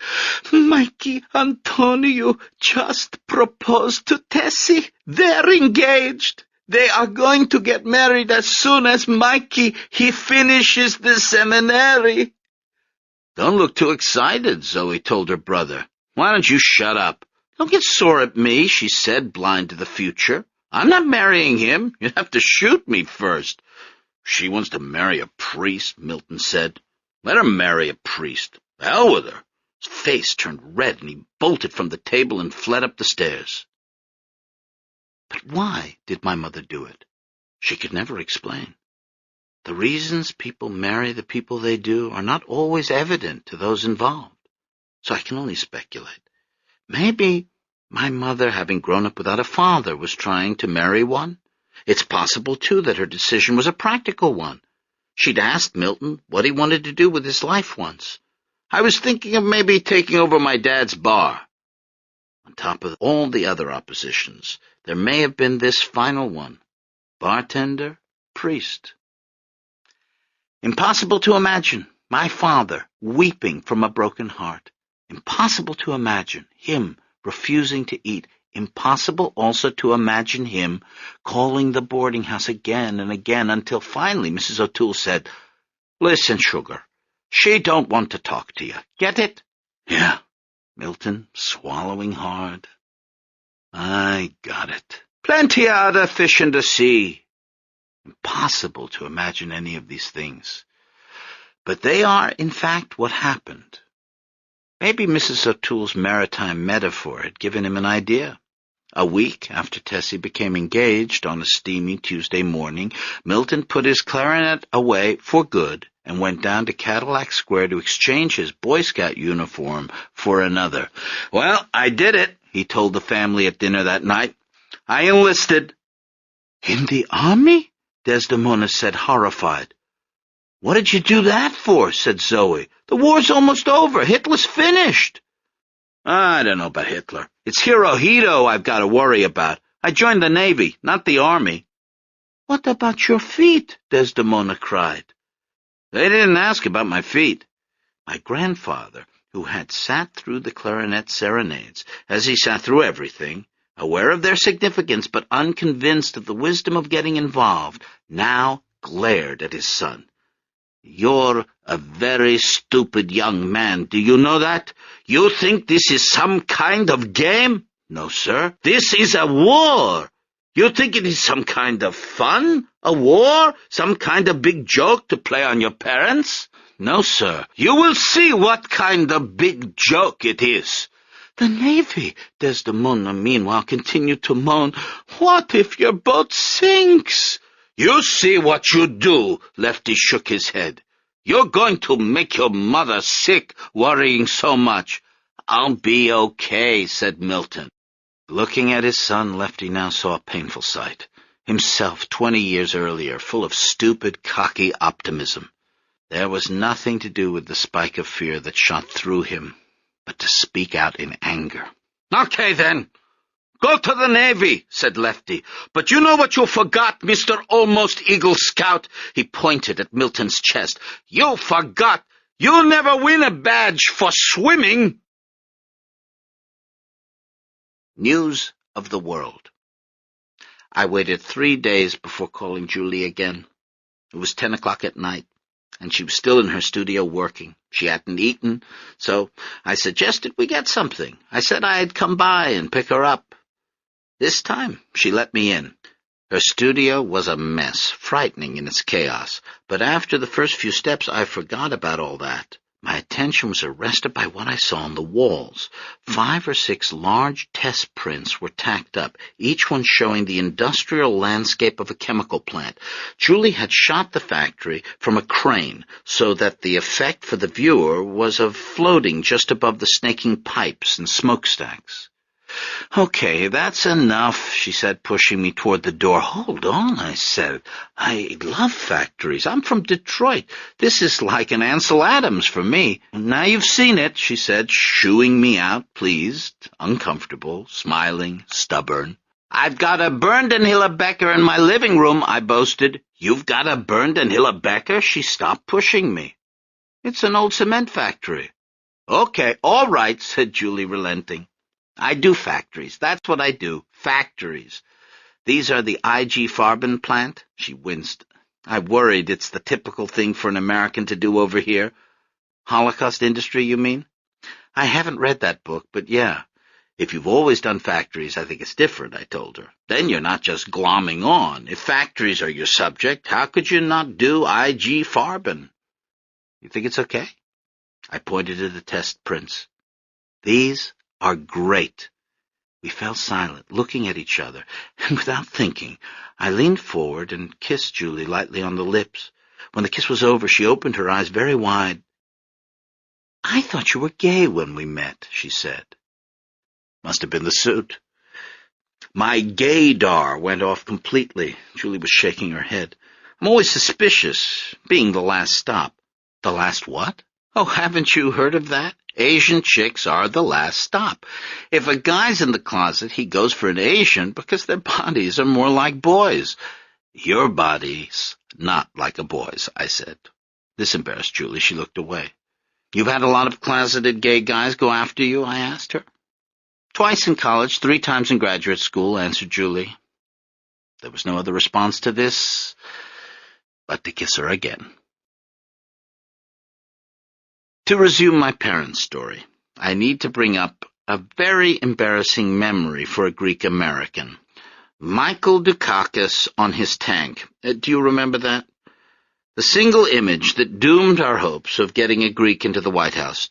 Dukakis, wearing an oversized army helmet, bouncing along on top of an M41 Walker Bulldog, trying to look presidential, but looking instead like a little boy on an amusement park ride. Every time a Greek gets near the Oval Office, something goes wrong. First it was Agnew with the tax evasion, then it was Dukakis with the tank. Before Dukakis climbed up on that armored vehicle, before he took off his J-Press suit and put on those army fatigues, we all felt, I speak for my fellow Greek Americans, whether they want me to or not, a sense of exultation. This man was the Democratic nominee for President of the United States. He was from Massachusetts, like the Kennedys. He practiced a religion even stranger than Catholicism, but no one was bringing it up. This was 1988. Maybe the time had finally come when anyone, or at least not the same old someones, could be president. Behold the banners at the Democratic Convention. Look at the bumper stickers on all the Volvos. Dukakis, a name with more than 2 vowels in it, running for president. The last time that had happened was Eisenhower, who looked good on the tank. Generally speaking, Americans like their presidents to have no more than 2 vowels. Truman, Johnson, Nixon, Clinton. If they have more than 2 vowels, Reagan, they can have no more than 2 syllables. Even better is 1 syllable and 1 vowel. Bush. Had to do that twice. Why did Mario Cuomo decide against running for president? What conclusion did he come to as he withdrew to think the matter through? Unlike Michael Dukakis, who was from academic Massachusetts, Mario Cuomo was from New York and knew what was what. Cuomo knew he'd never win. Too liberal for the moment, certainly, but also too many vowels. On top of a tank, Michael Dukakis rode toward a bank of photographers and into the political sunset. Painful as the image is to recall, I bring it up for a reason. More than anything, that was what my newly enlisted father, Seaman Second Class Milton Stephanides, looked like as he bounced in a landing craft off the California coast in the fall of 1944. Like Dukakis, Milton was mostly helmet. Like Dukakis's, Milton's chin strap looked as though it had been fastened by his mother. Like Dukakis's, Milton's expression betrayed a creeping awareness of error. Milton, too, couldn't get off his moving vehicle. He, too, was riding toward extinction. The only difference was the absence of photographers, because it was in the middle of the night. A month after joining the United States Navy, Milton found himself stationed at Coronado Naval Base in San Diego. He was a member of the amphibious forces whose job it was to transport troops to the Far East and assist their storming of beaches. It was Milton's job, luckily so far only in maneuvers, to lower the landing craft off the side of the transport ship. For over a month, 6 days a week, 10 hours a day, that's what he'd been doing, lowering boats full of men into various sea conditions. When he wasn't lowering landing craft, he was in one himself. 3 or 4 nights a week, they had to practice night landings. These were extremely tricky. The coast around Coronado was treacherous. The inexperienced pilots had trouble steering toward the diff lights, which marked the beaches, and often brought the boats to shore on the rocks. Though the army helmet obscured Milton's present vision, it gave him a pretty good picture of the future. The helmet weighed as much as a bowling ball. It was as thick as the hood of a car. You put it over your head like a hat, but it was nothing like a hat. In contact with the skull, an army helmet transmitted images directly into the brain. These were of objects the helmet was designed to keep out. Bullets, for instance, and shrapnel. The helmets closed off the mind for contemplation of these essential realities. And if you were a person like my father, you began to think about how you could escape such realities. After a single week of drills, Milton realized that he had made a terrible mistake joining the Navy. Battle could be only slightly less dangerous than this preparation for it. Every night someone got injured. Waves slammed guys up against the boats. Guys fell and got swept underneath. The week before, a kid from Omaha had drowned. During the day, they trained playing football on the beach in army boots to build up their legs, and then at night they had the drills. Exhausted, seasick, Milton stood packed in like a sardine, shouldering a heavy pack. He had always wanted to be an American, and now he got to see what his fellow Americans were like. In close quarters he suffered their backwoods lubricity and knucklehead talk. They were in the boats for hours together, getting slammed around, getting wet. They got to bed at 3 or 4 in the morning. Then the sun came up, and it was time to do it all over again. Why had he joined the Navy? For revenge? For escape? He wanted to get back at Tessie, and he wanted to forget her. Neither had worked. The dullness of military life, the endless repetition of duties, the standing in line to eat, to use the bathroom, to shave, served as no distraction at all. Standing in line all day brought on the very thoughts Milton had wanted to avoid, of a clarinet imprint, like a ring of fire on Tessie's flushed thigh. Or of Vandebrock, the kid from Omaha who had drowned, his battered face, the seawater leaking through his busted teeth. All around Milton in the boat now, guys were already getting sick. 10 minutes in the swells, and sailors were bending over and regurgitating the beef stew and instant mashed potatoes of that evening's dinner onto the ridged metal floor. This provoked no comment. The vomit, which was an eerie blue color in the moonlight, had its own wave action, sloshing back and forth over everybody's boots. Milton lifted his face, trying to get a whiff of fresh air. The boat pitched and rolled. It fell off waves and came crashing down, the hull shuddering. They were getting close to shore, where the surf picked up. The other men readjusted their packs and got ready for the make-believe assault, and Seaman Stephanides abandoned the solitude of his helmet. "Saw it in the library," the sailor beside him was saying to another. "On the bulletin board." "What kind of test?" "Some kind of admittance exam for Annapolis." "Yeah, right. They're going to let a couple of guys like us into Annapolis? Doesn't matter if they let us in or not. Deal is, whoever takes the test gets excused from drills." "What'd you say about a test?" Milton asked, butting in. The sailor looked around to see if anyone else had heard. "Keep quiet about it. If we all sign up, it won't work." "When is it?" But before the sailor could answer, there was a loud, grinding sound. They had hit the rocks again. The sudden stop knocked everyone forward. Helmets rang against one another. Noses broke. Sailors fell into a pile, and the front hatch fell away. Water was streaming into the boat now, and the lieutenant was yelling. Milton, along with everyone else, leapt into the confusion. The black rocks, the sucking undertow, the Mexican beer bottles, the startled crabs. Back in Detroit, also in the dark, my mother was at the movies. Michael Antoniou, her fiancé, had returned to Holy Cross, and now she had her Saturdays free. On the screen of the Esquire Theater, numerals flashed, 5, 4, 3, and a newsreel began. Muted trumpets blared. An announcer began giving war reports. It had been the same announcer throughout the war, so that by now Tessie felt she knew him. He was almost family. Week after week he had informed her about Monty and the Brits driving Rommel's tanks out of North Africa, and the American troops liberating Algeria and landing in Sicily. Munching popcorn, Tessie had watched as the months and years passed. The newsreels followed an itinerary. At first, they'd concentrated on Europe. There were tanks rolling through tiny villages and French girls waving handkerchiefs from balconies. The French girls didn't look like they'd been through a war. They wore pretty ruffled skirts, wide-ankle socks, and silk scarves. None of the men wore berets, which surprised Tessie. She'd always wanted to go to Europe, not to Greece so much, but to France or Italy. As she watched these newsreels, what Tessie noticed wasn't the bombed-out buildings, but the sidewalk cafes, the fountains, the self-composed, urbane little dogs.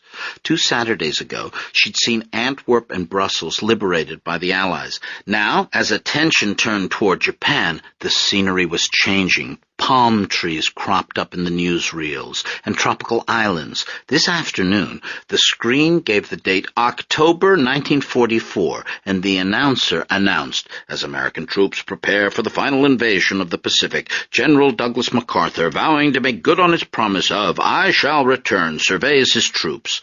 The footage showed sailors standing at attention on deck, or dropping artillery shells into guns, or horsing around on a beach, waving to the folks back home. And out in the audience, my mother found herself doing a crazy thing. She was looking for Milton's face. He was her second cousin, wasn't he? It was only natural she should worry about him. They had also been, not in love exactly, but in something more immature, a kind of infatuation or crush. Nothing like what she had with Michael. Tessie sat up in her seat. She adjusted her purse in her lap. She sat up like a young lady who was engaged to be married. But after the newsreel ended and the movie began, she forgot about being an adult. She sank down in her seat and put her feet up over the seat in front. Maybe it wasn't a very good movie that day. Or maybe she'd seen too many movies lately. She'd gone for the last 8 straight days. But whatever the reason, Tessie couldn't concentrate. She kept thinking that if something happened to Milton, if he was wounded, or, God forbid, if he didn't come back, she would be somehow to blame. She hadn't told him to enlist in the Navy. If he'd asked her, she would have told him not to, but she knew he'd done it because of her. It was a little like Into the Sands with Claude Barron, which she'd seen a couple of weeks ago. In that picture, Claude Barron enlists in the Foreign Legion because Rita Carroll marries another guy. The other guy turns out to be a cheater and drinker, and so Rita Carroll leaves him and travels out to the desert where Claude Barron is fighting the Arabs. By the time Rita Carroll gets there, he's in the hospital wounded, or not a hospital really, but just a tent, and she tells him she loves him, and Claude Barron says, "I went into the desert to forget about you, but the sand was the color of your hair, the desert sky was the color of your eyes. There was nowhere I could go that wouldn't be you." And then he dies. Tessie cried buckets. Her mascara ran, staining the collar of her blouse something awful. Drilling at night and going to Saturday matinees, jumping into the sea and sliding down in movie seats, worrying and regretting and hoping and trying to forget. Nevertheless, to be perfectly honest, mostly what people did during the war was write letters. In support of my personal belief that real life doesn't live up to writing about it, the members of my family seem to have spent most of their time that year engaged in correspondence. From Holy Cross, Michael Antonio wrote twice a week to his fiancée. His letters arrived in light blue envelopes embossed with the head of Patriarch Benjamin in the upper left-hand corner, and on the stationery inside, his handwriting, like his voice, was feminine and neat. "Most likely, the first place they'll send us after my ordination will be somewhere in Greece. There's going to be a lot of rebuilding to do now that the Nazis have left." At her desk beneath the Shakespeare bookends, Tessie wrote back faithfully, if not entirely truthfully. Most of her daily activities didn't seem virtuous enough to tell a seminarian fiancé, and so she began to invent a more appropriate life for herself. This morning, Zoe and I went down to volunteer at the Red Cross, wrote my mother, who had spent the entire day at the Fox Theatre eating nonpareils. They had us cut up old bed sheets into strips for bandages. You should see the blister I've got on my thumb. It's a real whopper. She didn't start out with these wholesale fictions. At first, Tessie had given an honest accounting of her days, but in one letter, Michael Antonio had said, "Movies are fine as entertainment, but with the war, I wonder if they're the best way to spend your time." After that, Tessie started making things up. She rationalized her lying by telling herself that this was her last year of freedom. By next summer, she'd be a priest's wife, living somewhere in Greece. To mitigate her dishonesty, she deflected all honor from herself, filling her letters with praise for Zoe. She works 6 days a week, but on Sundays gets up bright and early to take Mrs. Tsonsakis to church. Poor thing's 93 and can barely walk. That's Zoe, always thinking of others. Meanwhile, Desdemona and Milton were writing to each other too. Before going off to war, my father had promised his mother that he'd finally become literate in Greek. Now, from California, lying on his bunk in the evenings, so sore he could barely move, Milton consulted a Greek-English dictionary to piece together reports on his Navy life. No matter how hard he concentrated, however, by the time his letters arrived at Hurlbut Street, something had been lost in translation. "What kind of paper this is?" Desdemona asked her husband, holding up a letter that resembled Swiss cheese. Like mice, military censors had nibbled at Milton's letters before Desdemona got to digest them. They bit off any mention of the word invasion, any reference to San Diego or Coronado. They chewed through whole paragraphs describing the naval base, the destroyers and submarines docked at the pier. Since the censor's Greek was even worse than Milton's, they often made mistakes, lopping off endearments, X's and O's. Despite the gaps in Milton's missives, syntactical and physical, my grandmother registered the danger of his situation. In his badly penned sigmas and deltas, she spied the shaking hand of her son's growing anxiety. Over his grammatical mistakes, she detected the note of fear in his voice. The stationery itself frightened her, because it already looked blown to bits. Seaman Stephanides, however, was doing his best to prevent injury. On a Wednesday morning, he reported to the base library to take the admittance exam for the U.S. Naval Academy. Over the next 5 hours, every time he looked up from his test paper, he saw his shipmates doing calisthenics in the hot sun. He couldn't help smiling. While his buddies were baking out there, Milton was sitting under a ceiling fan, working out a mathematical proof. While they were forced to run up and down the sandy gridiron, Milton was reading a paragraph by someone named Carlyle and answering the questions that followed. And tonight, when they would be getting creamed against the rocks, he would be snug in his bunk, fast asleep. By the time the early months of 1945 rolled in, everyone was looking for exemptions from duty. My mother hid from charitable works by going to the movies. My father ducked maneuvers by taking a test. But when it came to exemptions, my grandmother sought one from nothing less than heaven itself. One Sunday in March, she arrived at Assumption before the Divine Liturgy had started. Going into a niche, she approached the icon of St. Christopher and proposed a deal. "Please, St. Christopher," Desdemona kissed her fingertips and touched them to the saint's forehead. "If you keep Milty safe in the war, I will make him promise to go back to Vithinios and fix the church." She looked up at St. Christopher, the martyr of Asia Minor. "If the Turks destroyed it, Milty will build it again. If it only needs painting, he'll paint." St. Christopher was a giant. He held a staff and forded a rushing river. On his back was the Christ child, the heaviest baby in history because he had the world in his hands. What better saint to protect her own son in peril on the sea? In the shadowy, lamp-lit space, Desdemona prayed. She moved her lips, spelling out the conditions.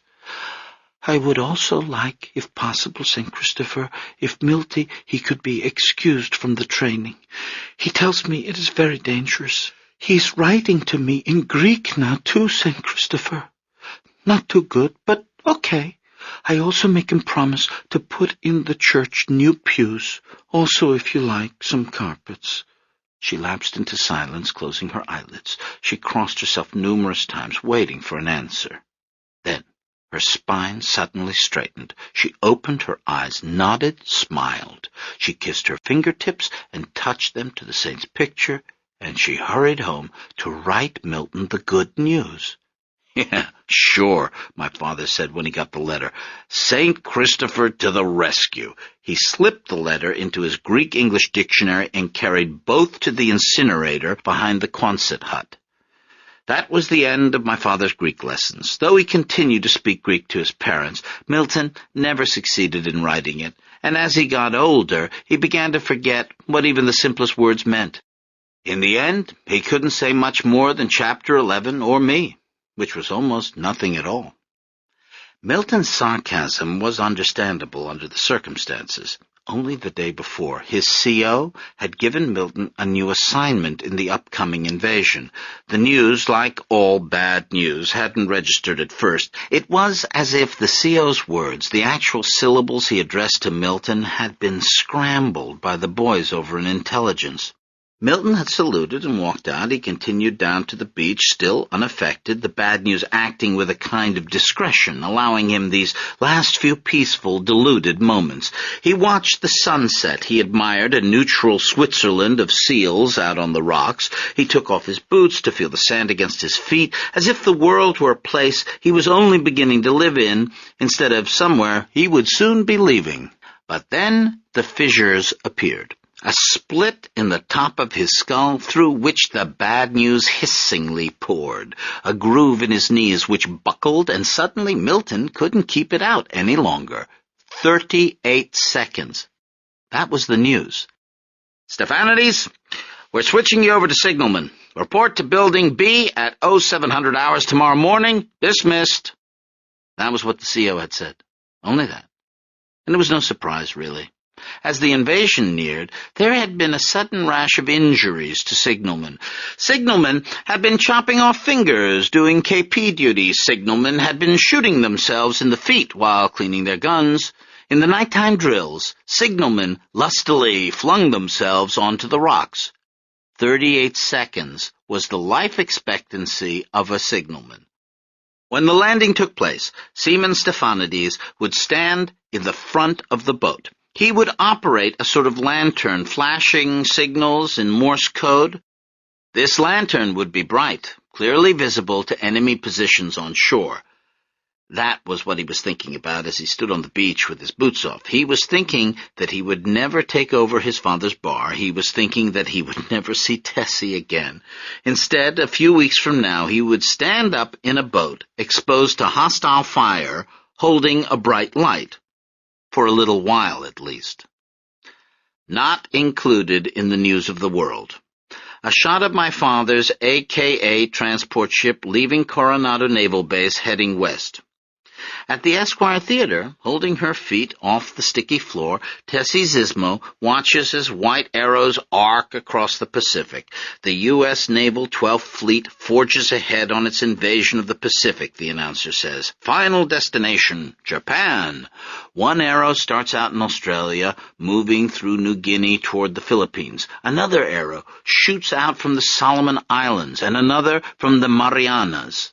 Tessie has never heard of these places before, but now the arrows continue on, advancing toward other islands she's never heard of, Iwo Jima, Okinawa, each flagged with the rising sun. The arrows converge from 3 directions on Japan, which is just a bunch of islands itself. As Tessie is getting the geography straight, the newsreel breaks into filmed footage. A hand cranks an alarm bell. Sailors jump out of bunks, double-time it up stairways, assuming battle stations. And then, there he is, Milton, running across the deck of the ship. Tessie recognizes his skinny chest, his raccoon eyes. She forgets about the floor and puts her feet down.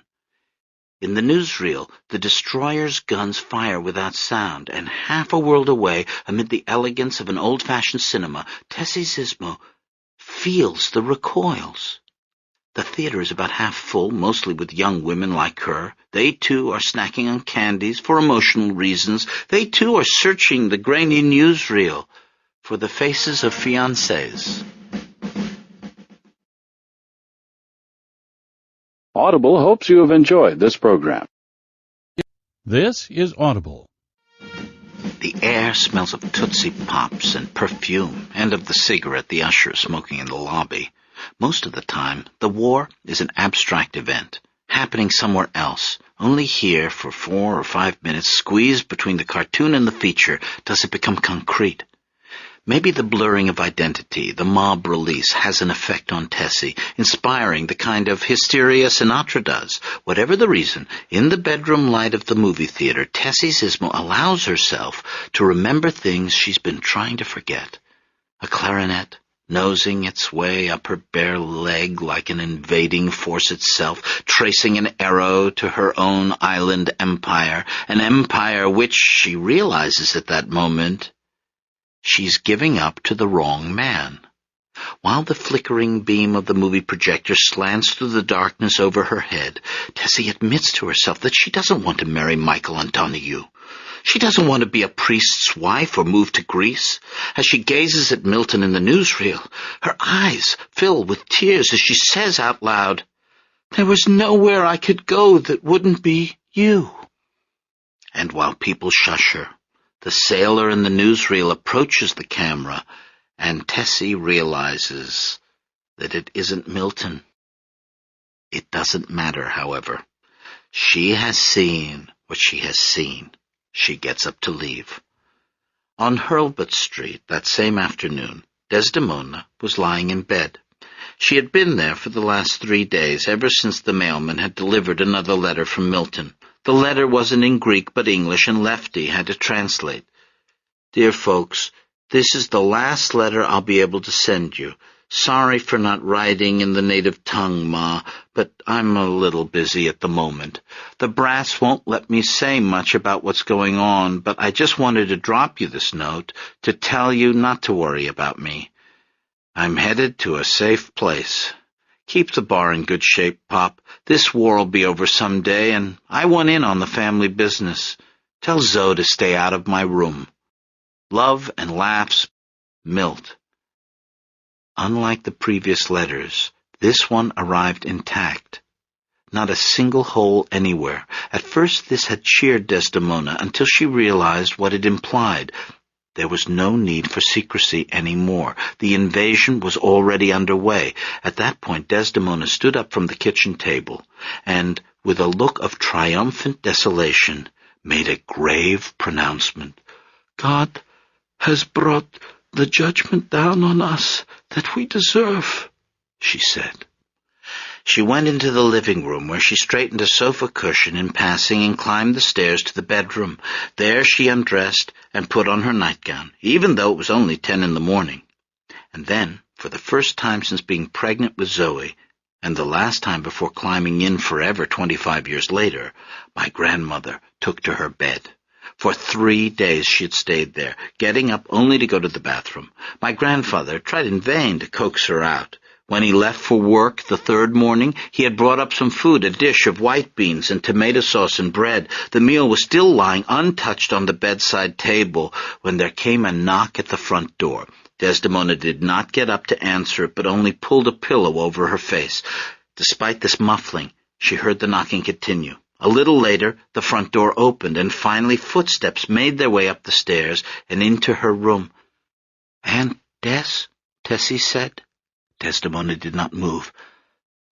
"I've got something to tell you," Tessie continued. "I wanted you to be the first to know." The figure in bed remained motionless. Still, the alertness that had seized Desdemona's body told Tessie she was awake and listening. Tessie took a breath and announced, "I'm going to call off the wedding." There was a silence. Slowly Desdemona pulled the pillow off her face. She reached for her glasses on the bedside table, put them on, and sat up in bed. "You don't want to marry Mikey?" "No. Mikey is a good Greek boy." I know he is, But I don't love him. I love Milton. Tessie expected Desdemona to react with shock or outrage, but to her surprise, my grandmother barely seemed to register the confession. You don't know this, but Milton asked me to marry him a while ago. I said no. Now I'm going to write him and say yes. Desdemona gave a little shrug. You can write what you want, honey moo. Milty, he won't get it. It's not illegal or anything. First cousins can marry even. We're only second cousins. Milton went and looked up all the statutes. Once again, Desdemona shrugged. Drained by worry, abandoned by St. Christopher, she stopped fighting an eventuality that had never been fated in the first place. If you and Milty want to get married, you have my blessing, she said. Then, having given her benediction, she settled back into her pillows and closed her eyes to the pain of living. May God grant you never have a child who dies in the ocean. In my family, the funeral meats have always furnished the wedding tables. My grandmother agreed to marry my grandfather because she never thought she'd live to see the wedding.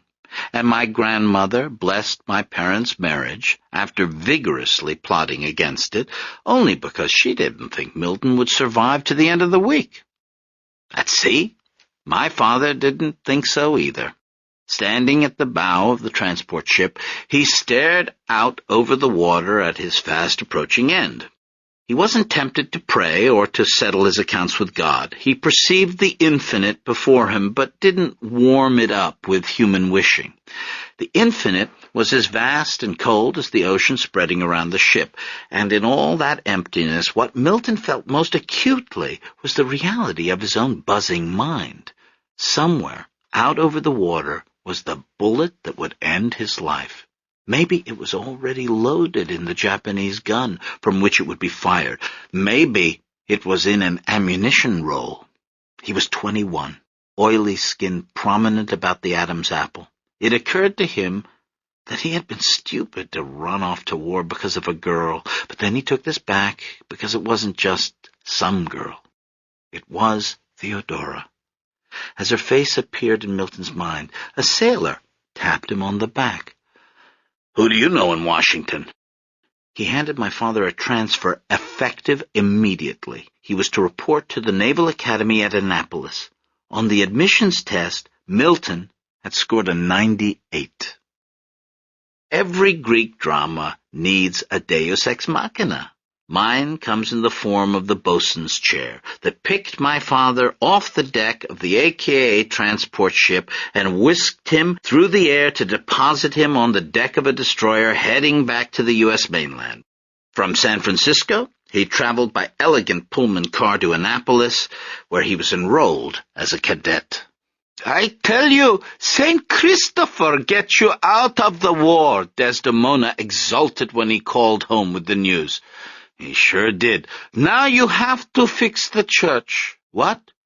"The church. You have to fix it."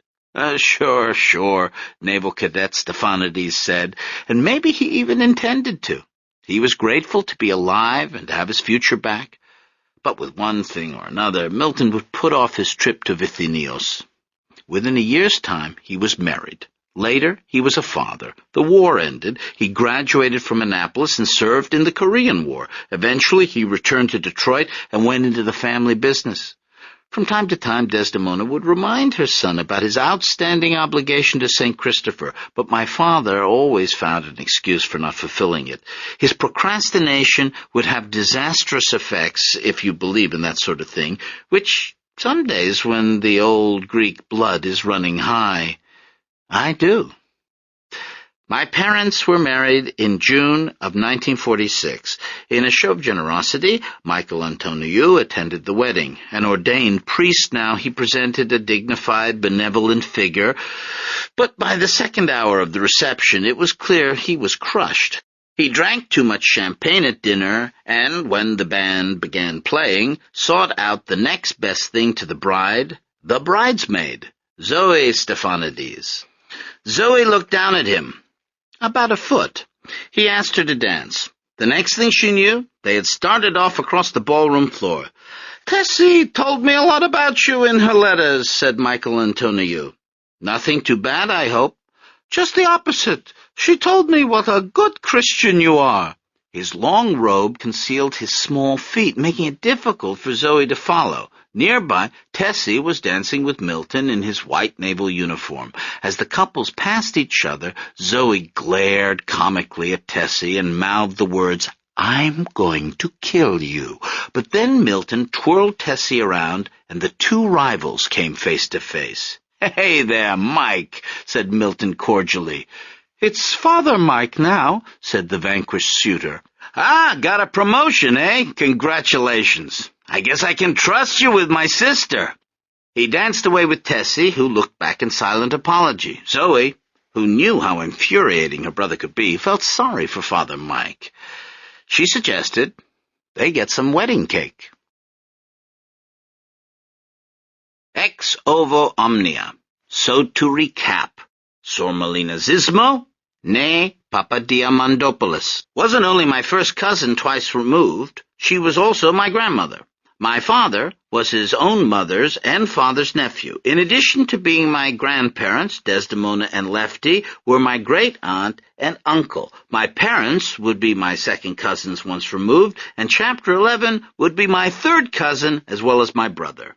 The Stephanides family tree, diagrammed in Dr. Luce's Autosomal Transmission of Recessive Traits, goes into more detail than I think you would care to know about. I've concentrated only on the gene's last few transmissions.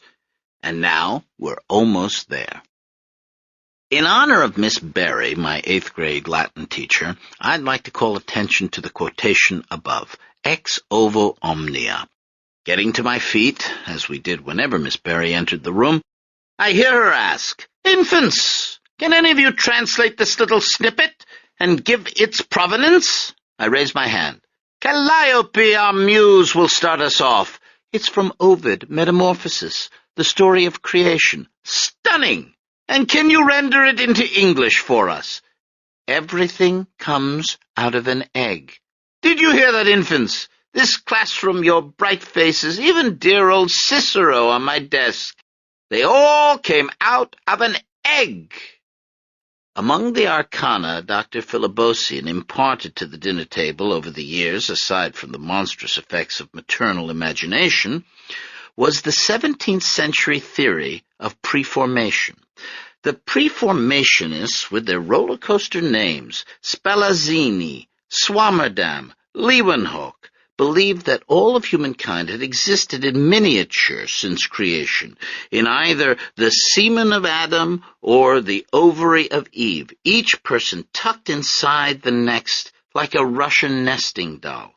It all started when Jan Swammerdam used a scalpel to peel away the outer layers of a certain insect. What kind? Well, a member of the phylum Anthropoda.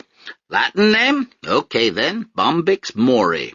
The insect Swammerdam used in his experiments back in 1650 was nothing other than a silkworm. Before an audience of intellectuals, Swammerdam cut away the skin of the silkworm to reveal what appeared to be a tiny model of the future moth inside, from proboscis to antennae to folded wings. The theory of preformation was born. In the same way, I like to imagine my brother and me floating together since the world's beginning on our raft of eggs, each inside a transparent membrane, each slotted for his or her, in my case both, hour of birth. There's Chapter 11, always so pasty and bald by the age of 23, so that he makes a perfect homunculus. His pronounced cranium indicates his future deftness with mathematics and mechanical things. His unhealthy pallor suggests his coming Crohn's disease. Right next to him, there's me, his sometime sister, my face already a conundrum, flashing like a lenticular decal between two images, the dark-eyed, pretty little girl I used to be, and the severe, aquiline-nosed, Roman coinish person I am today. And so we drifted, the two of us, since the world began, awaiting our cues and observing the passing show. For instance, Milton Stephanides, graduating from Annapolis in 1949, his white hat flying up into the air. He and Tessie were stationed at Pearl Harbor, where they lived in austere marital housing and where my mother, at 25, got a terrible sunburn and was never seen in a bathing suit again. In 1951, they were transferred to Norfolk, Virginia, at which point Chapter 11's egg sac next door to mine began to vibrate. Nevertheless, he stuck around to watch the Korean conflict, where Ensign Stephanides served on a submarine chaser. We watched Milton's adult character forming during those years, taking on the no-nonsense attributes of our future father. The U.S. Navy was responsible for the precision with which Milton Stephanides ever after parted his hair, his habit of polishing his belt buckle with his shirt sleeves, his yes sirs and ship shapes, and his insistence on making us synchronize our watches at the mall. Under the brass eagle and fasces of his ensign's cap, Milton Stephanides left the Boy Scouts behind. The Navy gave him his love of sailing and his aversion to waiting in lines. Even then his politics were being formed, his anti-communism, his distrust of the Russians. Ports of call in Africa and Southeast Asia were already forging his beliefs about racial IQ levels. From the social snubs of his commanding officers, he was picking up his hatred of Eastern liberals and the Ivy League, at the same time as he was falling in love with Brooks Brothers clothing. His taste for tasseled loafers and seersucker shorts was seeping into him. We knew all this about our father before we were born, and then we forgot it and had to learn it all over again. When the Korean War ended in 1953, Milton was stationed again in Norfolk. And in March of 1954, as my father weighed his future, Chapter 11, with a little wave of farewell to me, raised his arms and traveled down the water slide into the world. And I was all alone. Events in the years before my birth. After dancing with Zoe at my parents' wedding, Father Mike pursued her doggedly for the next 2.5 years. Zoe didn't like the idea of marrying someone either so religious or so diminutive. Father Mike proposed to her 3 times, and in each case she refused, waiting for someone better to come along. But no one did. Finally, feeling that she had no alternative, and coaxed by Desdemona, who still thought it was a wonderful thing to marry a priest, Zoe gave in. In 1949, she married Father Mike, and soon they went off to live in Greece. There she would give birth to 4 children, my cousins, and remain for the next 8 years. In Detroit in 1950, the Black Bottom Ghetto was bulldozed to put in a freeway. The Nation of Islam, now headquartered at Temple No. 2 in Chicago, got a new minister by the name of Malcolm X. During the winter of 1954, Desdemona first began to talk of retiring to Florida someday. They have a city in Florida, you know what it is called? New Smyrna Beach. In 1956, the last streetcar stopped running in Detroit and the Packard plant closed. And that same year, Milton Stephanides, tired of military life, left the Navy and returned home to pursue an old dream. "Oh, do something else," Lefty Stephanides told his son. They were in the Zebra Room drinking coffee. "You go to the Naval Academy to be a bartender?" "I don't want to be a bartender. I want to run a restaurant, a whole chain. This is a good place to start." Lefty shook his head. He leaned back and spread his arms, taking in the whole bar. "This is no place to start anything," he said. He had a point. Despite my grandfather's assiduous drink refilling and counter-wiping, the bar on Pingree Street had lost its luster. The old zebra skin, which he still had on the wall, had dried out and cracked. Cigarette smoke had dirtied the diamond shapes of the tin ceiling. Over the years, the Zebra Room had absorbed the exhalations of its auto worker patrons. The place smelled of their beer and hair tonic, their punch clock misery, their frayed nerves, their trade unionism. The neighborhood was also changing. When my grandfather had opened the bar in 1933, the area had been white and middle class. Now it was becoming poorer and predominantly black.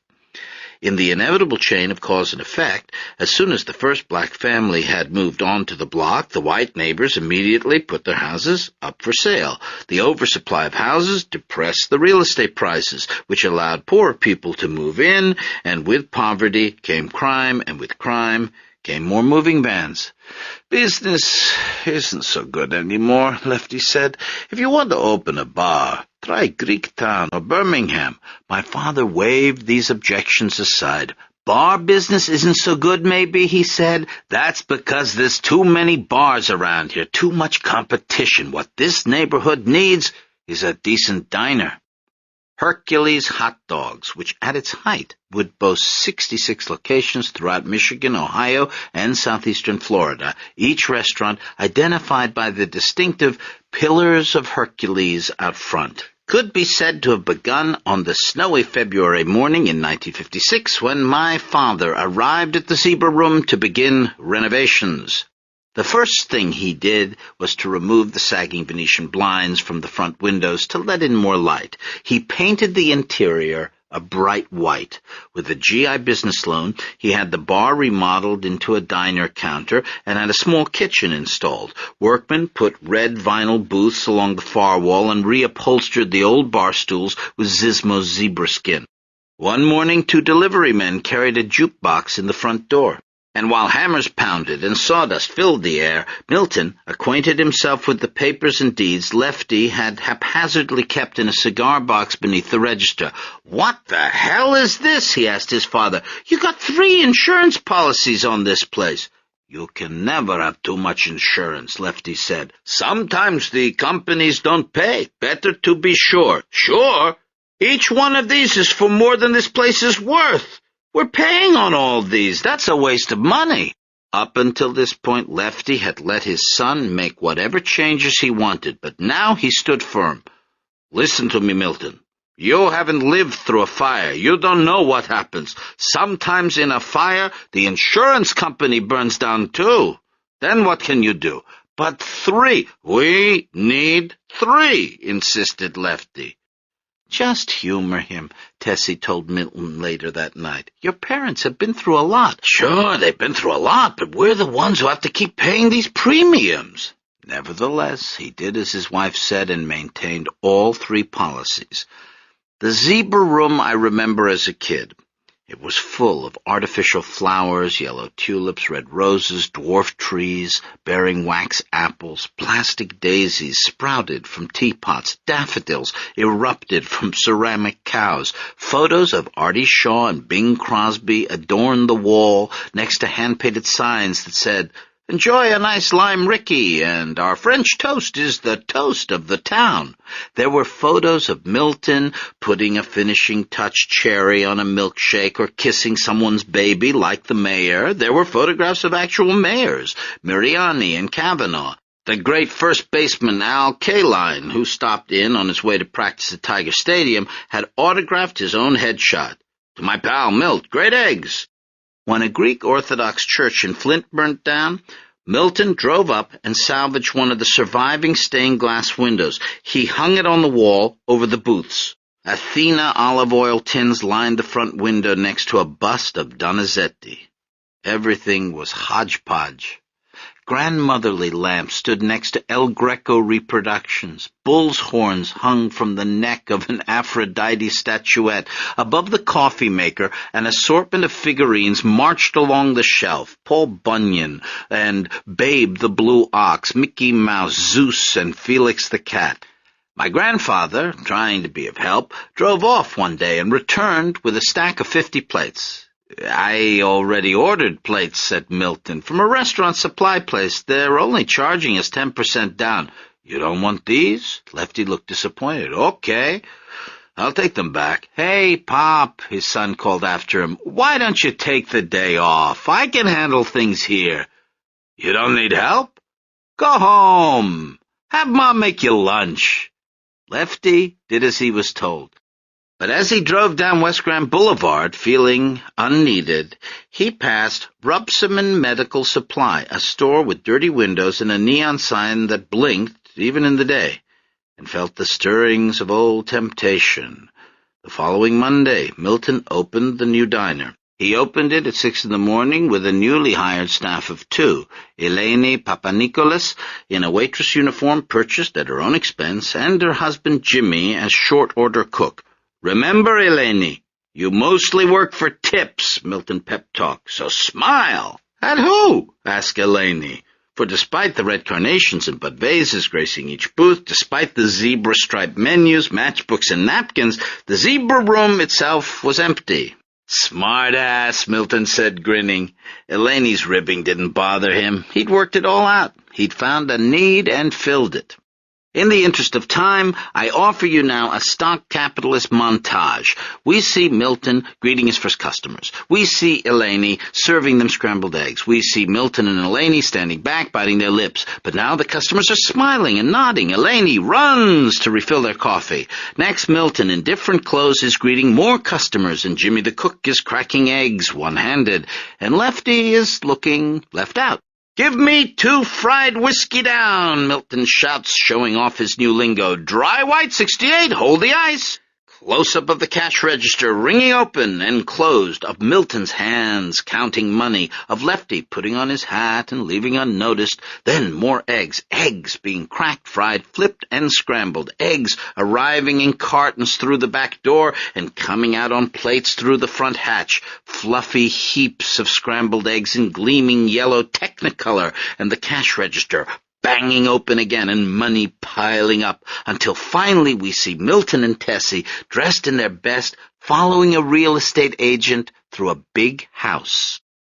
The neighborhood of Indian Village lay just 12 blocks west of Hurlbut, but it was a different world altogether. The 4 grand streets of Burns, Iroquois, Seminole, and Adams, even in Indian Village the white men had taken half the names, were lined with stately houses built in eclectic styles. Red brick Georgian rose next to English Tudor, which gave on to French Provincial. The houses in Indian Village had big yards, important walkways, picturesquely oxidizing cupolas, lawn jockeys whose days were numbered, and burglar alarms whose popularity was only just beginning. My grandfather remained silent, however, as he toured his son's impressive new home. "How do you like the size of this living room?" Milton was asking him. "Here, sit down, make yourself comfortable. Tessie and I want you and Ma to feel like this is your house, too, now that you're retired." "What do you mean, retired?" "Okay, semi-retired. Now that you can take it a little bit easy, you'll be able to do all the things you always wanted to do. Look, and here's the library. You want to come over and work on your translations? You can do it right here. How about that table? Big enough for you? And the shelves are built right into the wall." Pushed out of the daily operations at the Zebra Room, my grandfather began to spend his days driving around the city. He drove downtown to the public library to read the foreign newspapers. Afterward, he stopped to play backgammon at a coffee house in Greektown. At 54, Lefty Stefanidis was still in good shape. He walked 3 miles a day for exercise. He ate sensibly and had less of a belly than his son. Nevertheless, time was making its inevitable depredations. Lefty had to wear bifocals now. He had a touch of bursitis in his shoulder. His clothes had gone out of style so that he looked like an extra in a gangster movie.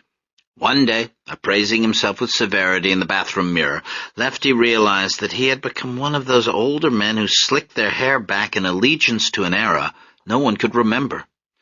Depressed by this fact, Lefty gathered up his books. He drove over to Seminole, intending to use the library, but when he got to the house, he kept on going. With a wild look in his eyes, he headed instead for Rupsaman Medical Supply. Once you've visited the underworld, you never forget the way back. Forever after, you're able to spot the red light in the upstairs window, or the champagne glass on the door that doesn't open until midnight. For years now, driving past Rupsaman Medical Supply, my grandfather had noticed the unchanging window display of hernia truss, neck brace, and crutches. He'd seen the desperate, crazily hopeful faces of the Negro men and women who went in and out without buying a thing. My grandfather recognized that desperation and knew that now, in his forced retirement, this was the place for him. Roulette wheels spun behind Lefty's eyes as he sped toward the west side. The clicking of backgammon dice filled his ears as he pressed the accelerator. His blood grew hot with an old excitement, a quickening of the pulse he hadn't felt since descending the mountain to explore the back streets of Bursa. He parked at the curb and hurried inside. He walked past the startled customers, who weren't used to seeing white people. He strode past the props of aspirin bottles, corn plasters, and laxatives, and went up to the pharmacist's window in the rear. "Can I help you?" the pharmacist asked. 22, said Lefty. "You got it?" Trying to reclaim the drama of his gambling days, my grandfather started playing the West Side numbers. He started small, little bets of $2 or $3. After a few weeks, to recoup his losses, he went up to $10. Every day he wagered a piece of the new profits from the restaurant. One day he won, and so went double or nothing the next, and lost. Amid hot water bottles and enema bags, he placed his bets. Surrounded by cough medicine and cold sore ointment, he started playing a gig, meaning 3 numbers at once. As they had in Bursa, his pockets filled up with scraps of paper. He wrote out lists of the numbers he played, along with the dates, so as not to repeat any. He played Milton's birthday, Desdemona's birthday, the date of Greek independence minus the last digit, the year of the burning of Smyrna.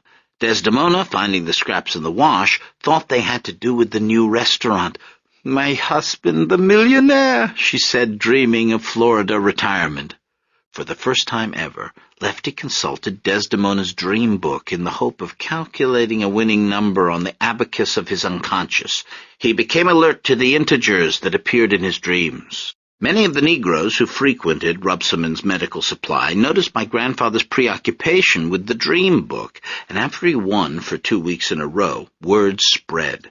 This led to the only contribution Greeks have ever made to African-American culture, aside from the wearing of gold medallions, as the blacks of Detroit began to buy dream books themselves. The Atlantis Publishing Company translated the books into English and shipped them to major cities all over America. For a short time, elderly colored women began to hold the same superstitions my grandmother did, believing, for instance, that a running rabbit meant you were coming into money, or that a black bird on a telephone line augured that somebody was about to die. "Taking that money to the bank?" Milton asked, seeing his father empty the cash register. "Yes, to the bank." And Lefty did go to the bank. He went to withdraw money from his savings account in order to continue his steady assault on all 999 possible permutations of a 3-digit variable. Whenever he lost, he felt awful. He wanted to stop. He wanted to go home and confess to Desdemona. The only antidote to this feeling, however, was the prospect of winning the next day. It's possible that a hint of self-destructiveness played a part in my grandfather's numbers playing. Full of survivor's guilt, he was surrendering himself to the random forces of the universe, trying to punish himself for still being alive. But mostly, gambling just filled his empty days. I alone, from the private box of my primordial egg, saw what was going on. Milton was too busy running the diner to notice. Tessie was too busy taking care of Chapter 11 to notice. Sormelina might have noticed something, but she didn't make many appearances at our house during those years.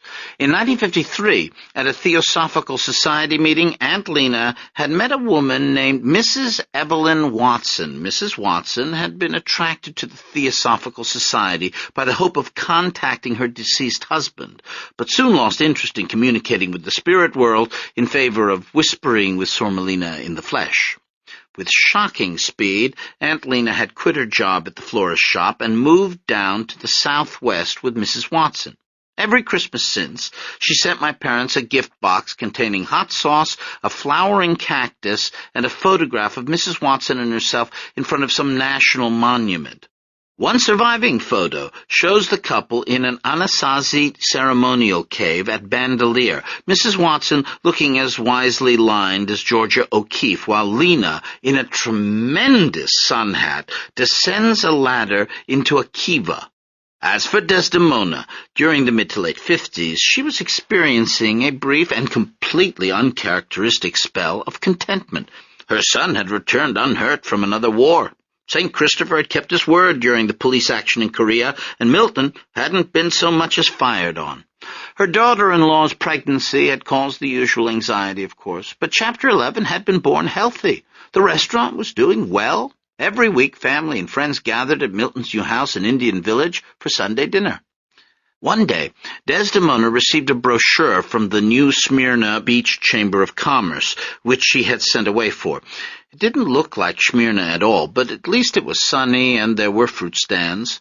Meanwhile, my grandfather was feeling lucky. Having played at least one number every day for a little over 2 years, he had now bet on every number from 1 to 740. Only 159 numbers to go to reach 999.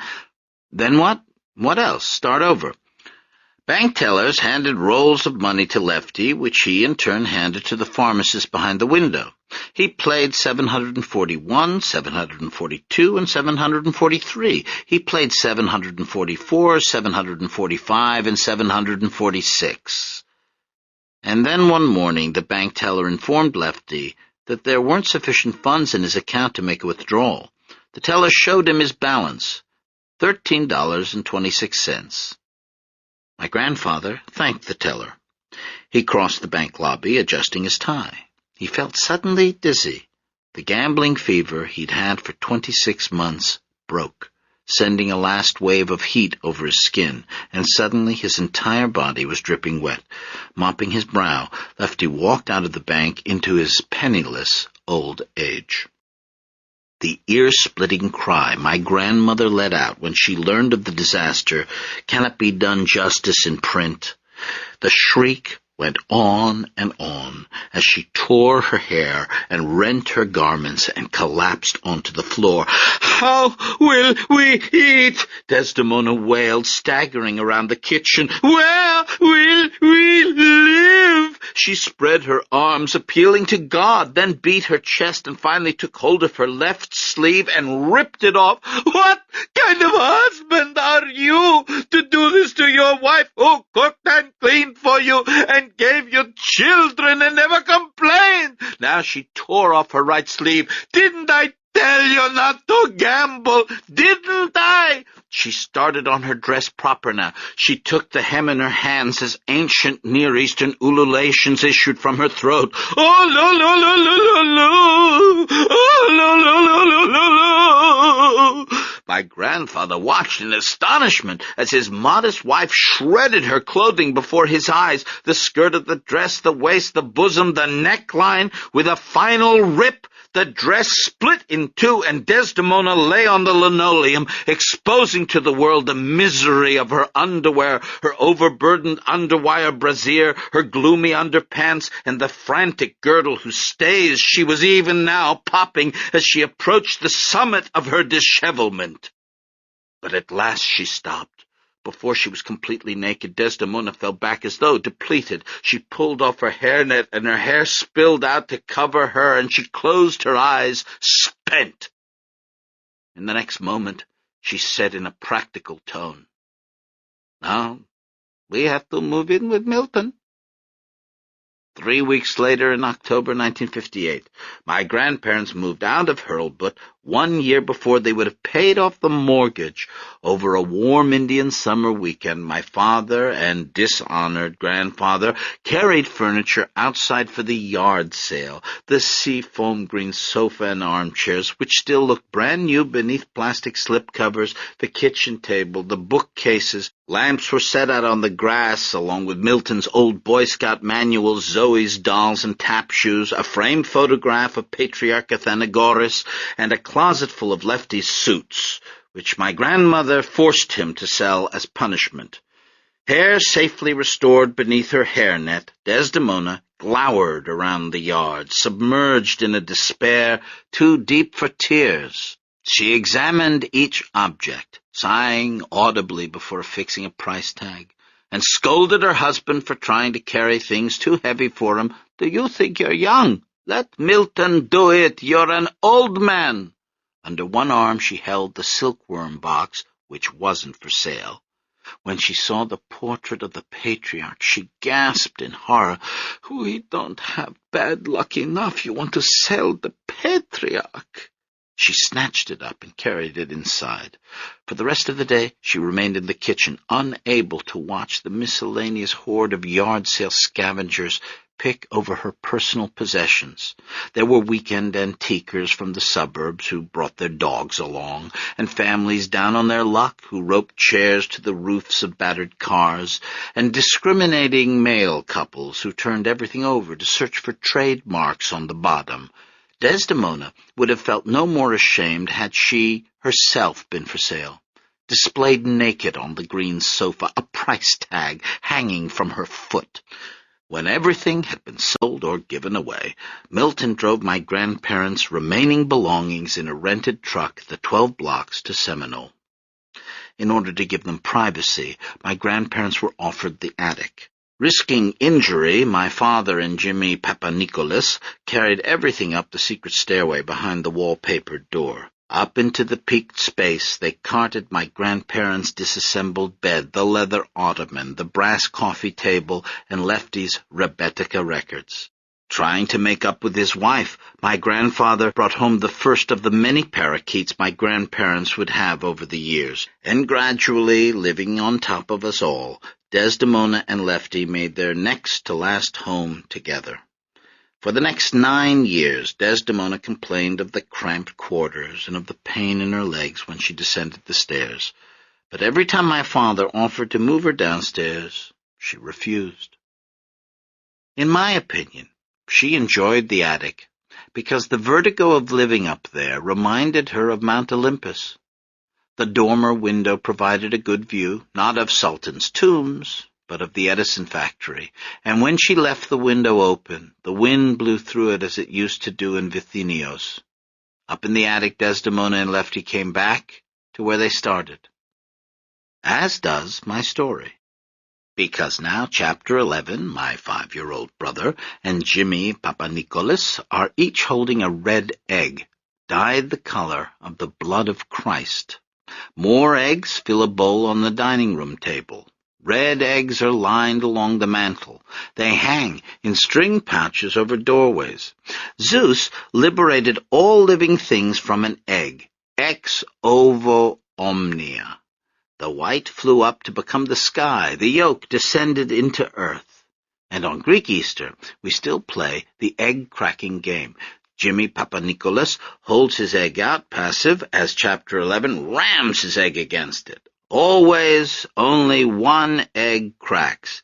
"I win!" shouts Chapter 11. Now Milton selects an egg from the bowl.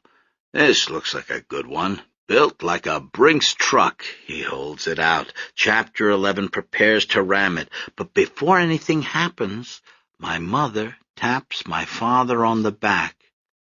She has a thermometer in her mouth. As dinner dishes are cleared from the table downstairs, my parents ascend hand in hand to their bedroom. As Desdemona cracks her egg against Lefty's, my parents shuck off a strict minimum of clothing. As Sor Melina, back from New Mexico for the holidays, plays the egg game with Mrs. Watson, my father lets out a small groan, rolls sideways off my mother, and declares, "That should do it." The bedroom grows still. Inside my mother, 1 billion sperms swim upstream, males in the lead. They carry not only instructions about eye color, height, nose shape, enzyme production, macrophage resistance, but a story too. Against a black background they swim, a long, white silken thread spinning itself out. The thread began on a day 250 years ago, when the biology gods, for their own amusement, monkeyed with a gene on a baby's 5th chromosome. That baby passed the mutation on to her son, who passed it on to his 2 daughters, who passed it on to 3 of their children, my great-great-greats, etc., until finally it ended up in the bodies of my grandparents. Hitching a ride, the gene descended a mountain and left a village behind. It got trapped in a burning city and escaped, speaking bad French. Crossing the ocean, It faked a romance, circled a ship's deck, and made love in a lifeboat. It had its braids cut off. It took a train to Detroit and moved into a house on Hurlbut. It consulted dream books and opened an underground speakeasy. It got a job at Temple No. 1. And then the gene moved on again into new bodies. It joined the Boy Scouts and painted its toenails red. It played Begin the Beguine out the back window. It went off to war and stayed at home watching newsreels. It took an entrance exam, posed like the movie magazines, received a death sentence, and made a deal with St. Christopher. It dated a future priest and broke off an engagement. It was saved by a bosun's chair. Always moving ahead, rushing along, only a few more curves left in the track now, Annapolis and a submarine chaser, until the biology gods knew this was their time, this was what they'd been waiting for, and as a spoon swung and a yah-yah worried, my destiny fell into place. On March 20th, 1954, Chapter 11 arrived, and the biology gods shook their heads. Nope, sorry. But there was still time. Everything was in place.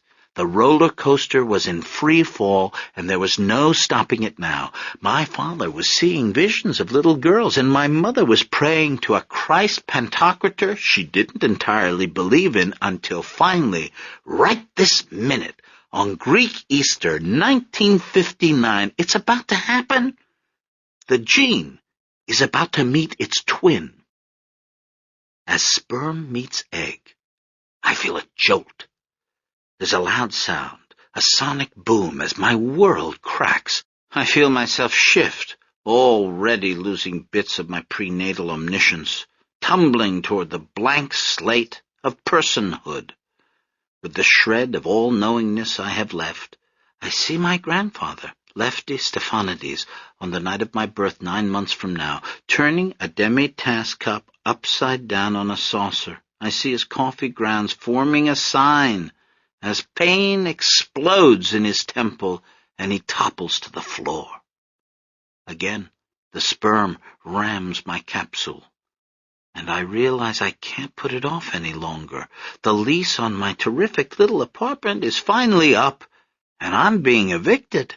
So I raise one fist, male typically, and begin to beat on the walls of my eggshell until it cracks. Then, slippery as a yoke, I dive head first into the world. I'm sorry, little baby girl, my mother said in bed, touching her belly and already speaking to me. I wanted it to be more romantic. You want romantic? Said my father. Where's my clarinet?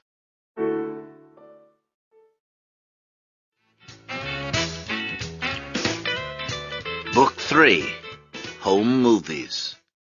My eyes, switched on at last, saw the following. A nurse reaching out to take me from the doctor.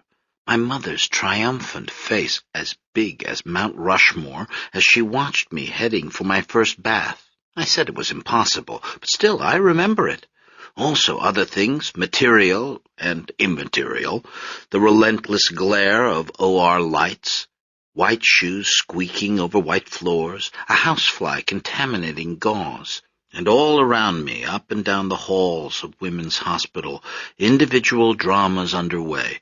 I could sense the happiness of couples holding first babies and the fortitude of Catholics accepting their 9th. I could feel one young mother's disappointment at the reappearance of her husband's weak chin on the face of her newborn daughter, and a new father's terror as he calculated the tuition for triplets. On the floors above delivery in flowerless rooms, women lay recovering from hysterectomies and mastectomies, teenage girls with burst ovarian cysts nodded out on morphine.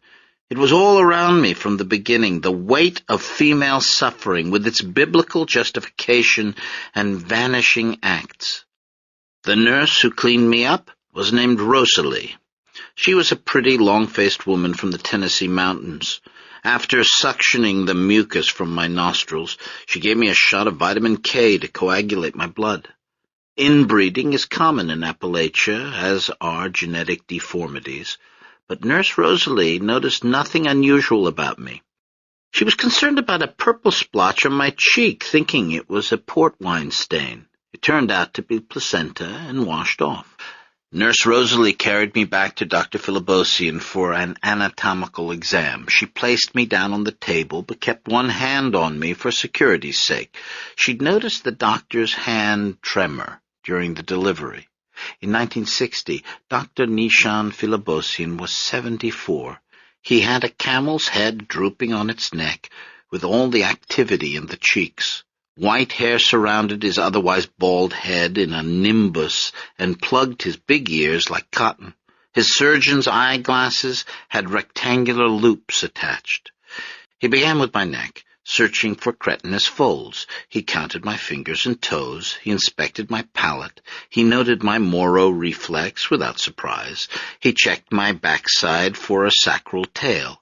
Then, putting me on my back again, he took hold of each of my curved legs and pulled them apart. What did he see? The clean, salt-water muscle of the female genitalia. The area inflamed, swollen with hormones, that touch of the baboon all babies have. Dr. Philibosian would have had to pull the folds apart to see any better, but he didn't, because right at that instant, Nurse Rosalie, for whom the moment was also destiny, accidentally touched his arm. Dr. Phil looked up. Presbyopic Armenian eyes met middle-aged Appalachian ones. The gaze lingered, then broke away. 5 minutes old, and already the themes of my life, chance and sex, announced themselves. Nurse Rosalie blushed. "Beautiful," Dr. Philibosian said, meaning me, but looking at his assistant. "A beautiful, healthy girl." On Seminole, the birth celebrations were tempered by the prospect of death. Desdemona had found Lefty on our kitchen floor, lying next to his overturned coffee cup. She knelt beside him and pressed an ear to his chest. When she heard no heartbeat, she cried out his name. Her wail echoed off the kitchen's hard surfaces, the toaster, the oven, the refrigerator. Finally, she collapsed on his chest. In the silence that followed, however, Desdemona felt a strange emotion rising inside her. It spread in the space between her panic and grief. It was like a gas inflating her. Soon her eyes snapped open as she recognized the emotion. It was happiness. Tears were running down her face. She was already berating God for taking her husband from her, but on the other side of these proper emotions was an altogether improper relief. The worst had happened. This was it, the worst thing. For the first time in her life, my grandmother had nothing to worry about. Emotions, in my experience, aren't covered by single words. I don't believe in sadness, joy, or regret. Maybe the best proof that the language is patriarchal is that it oversimplifies feeling. I'd like to have at my disposal complicated hybrid emotions, Germanic train car constructions, like, say, the happiness that attends disaster, or the disappointment of sleeping with one's fantasy. I'd like to show how intimations of mortality brought on by aging family members connects with the hatred of mirrors that begins in middle age. I'd like to have a word for the sadness inspired by failing restaurants, as well as for the excitement of getting a room with a minibar. I've never had the right words to describe my life, and now that I've entered my story, I need them more than ever. I can't just sit back and watch from a distance anymore. From here on in, everything I'll tell you is colored by the subjective experience of being part of events.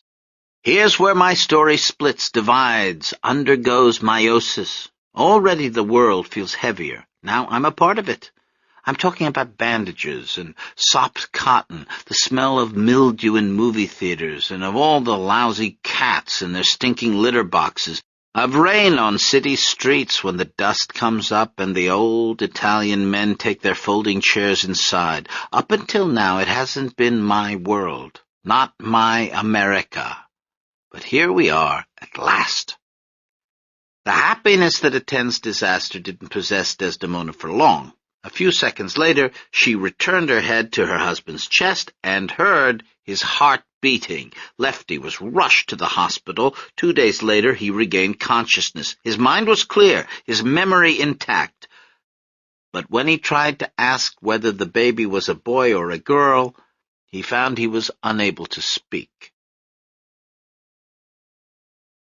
According to Julie Kikuchi, beauty is always freakish. Yesterday, over strudel and coffee at Café Einstein, she tried to prove this to me. "Look at this model," she said, holding up a fashion magazine. "Look at her ears. They belong on a Martian." She started flipping pages. "Well, look at the mouth on this one. You could put your whole head in it." I was trying to get another cappuccino. The waiters in their Austrian uniforms ignored me, as they do everyone, and outside the yellow lindens were dripping and weeping. "Well, what about Jackie O?" said Julie, still advocating. "Her eyes were so wide-set they were basically on the sides of her head. She looked like a hammerhead."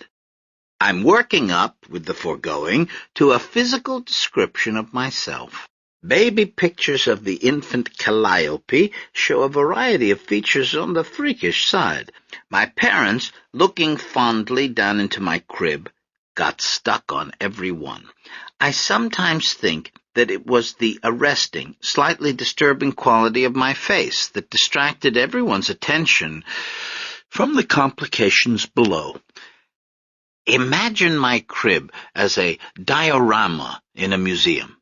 Press one button, and my ears light up like two golden trumpets. Press another, and my stark chin begins to glow. Another, and the high, ethereal cheekbones appear out of the darkness. So far, the effect isn't promising. On the evidence of ears, chin, and cheekbones, I might be a baby Kafka. But the next button illuminates my mouth, and things begin to improve. The mouth is small but well-shaped, kissable, musical. Then, in the middle of the map, comes the nose. It is nothing like the noses you see in classical Greek sculpture. Here is a nose that came to Asia Minor, like silk itself, from the East. In this case, the Middle East. The nose of the diorama baby already forms, if you look closely, an arabesque. Ears, nose, mouth, chin, now eyes. Not only are they widely set like Jackie O's, they're big, too big for a baby's face.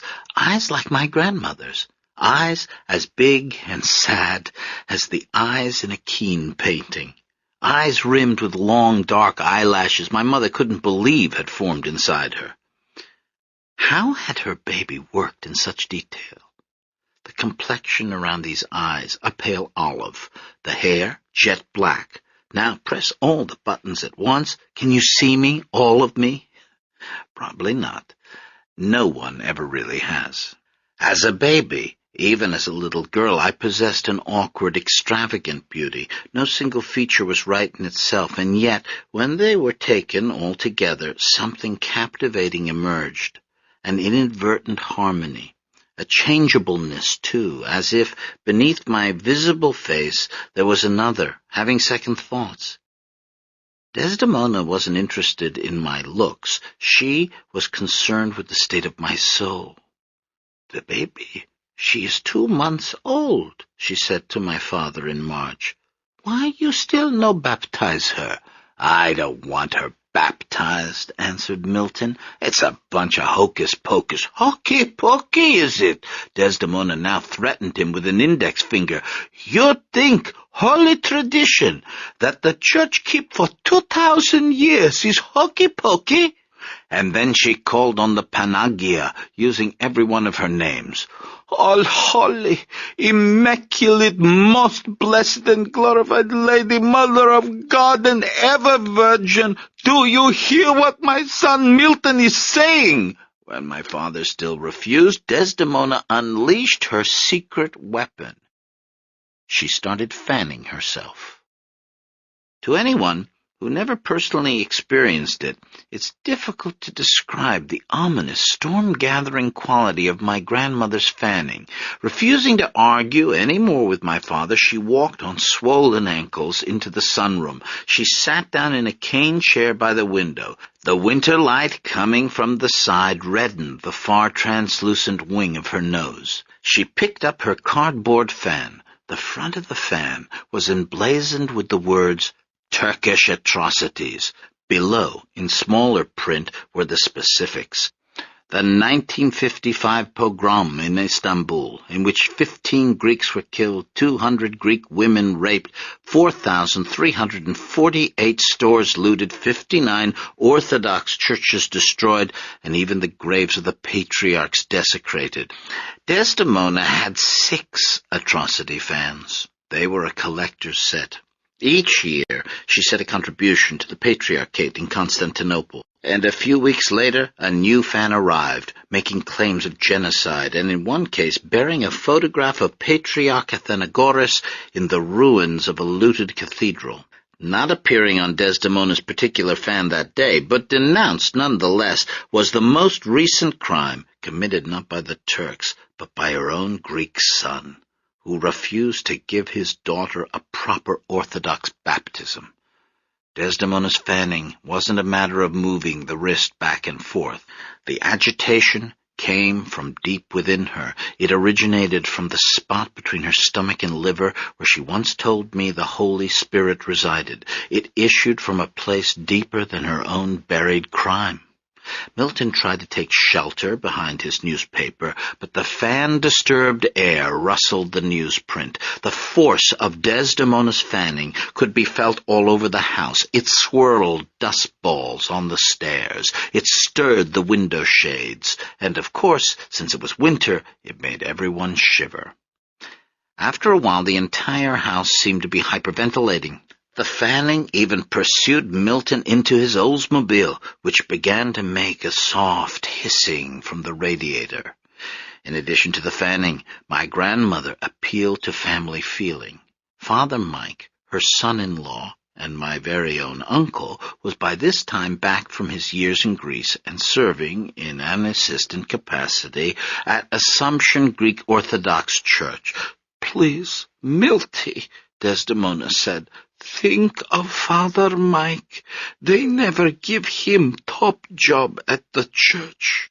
You think if his Onishino gets baptized, it will look good. Think of your sister, Milty, poor Zoe. They not have much money." Finally, in a sign that he was weakening, my father asked my mother, "What do they charge for a baptism these days?" "They're free." Milton's eyebrows lifted, but after a moment's consideration he nodded, confirmed in his suspicions. "Figures. They let you in for free, then you gotta pay for the rest of your life."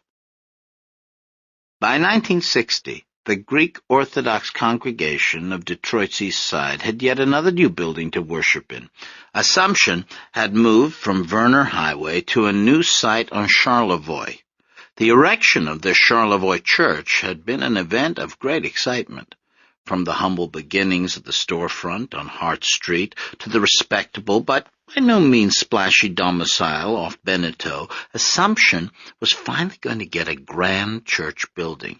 Many construction firms bid for the job, but in the end it was decided to give it to someone from the community, and that someone was Bart Skiotis. The motives behind building the new church were twofold: to resurrect the ancient splendor of Byzantium and to show the world the financial wherewithal of the prospering Greek-American community.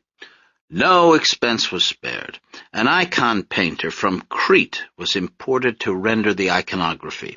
He stayed for over a year, sleeping in the unfinished structure on a thin mat. A traditionalist, he refrained from meat, alcohol, and sweets in order to purify his soul and receive divine inspiration.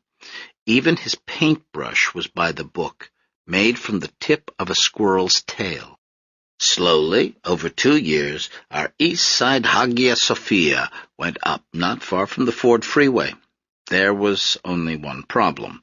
Unlike the icon painter, Bart Sciotus had not worked with a pure heart. It turned out that he had used inferior materials, siphoning the remaining cash into his personal bank account.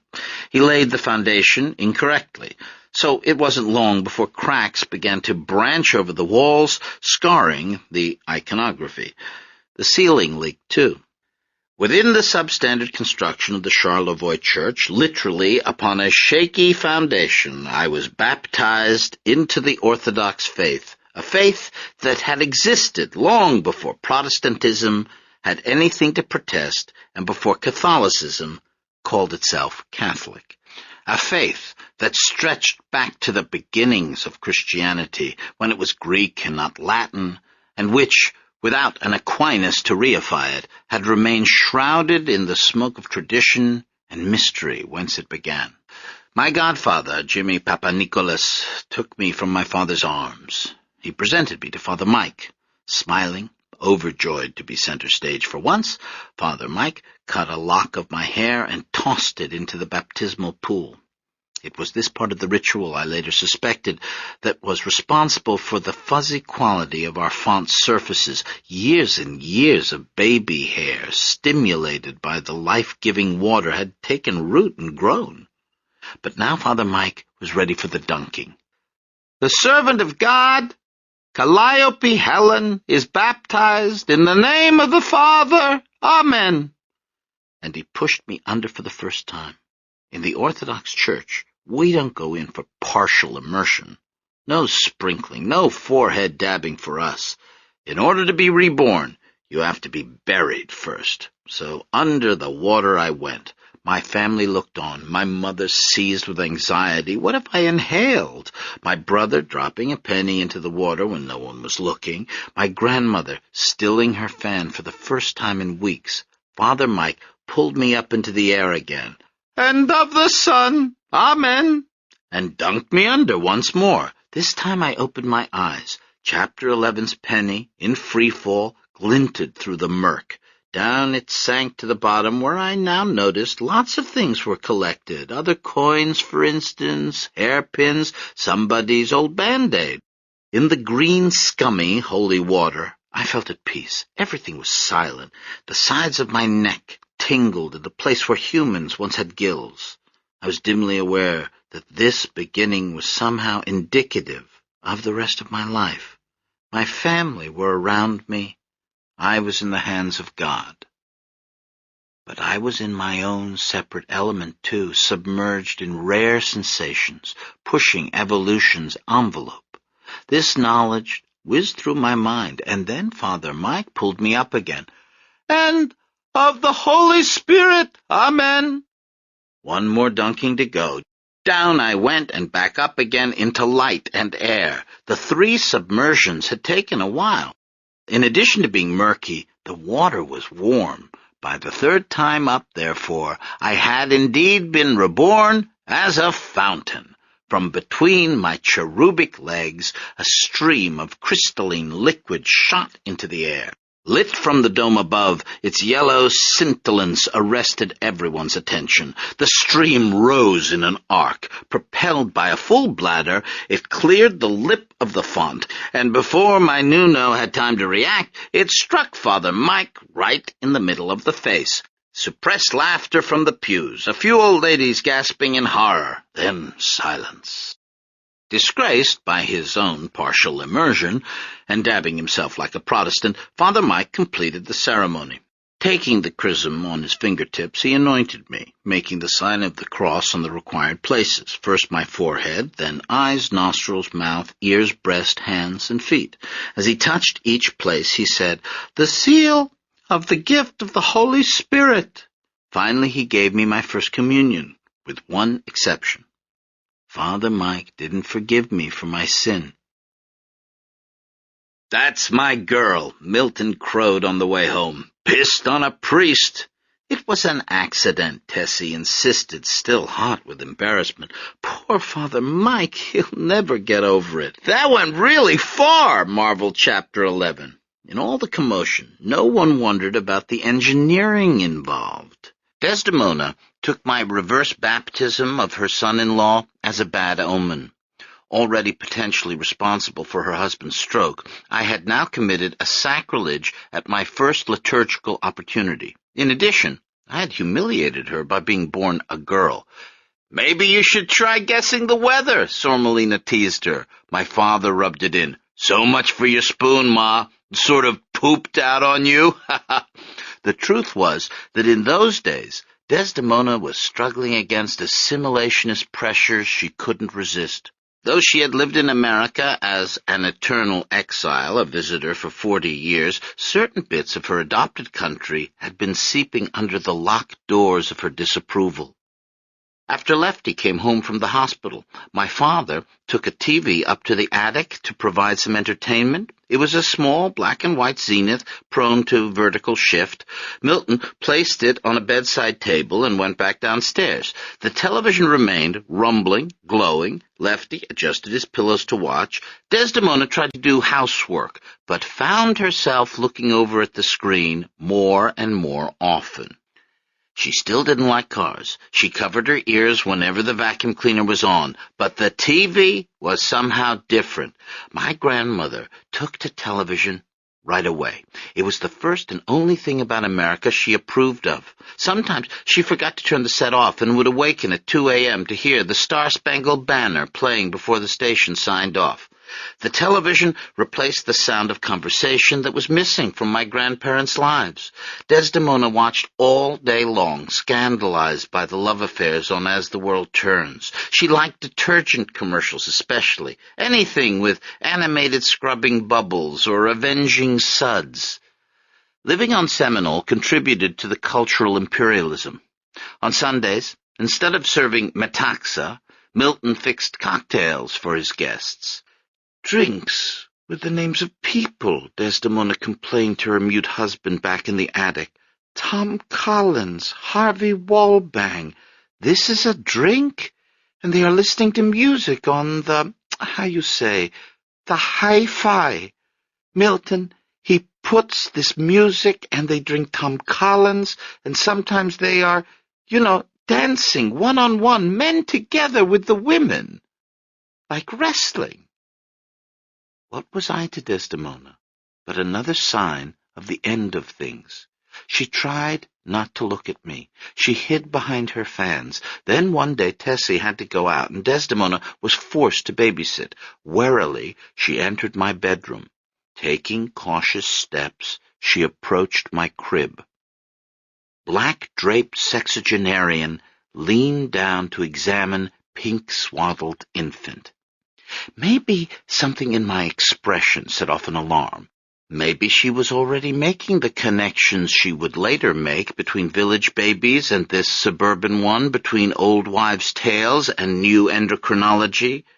Then again, maybe not, because as she peered distrustfully over the rail of my crib, she saw my face, and blood intervened.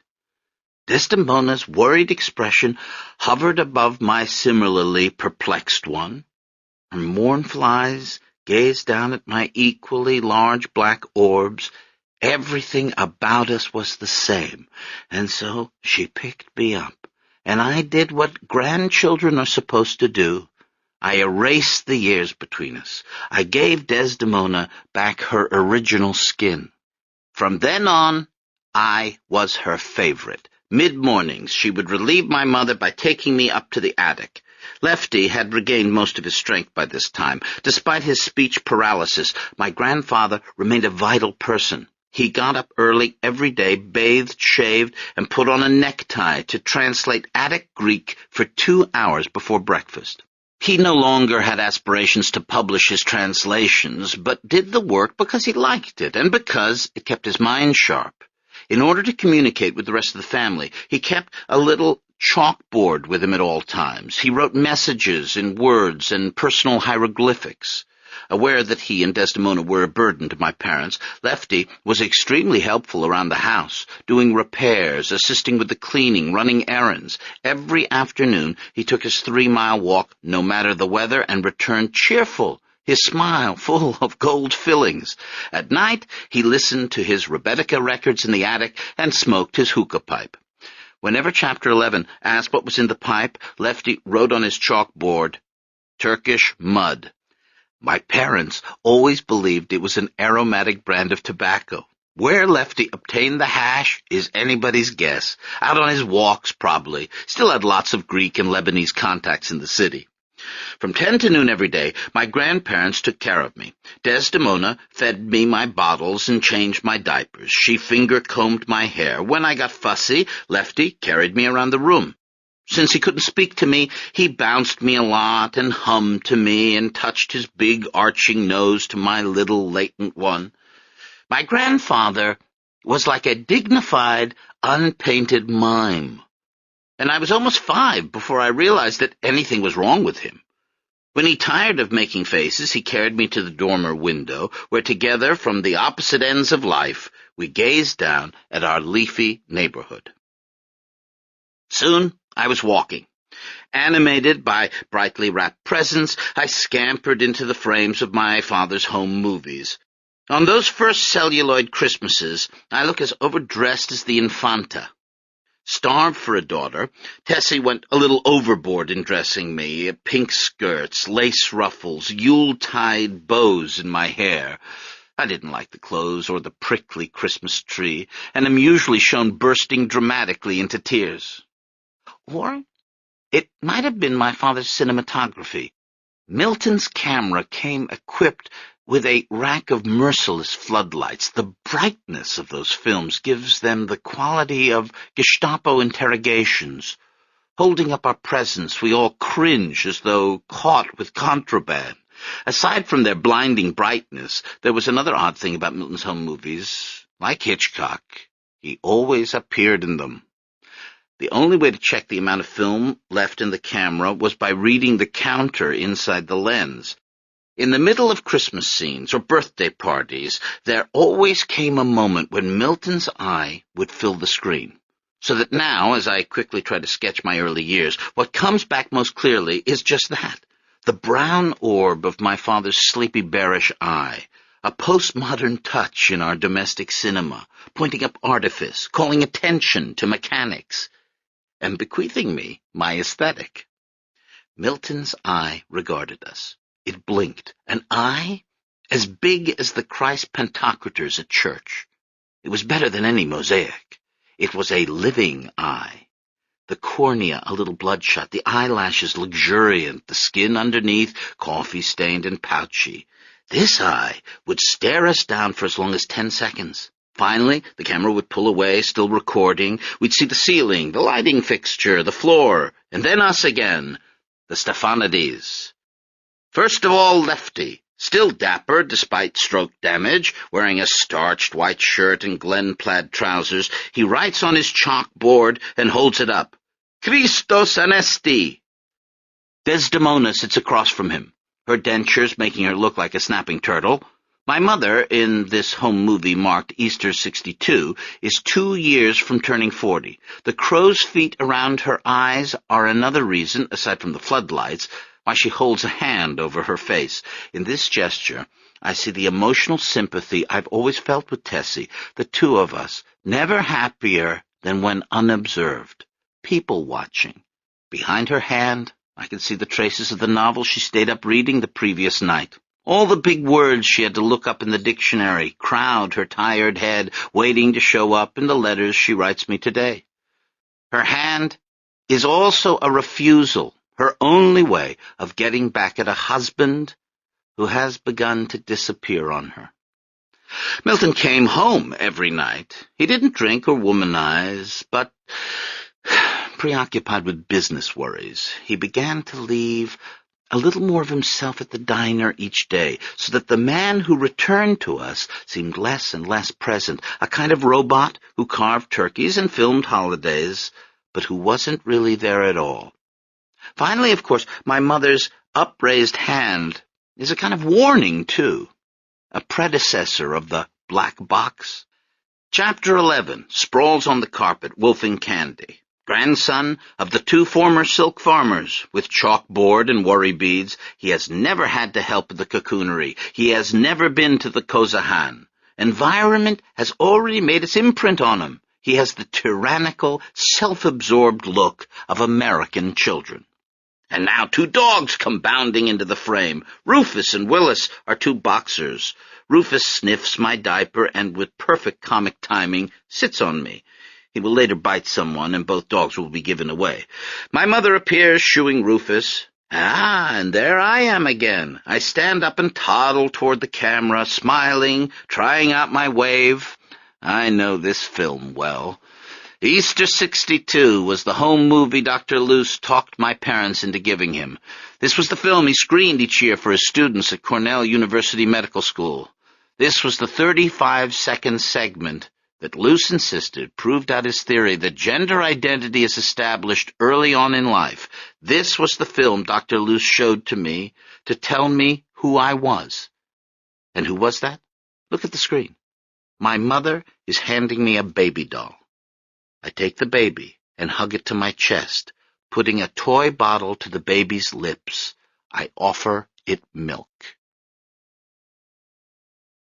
My early childhood passed, on film and otherwise. I was brought up as a girl and had no doubts about this. My mother bathed me and taught me how to clean myself. From everything that happened later, I would guess that these instructions in feminine hygiene were rudimentary at best. I don't remember any direct allusions to my sexual apparatus. All was shrouded in a zone of privacy and fragility, where my mother never scrubbed me too hard. Chapter 11's apparatus was called a pitsy, but for what I had, there was no word at all. My father was even more squeamish. In the rare times he diapered me or gave me a bath, Milton studiously averted his eyes.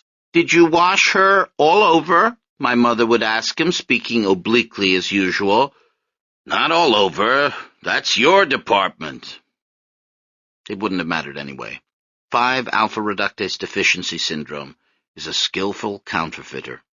Until I reached puberty and androgens flooded my bloodstream, the ways in which I differed from other little girls were hard to detect. My pediatrician never noticed anything unusual. And by the time I was 5, Tessie had started taking me to Dr. Phil. Dr. Phil, with his failing eyesight and his cursory examinations. On January 8th, 1967, I turned 7 years old.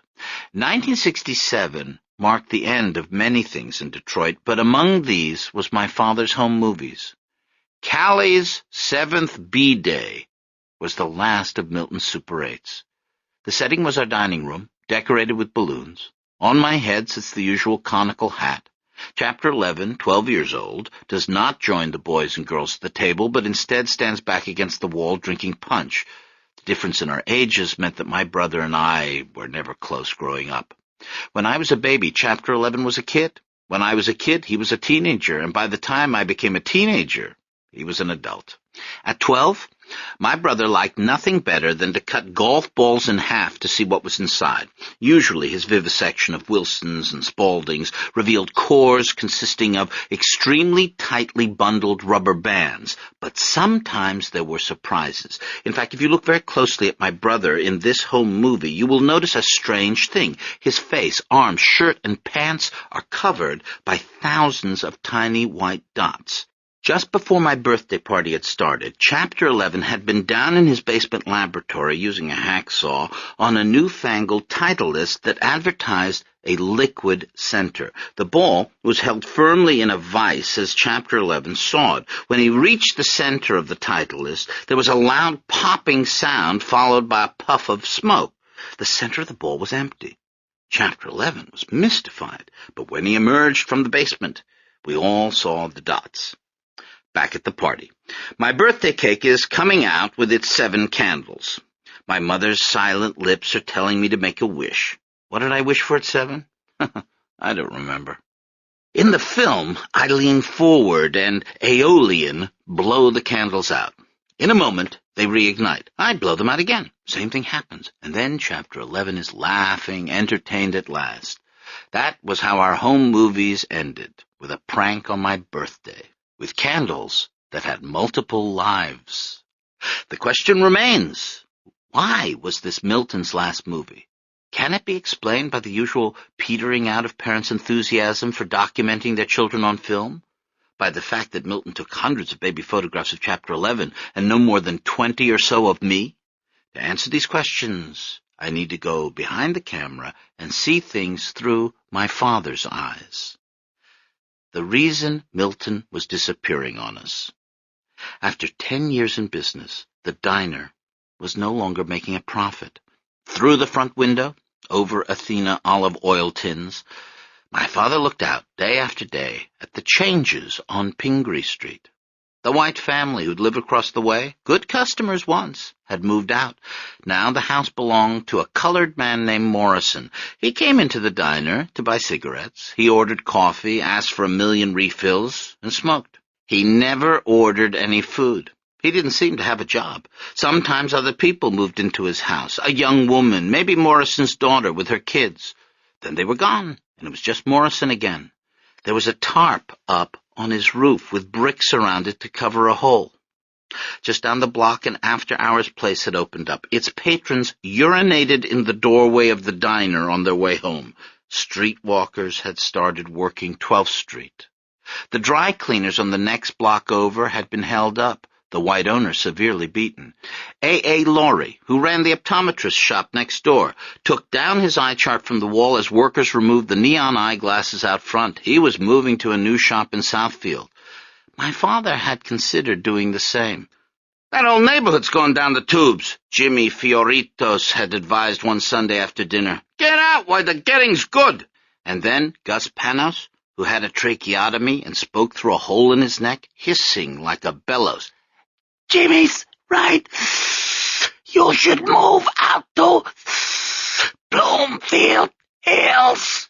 Uncle Pete had disagreed, making his usual case for integration and support for President Johnson's war on poverty. A few weeks later, Milton had had the business appraised and was met with a shock. The Zebra Room was worth less than when Lefty had acquired it in 1933. Milton had waited too long to sell it. The getting out was no longer good.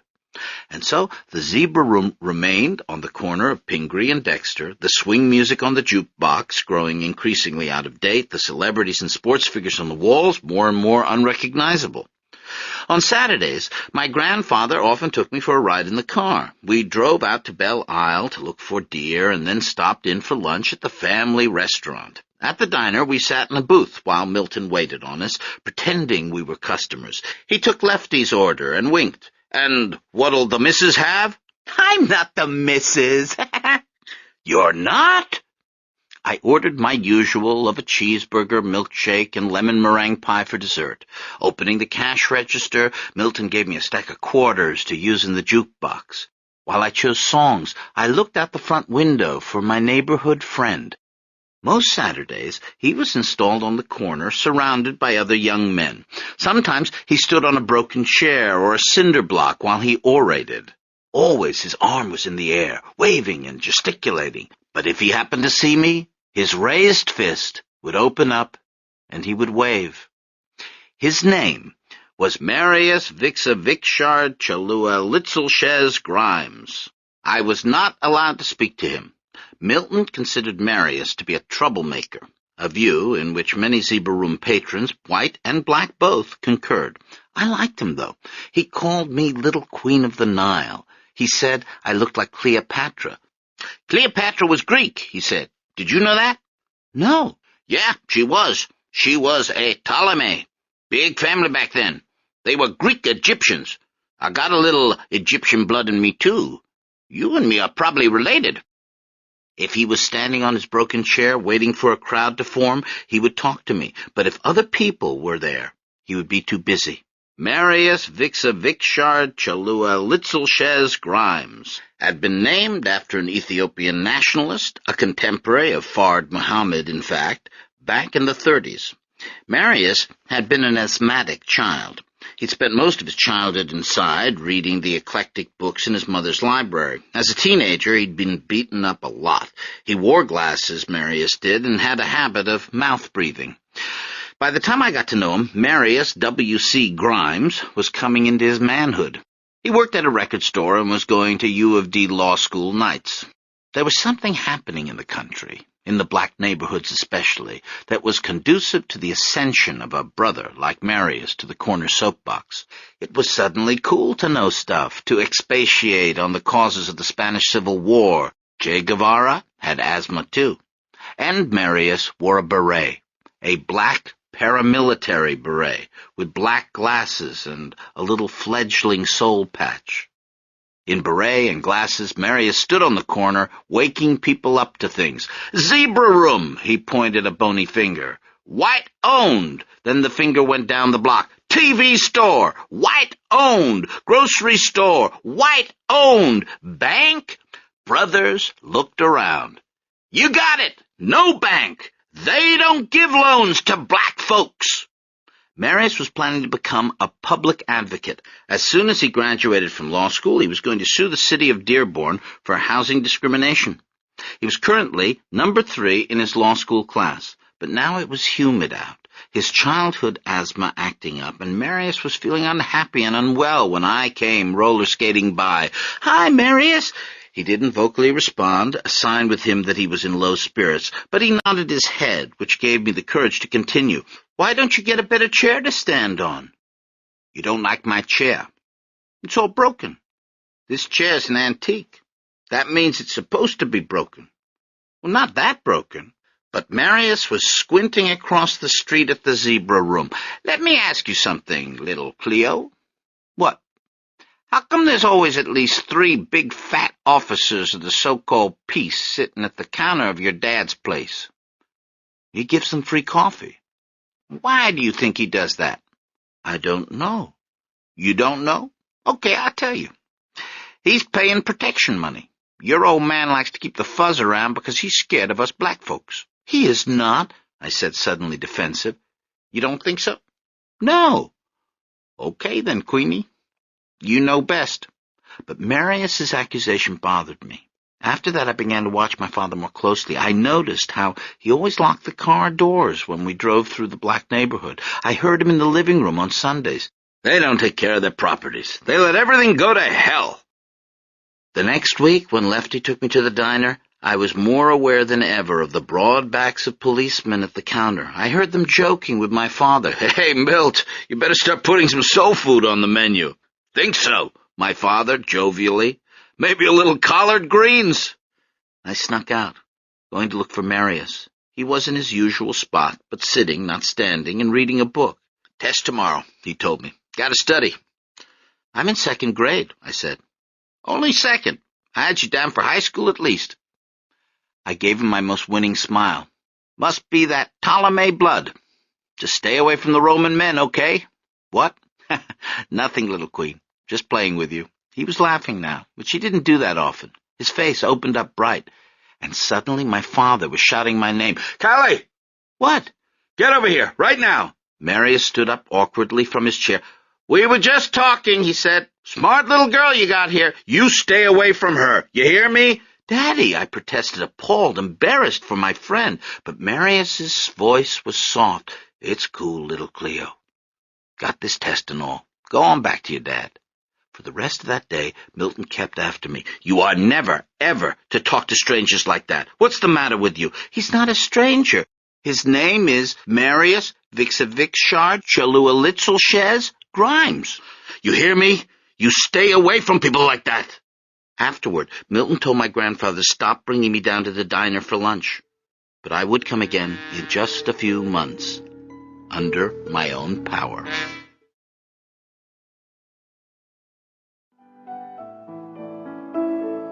Oppa! They always think it's the old-school gentlemanly routine, the slowness of my advances, the leisurely pace of my incursions. I've learned to make the first move by now, but not the second. I invited Julie Kikuchi to go away for the weekend to Pomerania. The idea was to drive to Usedom, an island in the Baltic, and stay in an old resort once favored by Wilhelm II. I made a point to emphasize that we would have separate rooms. Since it was the weekend, I tried to dress down. It isn't easy for me. I wore a camel-hair turtleneck, tweed blazer and jeans, and a pair of handmade cordovans by Edward Green. This particular style is called the Dundee. The Dundee is a shoe designed for touring the landed estates, for tromping through mud while wearing a tie with your spaniels trailing behind. I had to wait 4 months for these shoes. On the shoe box it says, Edward Green, Master Shoemakers to the Few.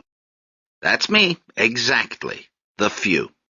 I picked Julie up in a rented Mercedes, an unquiet diesel.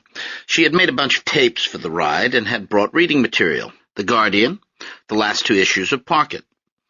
We drove out the narrow tree-lined roads to the northeast. We passed villages of thatch-roofed houses. The land grew marshier, inlets appeared, and soon we traveled over the bridge to the island. Shall I get right to it? No. Slowly, leisurely. That's the way. Let me first mention that it is October here in Germany. Though the weather was cool, the beach at Heringsdorf was dotted with quite a few die-hard nudists. Primarily men, they lay walrus-like on towels or boisterously congregated in the striped Strandkörbe, the little beach huts. From the elegant boardwalk surrounded by pine and birch trees, I looked out at these naturists and wondered what I always wonder. What is it like to feel free like that? I mean, my body is so much better than theirs. I'm the one with the well-defined biceps, the bulging pectorals, the burnished glutes. But I could never saunter around in public like that. Not exactly the cover of Sunshine and Health, said Julie. After a certain age, people should keep their clothes on, I said, or something like that. When in doubt, I resort to mildly conservative or British-sounding pronouncements. I wasn't thinking about what I was saying. I had suddenly forgotten all about the nudists, because I was looking at Julie now. She had pushed her silver DDR-era eyeglasses onto the top of her head so that she could take pictures of the distant sunbathers. The wind off the Baltic was making her hair fly around. Your eyebrows are like little black caterpillars, I said. Flatterer, said Julie, still shooting. I said nothing else. As one does the return of sun after winter, I stood still and accepted the warm glow of possibility, of feeling right in the company of this small, oddly fierce person with the inky hair and the lovely, unemphasized body. Still, that night and the night after, we slept in separate rooms. My father forbade me to talk to Marius Grimes in April, a damp, cool-headed month in Michigan. By May, the weather grew warm. June was hot, and July hotter still. In the backyard of our house in Seminole, I jumped through the sprinkler in my bathing suit, a 2-piece number, while Chapter 11 picked dandelions to make dandelion wine. During that summer, as the temperature climbed, Milton tried to come to grips with the predicament he found himself in. His vision had been to open not one restaurant, but a chain. Now he realized that the first link in that chain, the Zebra Room, was a weak one, and he was thrown into doubt and confusion. For the first time in his life, Milton Stephanides came up against a possibility he'd never entertained: failure. What was he going to do with the restaurant? Should he sell it for peanuts? What then? For the time being, he decided to close the diner on Mondays and Tuesdays to cut payroll expenses. My father and mother didn't discuss the situation in front of us and slipped into Greek when discussing it with our grandparents. Chapter 11 and I were left to figure out what was going on by the tone of a conversation that made no sense to us, and to be honest, we didn't pay much attention. We only knew that Milton was suddenly around the house during the day. Milton, whom we had rarely seen in sunlight before, was suddenly out in the backyard reading the newspaper. We discovered what our father's legs looked like in short pants. We discovered what he looked like when he didn't shave. The first 2 days his face got sandpapery the way it always did on weekends. But now, instead of seizing my hand and rubbing it against his whiskers until I screamed, Milton no longer had the high spirits to torment me. He just sat on the patio as the beard, like a stain, like a fungus, spread. Unconsciously, Milton was adhering to the Greek custom of not shaving after a death in the family. Only in this case what had ended wasn't a life, but a livelihood. The beard fattened up his already plump face. He didn't keep it trimmed or very clean. And because he didn't utter a word about his troubles, his beard began to express silently all the things he wouldn't allow himself to say. Its knots and whorls indicated his increasingly tangled thoughts. Its bitter odor released the ketones of stress. As summer progressed, the beard grew shaggy, unmown, and it was obvious that Milton was thinking about Pingree Street. He was going to seed, the way Pingree Street was. Lefty tried to comfort his son. "Be strong," he wrote. With a smile, he copied out the warrior epitaph at Thermopylae. "Go tell the Spartans, stranger passing by, that here, obedient to their laws, we lie." But Milton barely read the quote. His father's stroke had convinced him that Lefty was no longer at the top of his game. Mute, carrying his pitiful chalkboard around, lost in his restoration of Sappho, Lefty had begun to seem old to his son. Milton found himself getting impatient or not paying attention. Intimations of mortality brought on by aging family members, that's what Milton felt. Seeing his father sunk in desk light, jutting out a moist underlip, scanning a dead language. Despite the Cold War secrecy, bits of information leaked out to us kids. The deepening threat to our finances made itself known in the form of a jagged wrinkle like a lightning bolt that flashed above the bridge of my mother's nose whenever I asked for something expensive in a toy store. Meat began appearing less often on our dinner table. Milton rationed electricity. If Chapter 11 left a light on for more than a minute, he returned to total darkness, and to a voice in the darkness. "What did I tell you about kilowatts?" For a while, we lived with a single light bulb, which Milton carried from room to room. "This way, I can keep track of how much power we're using," he said, screwing the bulb into the dining room fixture so that we could sit down to dinner. "I can't see my food," Tessie complained. "What do you mean?" said Milton. "This is what they call ambiance." After dessert, Milton took a handkerchief out of his back pocket, unscrewed the hot light bulb, and, tossing it like an unambitious juggler, conveyed it into the living room. We waited in darkness as he fumbled through the house, knocking into furniture. Finally, there was a brownout in the distance, and Milton cheerily called out, "Ready!" He kept up a brave front. He hosed down the sidewalk outside the diner and kept the windows spotless. He continued to greet customers with a hearty, "How's everything?" or a "Yasu, patriote." But the zebra room's swing music and old-time baseball players couldn't stop time. It was no longer 1940, but 1967, specifically the night of Sunday, July 23rd, 1967, and there was something lumpy under my father's pillow. Behold my parents' bedroom. Furnished entirely in early American reproductions, it offers them connection at discount prices with the country's founding myths. Notice, for instance, the veneer headboard of the bed, made from pure cherry wood, as Milton likes to say, just like the little tree George Washington chopped down. Direct your attention to the wallpaper with its Revolutionary War motif, a repeating pattern showing the famous trio of drummer boy, fife player, and lame old man. Throughout my earliest years on earth, those bloodied figures marched around my parents' bedroom, here disappearing behind a Monticello dresser, there emerging from behind a Mount Vernon mirror, or sometimes having no place to go at all and being cut in half by a closet. 43 years old now, my parents on this historic night lie sound asleep. Milton's snores make the bed rattle. Also, the wall connecting to my room, where I'm asleep myself in a grown-up bed. And something else is rattling beneath Milton's pillow, a potentially dangerous situation, considering what the object is. Under my father's pillow is the .45 automatic he brought back from the war. Chekhov's first rule of playwriting goes something like this. If there's a gun on the wall in Act 1, Scene 1, you must fire the gun by Act 3, Scene 2. I can't help thinking about that storytelling precept as I contemplate the gun beneath my father's pillow. There it is. I can't take it away now that I've mentioned it. It really was there that night, and there are bullets in the gun, and the safety is off. Detroit, in the stifling summer of 1967, is bracing for race riots. Watts had exploded 2 summers earlier. Riots had broken out in Newark recently. In response to the national turmoil, the all-white Detroit police force has been raiding after-hours bars in the city's black neighborhoods. The idea is to make preemptive strikes against possible flashpoints. Usually, the police park their paddy wagons in back alleys and herd the patrons into the vehicles without anyone seeing. But tonight, for reasons that will never be explained, 3 police vehicles arrive at the Economy Printing Company at 9125 12th Street, 3 blocks from Pingree, and park at the curb. You might think this wouldn't matter at 5 in the morning, but you would be wrong. Because in 1967, Detroit's 12th Street is open all night.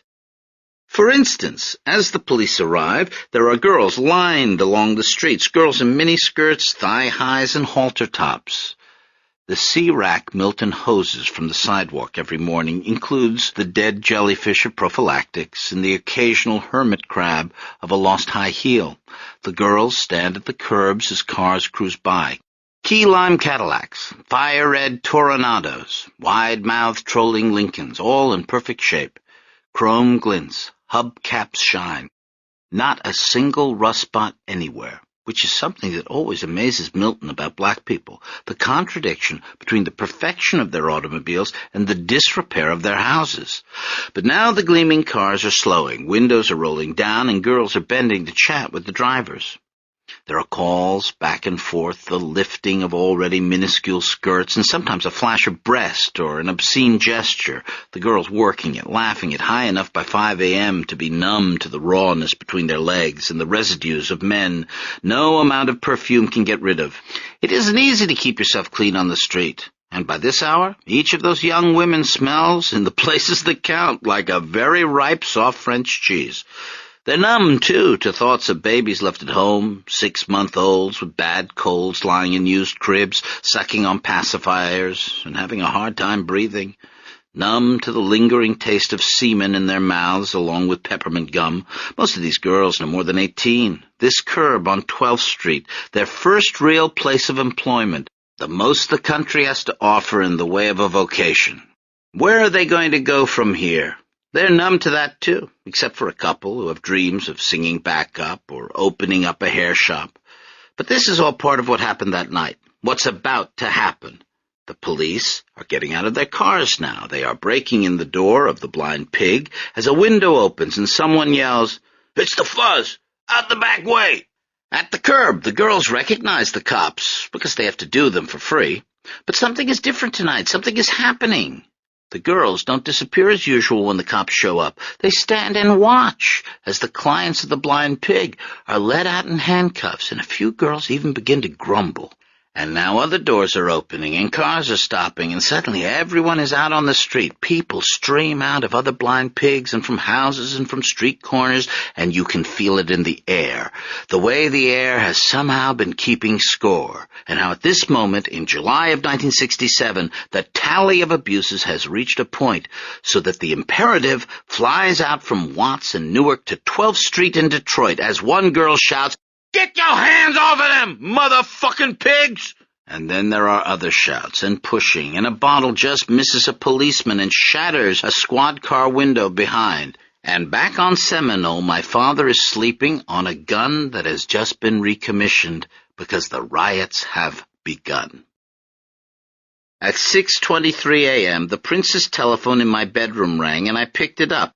It was Jimmy Fioritos, who, in his panic, mistook my voice for my mother's. "Tessie, tell Milt get down to the restaurant. The coloreds are rioting." "Stefanides' residence," I continued politely as I've been taught. "Callie speaking." "Callie! Jesus! Honey, let me speak to your father." "Just 1 minute, please." I put down the pink phone, walked into my parents' bedroom, and shook my father awake. "It's Mr. Fioritos." "Jimmy? Oh, Christ! What does he want?" He lifted his cheek, in which could be discerned the imprint of a gun barrel. "He says somebody's rioting." At which point my father jumped out of bed. As though he still weighed 140 pounds instead of 190, Milton flipped gymnastically into the air and landed on his feet, completely unaware of both his nakedness and his dream-filled morning erection. So it was that the Detroit riots will always be connected in my mind with my first sight of the aroused male genitalia. Even worse, they were my father's, and worst of all, he was reaching for a gun. Sometimes a cigar is not a cigar. Tessie was up now, too, shouting at Milton not to go, and Milton was hopping on one foot, trying to put on his pants, and before long everybody was into it. "I tell you, this what happened!" Desdemona screamed at Milton as he ran down the stairs. "Do you fix the church for St. Christopher? No!" "Leave it to the police, Milt," Tessie pleaded. And Chapter 11. "When are you going to be back, Dad? You promised to take me to Radio Shack today." And me, still squeezing my eyes shut to erase what I'd seen. "I think I'll go back to bed now." The only person who didn't say something was Lefty, because in all the confusion, he couldn't find his chalkboard. Half-dressed, in shoes but no socks, in pants but no underpants, Milton Stephanides raced his Delta 88 through the early morning streets. All the way to Woodward, nothing seemed amiss. The roads were clear. Everyone was still asleep. As he turned onto West Grand Boulevard, however, he saw a pillar of smoke rising into the air. Unlike all the other pillars of smoke issuing from the city's smokestacks, this pillar didn't disperse into the general smog. It hung low to the ground like a vengeful tornado. It churned and kept its fearsome shape, fed by what it consumed. The Oldsmobile was heading straight for it. Suddenly, people appeared, people running, people carrying things, people laughing and looking over their shoulders, while other people waved their hands, appealing for them to stop. Sirens wailed. A police car raced past. The officer at the wheel signaled Milton to turn back, but Milton did not obey. And it was funny, because these were his streets. Milton had known them his whole life. Over there, on Lincoln, there used to be a fruit stand. Lefty used to stop there with Milton to buy cantaloupes, teaching Milton how to pick a sweet one by looking for tiny punctures left by bees. Over on Trumbull was where Mrs. Tsatsarakis lived. Used to always ask me to bring up Verners from the basement, Milton thought to himself. Couldn't climb stairs anymore. On the corner of Sterling and Commonwealth was the old Masonic temple, where one Saturday afternoon, 35 years before, Milton had been runner-up in a spelling bee. A spelling bee? 24 kids in their best clothes, concentrating as hard as they could to piece out prestidigitation, one letter at a time. That's what used to happen in this neighborhood. Spelling bees. Now 10-year-olds were running in the streets carrying bricks. They were throwing bricks through store windows, laughing and jumping, thinking it was some kind of game, some kind of holiday. Milton looked away from the dancing children and saw the pillar of smoke right in front of him, blocking the street. There was a second or two when he could have turned back, but he didn't. He hit it dead on. The Oldsmobile's hood ornament disappeared first, then the front fenders and the roof. The taillights gleamed redly for a moment, and then winked out.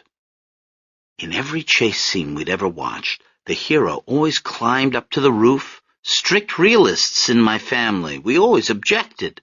Why do they always go up? Watch, he's going to climb the tower. See? I told you.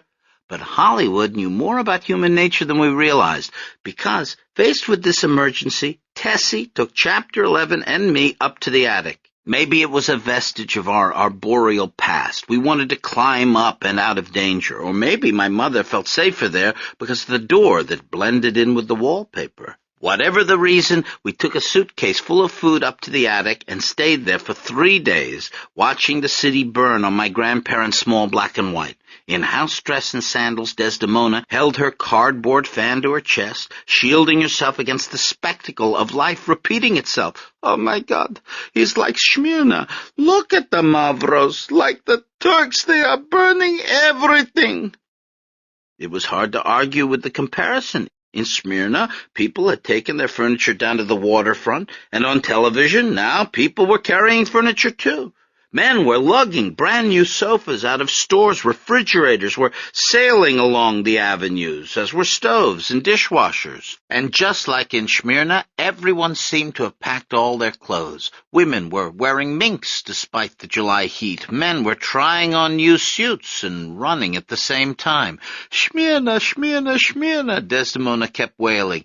And I'd already heard so much about Smyrna in my 7 years that I watched the screen closely to see what it had been like. But I didn't understand. Sure, buildings were burning, bodies were lying in the street, but the mood wasn't one of desperation.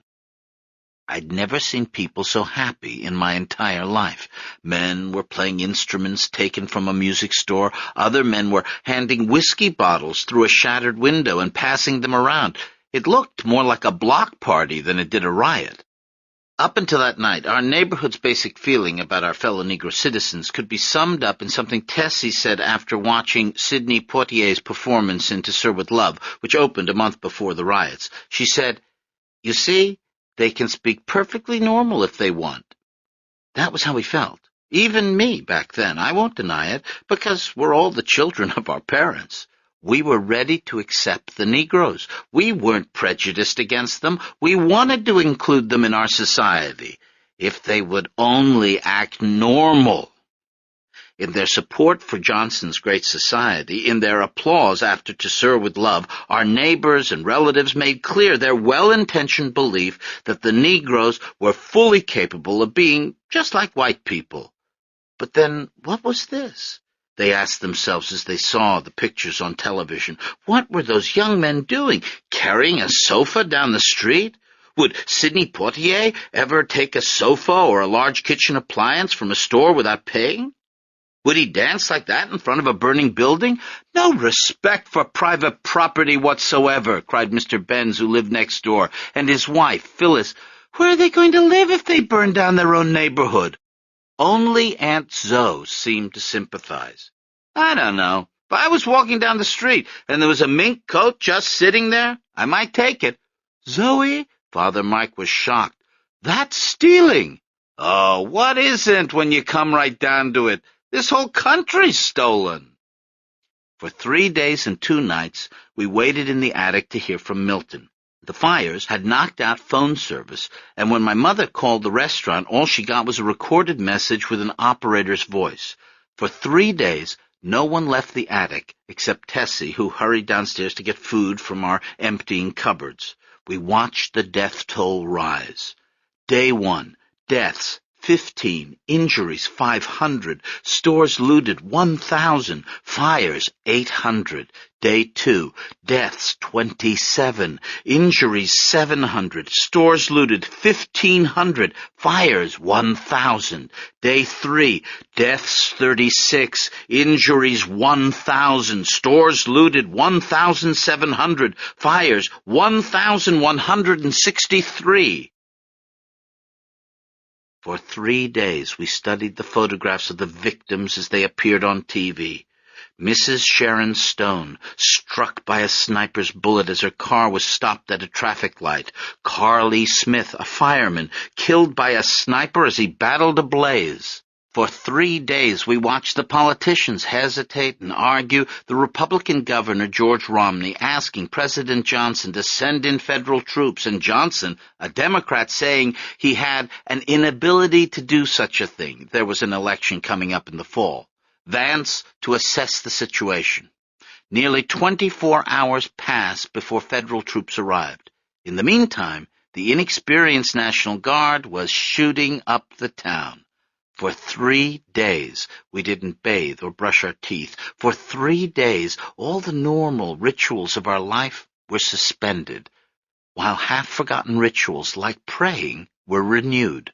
Desdemona said the prayers in Greek as we gathered around her bed, and Tessie tried as usual to dispel her doubts and truly believe. The vigil light no longer contained oil, but was an electric bulb. For 3 days we received no word from Milton. When Tessie returned from her trips downstairs, I began to detect, in addition to the traces of tears on her face, faint streaks of guilt. Death always makes people practical, so while Tessie had been on the first floor foraging for food, she had also been searching in Milton's desk. She had read the terms of his life insurance policy. She had checked the balance in their retirement account. In the bathroom mirror, she appraised her looks, wondering if she could attract another husband at her age. I had you kids to think of, she confessed to me years later. I was wondering what we'd do if your father didn't come back. To live in America until recently meant to be far from war. Wars happened in Southeast Asian jungles. They happened in Middle Eastern deserts. They happened, as the old song has it, over there. But then, why, peeking out the dormer window, did I see, on the morning after our second night in the attic, a tank rolling by our front lawn. A green army tank, all alone in the long shadows of morning, its enormous treads clanking against the asphalt, an armor-plated military vehicle encountering no greater obstacle than a lost roller skate. That tank rolled past the affluent homes, the gables and turrets, the porte-cocheres. It stopped briefly at the stop sign. The gun turret looked both ways, like a driver's ed student, and then the tank went on its way. What had happened? Late Monday night, President Johnson, finally giving in to Governor Romney's request, had ordered in federal troops. General John L. Throckmorton set up the headquarters of the 101st Airborne at Southeastern High, where my parents had gone to school. Though the fiercest rioting was on the west side, General Throckmorton chose to deploy his paratroopers on the east side, calling this decision an operational convenience. By early Tuesday morning, the paratroopers were moving in to quell the disturbance. No one else was awake to see the tank rumble by. My grandparents were dozing in bed. Tessie and Chapter 11 were curled on air mattresses on the floor. Even the parakeets were quiet. I remember looking at my brother's face peeking out of his sleeping bag. On the flannel lining, hunters shot at ducks. This masculine background served only to emphasize Chapter 11's lack of heroic qualities. Who was going to come to my father's aid? Who could my father rely on? Chapter 11 with his Coke bottle glasses, Lefty with his chalkboard and 60-plus years? What I did next had no connection, I believe, with my chromosomal status. It did not result from the high testosterone plasma levels in my blood. I did what any loving, loyal daughter would have done who had been raised on a diet of Hercules movies. In that instant, I decided to find my father, to save him, if necessary, or at least to tell him to come home. Crossing myself in the orthodox fashion, I stole down the attic stairs, closing the door behind me. In my bedroom, I put on sneakers and my Amelia Earhart aviator's cap. Without waking anyone, I let myself out the front door, ran to my bicycle, parked at the side of the house, and pedaled away. After 2 blocks, I caught sight of the tank. It had stopped at a red light. The soldiers inside were busy looking at maps, trying to find the best route to the riots. They didn't notice the little girl in the aviator's cap stealing up on a banana bike. It was still dark out. The birds were beginning to sing. Summer smells of lawn and mulch filled the air. And suddenly I lost my nerve. The closer I got to the tank, the bigger it looked. I was frightened and wanted to run back home, but the light changed and the tank lurched forward. Standing up on my pedals, I sped after it. Across town, in the lightless zebra room, my father was trying to stay awake. Barricaded behind the cash register, holding the revolver in one hand and a ham sandwich in the other, Milton looked out the front window to see what was happening in the street. Over the last 2 sleepless nights, the circles under Milton's eyes had darkened steadily with each cup of coffee he drank. His eyelids hung at half-mast, but his brow was damp with the perspiration of anxiety and vigilance. His stomach hurt. He needed to go to the bathroom in the worst way, but didn't dare. Outside, they were at it again. The snipers. It was almost 5 a.m. Each night, the sinking sun, like a ring on a window shade, pulled night down over the neighborhood. From wherever the snipers disappeared to during the hot day, they returned. They took up their positions. From the windows of condemned hotels, from fire escapes and balconies, from behind cars jacked up in front yards, they extended the barrels of their assorted guns. If you looked closely, if you were brave or reckless enough to stick your head out the window this time of night, you could see by the moon that other pull ring going up. Hundreds of glinting guns pointed down into the street through which the soldiers were now advancing.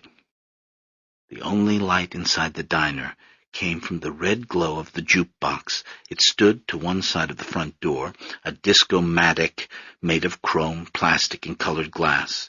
There was a small window through which you could watch the robotic changing of records. Through a circulatory system along the jukebox's edges, trails of dark blue bubbles rose. Bubbles representing the effervescence of American life, of our post-war optimism, of our fizzy imperial carbonated drinks. bubbles full of the hot air of American democracy, boiling up from the stacked vinyl platters inside. Mama Don't Allow It by Bunny Berrigan, maybe, or Stardust by Tommy Dorsey and his orchestra, but not tonight. Tonight, Milton had the jukebox off so that he could hear if anyone was trying to break in. The cluttered walls of the restaurant took no notice of the rioting outside. Al Kaline still beamed from his frame. Paul Bunyan and Babe the Blue Ox continued on their trek below the daily special. The menu board itself still offered eggs, hash browns, 7 kinds of pie. So far, nothing had happened, somewhat miraculously. Squatting at the front window yesterday, Milton had seen looters break into every store down the block. They looted the Jewish market, taking everything but the matzah and the yahrzeit candles. With a sharp sense of style, they stripped Joel Moskowitz's shoe store of its higher-priced and more fashionable models, leaving only some orthopedic offerings and a few Florsheim's. All that was left in Dyer's appliance, as far as Milton could tell, was a rack of vacuum bags. What would they loot if they looted the diner? Would they take the stained-glass window, which Milton himself had taken? Would they show interest in the photo of Ty Cobb snarling as he slid spikes first into second base? Maybe they'd rip the zebra skins off the bar stools. They liked anything African, didn't they? Wasn't that the new Vogue, or the old Vogue that was new again? Hell, they could have the goddamn zebra skins. He'd put them out front as a peace offering. But now Milton heard something. The doorknob, was it? He listened. For the last few hours he'd been hearing things. His eyes had been playing tricks on him, too. He crouched behind the counter, squinting into the darkness. His ears echoed the way seashells do. He heard the distant gunfire and the squawking sirens. He heard the hum of the refrigerator and the ticking of the clock. To all this was added the rush of his blood, roaring through the channels in his head. But no sound came from the doorway. Milton relaxed. He took another bite of the sandwich. Gently, experimentally, he lowered his head onto the counter just for a minute. When he closed his eyes, the pleasure was immediate. Then the doorknob rattled again, and Milton jumped. He shook his head, trying to wake himself up. He put down the sandwich and tiptoed out from behind the counter, holding the gun. He didn't intend to use it. The idea was to scare the looter off. If that didn't work, Milton was prepared to leave. The Oldsmobile was parked out back. He could be home in 10 minutes. The knob rattled again, and without thinking, Milton stepped toward the glass door and shouted, "I've got a gun!" Except it wasn't the gun. It was the ham sandwich. Milton was threatening the looter with 2 pieces of toasted bread, a slice of meat, and some hot mustard. Nevertheless, because it was dark out, this worked. The looter outside the door held up his hands. It was Morrison from across the street. Milton stared at Morrison. Morrison stared back. And then my father said, "This is what white people say in a situation like this. Can I help you?" Morrison squinted, disbelieving. "What you doing here, man? You crazy? Ain't safe for no white people down here." A shot rang out. Morrison flattened himself against the glass. "Ain't safe for nobody. I gotta protect my property." "Your life ain't your property?" Morrison raised his eyebrows to indicate the unimpeachable logic of this statement. Then he dropped the superior expression altogether and coughed. "Listen, Chief, long as you here, maybe you can help me out." He held up small change. "Game over for some cigarettes?" Milton's chin dipped, fattening his neck, and his eyebrows slanted in disbelief. In a dry voice he said, "Now'd be a good time to kick the habit." Another shot rang out, this time closer. Morrison jumped, then smiled. "It sure is bad for my health, and getting more dangerous all the time." Then he smiled broadly. "This'll be my last pack," he said. "Swear to God." He dropped the change through the mail slot. "Parliaments." Milton looked down at the coins for a moment, and then went and got the cigarettes. "Got any matches?" Morrison said. Milton slipped these through, too. As he did, the riots, his frayed nerves, the smell of fire in the air, and the audacity of this man Morrison dodging sniper fire for a pack of cigarettes, all became too much for Milton. Suddenly, he was waving his arms, indicating everything, and shouting through the door, "What's the matter with you people?" Morrison took only a moment. "The matter with us," he said, "is you." And then he was gone. The matter with us is you. How many times did I hear that growing up? Delivered by Milton in his so-called black accent, delivered whenever any liberal pundit talked about the culturally deprived or the underclass or empowerment zones, spoken out of the belief that this one statement, having been delivered to him while the blacks themselves burned down a significant portion of our beloved city, proved its own absurdity. As the years went on, Milton used it as a shield against any opinions to the contrary, and finally it grew into a kind of mantra, the explanation for why the world was going to hell, applicable not only to African Americans, but to feminists and homosexuals. And then, of course, he liked to use it on us, whenever we were late for dinner or wore clothes Tessie didn't approve of. The matter with us is you. Morrison's words echoed in the street. But Milton didn't have time to concentrate on them, because right then, like a creaky Godzilla in a Japanese movie, the first military tank lumbered into view. Soldiers stood on both sides, not cops now, but National Guardsmen, camouflaged, helmeted, nervously holding rifles with bayonets, pointing those rifles up at all the other rifles pointing down. There was a moment of relative silence, enough for Milton to hear the slamming of Morrison's screen door across the street. Then there was a pop, a sound like a toy gun, and suddenly the street lit up with 1,000 bursts of fire. I heard them, too, from a quarter-mile away. Following the slow tank at a discreet distance, I had ridden my bike from Indian Village on the east side all the way to the west. I tried to keep my bearings as best I could, but I was only 7.5 and didn't know many street names. While passing through downtown, I recognized the spirit of Detroit, the Marshall Frederick statue that stood in front of the city-county building. A few years earlier, a prankster had painted a trail of red footprints in the statue's size, leading across Woodward to rendezvous with a statue of a naked woman in front of the National Bank of Detroit. The footprints were still faintly visible as I pedaled past. The tank turned up Bush Street, and I followed it past Monroe and the lights of Greektown. On a normal day, the old Greek men of my grandfather's generation would have been arriving at the coffee houses to spend the day playing backgammon, but on the morning of July 25th, 1967, the street was empty. At some point, my tank had found others. In a line, they now headed northwest. Soon, downtown vanished, and I didn't know where I was. Ducking aerodynamically over my handlebars, I pedaled furiously into the thick, oily exhaust of the moving column. While back on Pingree Street, Milton is crouching behind the crenellated olive oil tins. Bullets fly from every darkened window along the block, from Frank's Pool Hall and the Crow Bar, from the bell tower of the African Episcopal Church. So many bullets they blur the air like rain, making the one working street lamp look as if it's flickering out. Bullets pounding on armor and ricocheting off brickwork and tattooing the parked cars. Bullets ripping the legs right out from under a U.S. Postal Service mailbox so that it falls over on its side like a drunk. Bullets obliterating the window of the veterinarian office and continuing on through the walls to reach the cages of the animals in back. The German shepherd that has been barking nonstop for 3 days and 2 nights finally shuts up. A cat twists in the air, letting out a scream, its blazing green eyes going out like a light.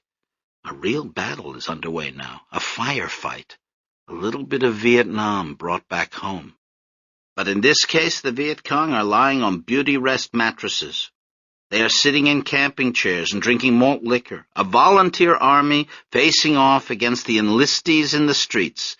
It's impossible to know who all these snipers were, but it's easy to understand why the police called them snipers. It's easy to understand why Mayor Jerome Kavanaugh called them snipers, and Governor George Romney, too. A sniper, by definition, acts alone. A sniper is cowardly, sneaky. He kills from a distance, unseen. It was convenient to call them snipers, because if they weren't snipers, then what were they? The governor didn't say it.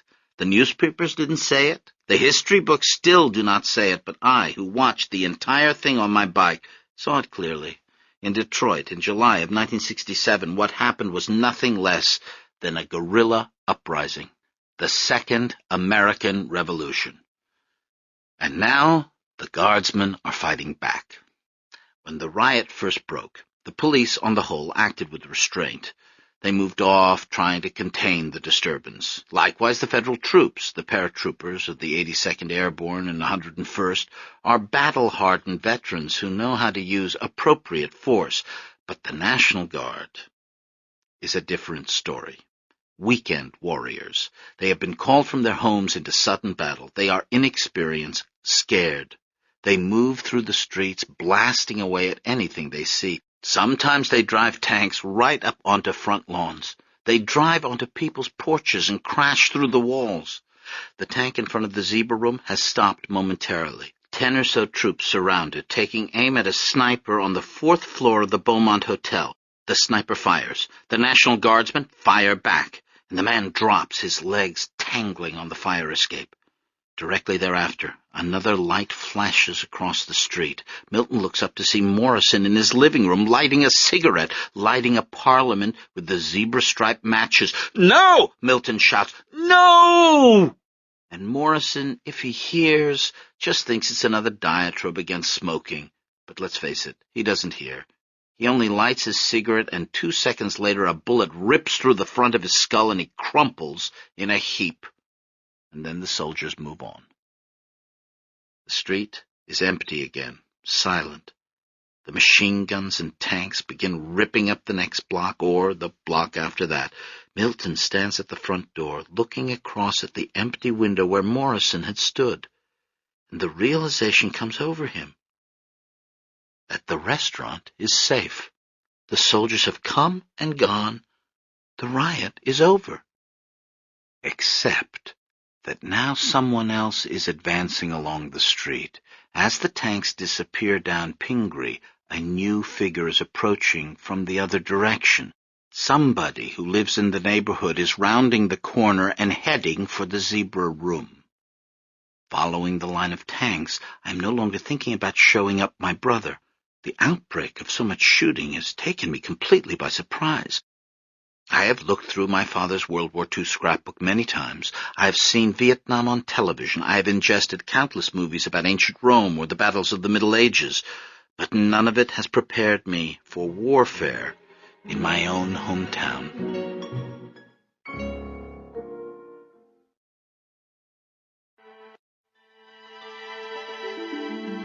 The street we are moving down is lined with leafy elms. Cars are parked at the curb. We pass lawns and porch furniture, bird feeders, and bird baths. As I look up at the canopy of elms, the sky is just beginning to grow light. Birds move among the branches, and squirrels too. A kite is stuck up in one tree. Over a limb of another, someone's tennis shoes dangle with the laces knotted. Directly below these sneakers, I see a street sign. It is full of bullet holes, but I manage to read it. Pingree. All of a sudden, I recognize where I am.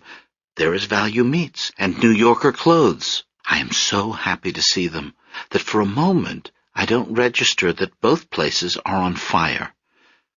Letting the tanks get away, I ride up a driveway and stop behind a tree. I get off my bike and peek across the street at the diner.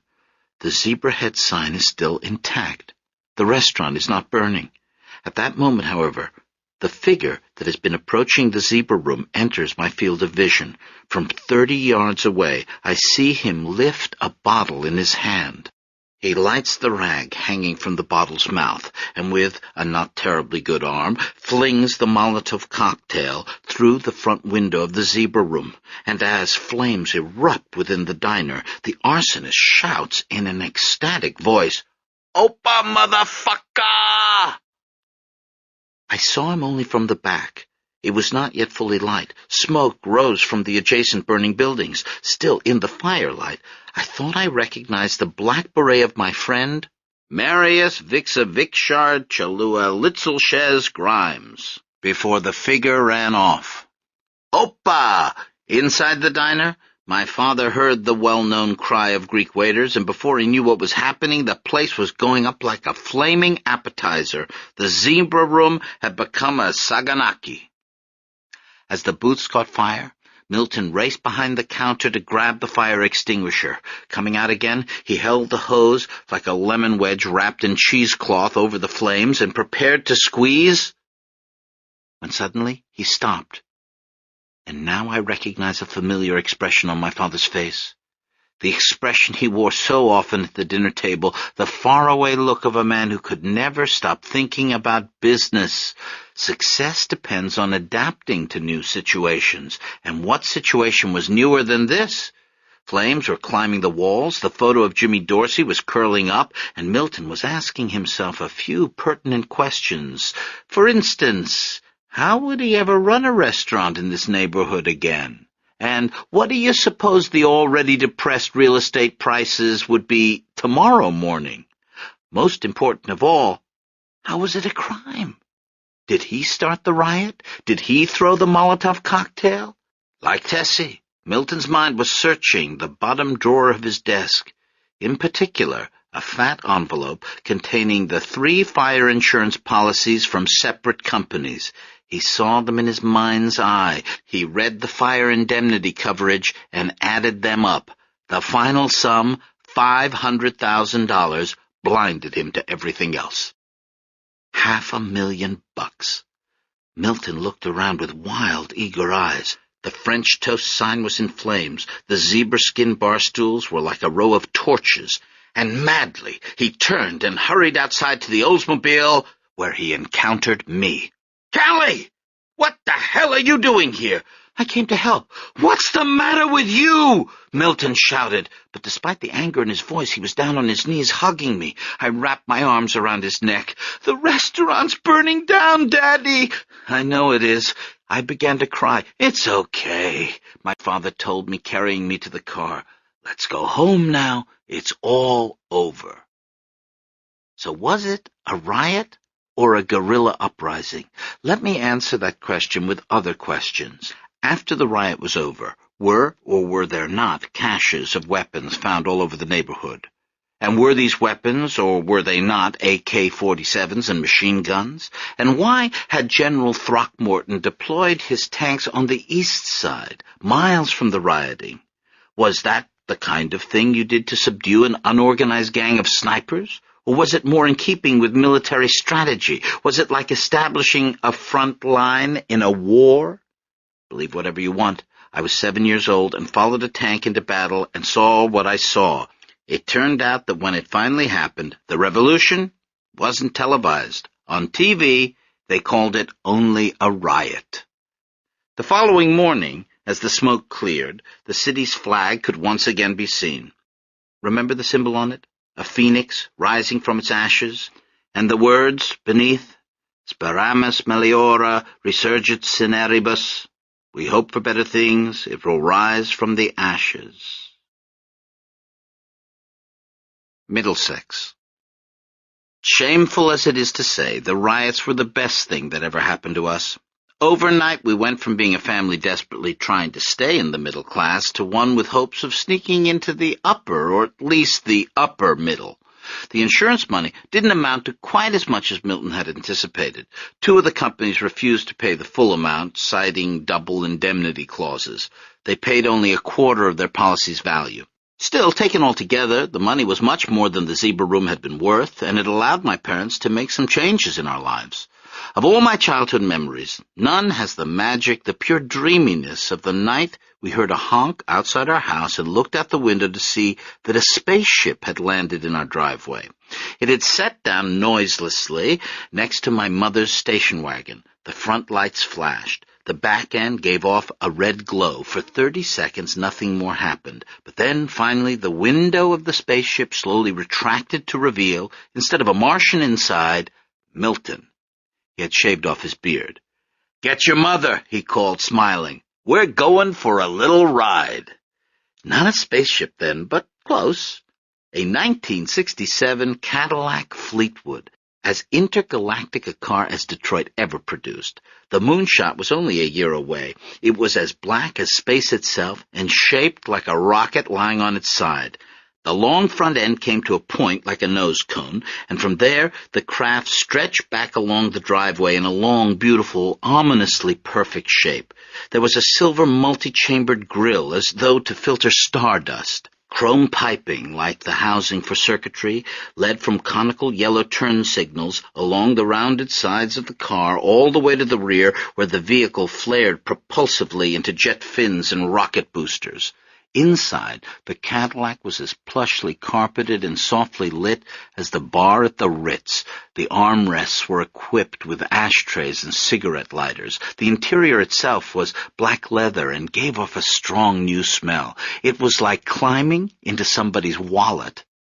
We didn't move right away. We remained parked, as if it were enough just to sit in the car.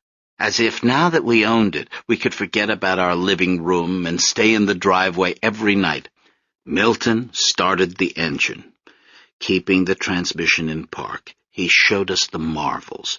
He opened and closed the windows by pressing a button. He locked the doors by pressing another. He buzzed the front seat forward, then tilted it back until I could see the dandruff on his shoulders.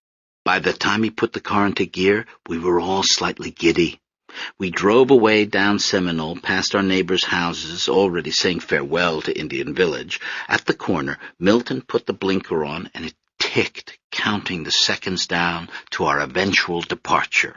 The '67 Fleetwood was my father's first Cadillac, but there were many more to come. Over the next 7 years, Milton traded up almost every year, so it's possible for me to chart my life in relation to the styling features of his long line of Cadillacs.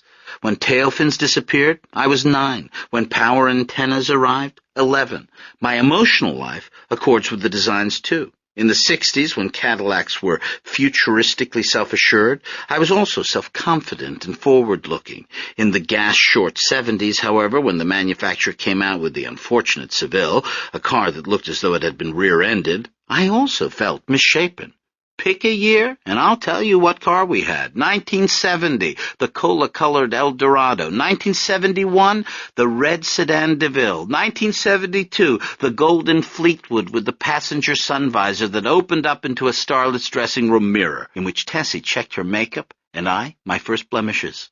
1973, the long black dome-roof Fleetwood that made other cars stop thinking a funeral was passing. 1974, the canary yellow two-door Florida Special with white vinyl top sunroof and tan leather seats that my mother is still driving today, almost 30 years later. But in 1967, it was the space-age Fleetwood.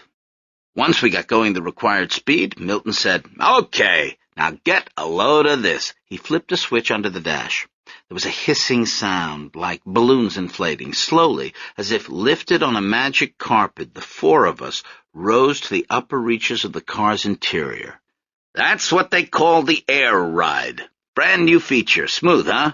Is it some kind of hydraulic suspension system? Chapter 11 wanted to know. I think so. Maybe I won't have to use my pillow when I drive, said Tessie.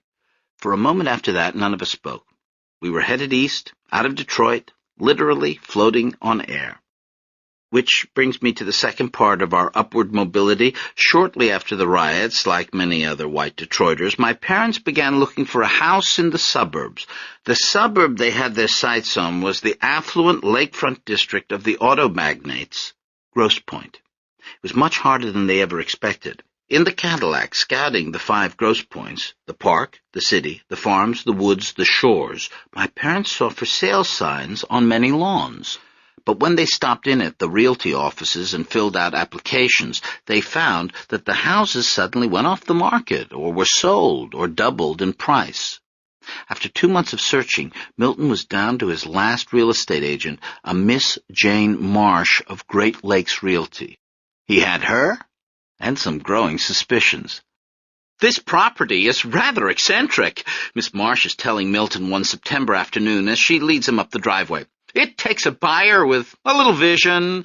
She opens the front door and leads him inside. "But it does have quite a pedigree. It was designed by Hudson Clark." She waits for recognition. "Of the Prairie School?" Milton nods dubiously. He swivels his head, looking over the place.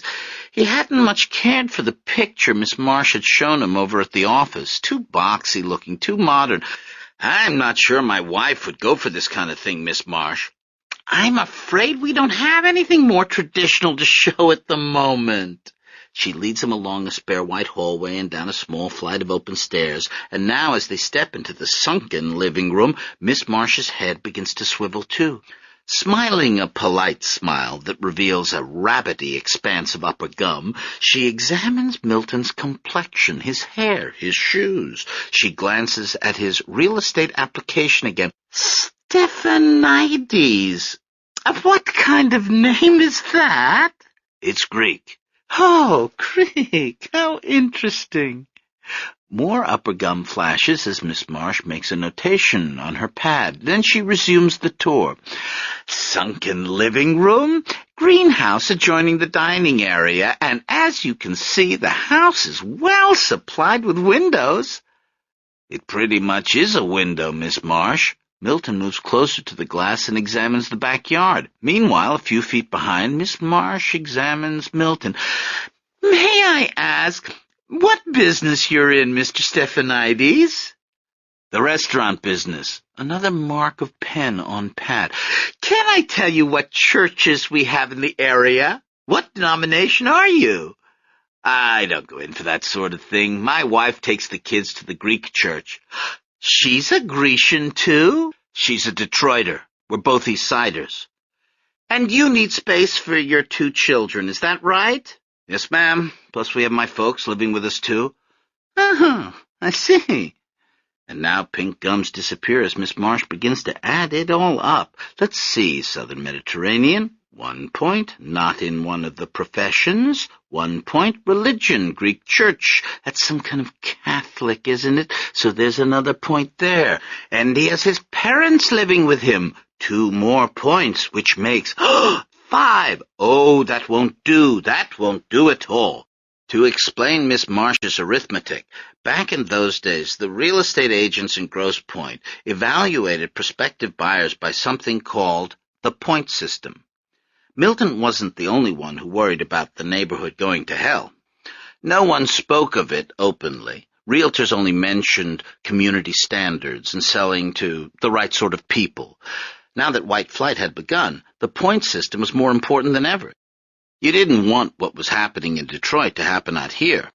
Discreetly, Miss Marsh now draws a tiny 5 next to Stephanides and circles it. As she does so, however, she feels something, a kind of regret. The point system isn't her idea, after all. It was in place long before she came to Grosse Pointe from Wichita, where her father works as a butcher. But there's nothing she can do. Yes, Miss Marsh feels sorry. I mean, really, look at this house. Who's going to buy it if not an Italian or a Greek? I'll never be able to sell it. Never. Her client is still standing at the window, looking out. I do understand your preference for something more old world, Mr. Stephanides. We do get them from time to time. You just have to be patient. I've got your telephone number. I'll let you know if anything comes on the market. Milton doesn't hear her. He is absorbed in the view. The house has a roof deck plus a patio out back, and there are 2 other smaller buildings beyond that. Tell me more about this Hudson Clark fella, he now asks. Clark? Well, to be honest, he's a minor figure. Prairie school, eh? Hudson Clark was no Frank Lloyd Wright, if that's what you mean. What are these outbuildings I see here? Oh, I wouldn't call them outbuildings, Mr. Stephanides. That's making it a bit grand. One's a bathhouse, rather decrepit, I'm afraid. I'm not sure it even works. Behind that is the guest house, which also needs a lot of work. Bathhouse? Oh, that's different. Milton turns away from the glass. He begins walking around the house, looking it over in a new light. The Stonehenge walls, the klimped tile work, the open rooms. Everything is geometric and grid-like. Sunlight falls in beams through the many skylights. Now that I'm in here, Milton says, I sort of get the idea behind this place. The photo you showed me doesn't do it justice. Oh, really, Mr. Stephanides, for a family such as yours with young children, I'm not sure this is quite the best. Before she can finish, however, Milton holds up his hands in surrender. You don't have to show me any more. Decrepit outbuildings or not, I'll take it. There is a pause. Miss Marsh smiles with her double-decker gums. That's wonderful, Mr. Stephanides, she says without enthusiasm. Of course, It's all contingent on the approval of the loan. But now it's Milton's turn to smile. For all the disavowals of his existence, the point system is no secret. Harry Karras tried unsuccessfully to buy a house in Grosse Pointe the year before. Same thing happened to Pete Savides. But no one is going to tell Milton Stephanides where to live. Not Miss Marsh, and not a bunch of country club real estate guys either. You don't have to bother with that, my father said, relishing the moment. I'll pay cash.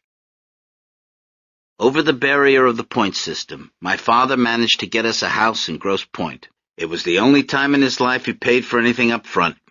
But what about the other barriers? What about the fact that real estate agents had shown him only the least desirable houses in the areas closest to Detroit, houses no one else wanted?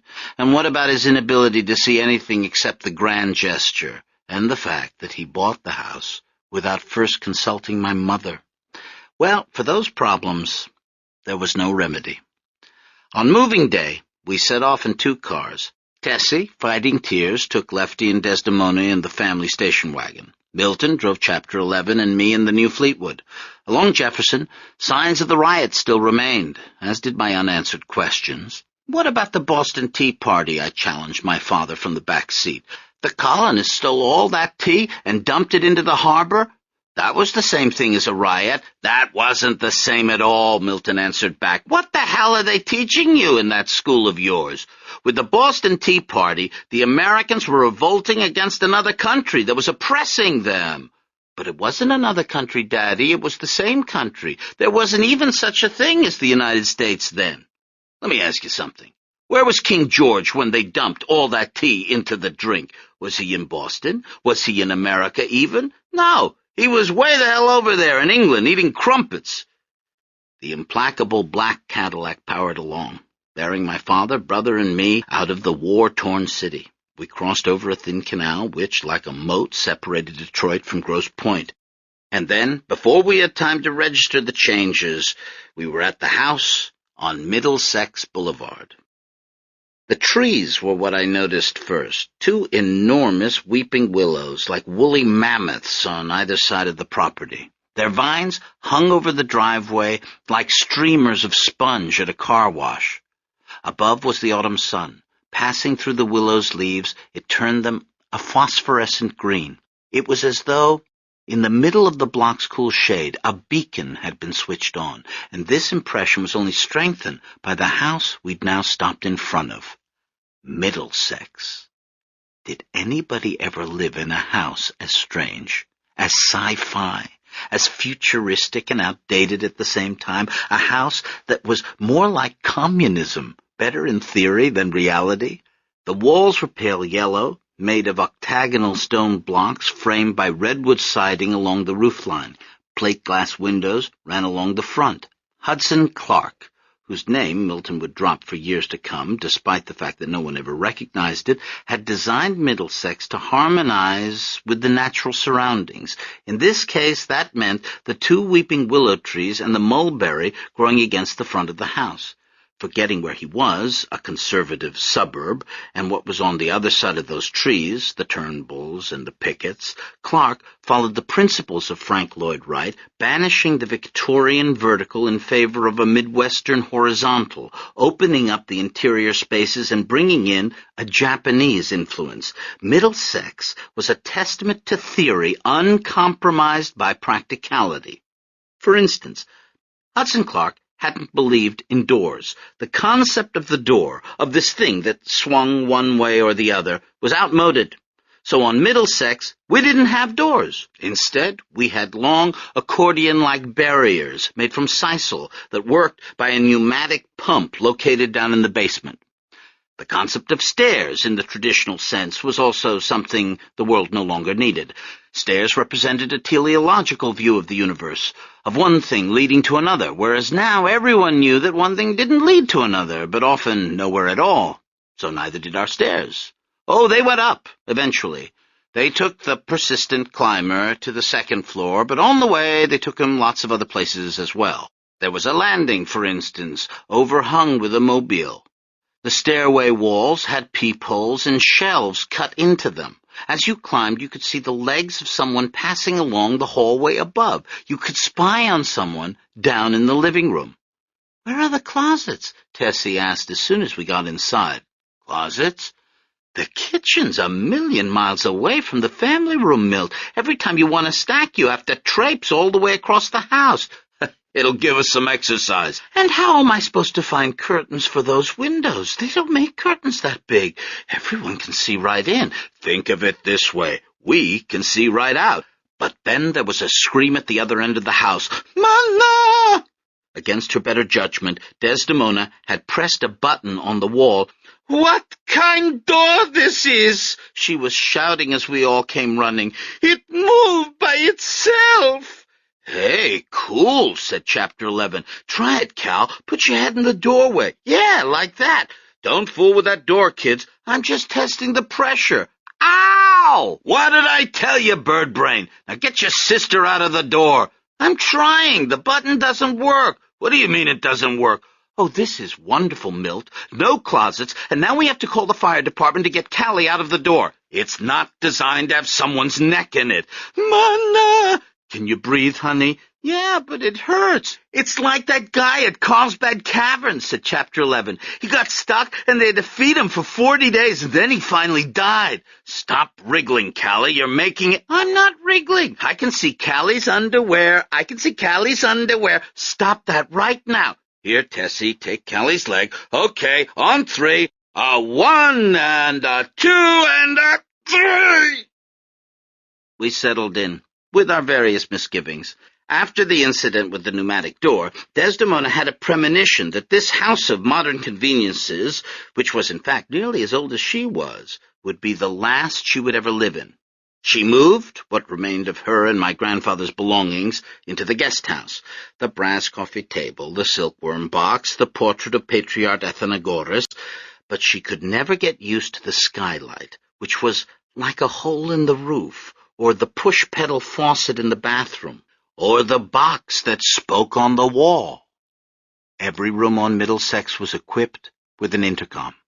Back when they had been installed in the 1940s, over 30 years after the house itself had been built in 1909, the intercoms had probably all worked. But by 1967, you might speak into the kitchen intercom, only to have your voice come out in the master bedroom. The speakers distorted our voices so that we had to listen very closely to understand what was being said, like deciphering a child's first garbled speech. Chapter 11 tapped into the pneumatic system in the basement and spent hours sending a ping-pong ball around the house through a network of vacuum cleaner hoses. Tessie never stopped complaining about the lack of closet space and the impractical layout, but gradually, thanks to a touch of claustrophobia, she grew to appreciate Middlesex's glass walls. Lefty cleaned them. Making himself useful, as always, he took upon himself the Sisyphean task of keeping all those modernist surfaces sparkling. With the same concentration he trained on the aorist tense of ancient Greek verbs, a tense so full of weariness it specified actions that might never be completed, Lefty now cleaned the huge picture windows, the fogged glass of the greenhouse, the sliding doors that led to the courtyard, and even the skylights. As he was Windexing the new house, however, Chapter 11 and I were exploring it, or I should say them. The meditative pastel yellow cube that faced the street contained the main living quarters. Behind that lay a courtyard with a dry pool and a fragile dogwood leaning over in vain to see its reflection. Along the western edge of this courtyard, extending from the back of the kitchen, ran a white translucent tunnel, something like the tubes that conduct football teams onto the field. This tunnel led to a small domed outbuilding, a sort of huge igloo, surrounded by a covered porch. Inside was a bathing pool, just warming up now, getting ready to play its part in my life.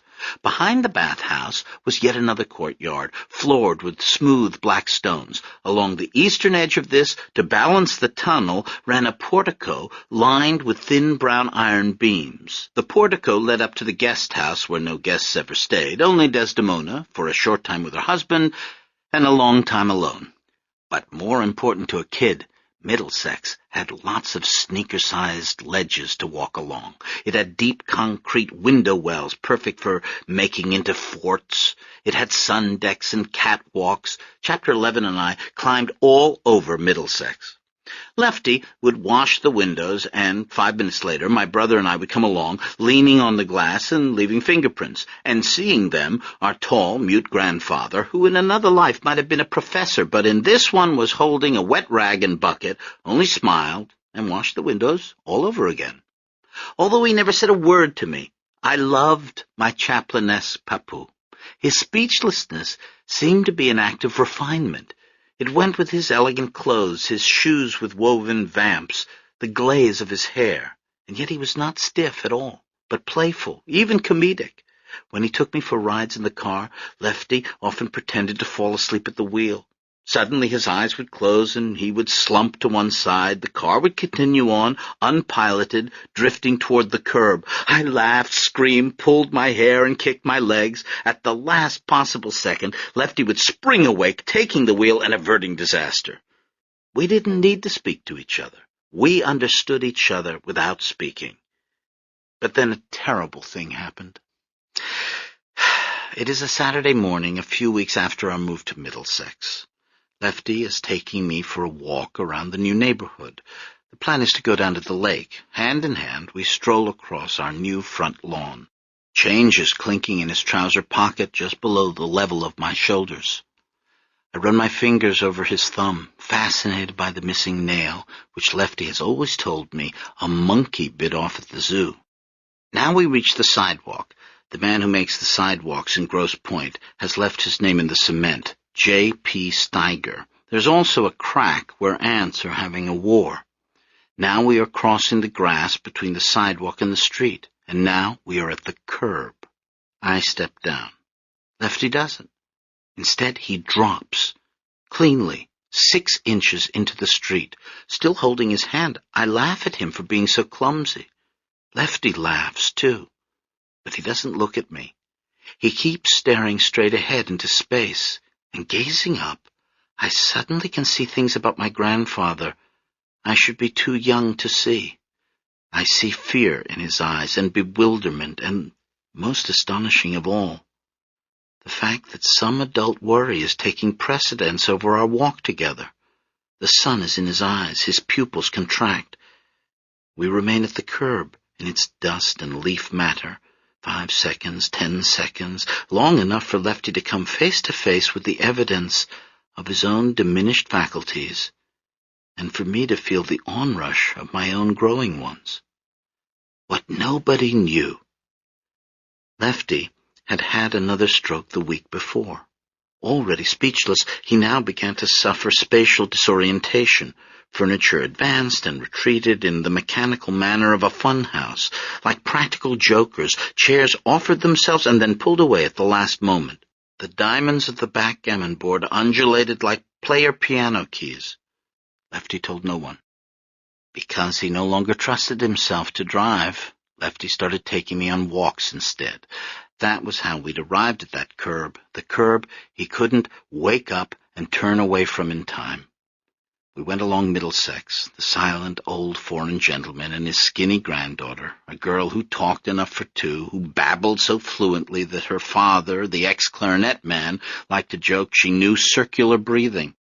I was getting used to Grosse Pointe, to the genteel mothers in chiffon headscarves, and to the dark cypress-shrouded house where the one Jewish family lived, having also paid cash, whereas my grandfather was getting used to a much more terrifying reality, holding my hand to keep his balance as trees and bushes made strange sliding movements in his peripheral vision. Lefty was confronting the possibility that consciousness was a biological accident. Though he'd never been religious, he realized now that he'd always believed in the soul, in a force of personality that survived death. But as his mind continued to waver, to short-circuit, he finally arrived at the cold-eyed conclusion, so at odds with his youthful cheerfulness, that the brain was just an organ like any other, and that when it failed, he would be no more. A 7-year-old girl can take only so many walks with her grandfather. I was the new kid on the block and wanted to make friends. From our roof deck, I sometimes glimpsed a girl about my age who lived in the house behind us. She came out onto a small balcony in the evenings and tugged petals off flowers in the window box. In friskier moods, she performed lazy pirouettes, as though to the accompaniment of my own music box, which I always brought to the roof to keep me company. She had long, white blonde hair cut in bangs, and since I never saw her in the daytime, I decided she was an albino. But I was wrong, because there she was one afternoon in sunshine, getting a ball that had flown onto our property. Her name was Clementine Stark. She wasn't an albino, just very pale and allergic to hard-to-avoid items, grass, house, dust. Her father was about to have a heart attack, and my memories of her now are tinged with a blue wash of misfortune that hadn't quite befallen her at the time. She was standing bare-legged in the jungly weeds that grew up between our houses. Her skin was already beginning to react to the grass cuttings stuck to the ball, whose sogginess was suddenly explained by the overweight Labrador who now limped into view.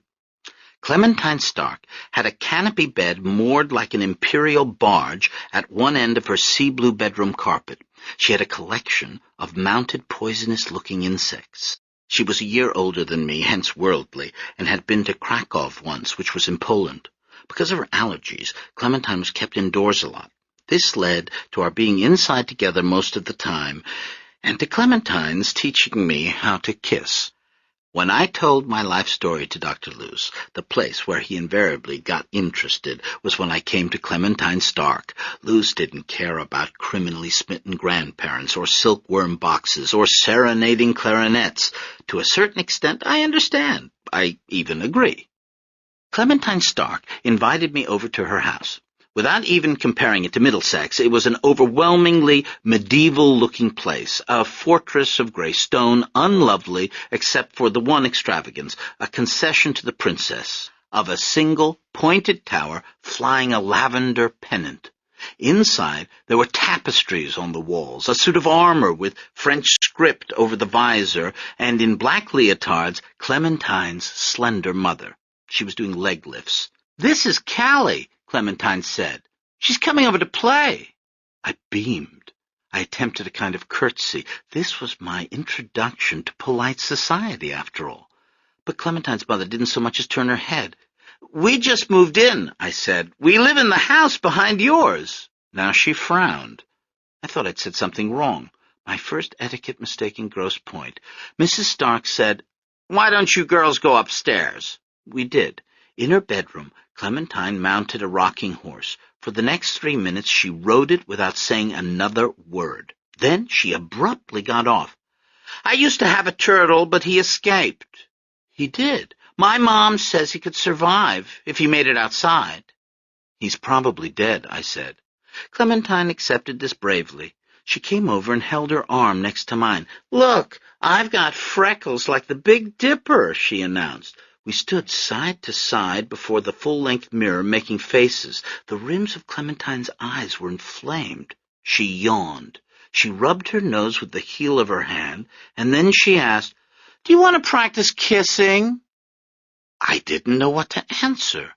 I already knew how to kiss, didn't I? Was there something more to learn? But while these questions were going through my head, Clementine was going ahead with the lesson. She came around to face me. With a grave expression, she put her arms around my neck.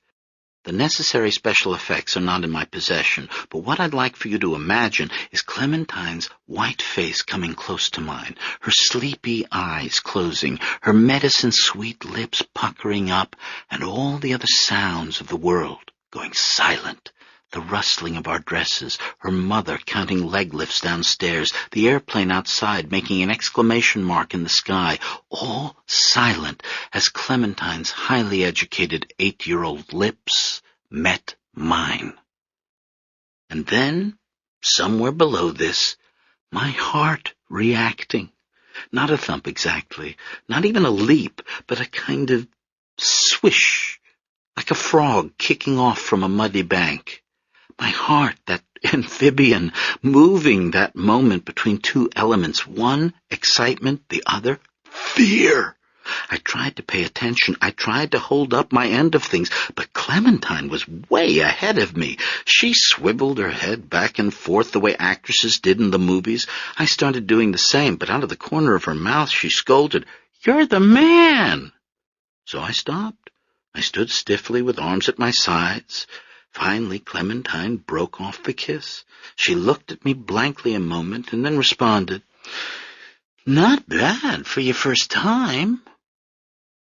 "Mom!" I shouted coming home that evening. "I made a friend!" I told Tessie about Clementine, the old rugs on the walls, the pretty mother doing exercises, omitting only the kissing lessons.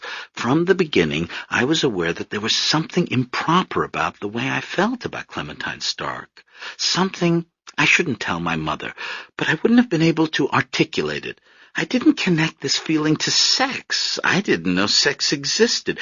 "Can I invite her over?" "Sure," said Tessie, relieved that my loneliness in the neighborhood was now over. "I bet she's never seen a house like ours." And now, it is a cool gray October day, a week or so later. From the back of a yellow house, two girls emerge, playing geisha. We have coiled up our hair and crossed take-out chopsticks in it. We wear sandals and silk shawls. We carry umbrellas, pretending they're parasols. I know bits of the Flower Drum song, which I sing as we traverse the courtyard and mount the steps to the bathhouse. We come in the door, failing to notice a dark shape in the corner. Inside, the bath is a bright, bubbling turquoise. Silk robes fall to floor. Two giggling flamingos, one fair-skinned, the other light olive, test the water with one toe each. "It's too hot." "It's supposed to be that way." "You first." "No, you." "Okay." And then in, both of us. The smell of redwood and eucalyptus. The smell of sandalwood soap.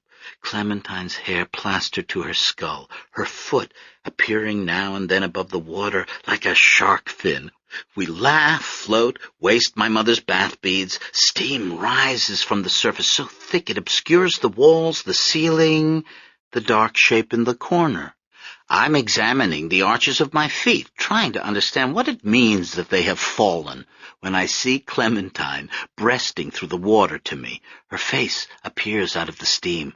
I think we're going to kiss again, but instead she wraps her legs around my waist. She's laughing hysterically, covering her mouth. Her eyes widen, and she says into my ear, "Get some comfort."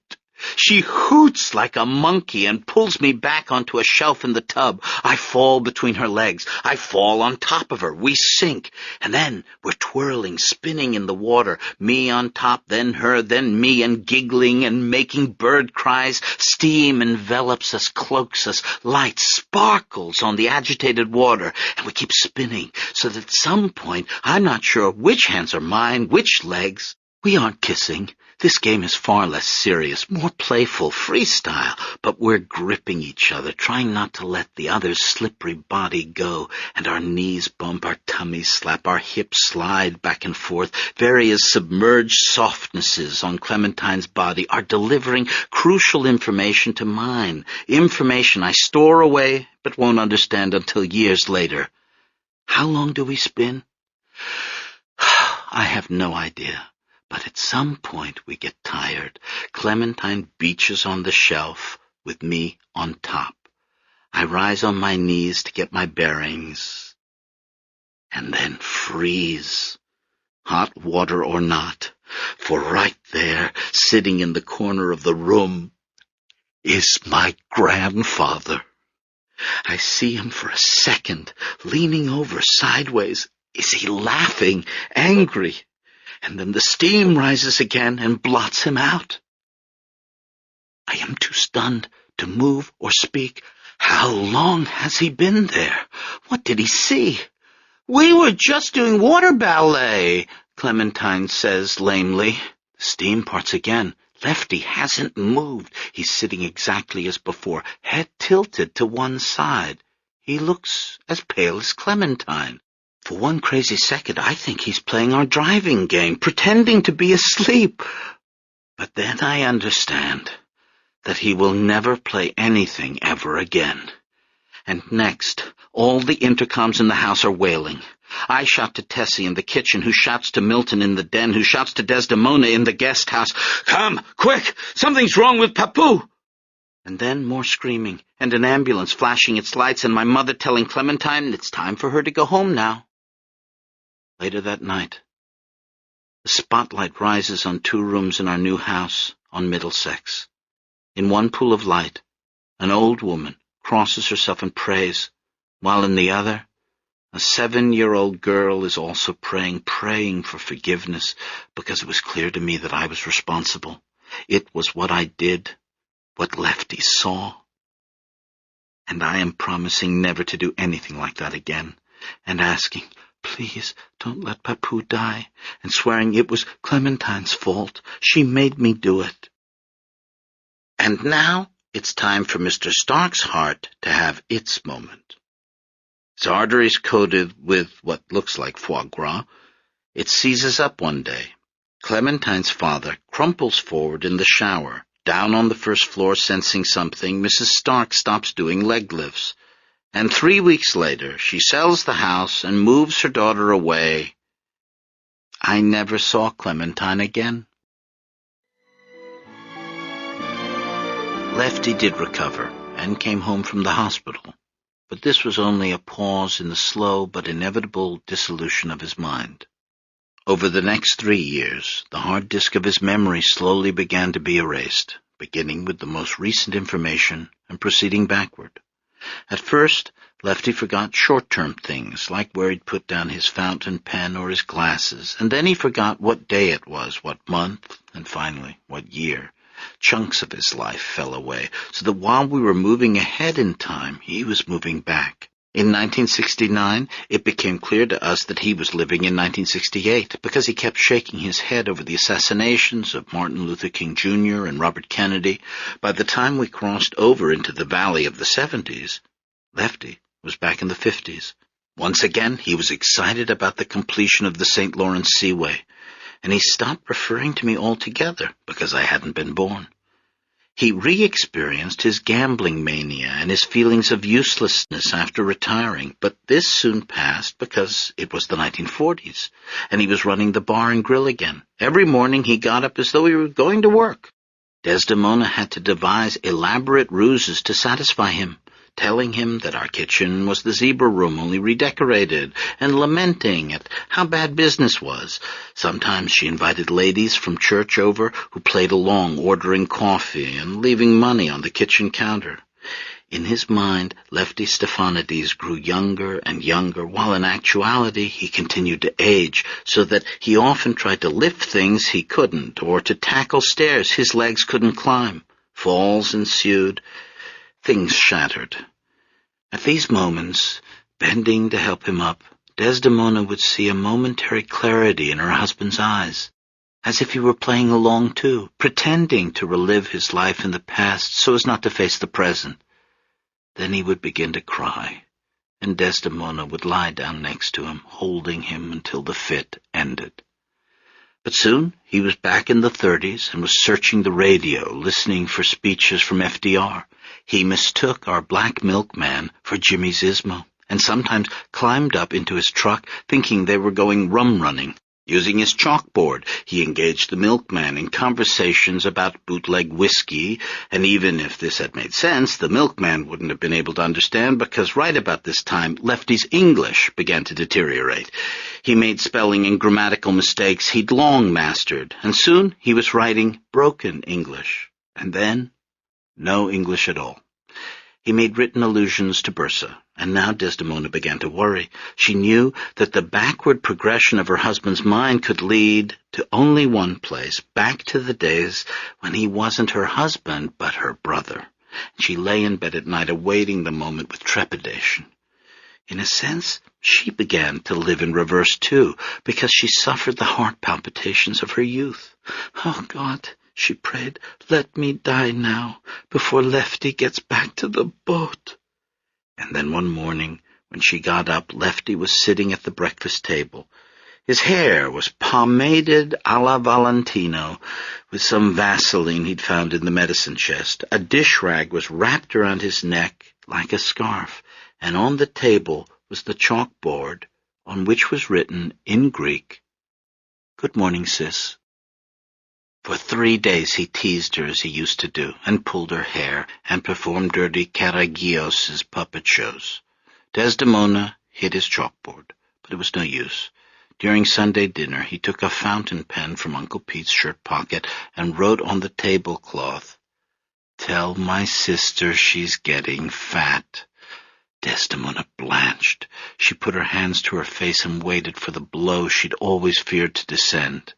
But Peter Tatakis only took the pen from Lefty and said, "It appears that Lefty is now under the delusion that you are his sister." Everyone laughed. What else could they do? "Hey there, sis," everyone kept saying to Desdemona all afternoon, and each time she jumped. Each time she thought her heart would stop. But this stage didn't last long. My grandfather's mind, locked in its graveyard spiral, accelerated as it hurtled towards its destruction. And 3 days later, he started cooing like a baby, and the next, he started soiling himself. At that point, when there was almost nothing left of him, God allowed Lefty Stephanides to remain another 3 months until the winter of 1970. In the end, he became as fragmentary as the poems of Sappho he never succeeded in restoring. And finally one morning he looked up into the face of the woman who'd been the greatest love of his life, and failed to recognize her. And then there was another kind of blow inside his head. Blood pooled in his brain for the last time, washing even the last fragments of his self away. From the beginning there existed a strange balance between my grandfather and me. As I cried my first cry, Lefty was silenced. And as he gradually lost the ability to see, to taste, to hear, to think, or even remember, I began to see, taste, and remember everything, even stuff I hadn't seen, eaten, or done. Already latent inside me, like the future 120-mile-per-hour serve of a tennis prodigy, was the ability to communicate between the genders, to see not with the monovision of one sex, but in the stereoscope of both. So that at the Macaria after the funeral, I looked around the table at the Grecian gardens and knew what everyone was feeling. Milton was beset by a storm of emotion he refused to acknowledge. He worried that if he spoke, he might start to cry, and so said nothing throughout the meal and plugged his mouth with bread. Tessie was seized with a desperate love for Chapter 11 and me and kept hugging us and smoothing our hair because children were the only balm against death. Sormelina was remembering the day at Grand Trunk when she told Lefty that she would know his nose anywhere. Peter Tatakis was lamenting the fact that he would never have a widow to mourn his death. Father Mike was favorably reviewing the eulogy he'd given earlier that morning, while Aunt Zoe was wishing she had married someone like her father. The only one whose emotions I couldn't plumb was Desdemona. Silently, in the widow's position of honor at the head of the table, she picked at her whitefish and drank her glass of Mavrodaphne. But her thoughts were as obscured to me as her face behind her black veil. Lacking any clairvoyance into my grandmother's state of mind that day, I'll just tell you what happened next. After the Macaria, my parents, grandmother, brother, and I got into my father's Fleetwood. With a purple funeral pennant flying from the antenna, we left Greektown and headed down Jefferson. The Cadillac was 3 years old now, the oldest one Milton ever had. As we were passing the old Medusa cement factory, I heard a long hiss and thought that my Yaya sitting next to me was sighing over her misfortunes, but then I noticed that the seat was tilting. Desdemona was sinking down. She, who had always feared automobiles, was being swallowed by the back seat. It was the air ride. You weren't supposed to turn it on unless you were going at least 30 miles per hour. Distracted by grief, Milton had been going only 25. The hydraulic system ruptured. The passenger side of the car sloped down and stayed like that from then on. And my father began trading in his cars in every year. Limping, dragging, we returned home. My mother helped Desdemona out of the car and led her to the guest house out back. It took some time. Desdemona kept leaning on her cane to rest. Finally, outside her door, she announced, "Tessie, I am going to bed now." "Okay, Yaya," my mother said. "You take a rest." "I am going to bed," Desdemona said again. She turned and went inside. Beside the bed, her silkworm box was still open. That morning she had taken out Lefty's wedding crown, cutting it away from her own so he could be buried with it. She looked into the box for a moment now before closing it. Then she undressed. She took off her black dress and hung it in the garment bag full of mothballs. She returned her shoes to the box from Penny's. After putting on her nightgown, she rinsed out her pantyhose in the bathroom and hung them over the shower rod. And then, even though it was only 3 p.m, she got into bed. For the next 10 years, except for a bath every Friday, she never got out again. The Mediterranean Diet. She didn't like being left on Earth. She didn't like being left in America.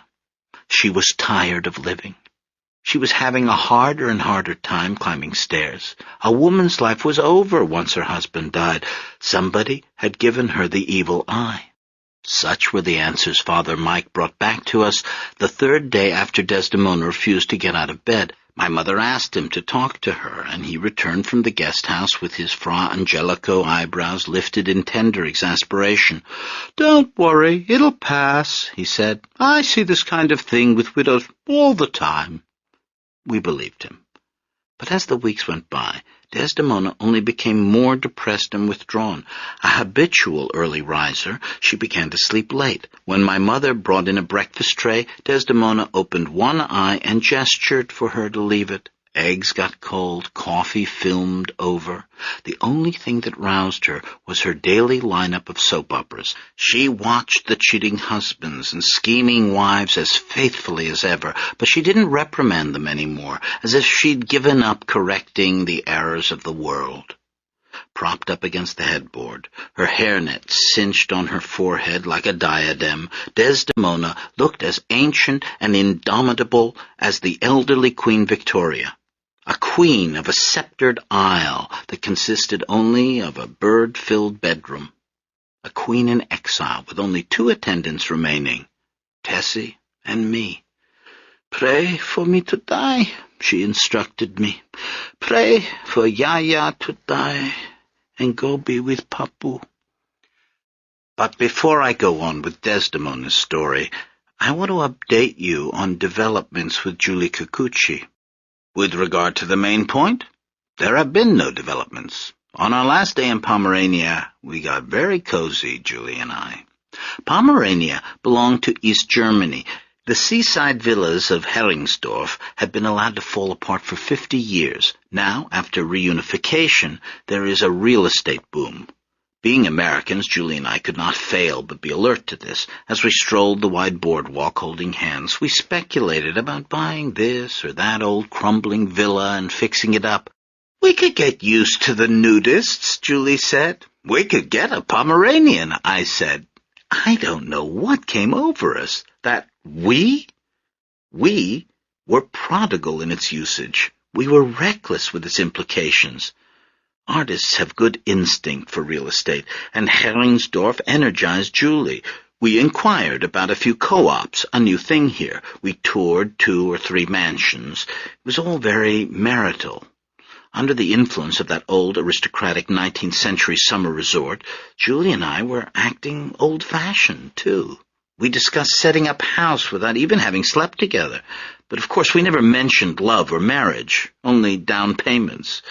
But on the way back to Berlin, a familiar fear descended on me. Humming over the road, I began to look ahead. I thought of the next step, and what would be required of me. The preparations, the explanations, the very real possibility of shock, horror, withdrawal, rebuff, the usual reactions. "What's the matter?" Julie asked me. "Nothing. You seem quiet." "Just tired." In Berlin, I dropped her off. My hug was cold, peremptory. I haven't called her since. She left a message on my machine. I didn't respond. And now she stopped calling too. So it's all over with Julie. Over before it began. And instead of sharing a future with someone, I am back again with the past, with Desdemona, who wanted no future at all. I brought her dinner, sometimes lunch. I carried trays along the portico of brown metal posts. Above was the sun deck, underutilized, the redwood rotting. To my right was the bathhouse, smooth and poured. The guest house repeated the clean, rectilinear lines of the main house. The architecture of Middlesex was an attempt to rediscover pure origins. At the time, I didn't know about all that, but as I pushed through the door into the skylit guest house, I was aware of the disparities. The box-like room, stripped of all embellishment or parlor fussiness, a room that wished to be timeless or ahistorical, and there in the middle of it, my deeply historical, time-warm grandmother. Everything about Middlesex spoke of forgetting, and everything about Desdemona made plain the inescapability of remembering.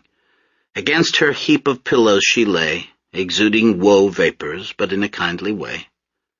That was the signature of my grandmother and the Greek ladies of her generation, the kindliness of their despair, how they moaned while offering you sweets, how they complained of physical ailments while patting your knee.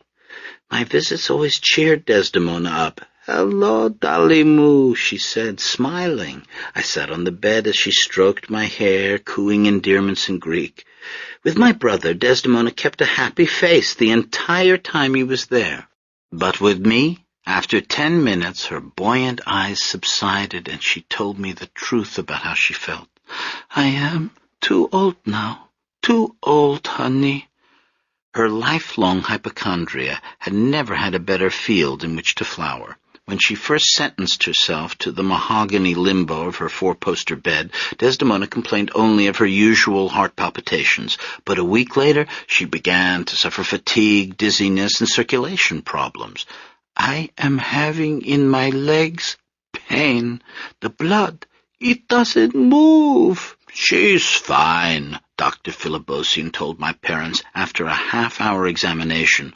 "Not young anymore, but I see nothing serious." "I no can breathe," Desdemona argued with him.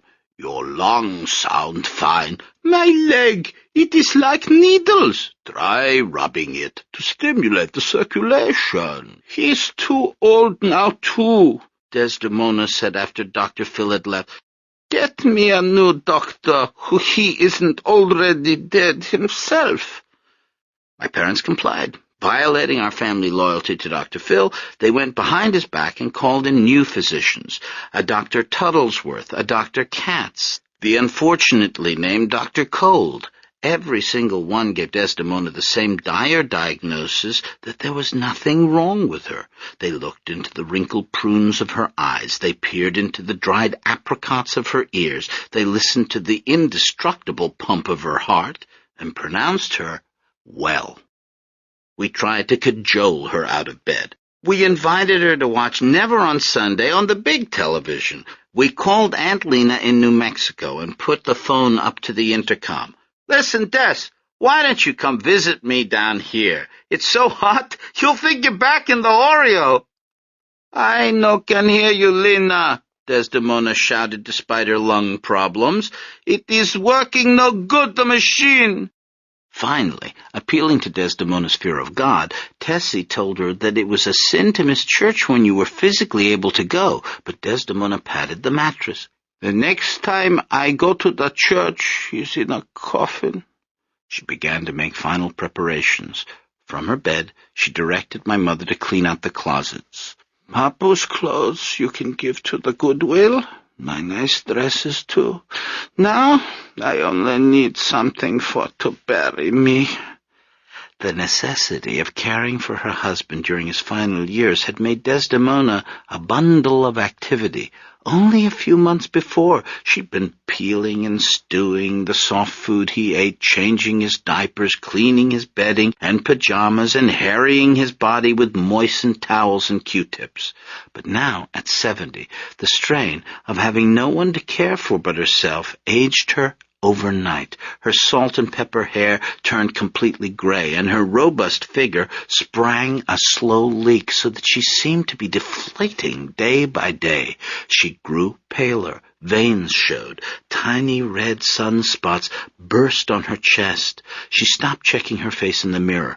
Because of her poor dentures, Desdemona hadn't really had lips for years, but now she stopped putting lipstick even in the place where her lips used to be.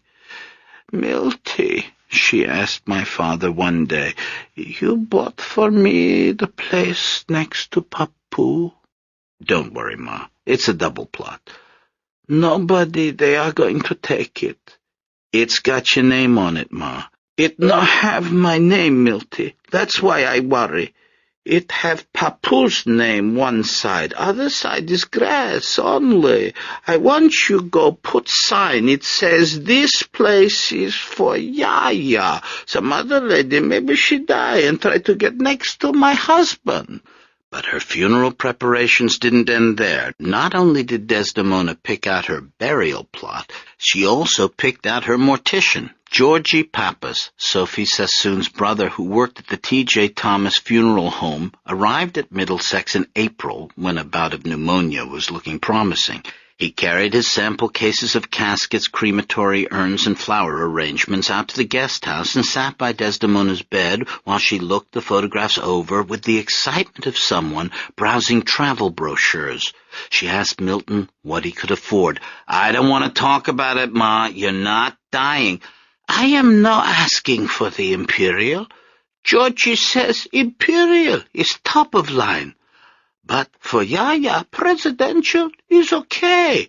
When the time comes, you can have whatever you want, but setting inside, please. And the pillow, like here, page 8. Number 5, pay attention, and tell Georgie leave my glasses." As far as Desdemona was concerned, death was only another kind of emigration. Instead of sailing from Turkey to America, this time she would be traveling from Earth to Heaven, where Lefty had already gotten his citizenship and had a place waiting. Gradually, we became accustomed to Desdemona's retreat from the family sphere. By this time, the spring of 1971, Milton was busy with a new business venture. After the disaster on Pingree Street, Milton vowed never to make the same mistake again. How do you escape the real estate rule of location, location, location? Simple. Be everywhere at once. "Hot dog stands," Milton announced at dinner one night. "Start with 3 or 4 and add on as you go." With the remaining insurance money, Milton rented space in 3 malls in the Detroit metropolitan area.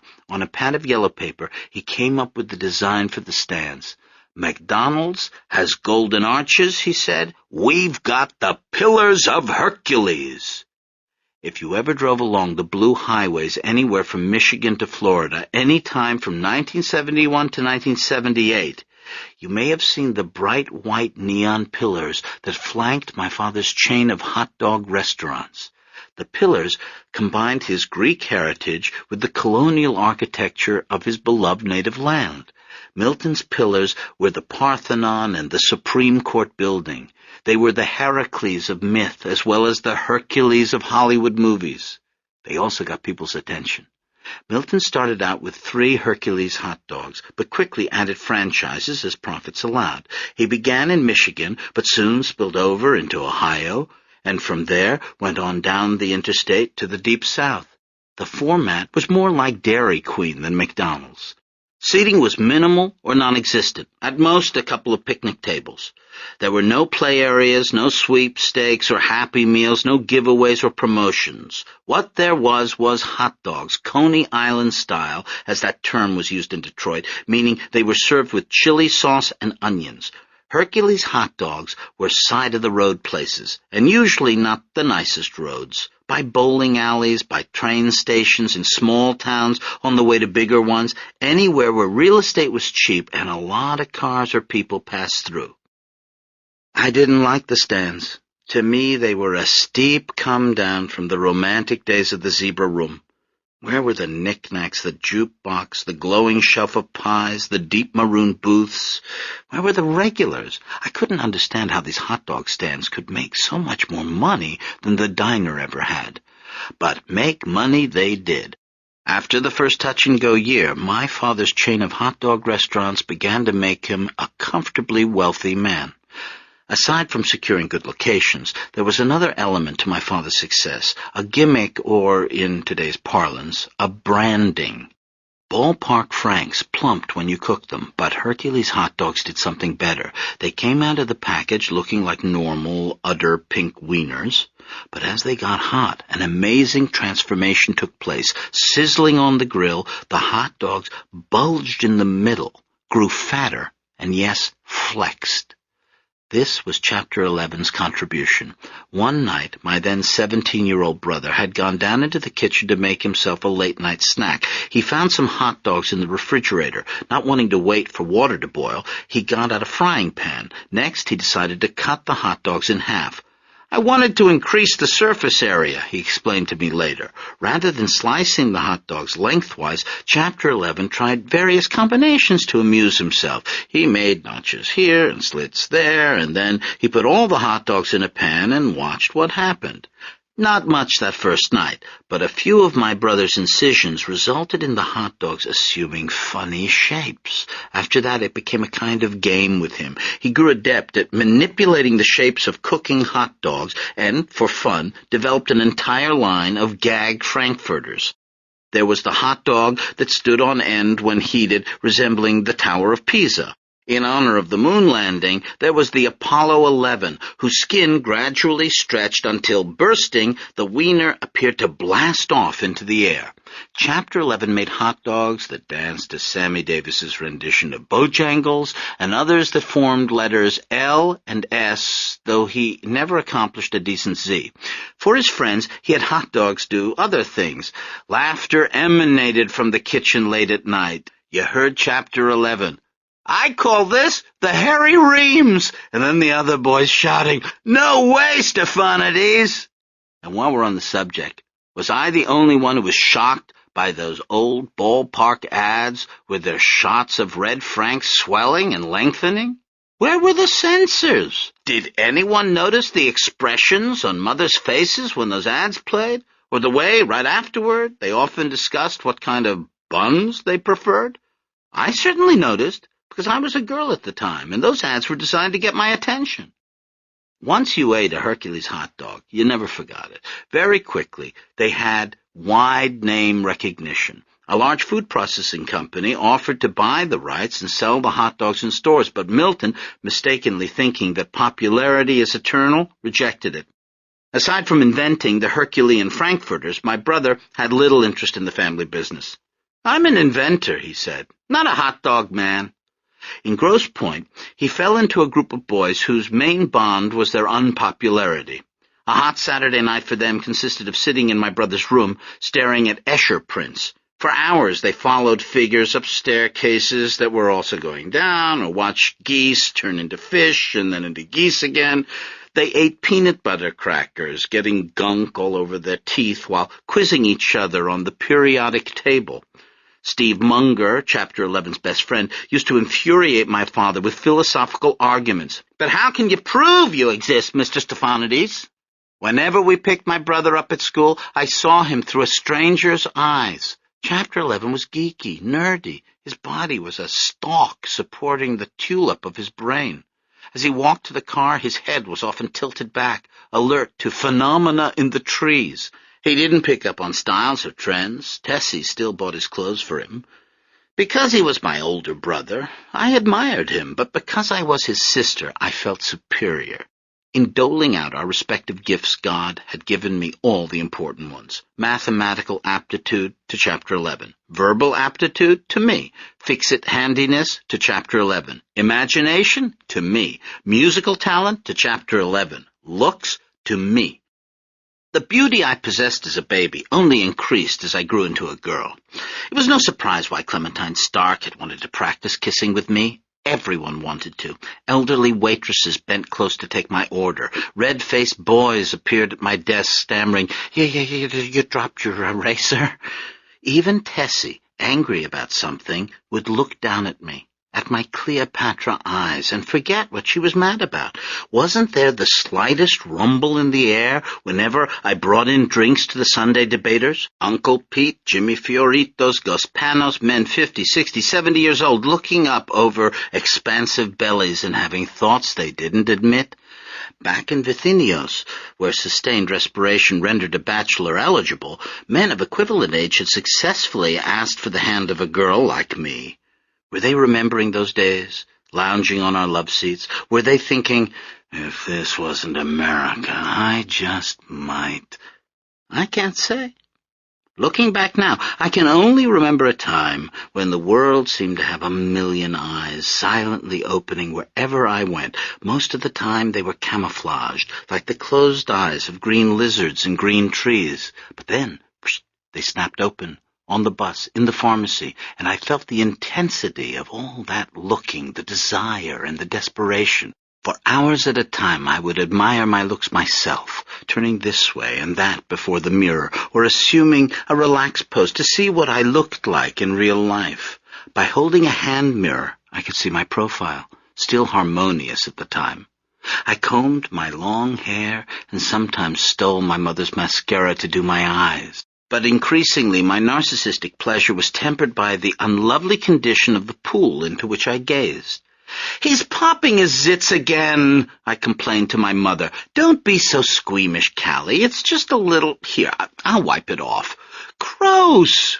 "Wait till you get pimples," Chapter 11 shouted, ashamed and furious from the hallway. "I'm not going to. You will, too. Everybody's sebaceous glands overproduce when they go through puberty." "Quiet, both of you," said Tessie. But she didn't need to. I'd already gotten quiet on my own. It was that word, puberty. The source of a great amount of anxious speculation on my part at the time, a word that lay in wait for me, jumping out now and then, scaring me because I didn't know exactly what it meant. But now at least I knew one thing. Chapter 11 was involved in it somehow. Maybe that explained not only the pimples, but the other thing about my brother I'd been noticing lately. Not long after Desdemona took to her bed, I'd begun to notice, in the vague, creepy way of a sister with a brother, a new, solitary pastime of Chapter 11's. It was a matter of a perceptible activity behind the locked bathroom door, of a certain strain to the reply, "Just a minute," when I knocked. Still, I was younger than he was and ignorant of the pressing needs of adolescent boys. But let me backtrack a minute. 3 years earlier, when Chapter 11 was 14 and I was 8, my brother had played a trick on me. It happened on a night when our parents had gone out to dinner. It was raining and thundering. I was watching television when Chapter 11 suddenly appeared. He was holding out a lemon cake. "Look what I have," he sang. Magnanimously, he cut me a slice. He watched me eat it. Then he said, "I'm telling, that cake was for Sunday." "No fair!" I ran at him. I tried to hit him, but he caught my arms. We wrestled, standing up, until finally Chapter 11 offered a deal.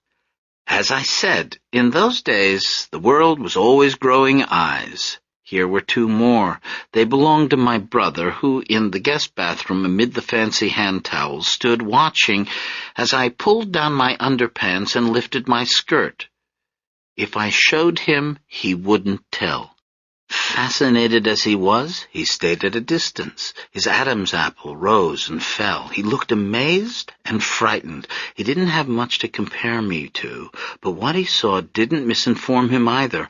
Pink folds, a cleft. For 10 seconds, Chapter 11 studied my documents, detecting no forgery, as the clouds burst overhead, and I made him get me one more piece of cake. Apparently, Chapter 11's curiosity hadn't been satisfied by looking at his 8-year-old sister. Now I suspected he was looking at pictures of the real thing. In 1971, all the men in our lives were gone. Lefty to death, Milton to Hercules hot dogs, and Chapter 11 to bathroom solitaire, leaving Tessie and me to deal with Desdemona. We had to cut her toenails. We had to hunt down flies that found their way into her room. We had to move her bird cages around according to the light. We had to turn on the television for the day's soap operas, and we had to turn it off before the murders on the evening news. Desdemona didn't want to lose her dignity, however. When nature called, she called us on the intercom, and we helped her out of bed and into the bathroom. The simplest way to say it is, years passed. As the seasons changed outside the windows, as the weeping willows shed their million leaves, as snow fell on the flat roof and the angle of sunlight declined, Desdemona remained in bed. She was still there when the snow melted and the willows budded again. She was there when the sun, climbing higher, dropped a sunbeam straight through the skylight. Like a ladder to heaven, she was more than eager to climb. What happened while Desdemona was in bed? Aunt Lena's friend, Mrs. Watson, died, and with the poor judgment grief always brings, Sormelina decided to sell their adobe house and move back north to be close to her family. She arrived in Detroit in February of 1972. The winter weather felt colder than she ever remembered. Worse, her time in the Southwest had changed her. Somehow, in the course of her life, Sormelina had become an American. Almost nothing of the village remained in her. Her self-entombed cousin, on the other hand, had never left it. They were both in their 70s, but Desdemona was an old gray-haired widow waiting to die, while Lena, another kind of widow entirely, was a bottle redhead who drove a Firebird and wore belted denim skirts with turquoise belt buckles.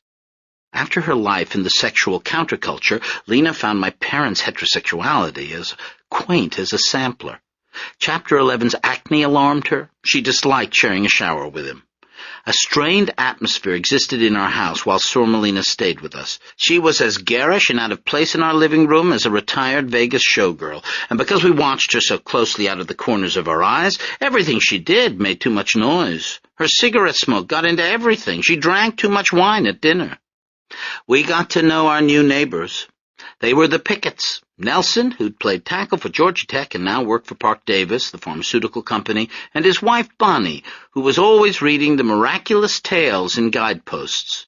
Across the street was Stu Bright Eyes Fiddler, an industrial parts salesman with a taste for bourbon and barmaids, and his wife Mitzi, whose hair changed color like a mood ring.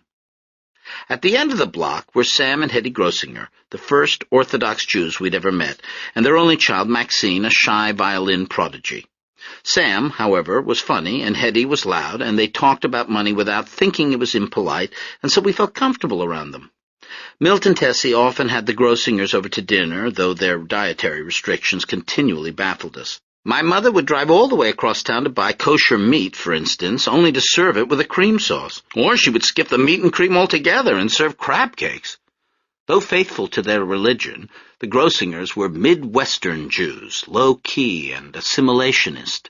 They hid behind their wall of cypresses, and at Christmas put up a Santa Claus along with lights.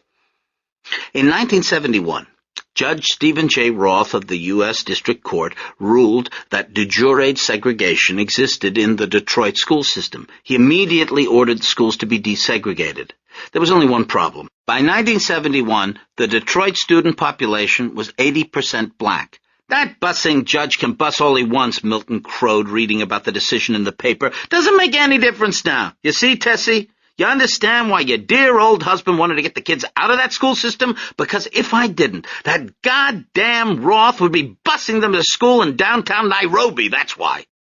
In 1972, 5'5" S. Miyamoto, rejected by the Detroit police force for failing to meet the 5'7" requirement, he had tried elevator heels, etc., appeared on The Tonight Show to plead his case. I wrote a letter to the police commissioner myself in support of Miyamoto, but I never received a reply, and Miyamoto was rejected. A few months later, Police Commissioner Nichols was thrown from his horse during a parade. That's what you get, I said. In 1972, H.D. Jackson and L.D. Moore, who had brought a police brutality case for $4 million, hijacked a Southern Airways jet to Cuba, outraged at being awarded damages in the amount of $25. In 1972, Mayor Roman Gribbs claimed that Detroit had turned around. The city had overcome the trauma of the '67 riots. Therefore, he wasn't planning on running for another term. A new candidate appeared, the man who would become the city's first African-American mayor, Coleman A. Young. And I turned 12. A few months earlier, on the first day of 6th grade, Carol Horning came into class wearing a slight but unmistakably self-satisfied smile. Below this smile, as if displayed on a trophy shelf, were the new breasts she had gotten over the summer. She wasn't the only one. During the growing months, quite a few of my schoolmates had, as adults like to say, developed. I wasn't entirely unprepared for this.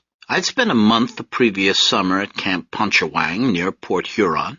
During the slow march of summer days, I was aware, as one is aware of a drum steadily beating across a lake, of something unspooling itself in the bodies of my campmates. Girls were growing modest. They'd turned their backs to dress. Some had surnames stitched onto not only shorts and socks, but training bras, too. Mostly it was a personal matter that no one spoke about. But now and then there were dramatic manifestations. One afternoon during swimming hour, the tin door of the changing room clanged open and shut. The sound caromed off the trunks of pine trees, carrying past the meager beach out over the water where I floated on an inner tube reading Love Story.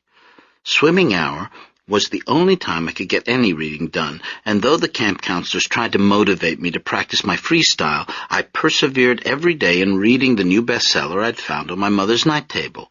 Now I looked up. Along a dusty brown path in the pine needles, Jenny Simonson was advancing in a red, white, and blue swimsuit. All nature grew hushed at the sight. Birds fell silent. Lake swans unfurled tremendous necks to get a glimpse. Even a chainsaw in the distance cut its engine. I beheld the magnificence of Jenny S. The golden late afternoon light intensified around her. Her patriotic swimsuit swelled in ways no one else's did. Muscles flexed in her long thighs. She ran to the end of the dock and plunged into the lake, where a throng of naiads, her friends from Cedar Rapids, swam over to meet her. Lowering my book, I looked down at my own body. There it was, as usual, the flat chest, the nothing hips, the forked mosquito-bitten legs. Lake water and sun were making my skin peel. My fingers had gotten all wrinkly. Thanks to Dr. Phil's decrepitude and Tessie's prudishness, I arrived at puberty not knowing much about what to expect. Dr. Philibosian still had an office near Women's Hospital, though the hospital itself had been closed down by then. His practice had changed considerably. There were a few remaining elderly patients who, having survived so long under his care, were afraid to change doctors. The rest were welfare families. Nurse Rosalie ran the office. She and Dr. Phil had been married a year after they met, delivering me. Now she did the scheduling and administered shots. Her Appalachian childhood had acquainted her with government assistance, and she was a whiz with the Medicaid forms. In his 80s, Dr. Phil had taken up painting. His office walls were covered, salon-style, with thick, swirling oils.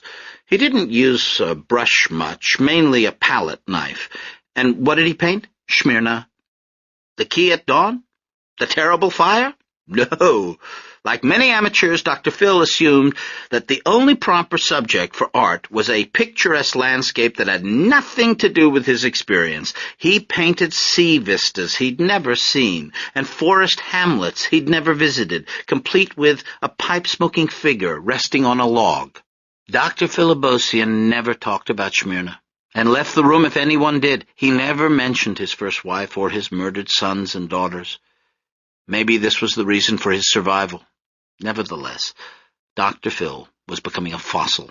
For my annual physical in 1972, he used diagnostic methods popular back in medical school in 1910. There was a trick where he pretended to slap me in the face to check my reflexes.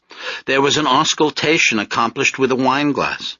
When he bent his head to listen to my heart, I was treated to an aerial view of the Galapagos of scabs on his bald pate. The archipelago changed position from year to year, continentally drifting across the globe of his skull, but never healing. Dr. Philibosian smelled like an old couch, of hair oil and spilled soup, of unscheduled naps. His medical diploma looked as if it were written on parchment. I wouldn't have been surprised if, to cure fever, Dr. Phil had written out a prescription for leeches. He was correct with me, never friendly, and directed most of his conversation to Tessie, who sat in a chair in the corner. What memories, I wonder, was Dr. Phil avoiding in not looking at me? Did the ghosts of Levantine girls haunt those cursory checkups, suggested by the fragility of my collarbone or the bird call of my small, congested lungs? Was he trying not to think of water palaces and loosened robes, or was he just tired, old, half-blind, and too proud to admit it? Whatever the answer, year after year, Tessie faithfully took me to him, in repayment for an act of charity during a catastrophe he would no longer acknowledge. In his waiting room, I encountered the same tattered Highlights magazine every visit. "Can you find these?" the puzzle asked inside. And there, in the spreading chestnut tree, were the knife, the dog, the fish, the old woman, the candlestick, all circled by my own hand, shaky with earache years and years before. My mother avoided bodily matters, too. She never spoke openly about sex. She never undressed in front of me. She disliked dirty jokes or nudity in movies. For his own part, Milton was unable to discuss the birds and the bees with his young daughter. And so I was left, in those years, to figure things out for myself.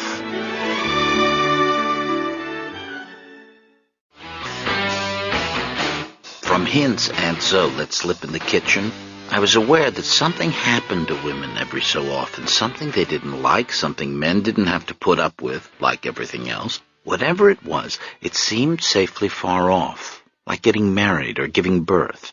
And then one day at Camp Pontchartrain, Rebecca Urbanus climbed up on a chair. Rebecca was from South Carolina. She had slave-owning ancestors and a trained voice. During dances with the boys from the neighboring camp, she waved a hand in front of her face as though holding a fan. Why was she up on a chair? We were having a talent show. Rebecca Urbanus was maybe singing or reciting the poetry of Walter de la Mare. The sun was still high and her shorts were white. And then suddenly, as she sang or recited, the back of her white shorts darkened. At first it appeared to be only a shadow of the surrounding trees, some kid's waving hand. But no, while our band of 12-year-olds sat watching, each of us in camp T-shirt and Indian headband, we saw what Rebecca Urbanus didn't. While her upper half performed, her bottom half upstaged her. The stain grew, and it was red. Camp counselors were unsure how to react. Rebecca sang, arms outflung. She revolved on her chair, before her theater in the round, us staring, perplexed and horrified. Certain advanced girls understood. Others, like me, thought, knife wound, bear attack. Right then, Rebecca Urbanus saw us looking. She looked down herself and screamed and fled the stage. I returned from camp, browner and leaner, pinned with a single badge, ironically for orienteering, but that other badge, which Carol Horning displayed so proudly the first day of school, I was still without. I felt ambivalent about this. On the one hand, if Rebecca Urbanus's mishap was any indication, it might be safer to stay the way I was. What if something similar happened to me? I went through my closet and threw out anything white. I stopped singing altogether. You couldn't control it. You never knew. It could happen any time. Except with me, it didn't. Gradually, as most of the other girls in my grade began to undergo their own transformations, I began to worry less about possible accidents and more about being left behind, left out. I am in math class, sometime during the winter of 6th grade. Miss Kwiatkowski, our youngish teacher, is writing an equation on the blackboard. Behind her, at wooden-topped desks, students follow her calculations or doze or kick each other from behind. A gray winter Michigan day. The grass outside resembles pewter. Overhead, fluorescent lights attempt to dispel the season's dimness. A picture of the great mathematician, Ramanujan, whom we girls at first took to be Miss Kwiatkowski's foreign boyfriend, hangs on the wall. The air is stuffy in the way only air at school can be stuffy. And behind our teacher's back, in our desks, we are flying through time. 30 kids, in 6 neat rows, being borne along at a speed we can't perceive. As Miss Grotowski sketches equations on the board, my classmates all around me begin to change. Jane Blunt's thighs, for instance, seem to get a little bit longer every week. Her sweater swells in front. Then one day, Beverly Moss, who sits right next to me, raises her hand, and I see darkness up her sleeve, a patch of light brown hair. When did it appear? Yesterday? The day before?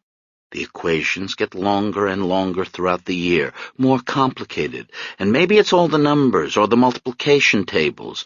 We are learning to quantify large sums as, by new math, bodies arrive at unexpected answers. Peter Quayle's voice is 2 octaves lower than last month, and he doesn't notice. Why not? He's flying too fast. Boys are getting peach fuzz on upper lips. Foreheads and noses are breaking out. Most spectacularly of all, girls are becoming women. Not mentally or emotionally even, but physically. Nature is making its preparations. Deadlines encoded in the species are met. Only Calliope in the second row is motionless, her desk stalled somehow, so that she's the only one who takes in the true extent of the metamorphosis around her.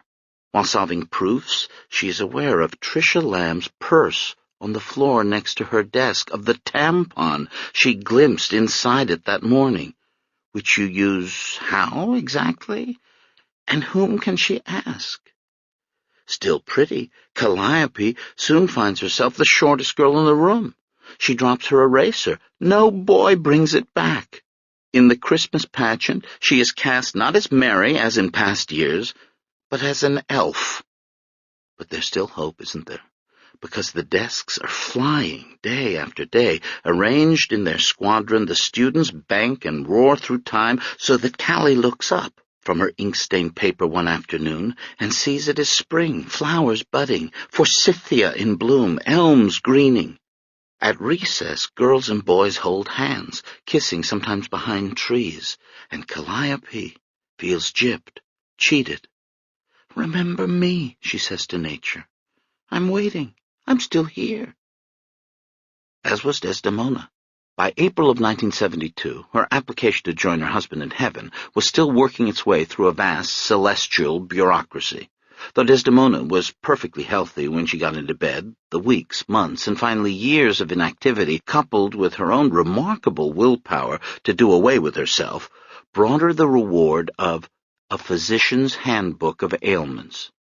During her bedridden years, Desdemona had fluid in her lungs, lumbago, bursitis, a spell of eclampsia that manifested itself a half-century later than etiologically normal, and then just as mysteriously vanished, to Desdemona's regret, a severe case of shingles that made her ribs and back the color and texture of ripe strawberries and stung like a cattle prod. 19 colds, a week of purely figurative walking pneumonia, ulcers, psychosomatic cataracts which clouded her vision on the anniversaries of her husband's death, and which she basically just cried away, and Dupuytren's contracture, where inflamed fascia in her hand curled her thumb and 3 fingers painfully into her palm, leaving her middle finger raised in an obscene gesture. One doctor enrolled Desdemona in a longevity study. He was writing an article for a medical journal on the Mediterranean diet. To that end, he plied Desdemona with questions about the cuisine of her homeland. How much yogurt had she consumed as a child? How much olive oil? Garlic? She answered every one of his queries, because she thought his interest indicated that there was something, at last, organically the matter with her, and because she never missed a chance to stroll through the precincts of her childhood. The doctor's name was Mueller. German by blood, he renounced his race when it came to its cooking. With post-war guilt, he decried bratwurst, sauerbraten, and Königsberger Klops as dishes verging on poison. They were the Hitler of foods. Instead, he looked to our own Greek diet, our eggplant, a swim in tomato sauce, our cucumber dressings and fish egg spreads, our pilaffi, raisins, and figs as potential curatives, as life-giving, artery-cleansing, skin-smoothing wonder drugs. And what Dr. Mueller said appeared to be true. Though he was only 42, his face was wrinkled, burdened with jowls, gray hair prickled up on the sides of his head, whereas my father, at 48, despite the coffee stains beneath his eyes, was still the possessor of an unlined olive complexion and a rich, glossy black head of hair. They didn't call it Grecian formula for nothing. It was in our food, a veritable fountain of youth in our dolmadis and terra masalata, and even in our baklava, which didn't commit the sin of containing refined sugar, but had only honey. Dr. Mueller showed us graphs he'd made, listing the names and birth dates of Italians, Greeks, and a Bulgarian living in the Detroit metropolitan area, and we saw our own entrant, Desdemona Stephanides, age 91, going strong in the midst of the rest. Plotted against Poles killed off by kielbasa, or Belgians done in by pommes frites, or Anglo-Saxons disappeared by puddings, or Spaniards stopped cold by chorizo, our Greek dotted line kept going where theirs tailed off in a tangle of downward trajectories. Who knew? As a people, we hadn't had, for the past few millennia, that much to be proud of. So it was perhaps understandable that during Dr. Mueller's house calls we failed to mention the troubling anomaly of Lefty's multiple strokes. We didn't want to skew the graph with new data, and so didn't mention that Desdemona was actually 71, not 91, and that she always confused sevens with nines. We didn't mention her aunts, Thalia and Victoria, who both died of breast cancer as young women, and we said nothing about the high blood pressure that taxed the veins within Milton's own smooth, youthful exterior. We couldn't. We didn't want to lose out to the Italians, or even that one Bulgarian. And Dr. Mueller, lost in his research, didn't notice the store display of mortuary services next to Desdemona's bed, the photograph of the dead husband next to the photograph of his grave, the abundant paraphernalia of a widow abandoned on earth, not a member of a band of immortals from Mount Olympus, just the only member left alive. Meanwhile, tensions between my mother and me were rising. Don't laugh. I'm sorry, honey, but it's just you've got nothing Mom, to hold it up. A tantrum-edged scream. 12-year-old feet running up the stairs, while Tessie called out, "Don't be so dramatic, Callie. We'll get you a bra if you want." Up into my bedroom, where after locking the door, I pulled off my shirt before the mirror to see that my mother was right. Nothing at all to hold up anything. And I burst into tears of frustration and rage. That evening, when I finally came back down to dinner, I retaliated in the only way I could. "What's the matter? You're not hungry?" "I want normal food." "What do you mean, normal food?" "American food. I have to make what Yaya likes." "What about what I like?" "You like spanakopita. You always like spanakopita." "Well, I don't anymore." "Okay, then, don't eat. Starve if you want. If you don't like what we give you, you can just sit at the table until we're finished." Faced with the mirror's evidence, laughed at by my own mother, surrounded by developing classmates, I had come to a dire conclusion. I had begun to believe that the Mediterranean diet that kept my grandmother alive against her will was also sinisterly retarding my maturity. It only served to reason that the olive oil Tessie drizzled over everything had some mysterious power to stop the body's clock, while the mind, impervious to cooking oils, kept going. That was why Desdemona had the despair and fatigue of a person of 90, along with the arteries of a 50-year-old.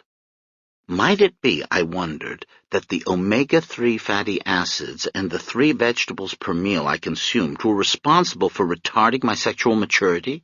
Was yogurt for breakfast stalling my breast development? It was possible.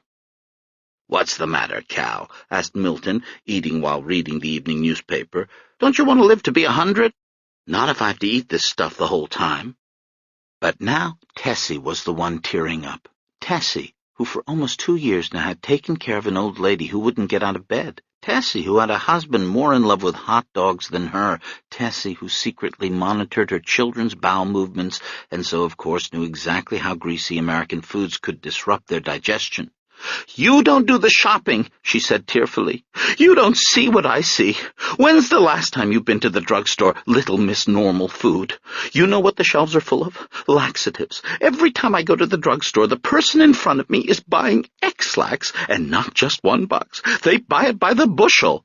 They're just old people. It's not just old people. I see young mothers buying it. I see teenagers buying it. You want to know the truth? This entire country can't do number 2. Oh, now I really want to eat. Is this about the bra, Kelly? Because if it is, I told you. Mom! But it was too late. "What bra?" Chapter 11 asked, and now smiling. "Does the Great Salt Lake think she needs a bra?" "Shut up. Here, my glasses must be dirty. Let me clean them." "Ah, that's better. Now let's have a look." "Shut up. No, I wouldn't say the Great Salt Lake has undergone any kind of geological—" "Well, your face has, zithead. Still as flat as ever. Perfect for time trials." But then Milton shouted, "God damn it!" drowning us both out. We thought he was tired of our bickering. "That goddamn judge!" He wasn't looking at us. He was staring at the front page of the Detroit News. He was turning red, and then, that high blood pressure we hadn't mentioned, almost purple. That morning, at U.S. District Court, Judge Roth had devised a clever way to desegregate the schools. If there weren't enough white students left in Detroit to go around, he would get them from somewhere else. Judge Roth had claimed jurisdiction over the entire metropolitan area, jurisdiction over the city of Detroit and the surrounding 53 suburbs, including Grosse Pointe. "Just when we get you kids out of that hellhole," Milton was shouting, "that goddamn Roth wants to send you back!" The Wolverette.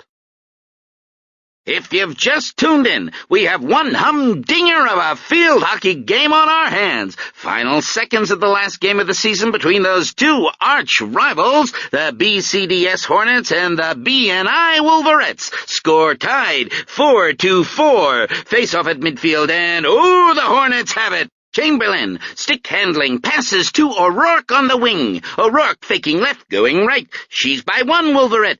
By another, and now she passes cross-field to Amigliato. Here comes Becky Amigliato down the sideline. 10 seconds left, 9 seconds. In goal for the Wolverettes, it's Stefanides, and oh my, she doesn't see Amigliato coming. What in the devil? She's looking at a leaf, folks. Callie Stefanides is admiring a gorgeous fire-red autumn leaf. But what a time to do it! Here comes Amigliato. 5 seconds, 4 seconds. This is it, folks. The championship of the middle school junior varsity season is on the line. But hold on. Stefanides hears footsteps. Now she looks up, and Amigliato takes a slap shot. Oh-wee! It's a bullet! You can feel that one all the way up here in the booth. The ball's heading straight for Stefanides' head. She drops the leaf. She's watching it. Watching it? Gosh, you hate to see this, folks. Is it true that right before death, by field hockey ball or otherwise, your life flashes before your eyes? Maybe not your whole life, but parts of it. As Becky Amigliato's slapshot made for my face that fall day, the events of the last half-year flickered in my possibly soon-to-be-extinguished consciousness. First of all, our Cadillac. By then, the Golden Fleetwood, wending its way the previous summer up the long driveway of the Baker and English School for Girls. In the back seat, one very unhappy 12-year-old, me, arriving under duress for an interview. I don't want to go to a girls' school, I'm complaining. I'd rather be bussed. And next, another car picking me up the following September for my first day of 7th grade. Previously, I'd always walked to Trombley Elementary, but prep school has brought with it a host of changes. My new school uniform, for instance, crested and tartaned. Also, this carpool itself, a light green station wagon driven by a lady named Mrs. Drexel. Her hair is greasy, thinning. Above her lip, in an example of the foreshadowing I will learn to identify in the coming year's English class, is a mustache. And now the station wagon is driving along a few weeks later. I'm looking out the window while Mrs. Drexel's cigarette uncoils a rope of smoke. We head into the heart of Grosse Pointe. We pass long, gated driveways, the kind that always fill my family with wonder and awe. But now Mrs. Drexel is turning up these drives. It is my new classmates who live at the end of them. We rumble past privet hedges and under topiary arches to arrive at secluded lakefront homes where girls wait with satchels standing very straight. They wear the same uniform I do, but somehow it looks different on them, neater, more stylish. Occasionally, there is also a well-coiffed mother in the picture, clipping a rose from the garden. And next, it is 2 months later, near the end of the fall term, and the station wagon is climbing the hill to my no longer brand-new school. The car is full of girls. Mrs. Drexel is lighting another cigarette. She's pulling up to the curb and getting ready to lay a curse on us. Shaking her head at the view of the hilly green campus, the lake in the distance, she says, "Yous girls better enjoy it now. Best time of life is when you're young." At 12, I hated her for saying that. I couldn't imagine a worse thing to tell a kid. But maybe also, due to certain other changes that began that year, I suspected that the happy period of my childhood was coming to an end. What else came back to me as the hockey ball zeroed in? Just about everything a field hockey ball could symbolize. Field hockey, that New England game handed down from Old England, just like everything else in our school, the building with its long, echoing hallways and churchy smell, its leaded windows, its Gothic gloom, the Latin primers, the color of gruel, the afternoon teas, the curtsying of our tennis team, the tweediness of our faculty, and the curriculum itself, which began Hellenically, Byronically with Homer, and then skipped straight to Chaucer, moving on to Shakespeare, Donne, Swift, Wordsworth, Dickens, Tennyson, and E.M. Forster. Only connect. Miss Baker and Miss Inglis had founded the school back in 1911, in the words of the charter, to educate girls in the humanities and sciences and to cultivate in them a love of learning, a modest comportment, an amiable grace, and an interest in civic duty above all. The two women had lived together on the far side of the campus in the cottage, a shingled bower that occupied a place in school mythology akin to Lincoln's log cabin in national legend.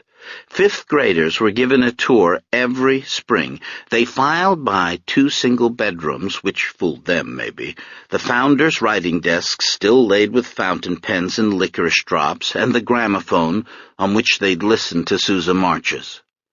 Miss Baker's and Miss Inglis's ghosts haunted the school, along with actual busts and portraits.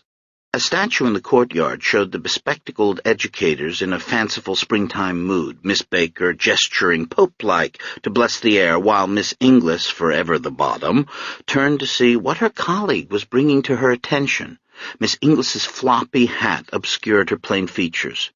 In the work's only avant-garde touch, a thick wire extended from Miss Baker's head, at the top of which hovered the object of wonder, a hummingbird.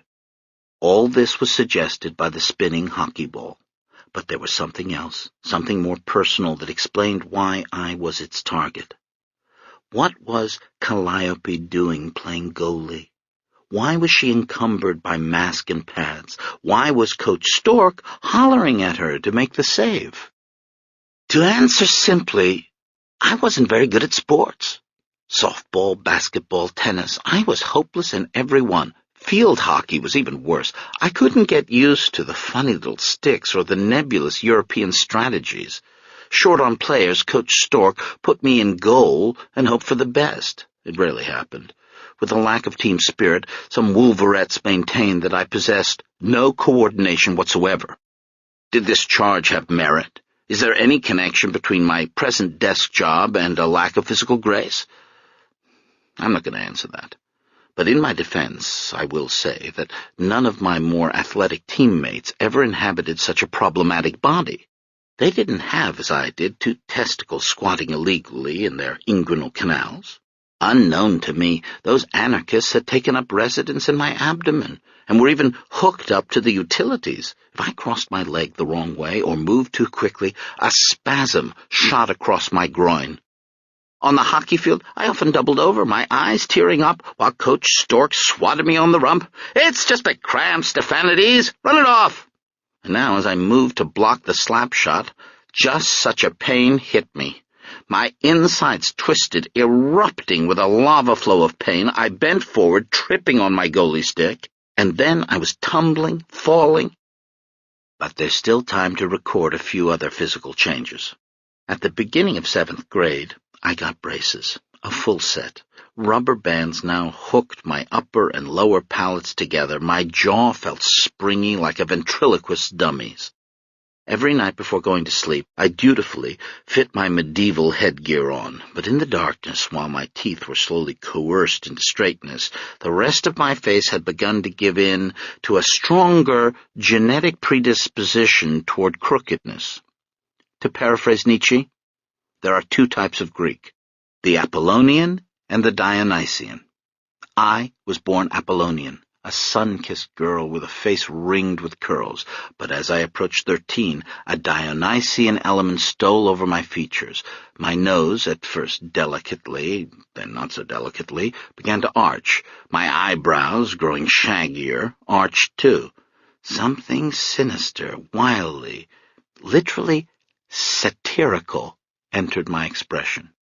And so the last thing the hockey ball, coming closer now, unwilling to endure any more exposition, the last thing the hockey ball symbolized was time itself, the unstoppability of it, the way we're chained to our bodies, which are chained to time. The hockey ball rocketed forward. It hit the side of my mask, which deflected it into the center of the net. We lost. The Hornets celebrated. In disgrace, as usual, I returned to the gymnasium, carrying my mask. I climbed out of the green bowl of the hockey field, which was like an outdoor theater. Taking small steps, I walked along the gravel path back to the school. In the distance, down the hill and across the road, lay Lake St. Clair, where my grandfather, Jimmy Zismo, had faked his death. The lake, still frozen winter, but bootleggers didn't drive over it anymore. Lake St. Clair had lost its sinister glamour, and, like everything else, had become suburban. Freighters still plied the shipping channel, but now you mostly saw pleasure boats, Chris Crafts, Santanas, Flying Dutchmen, 470s. On sunny days, the lake still managed to look blue. Most of the time, however, it was the color of cold pea soup. But I wasn't thinking about any of that. I was measuring my steps, trying to go as slowly as possible. I was looking at the gymnasium doors with an expression of wariness and anxiety. It was now, when the game was over for everyone else, that it began for me. While my teammates were catching their breath, I was psyching myself up. I had to act with grace, with swift, athletic timing. I had to shout from the sidelines of my being, "Heads up, Stephanides!" I had to be coach, star player, and cheerleader all in one. For despite the Dionysian revelry that had broken out in my body, in my throbbing teeth, in the wild abandon of my nose,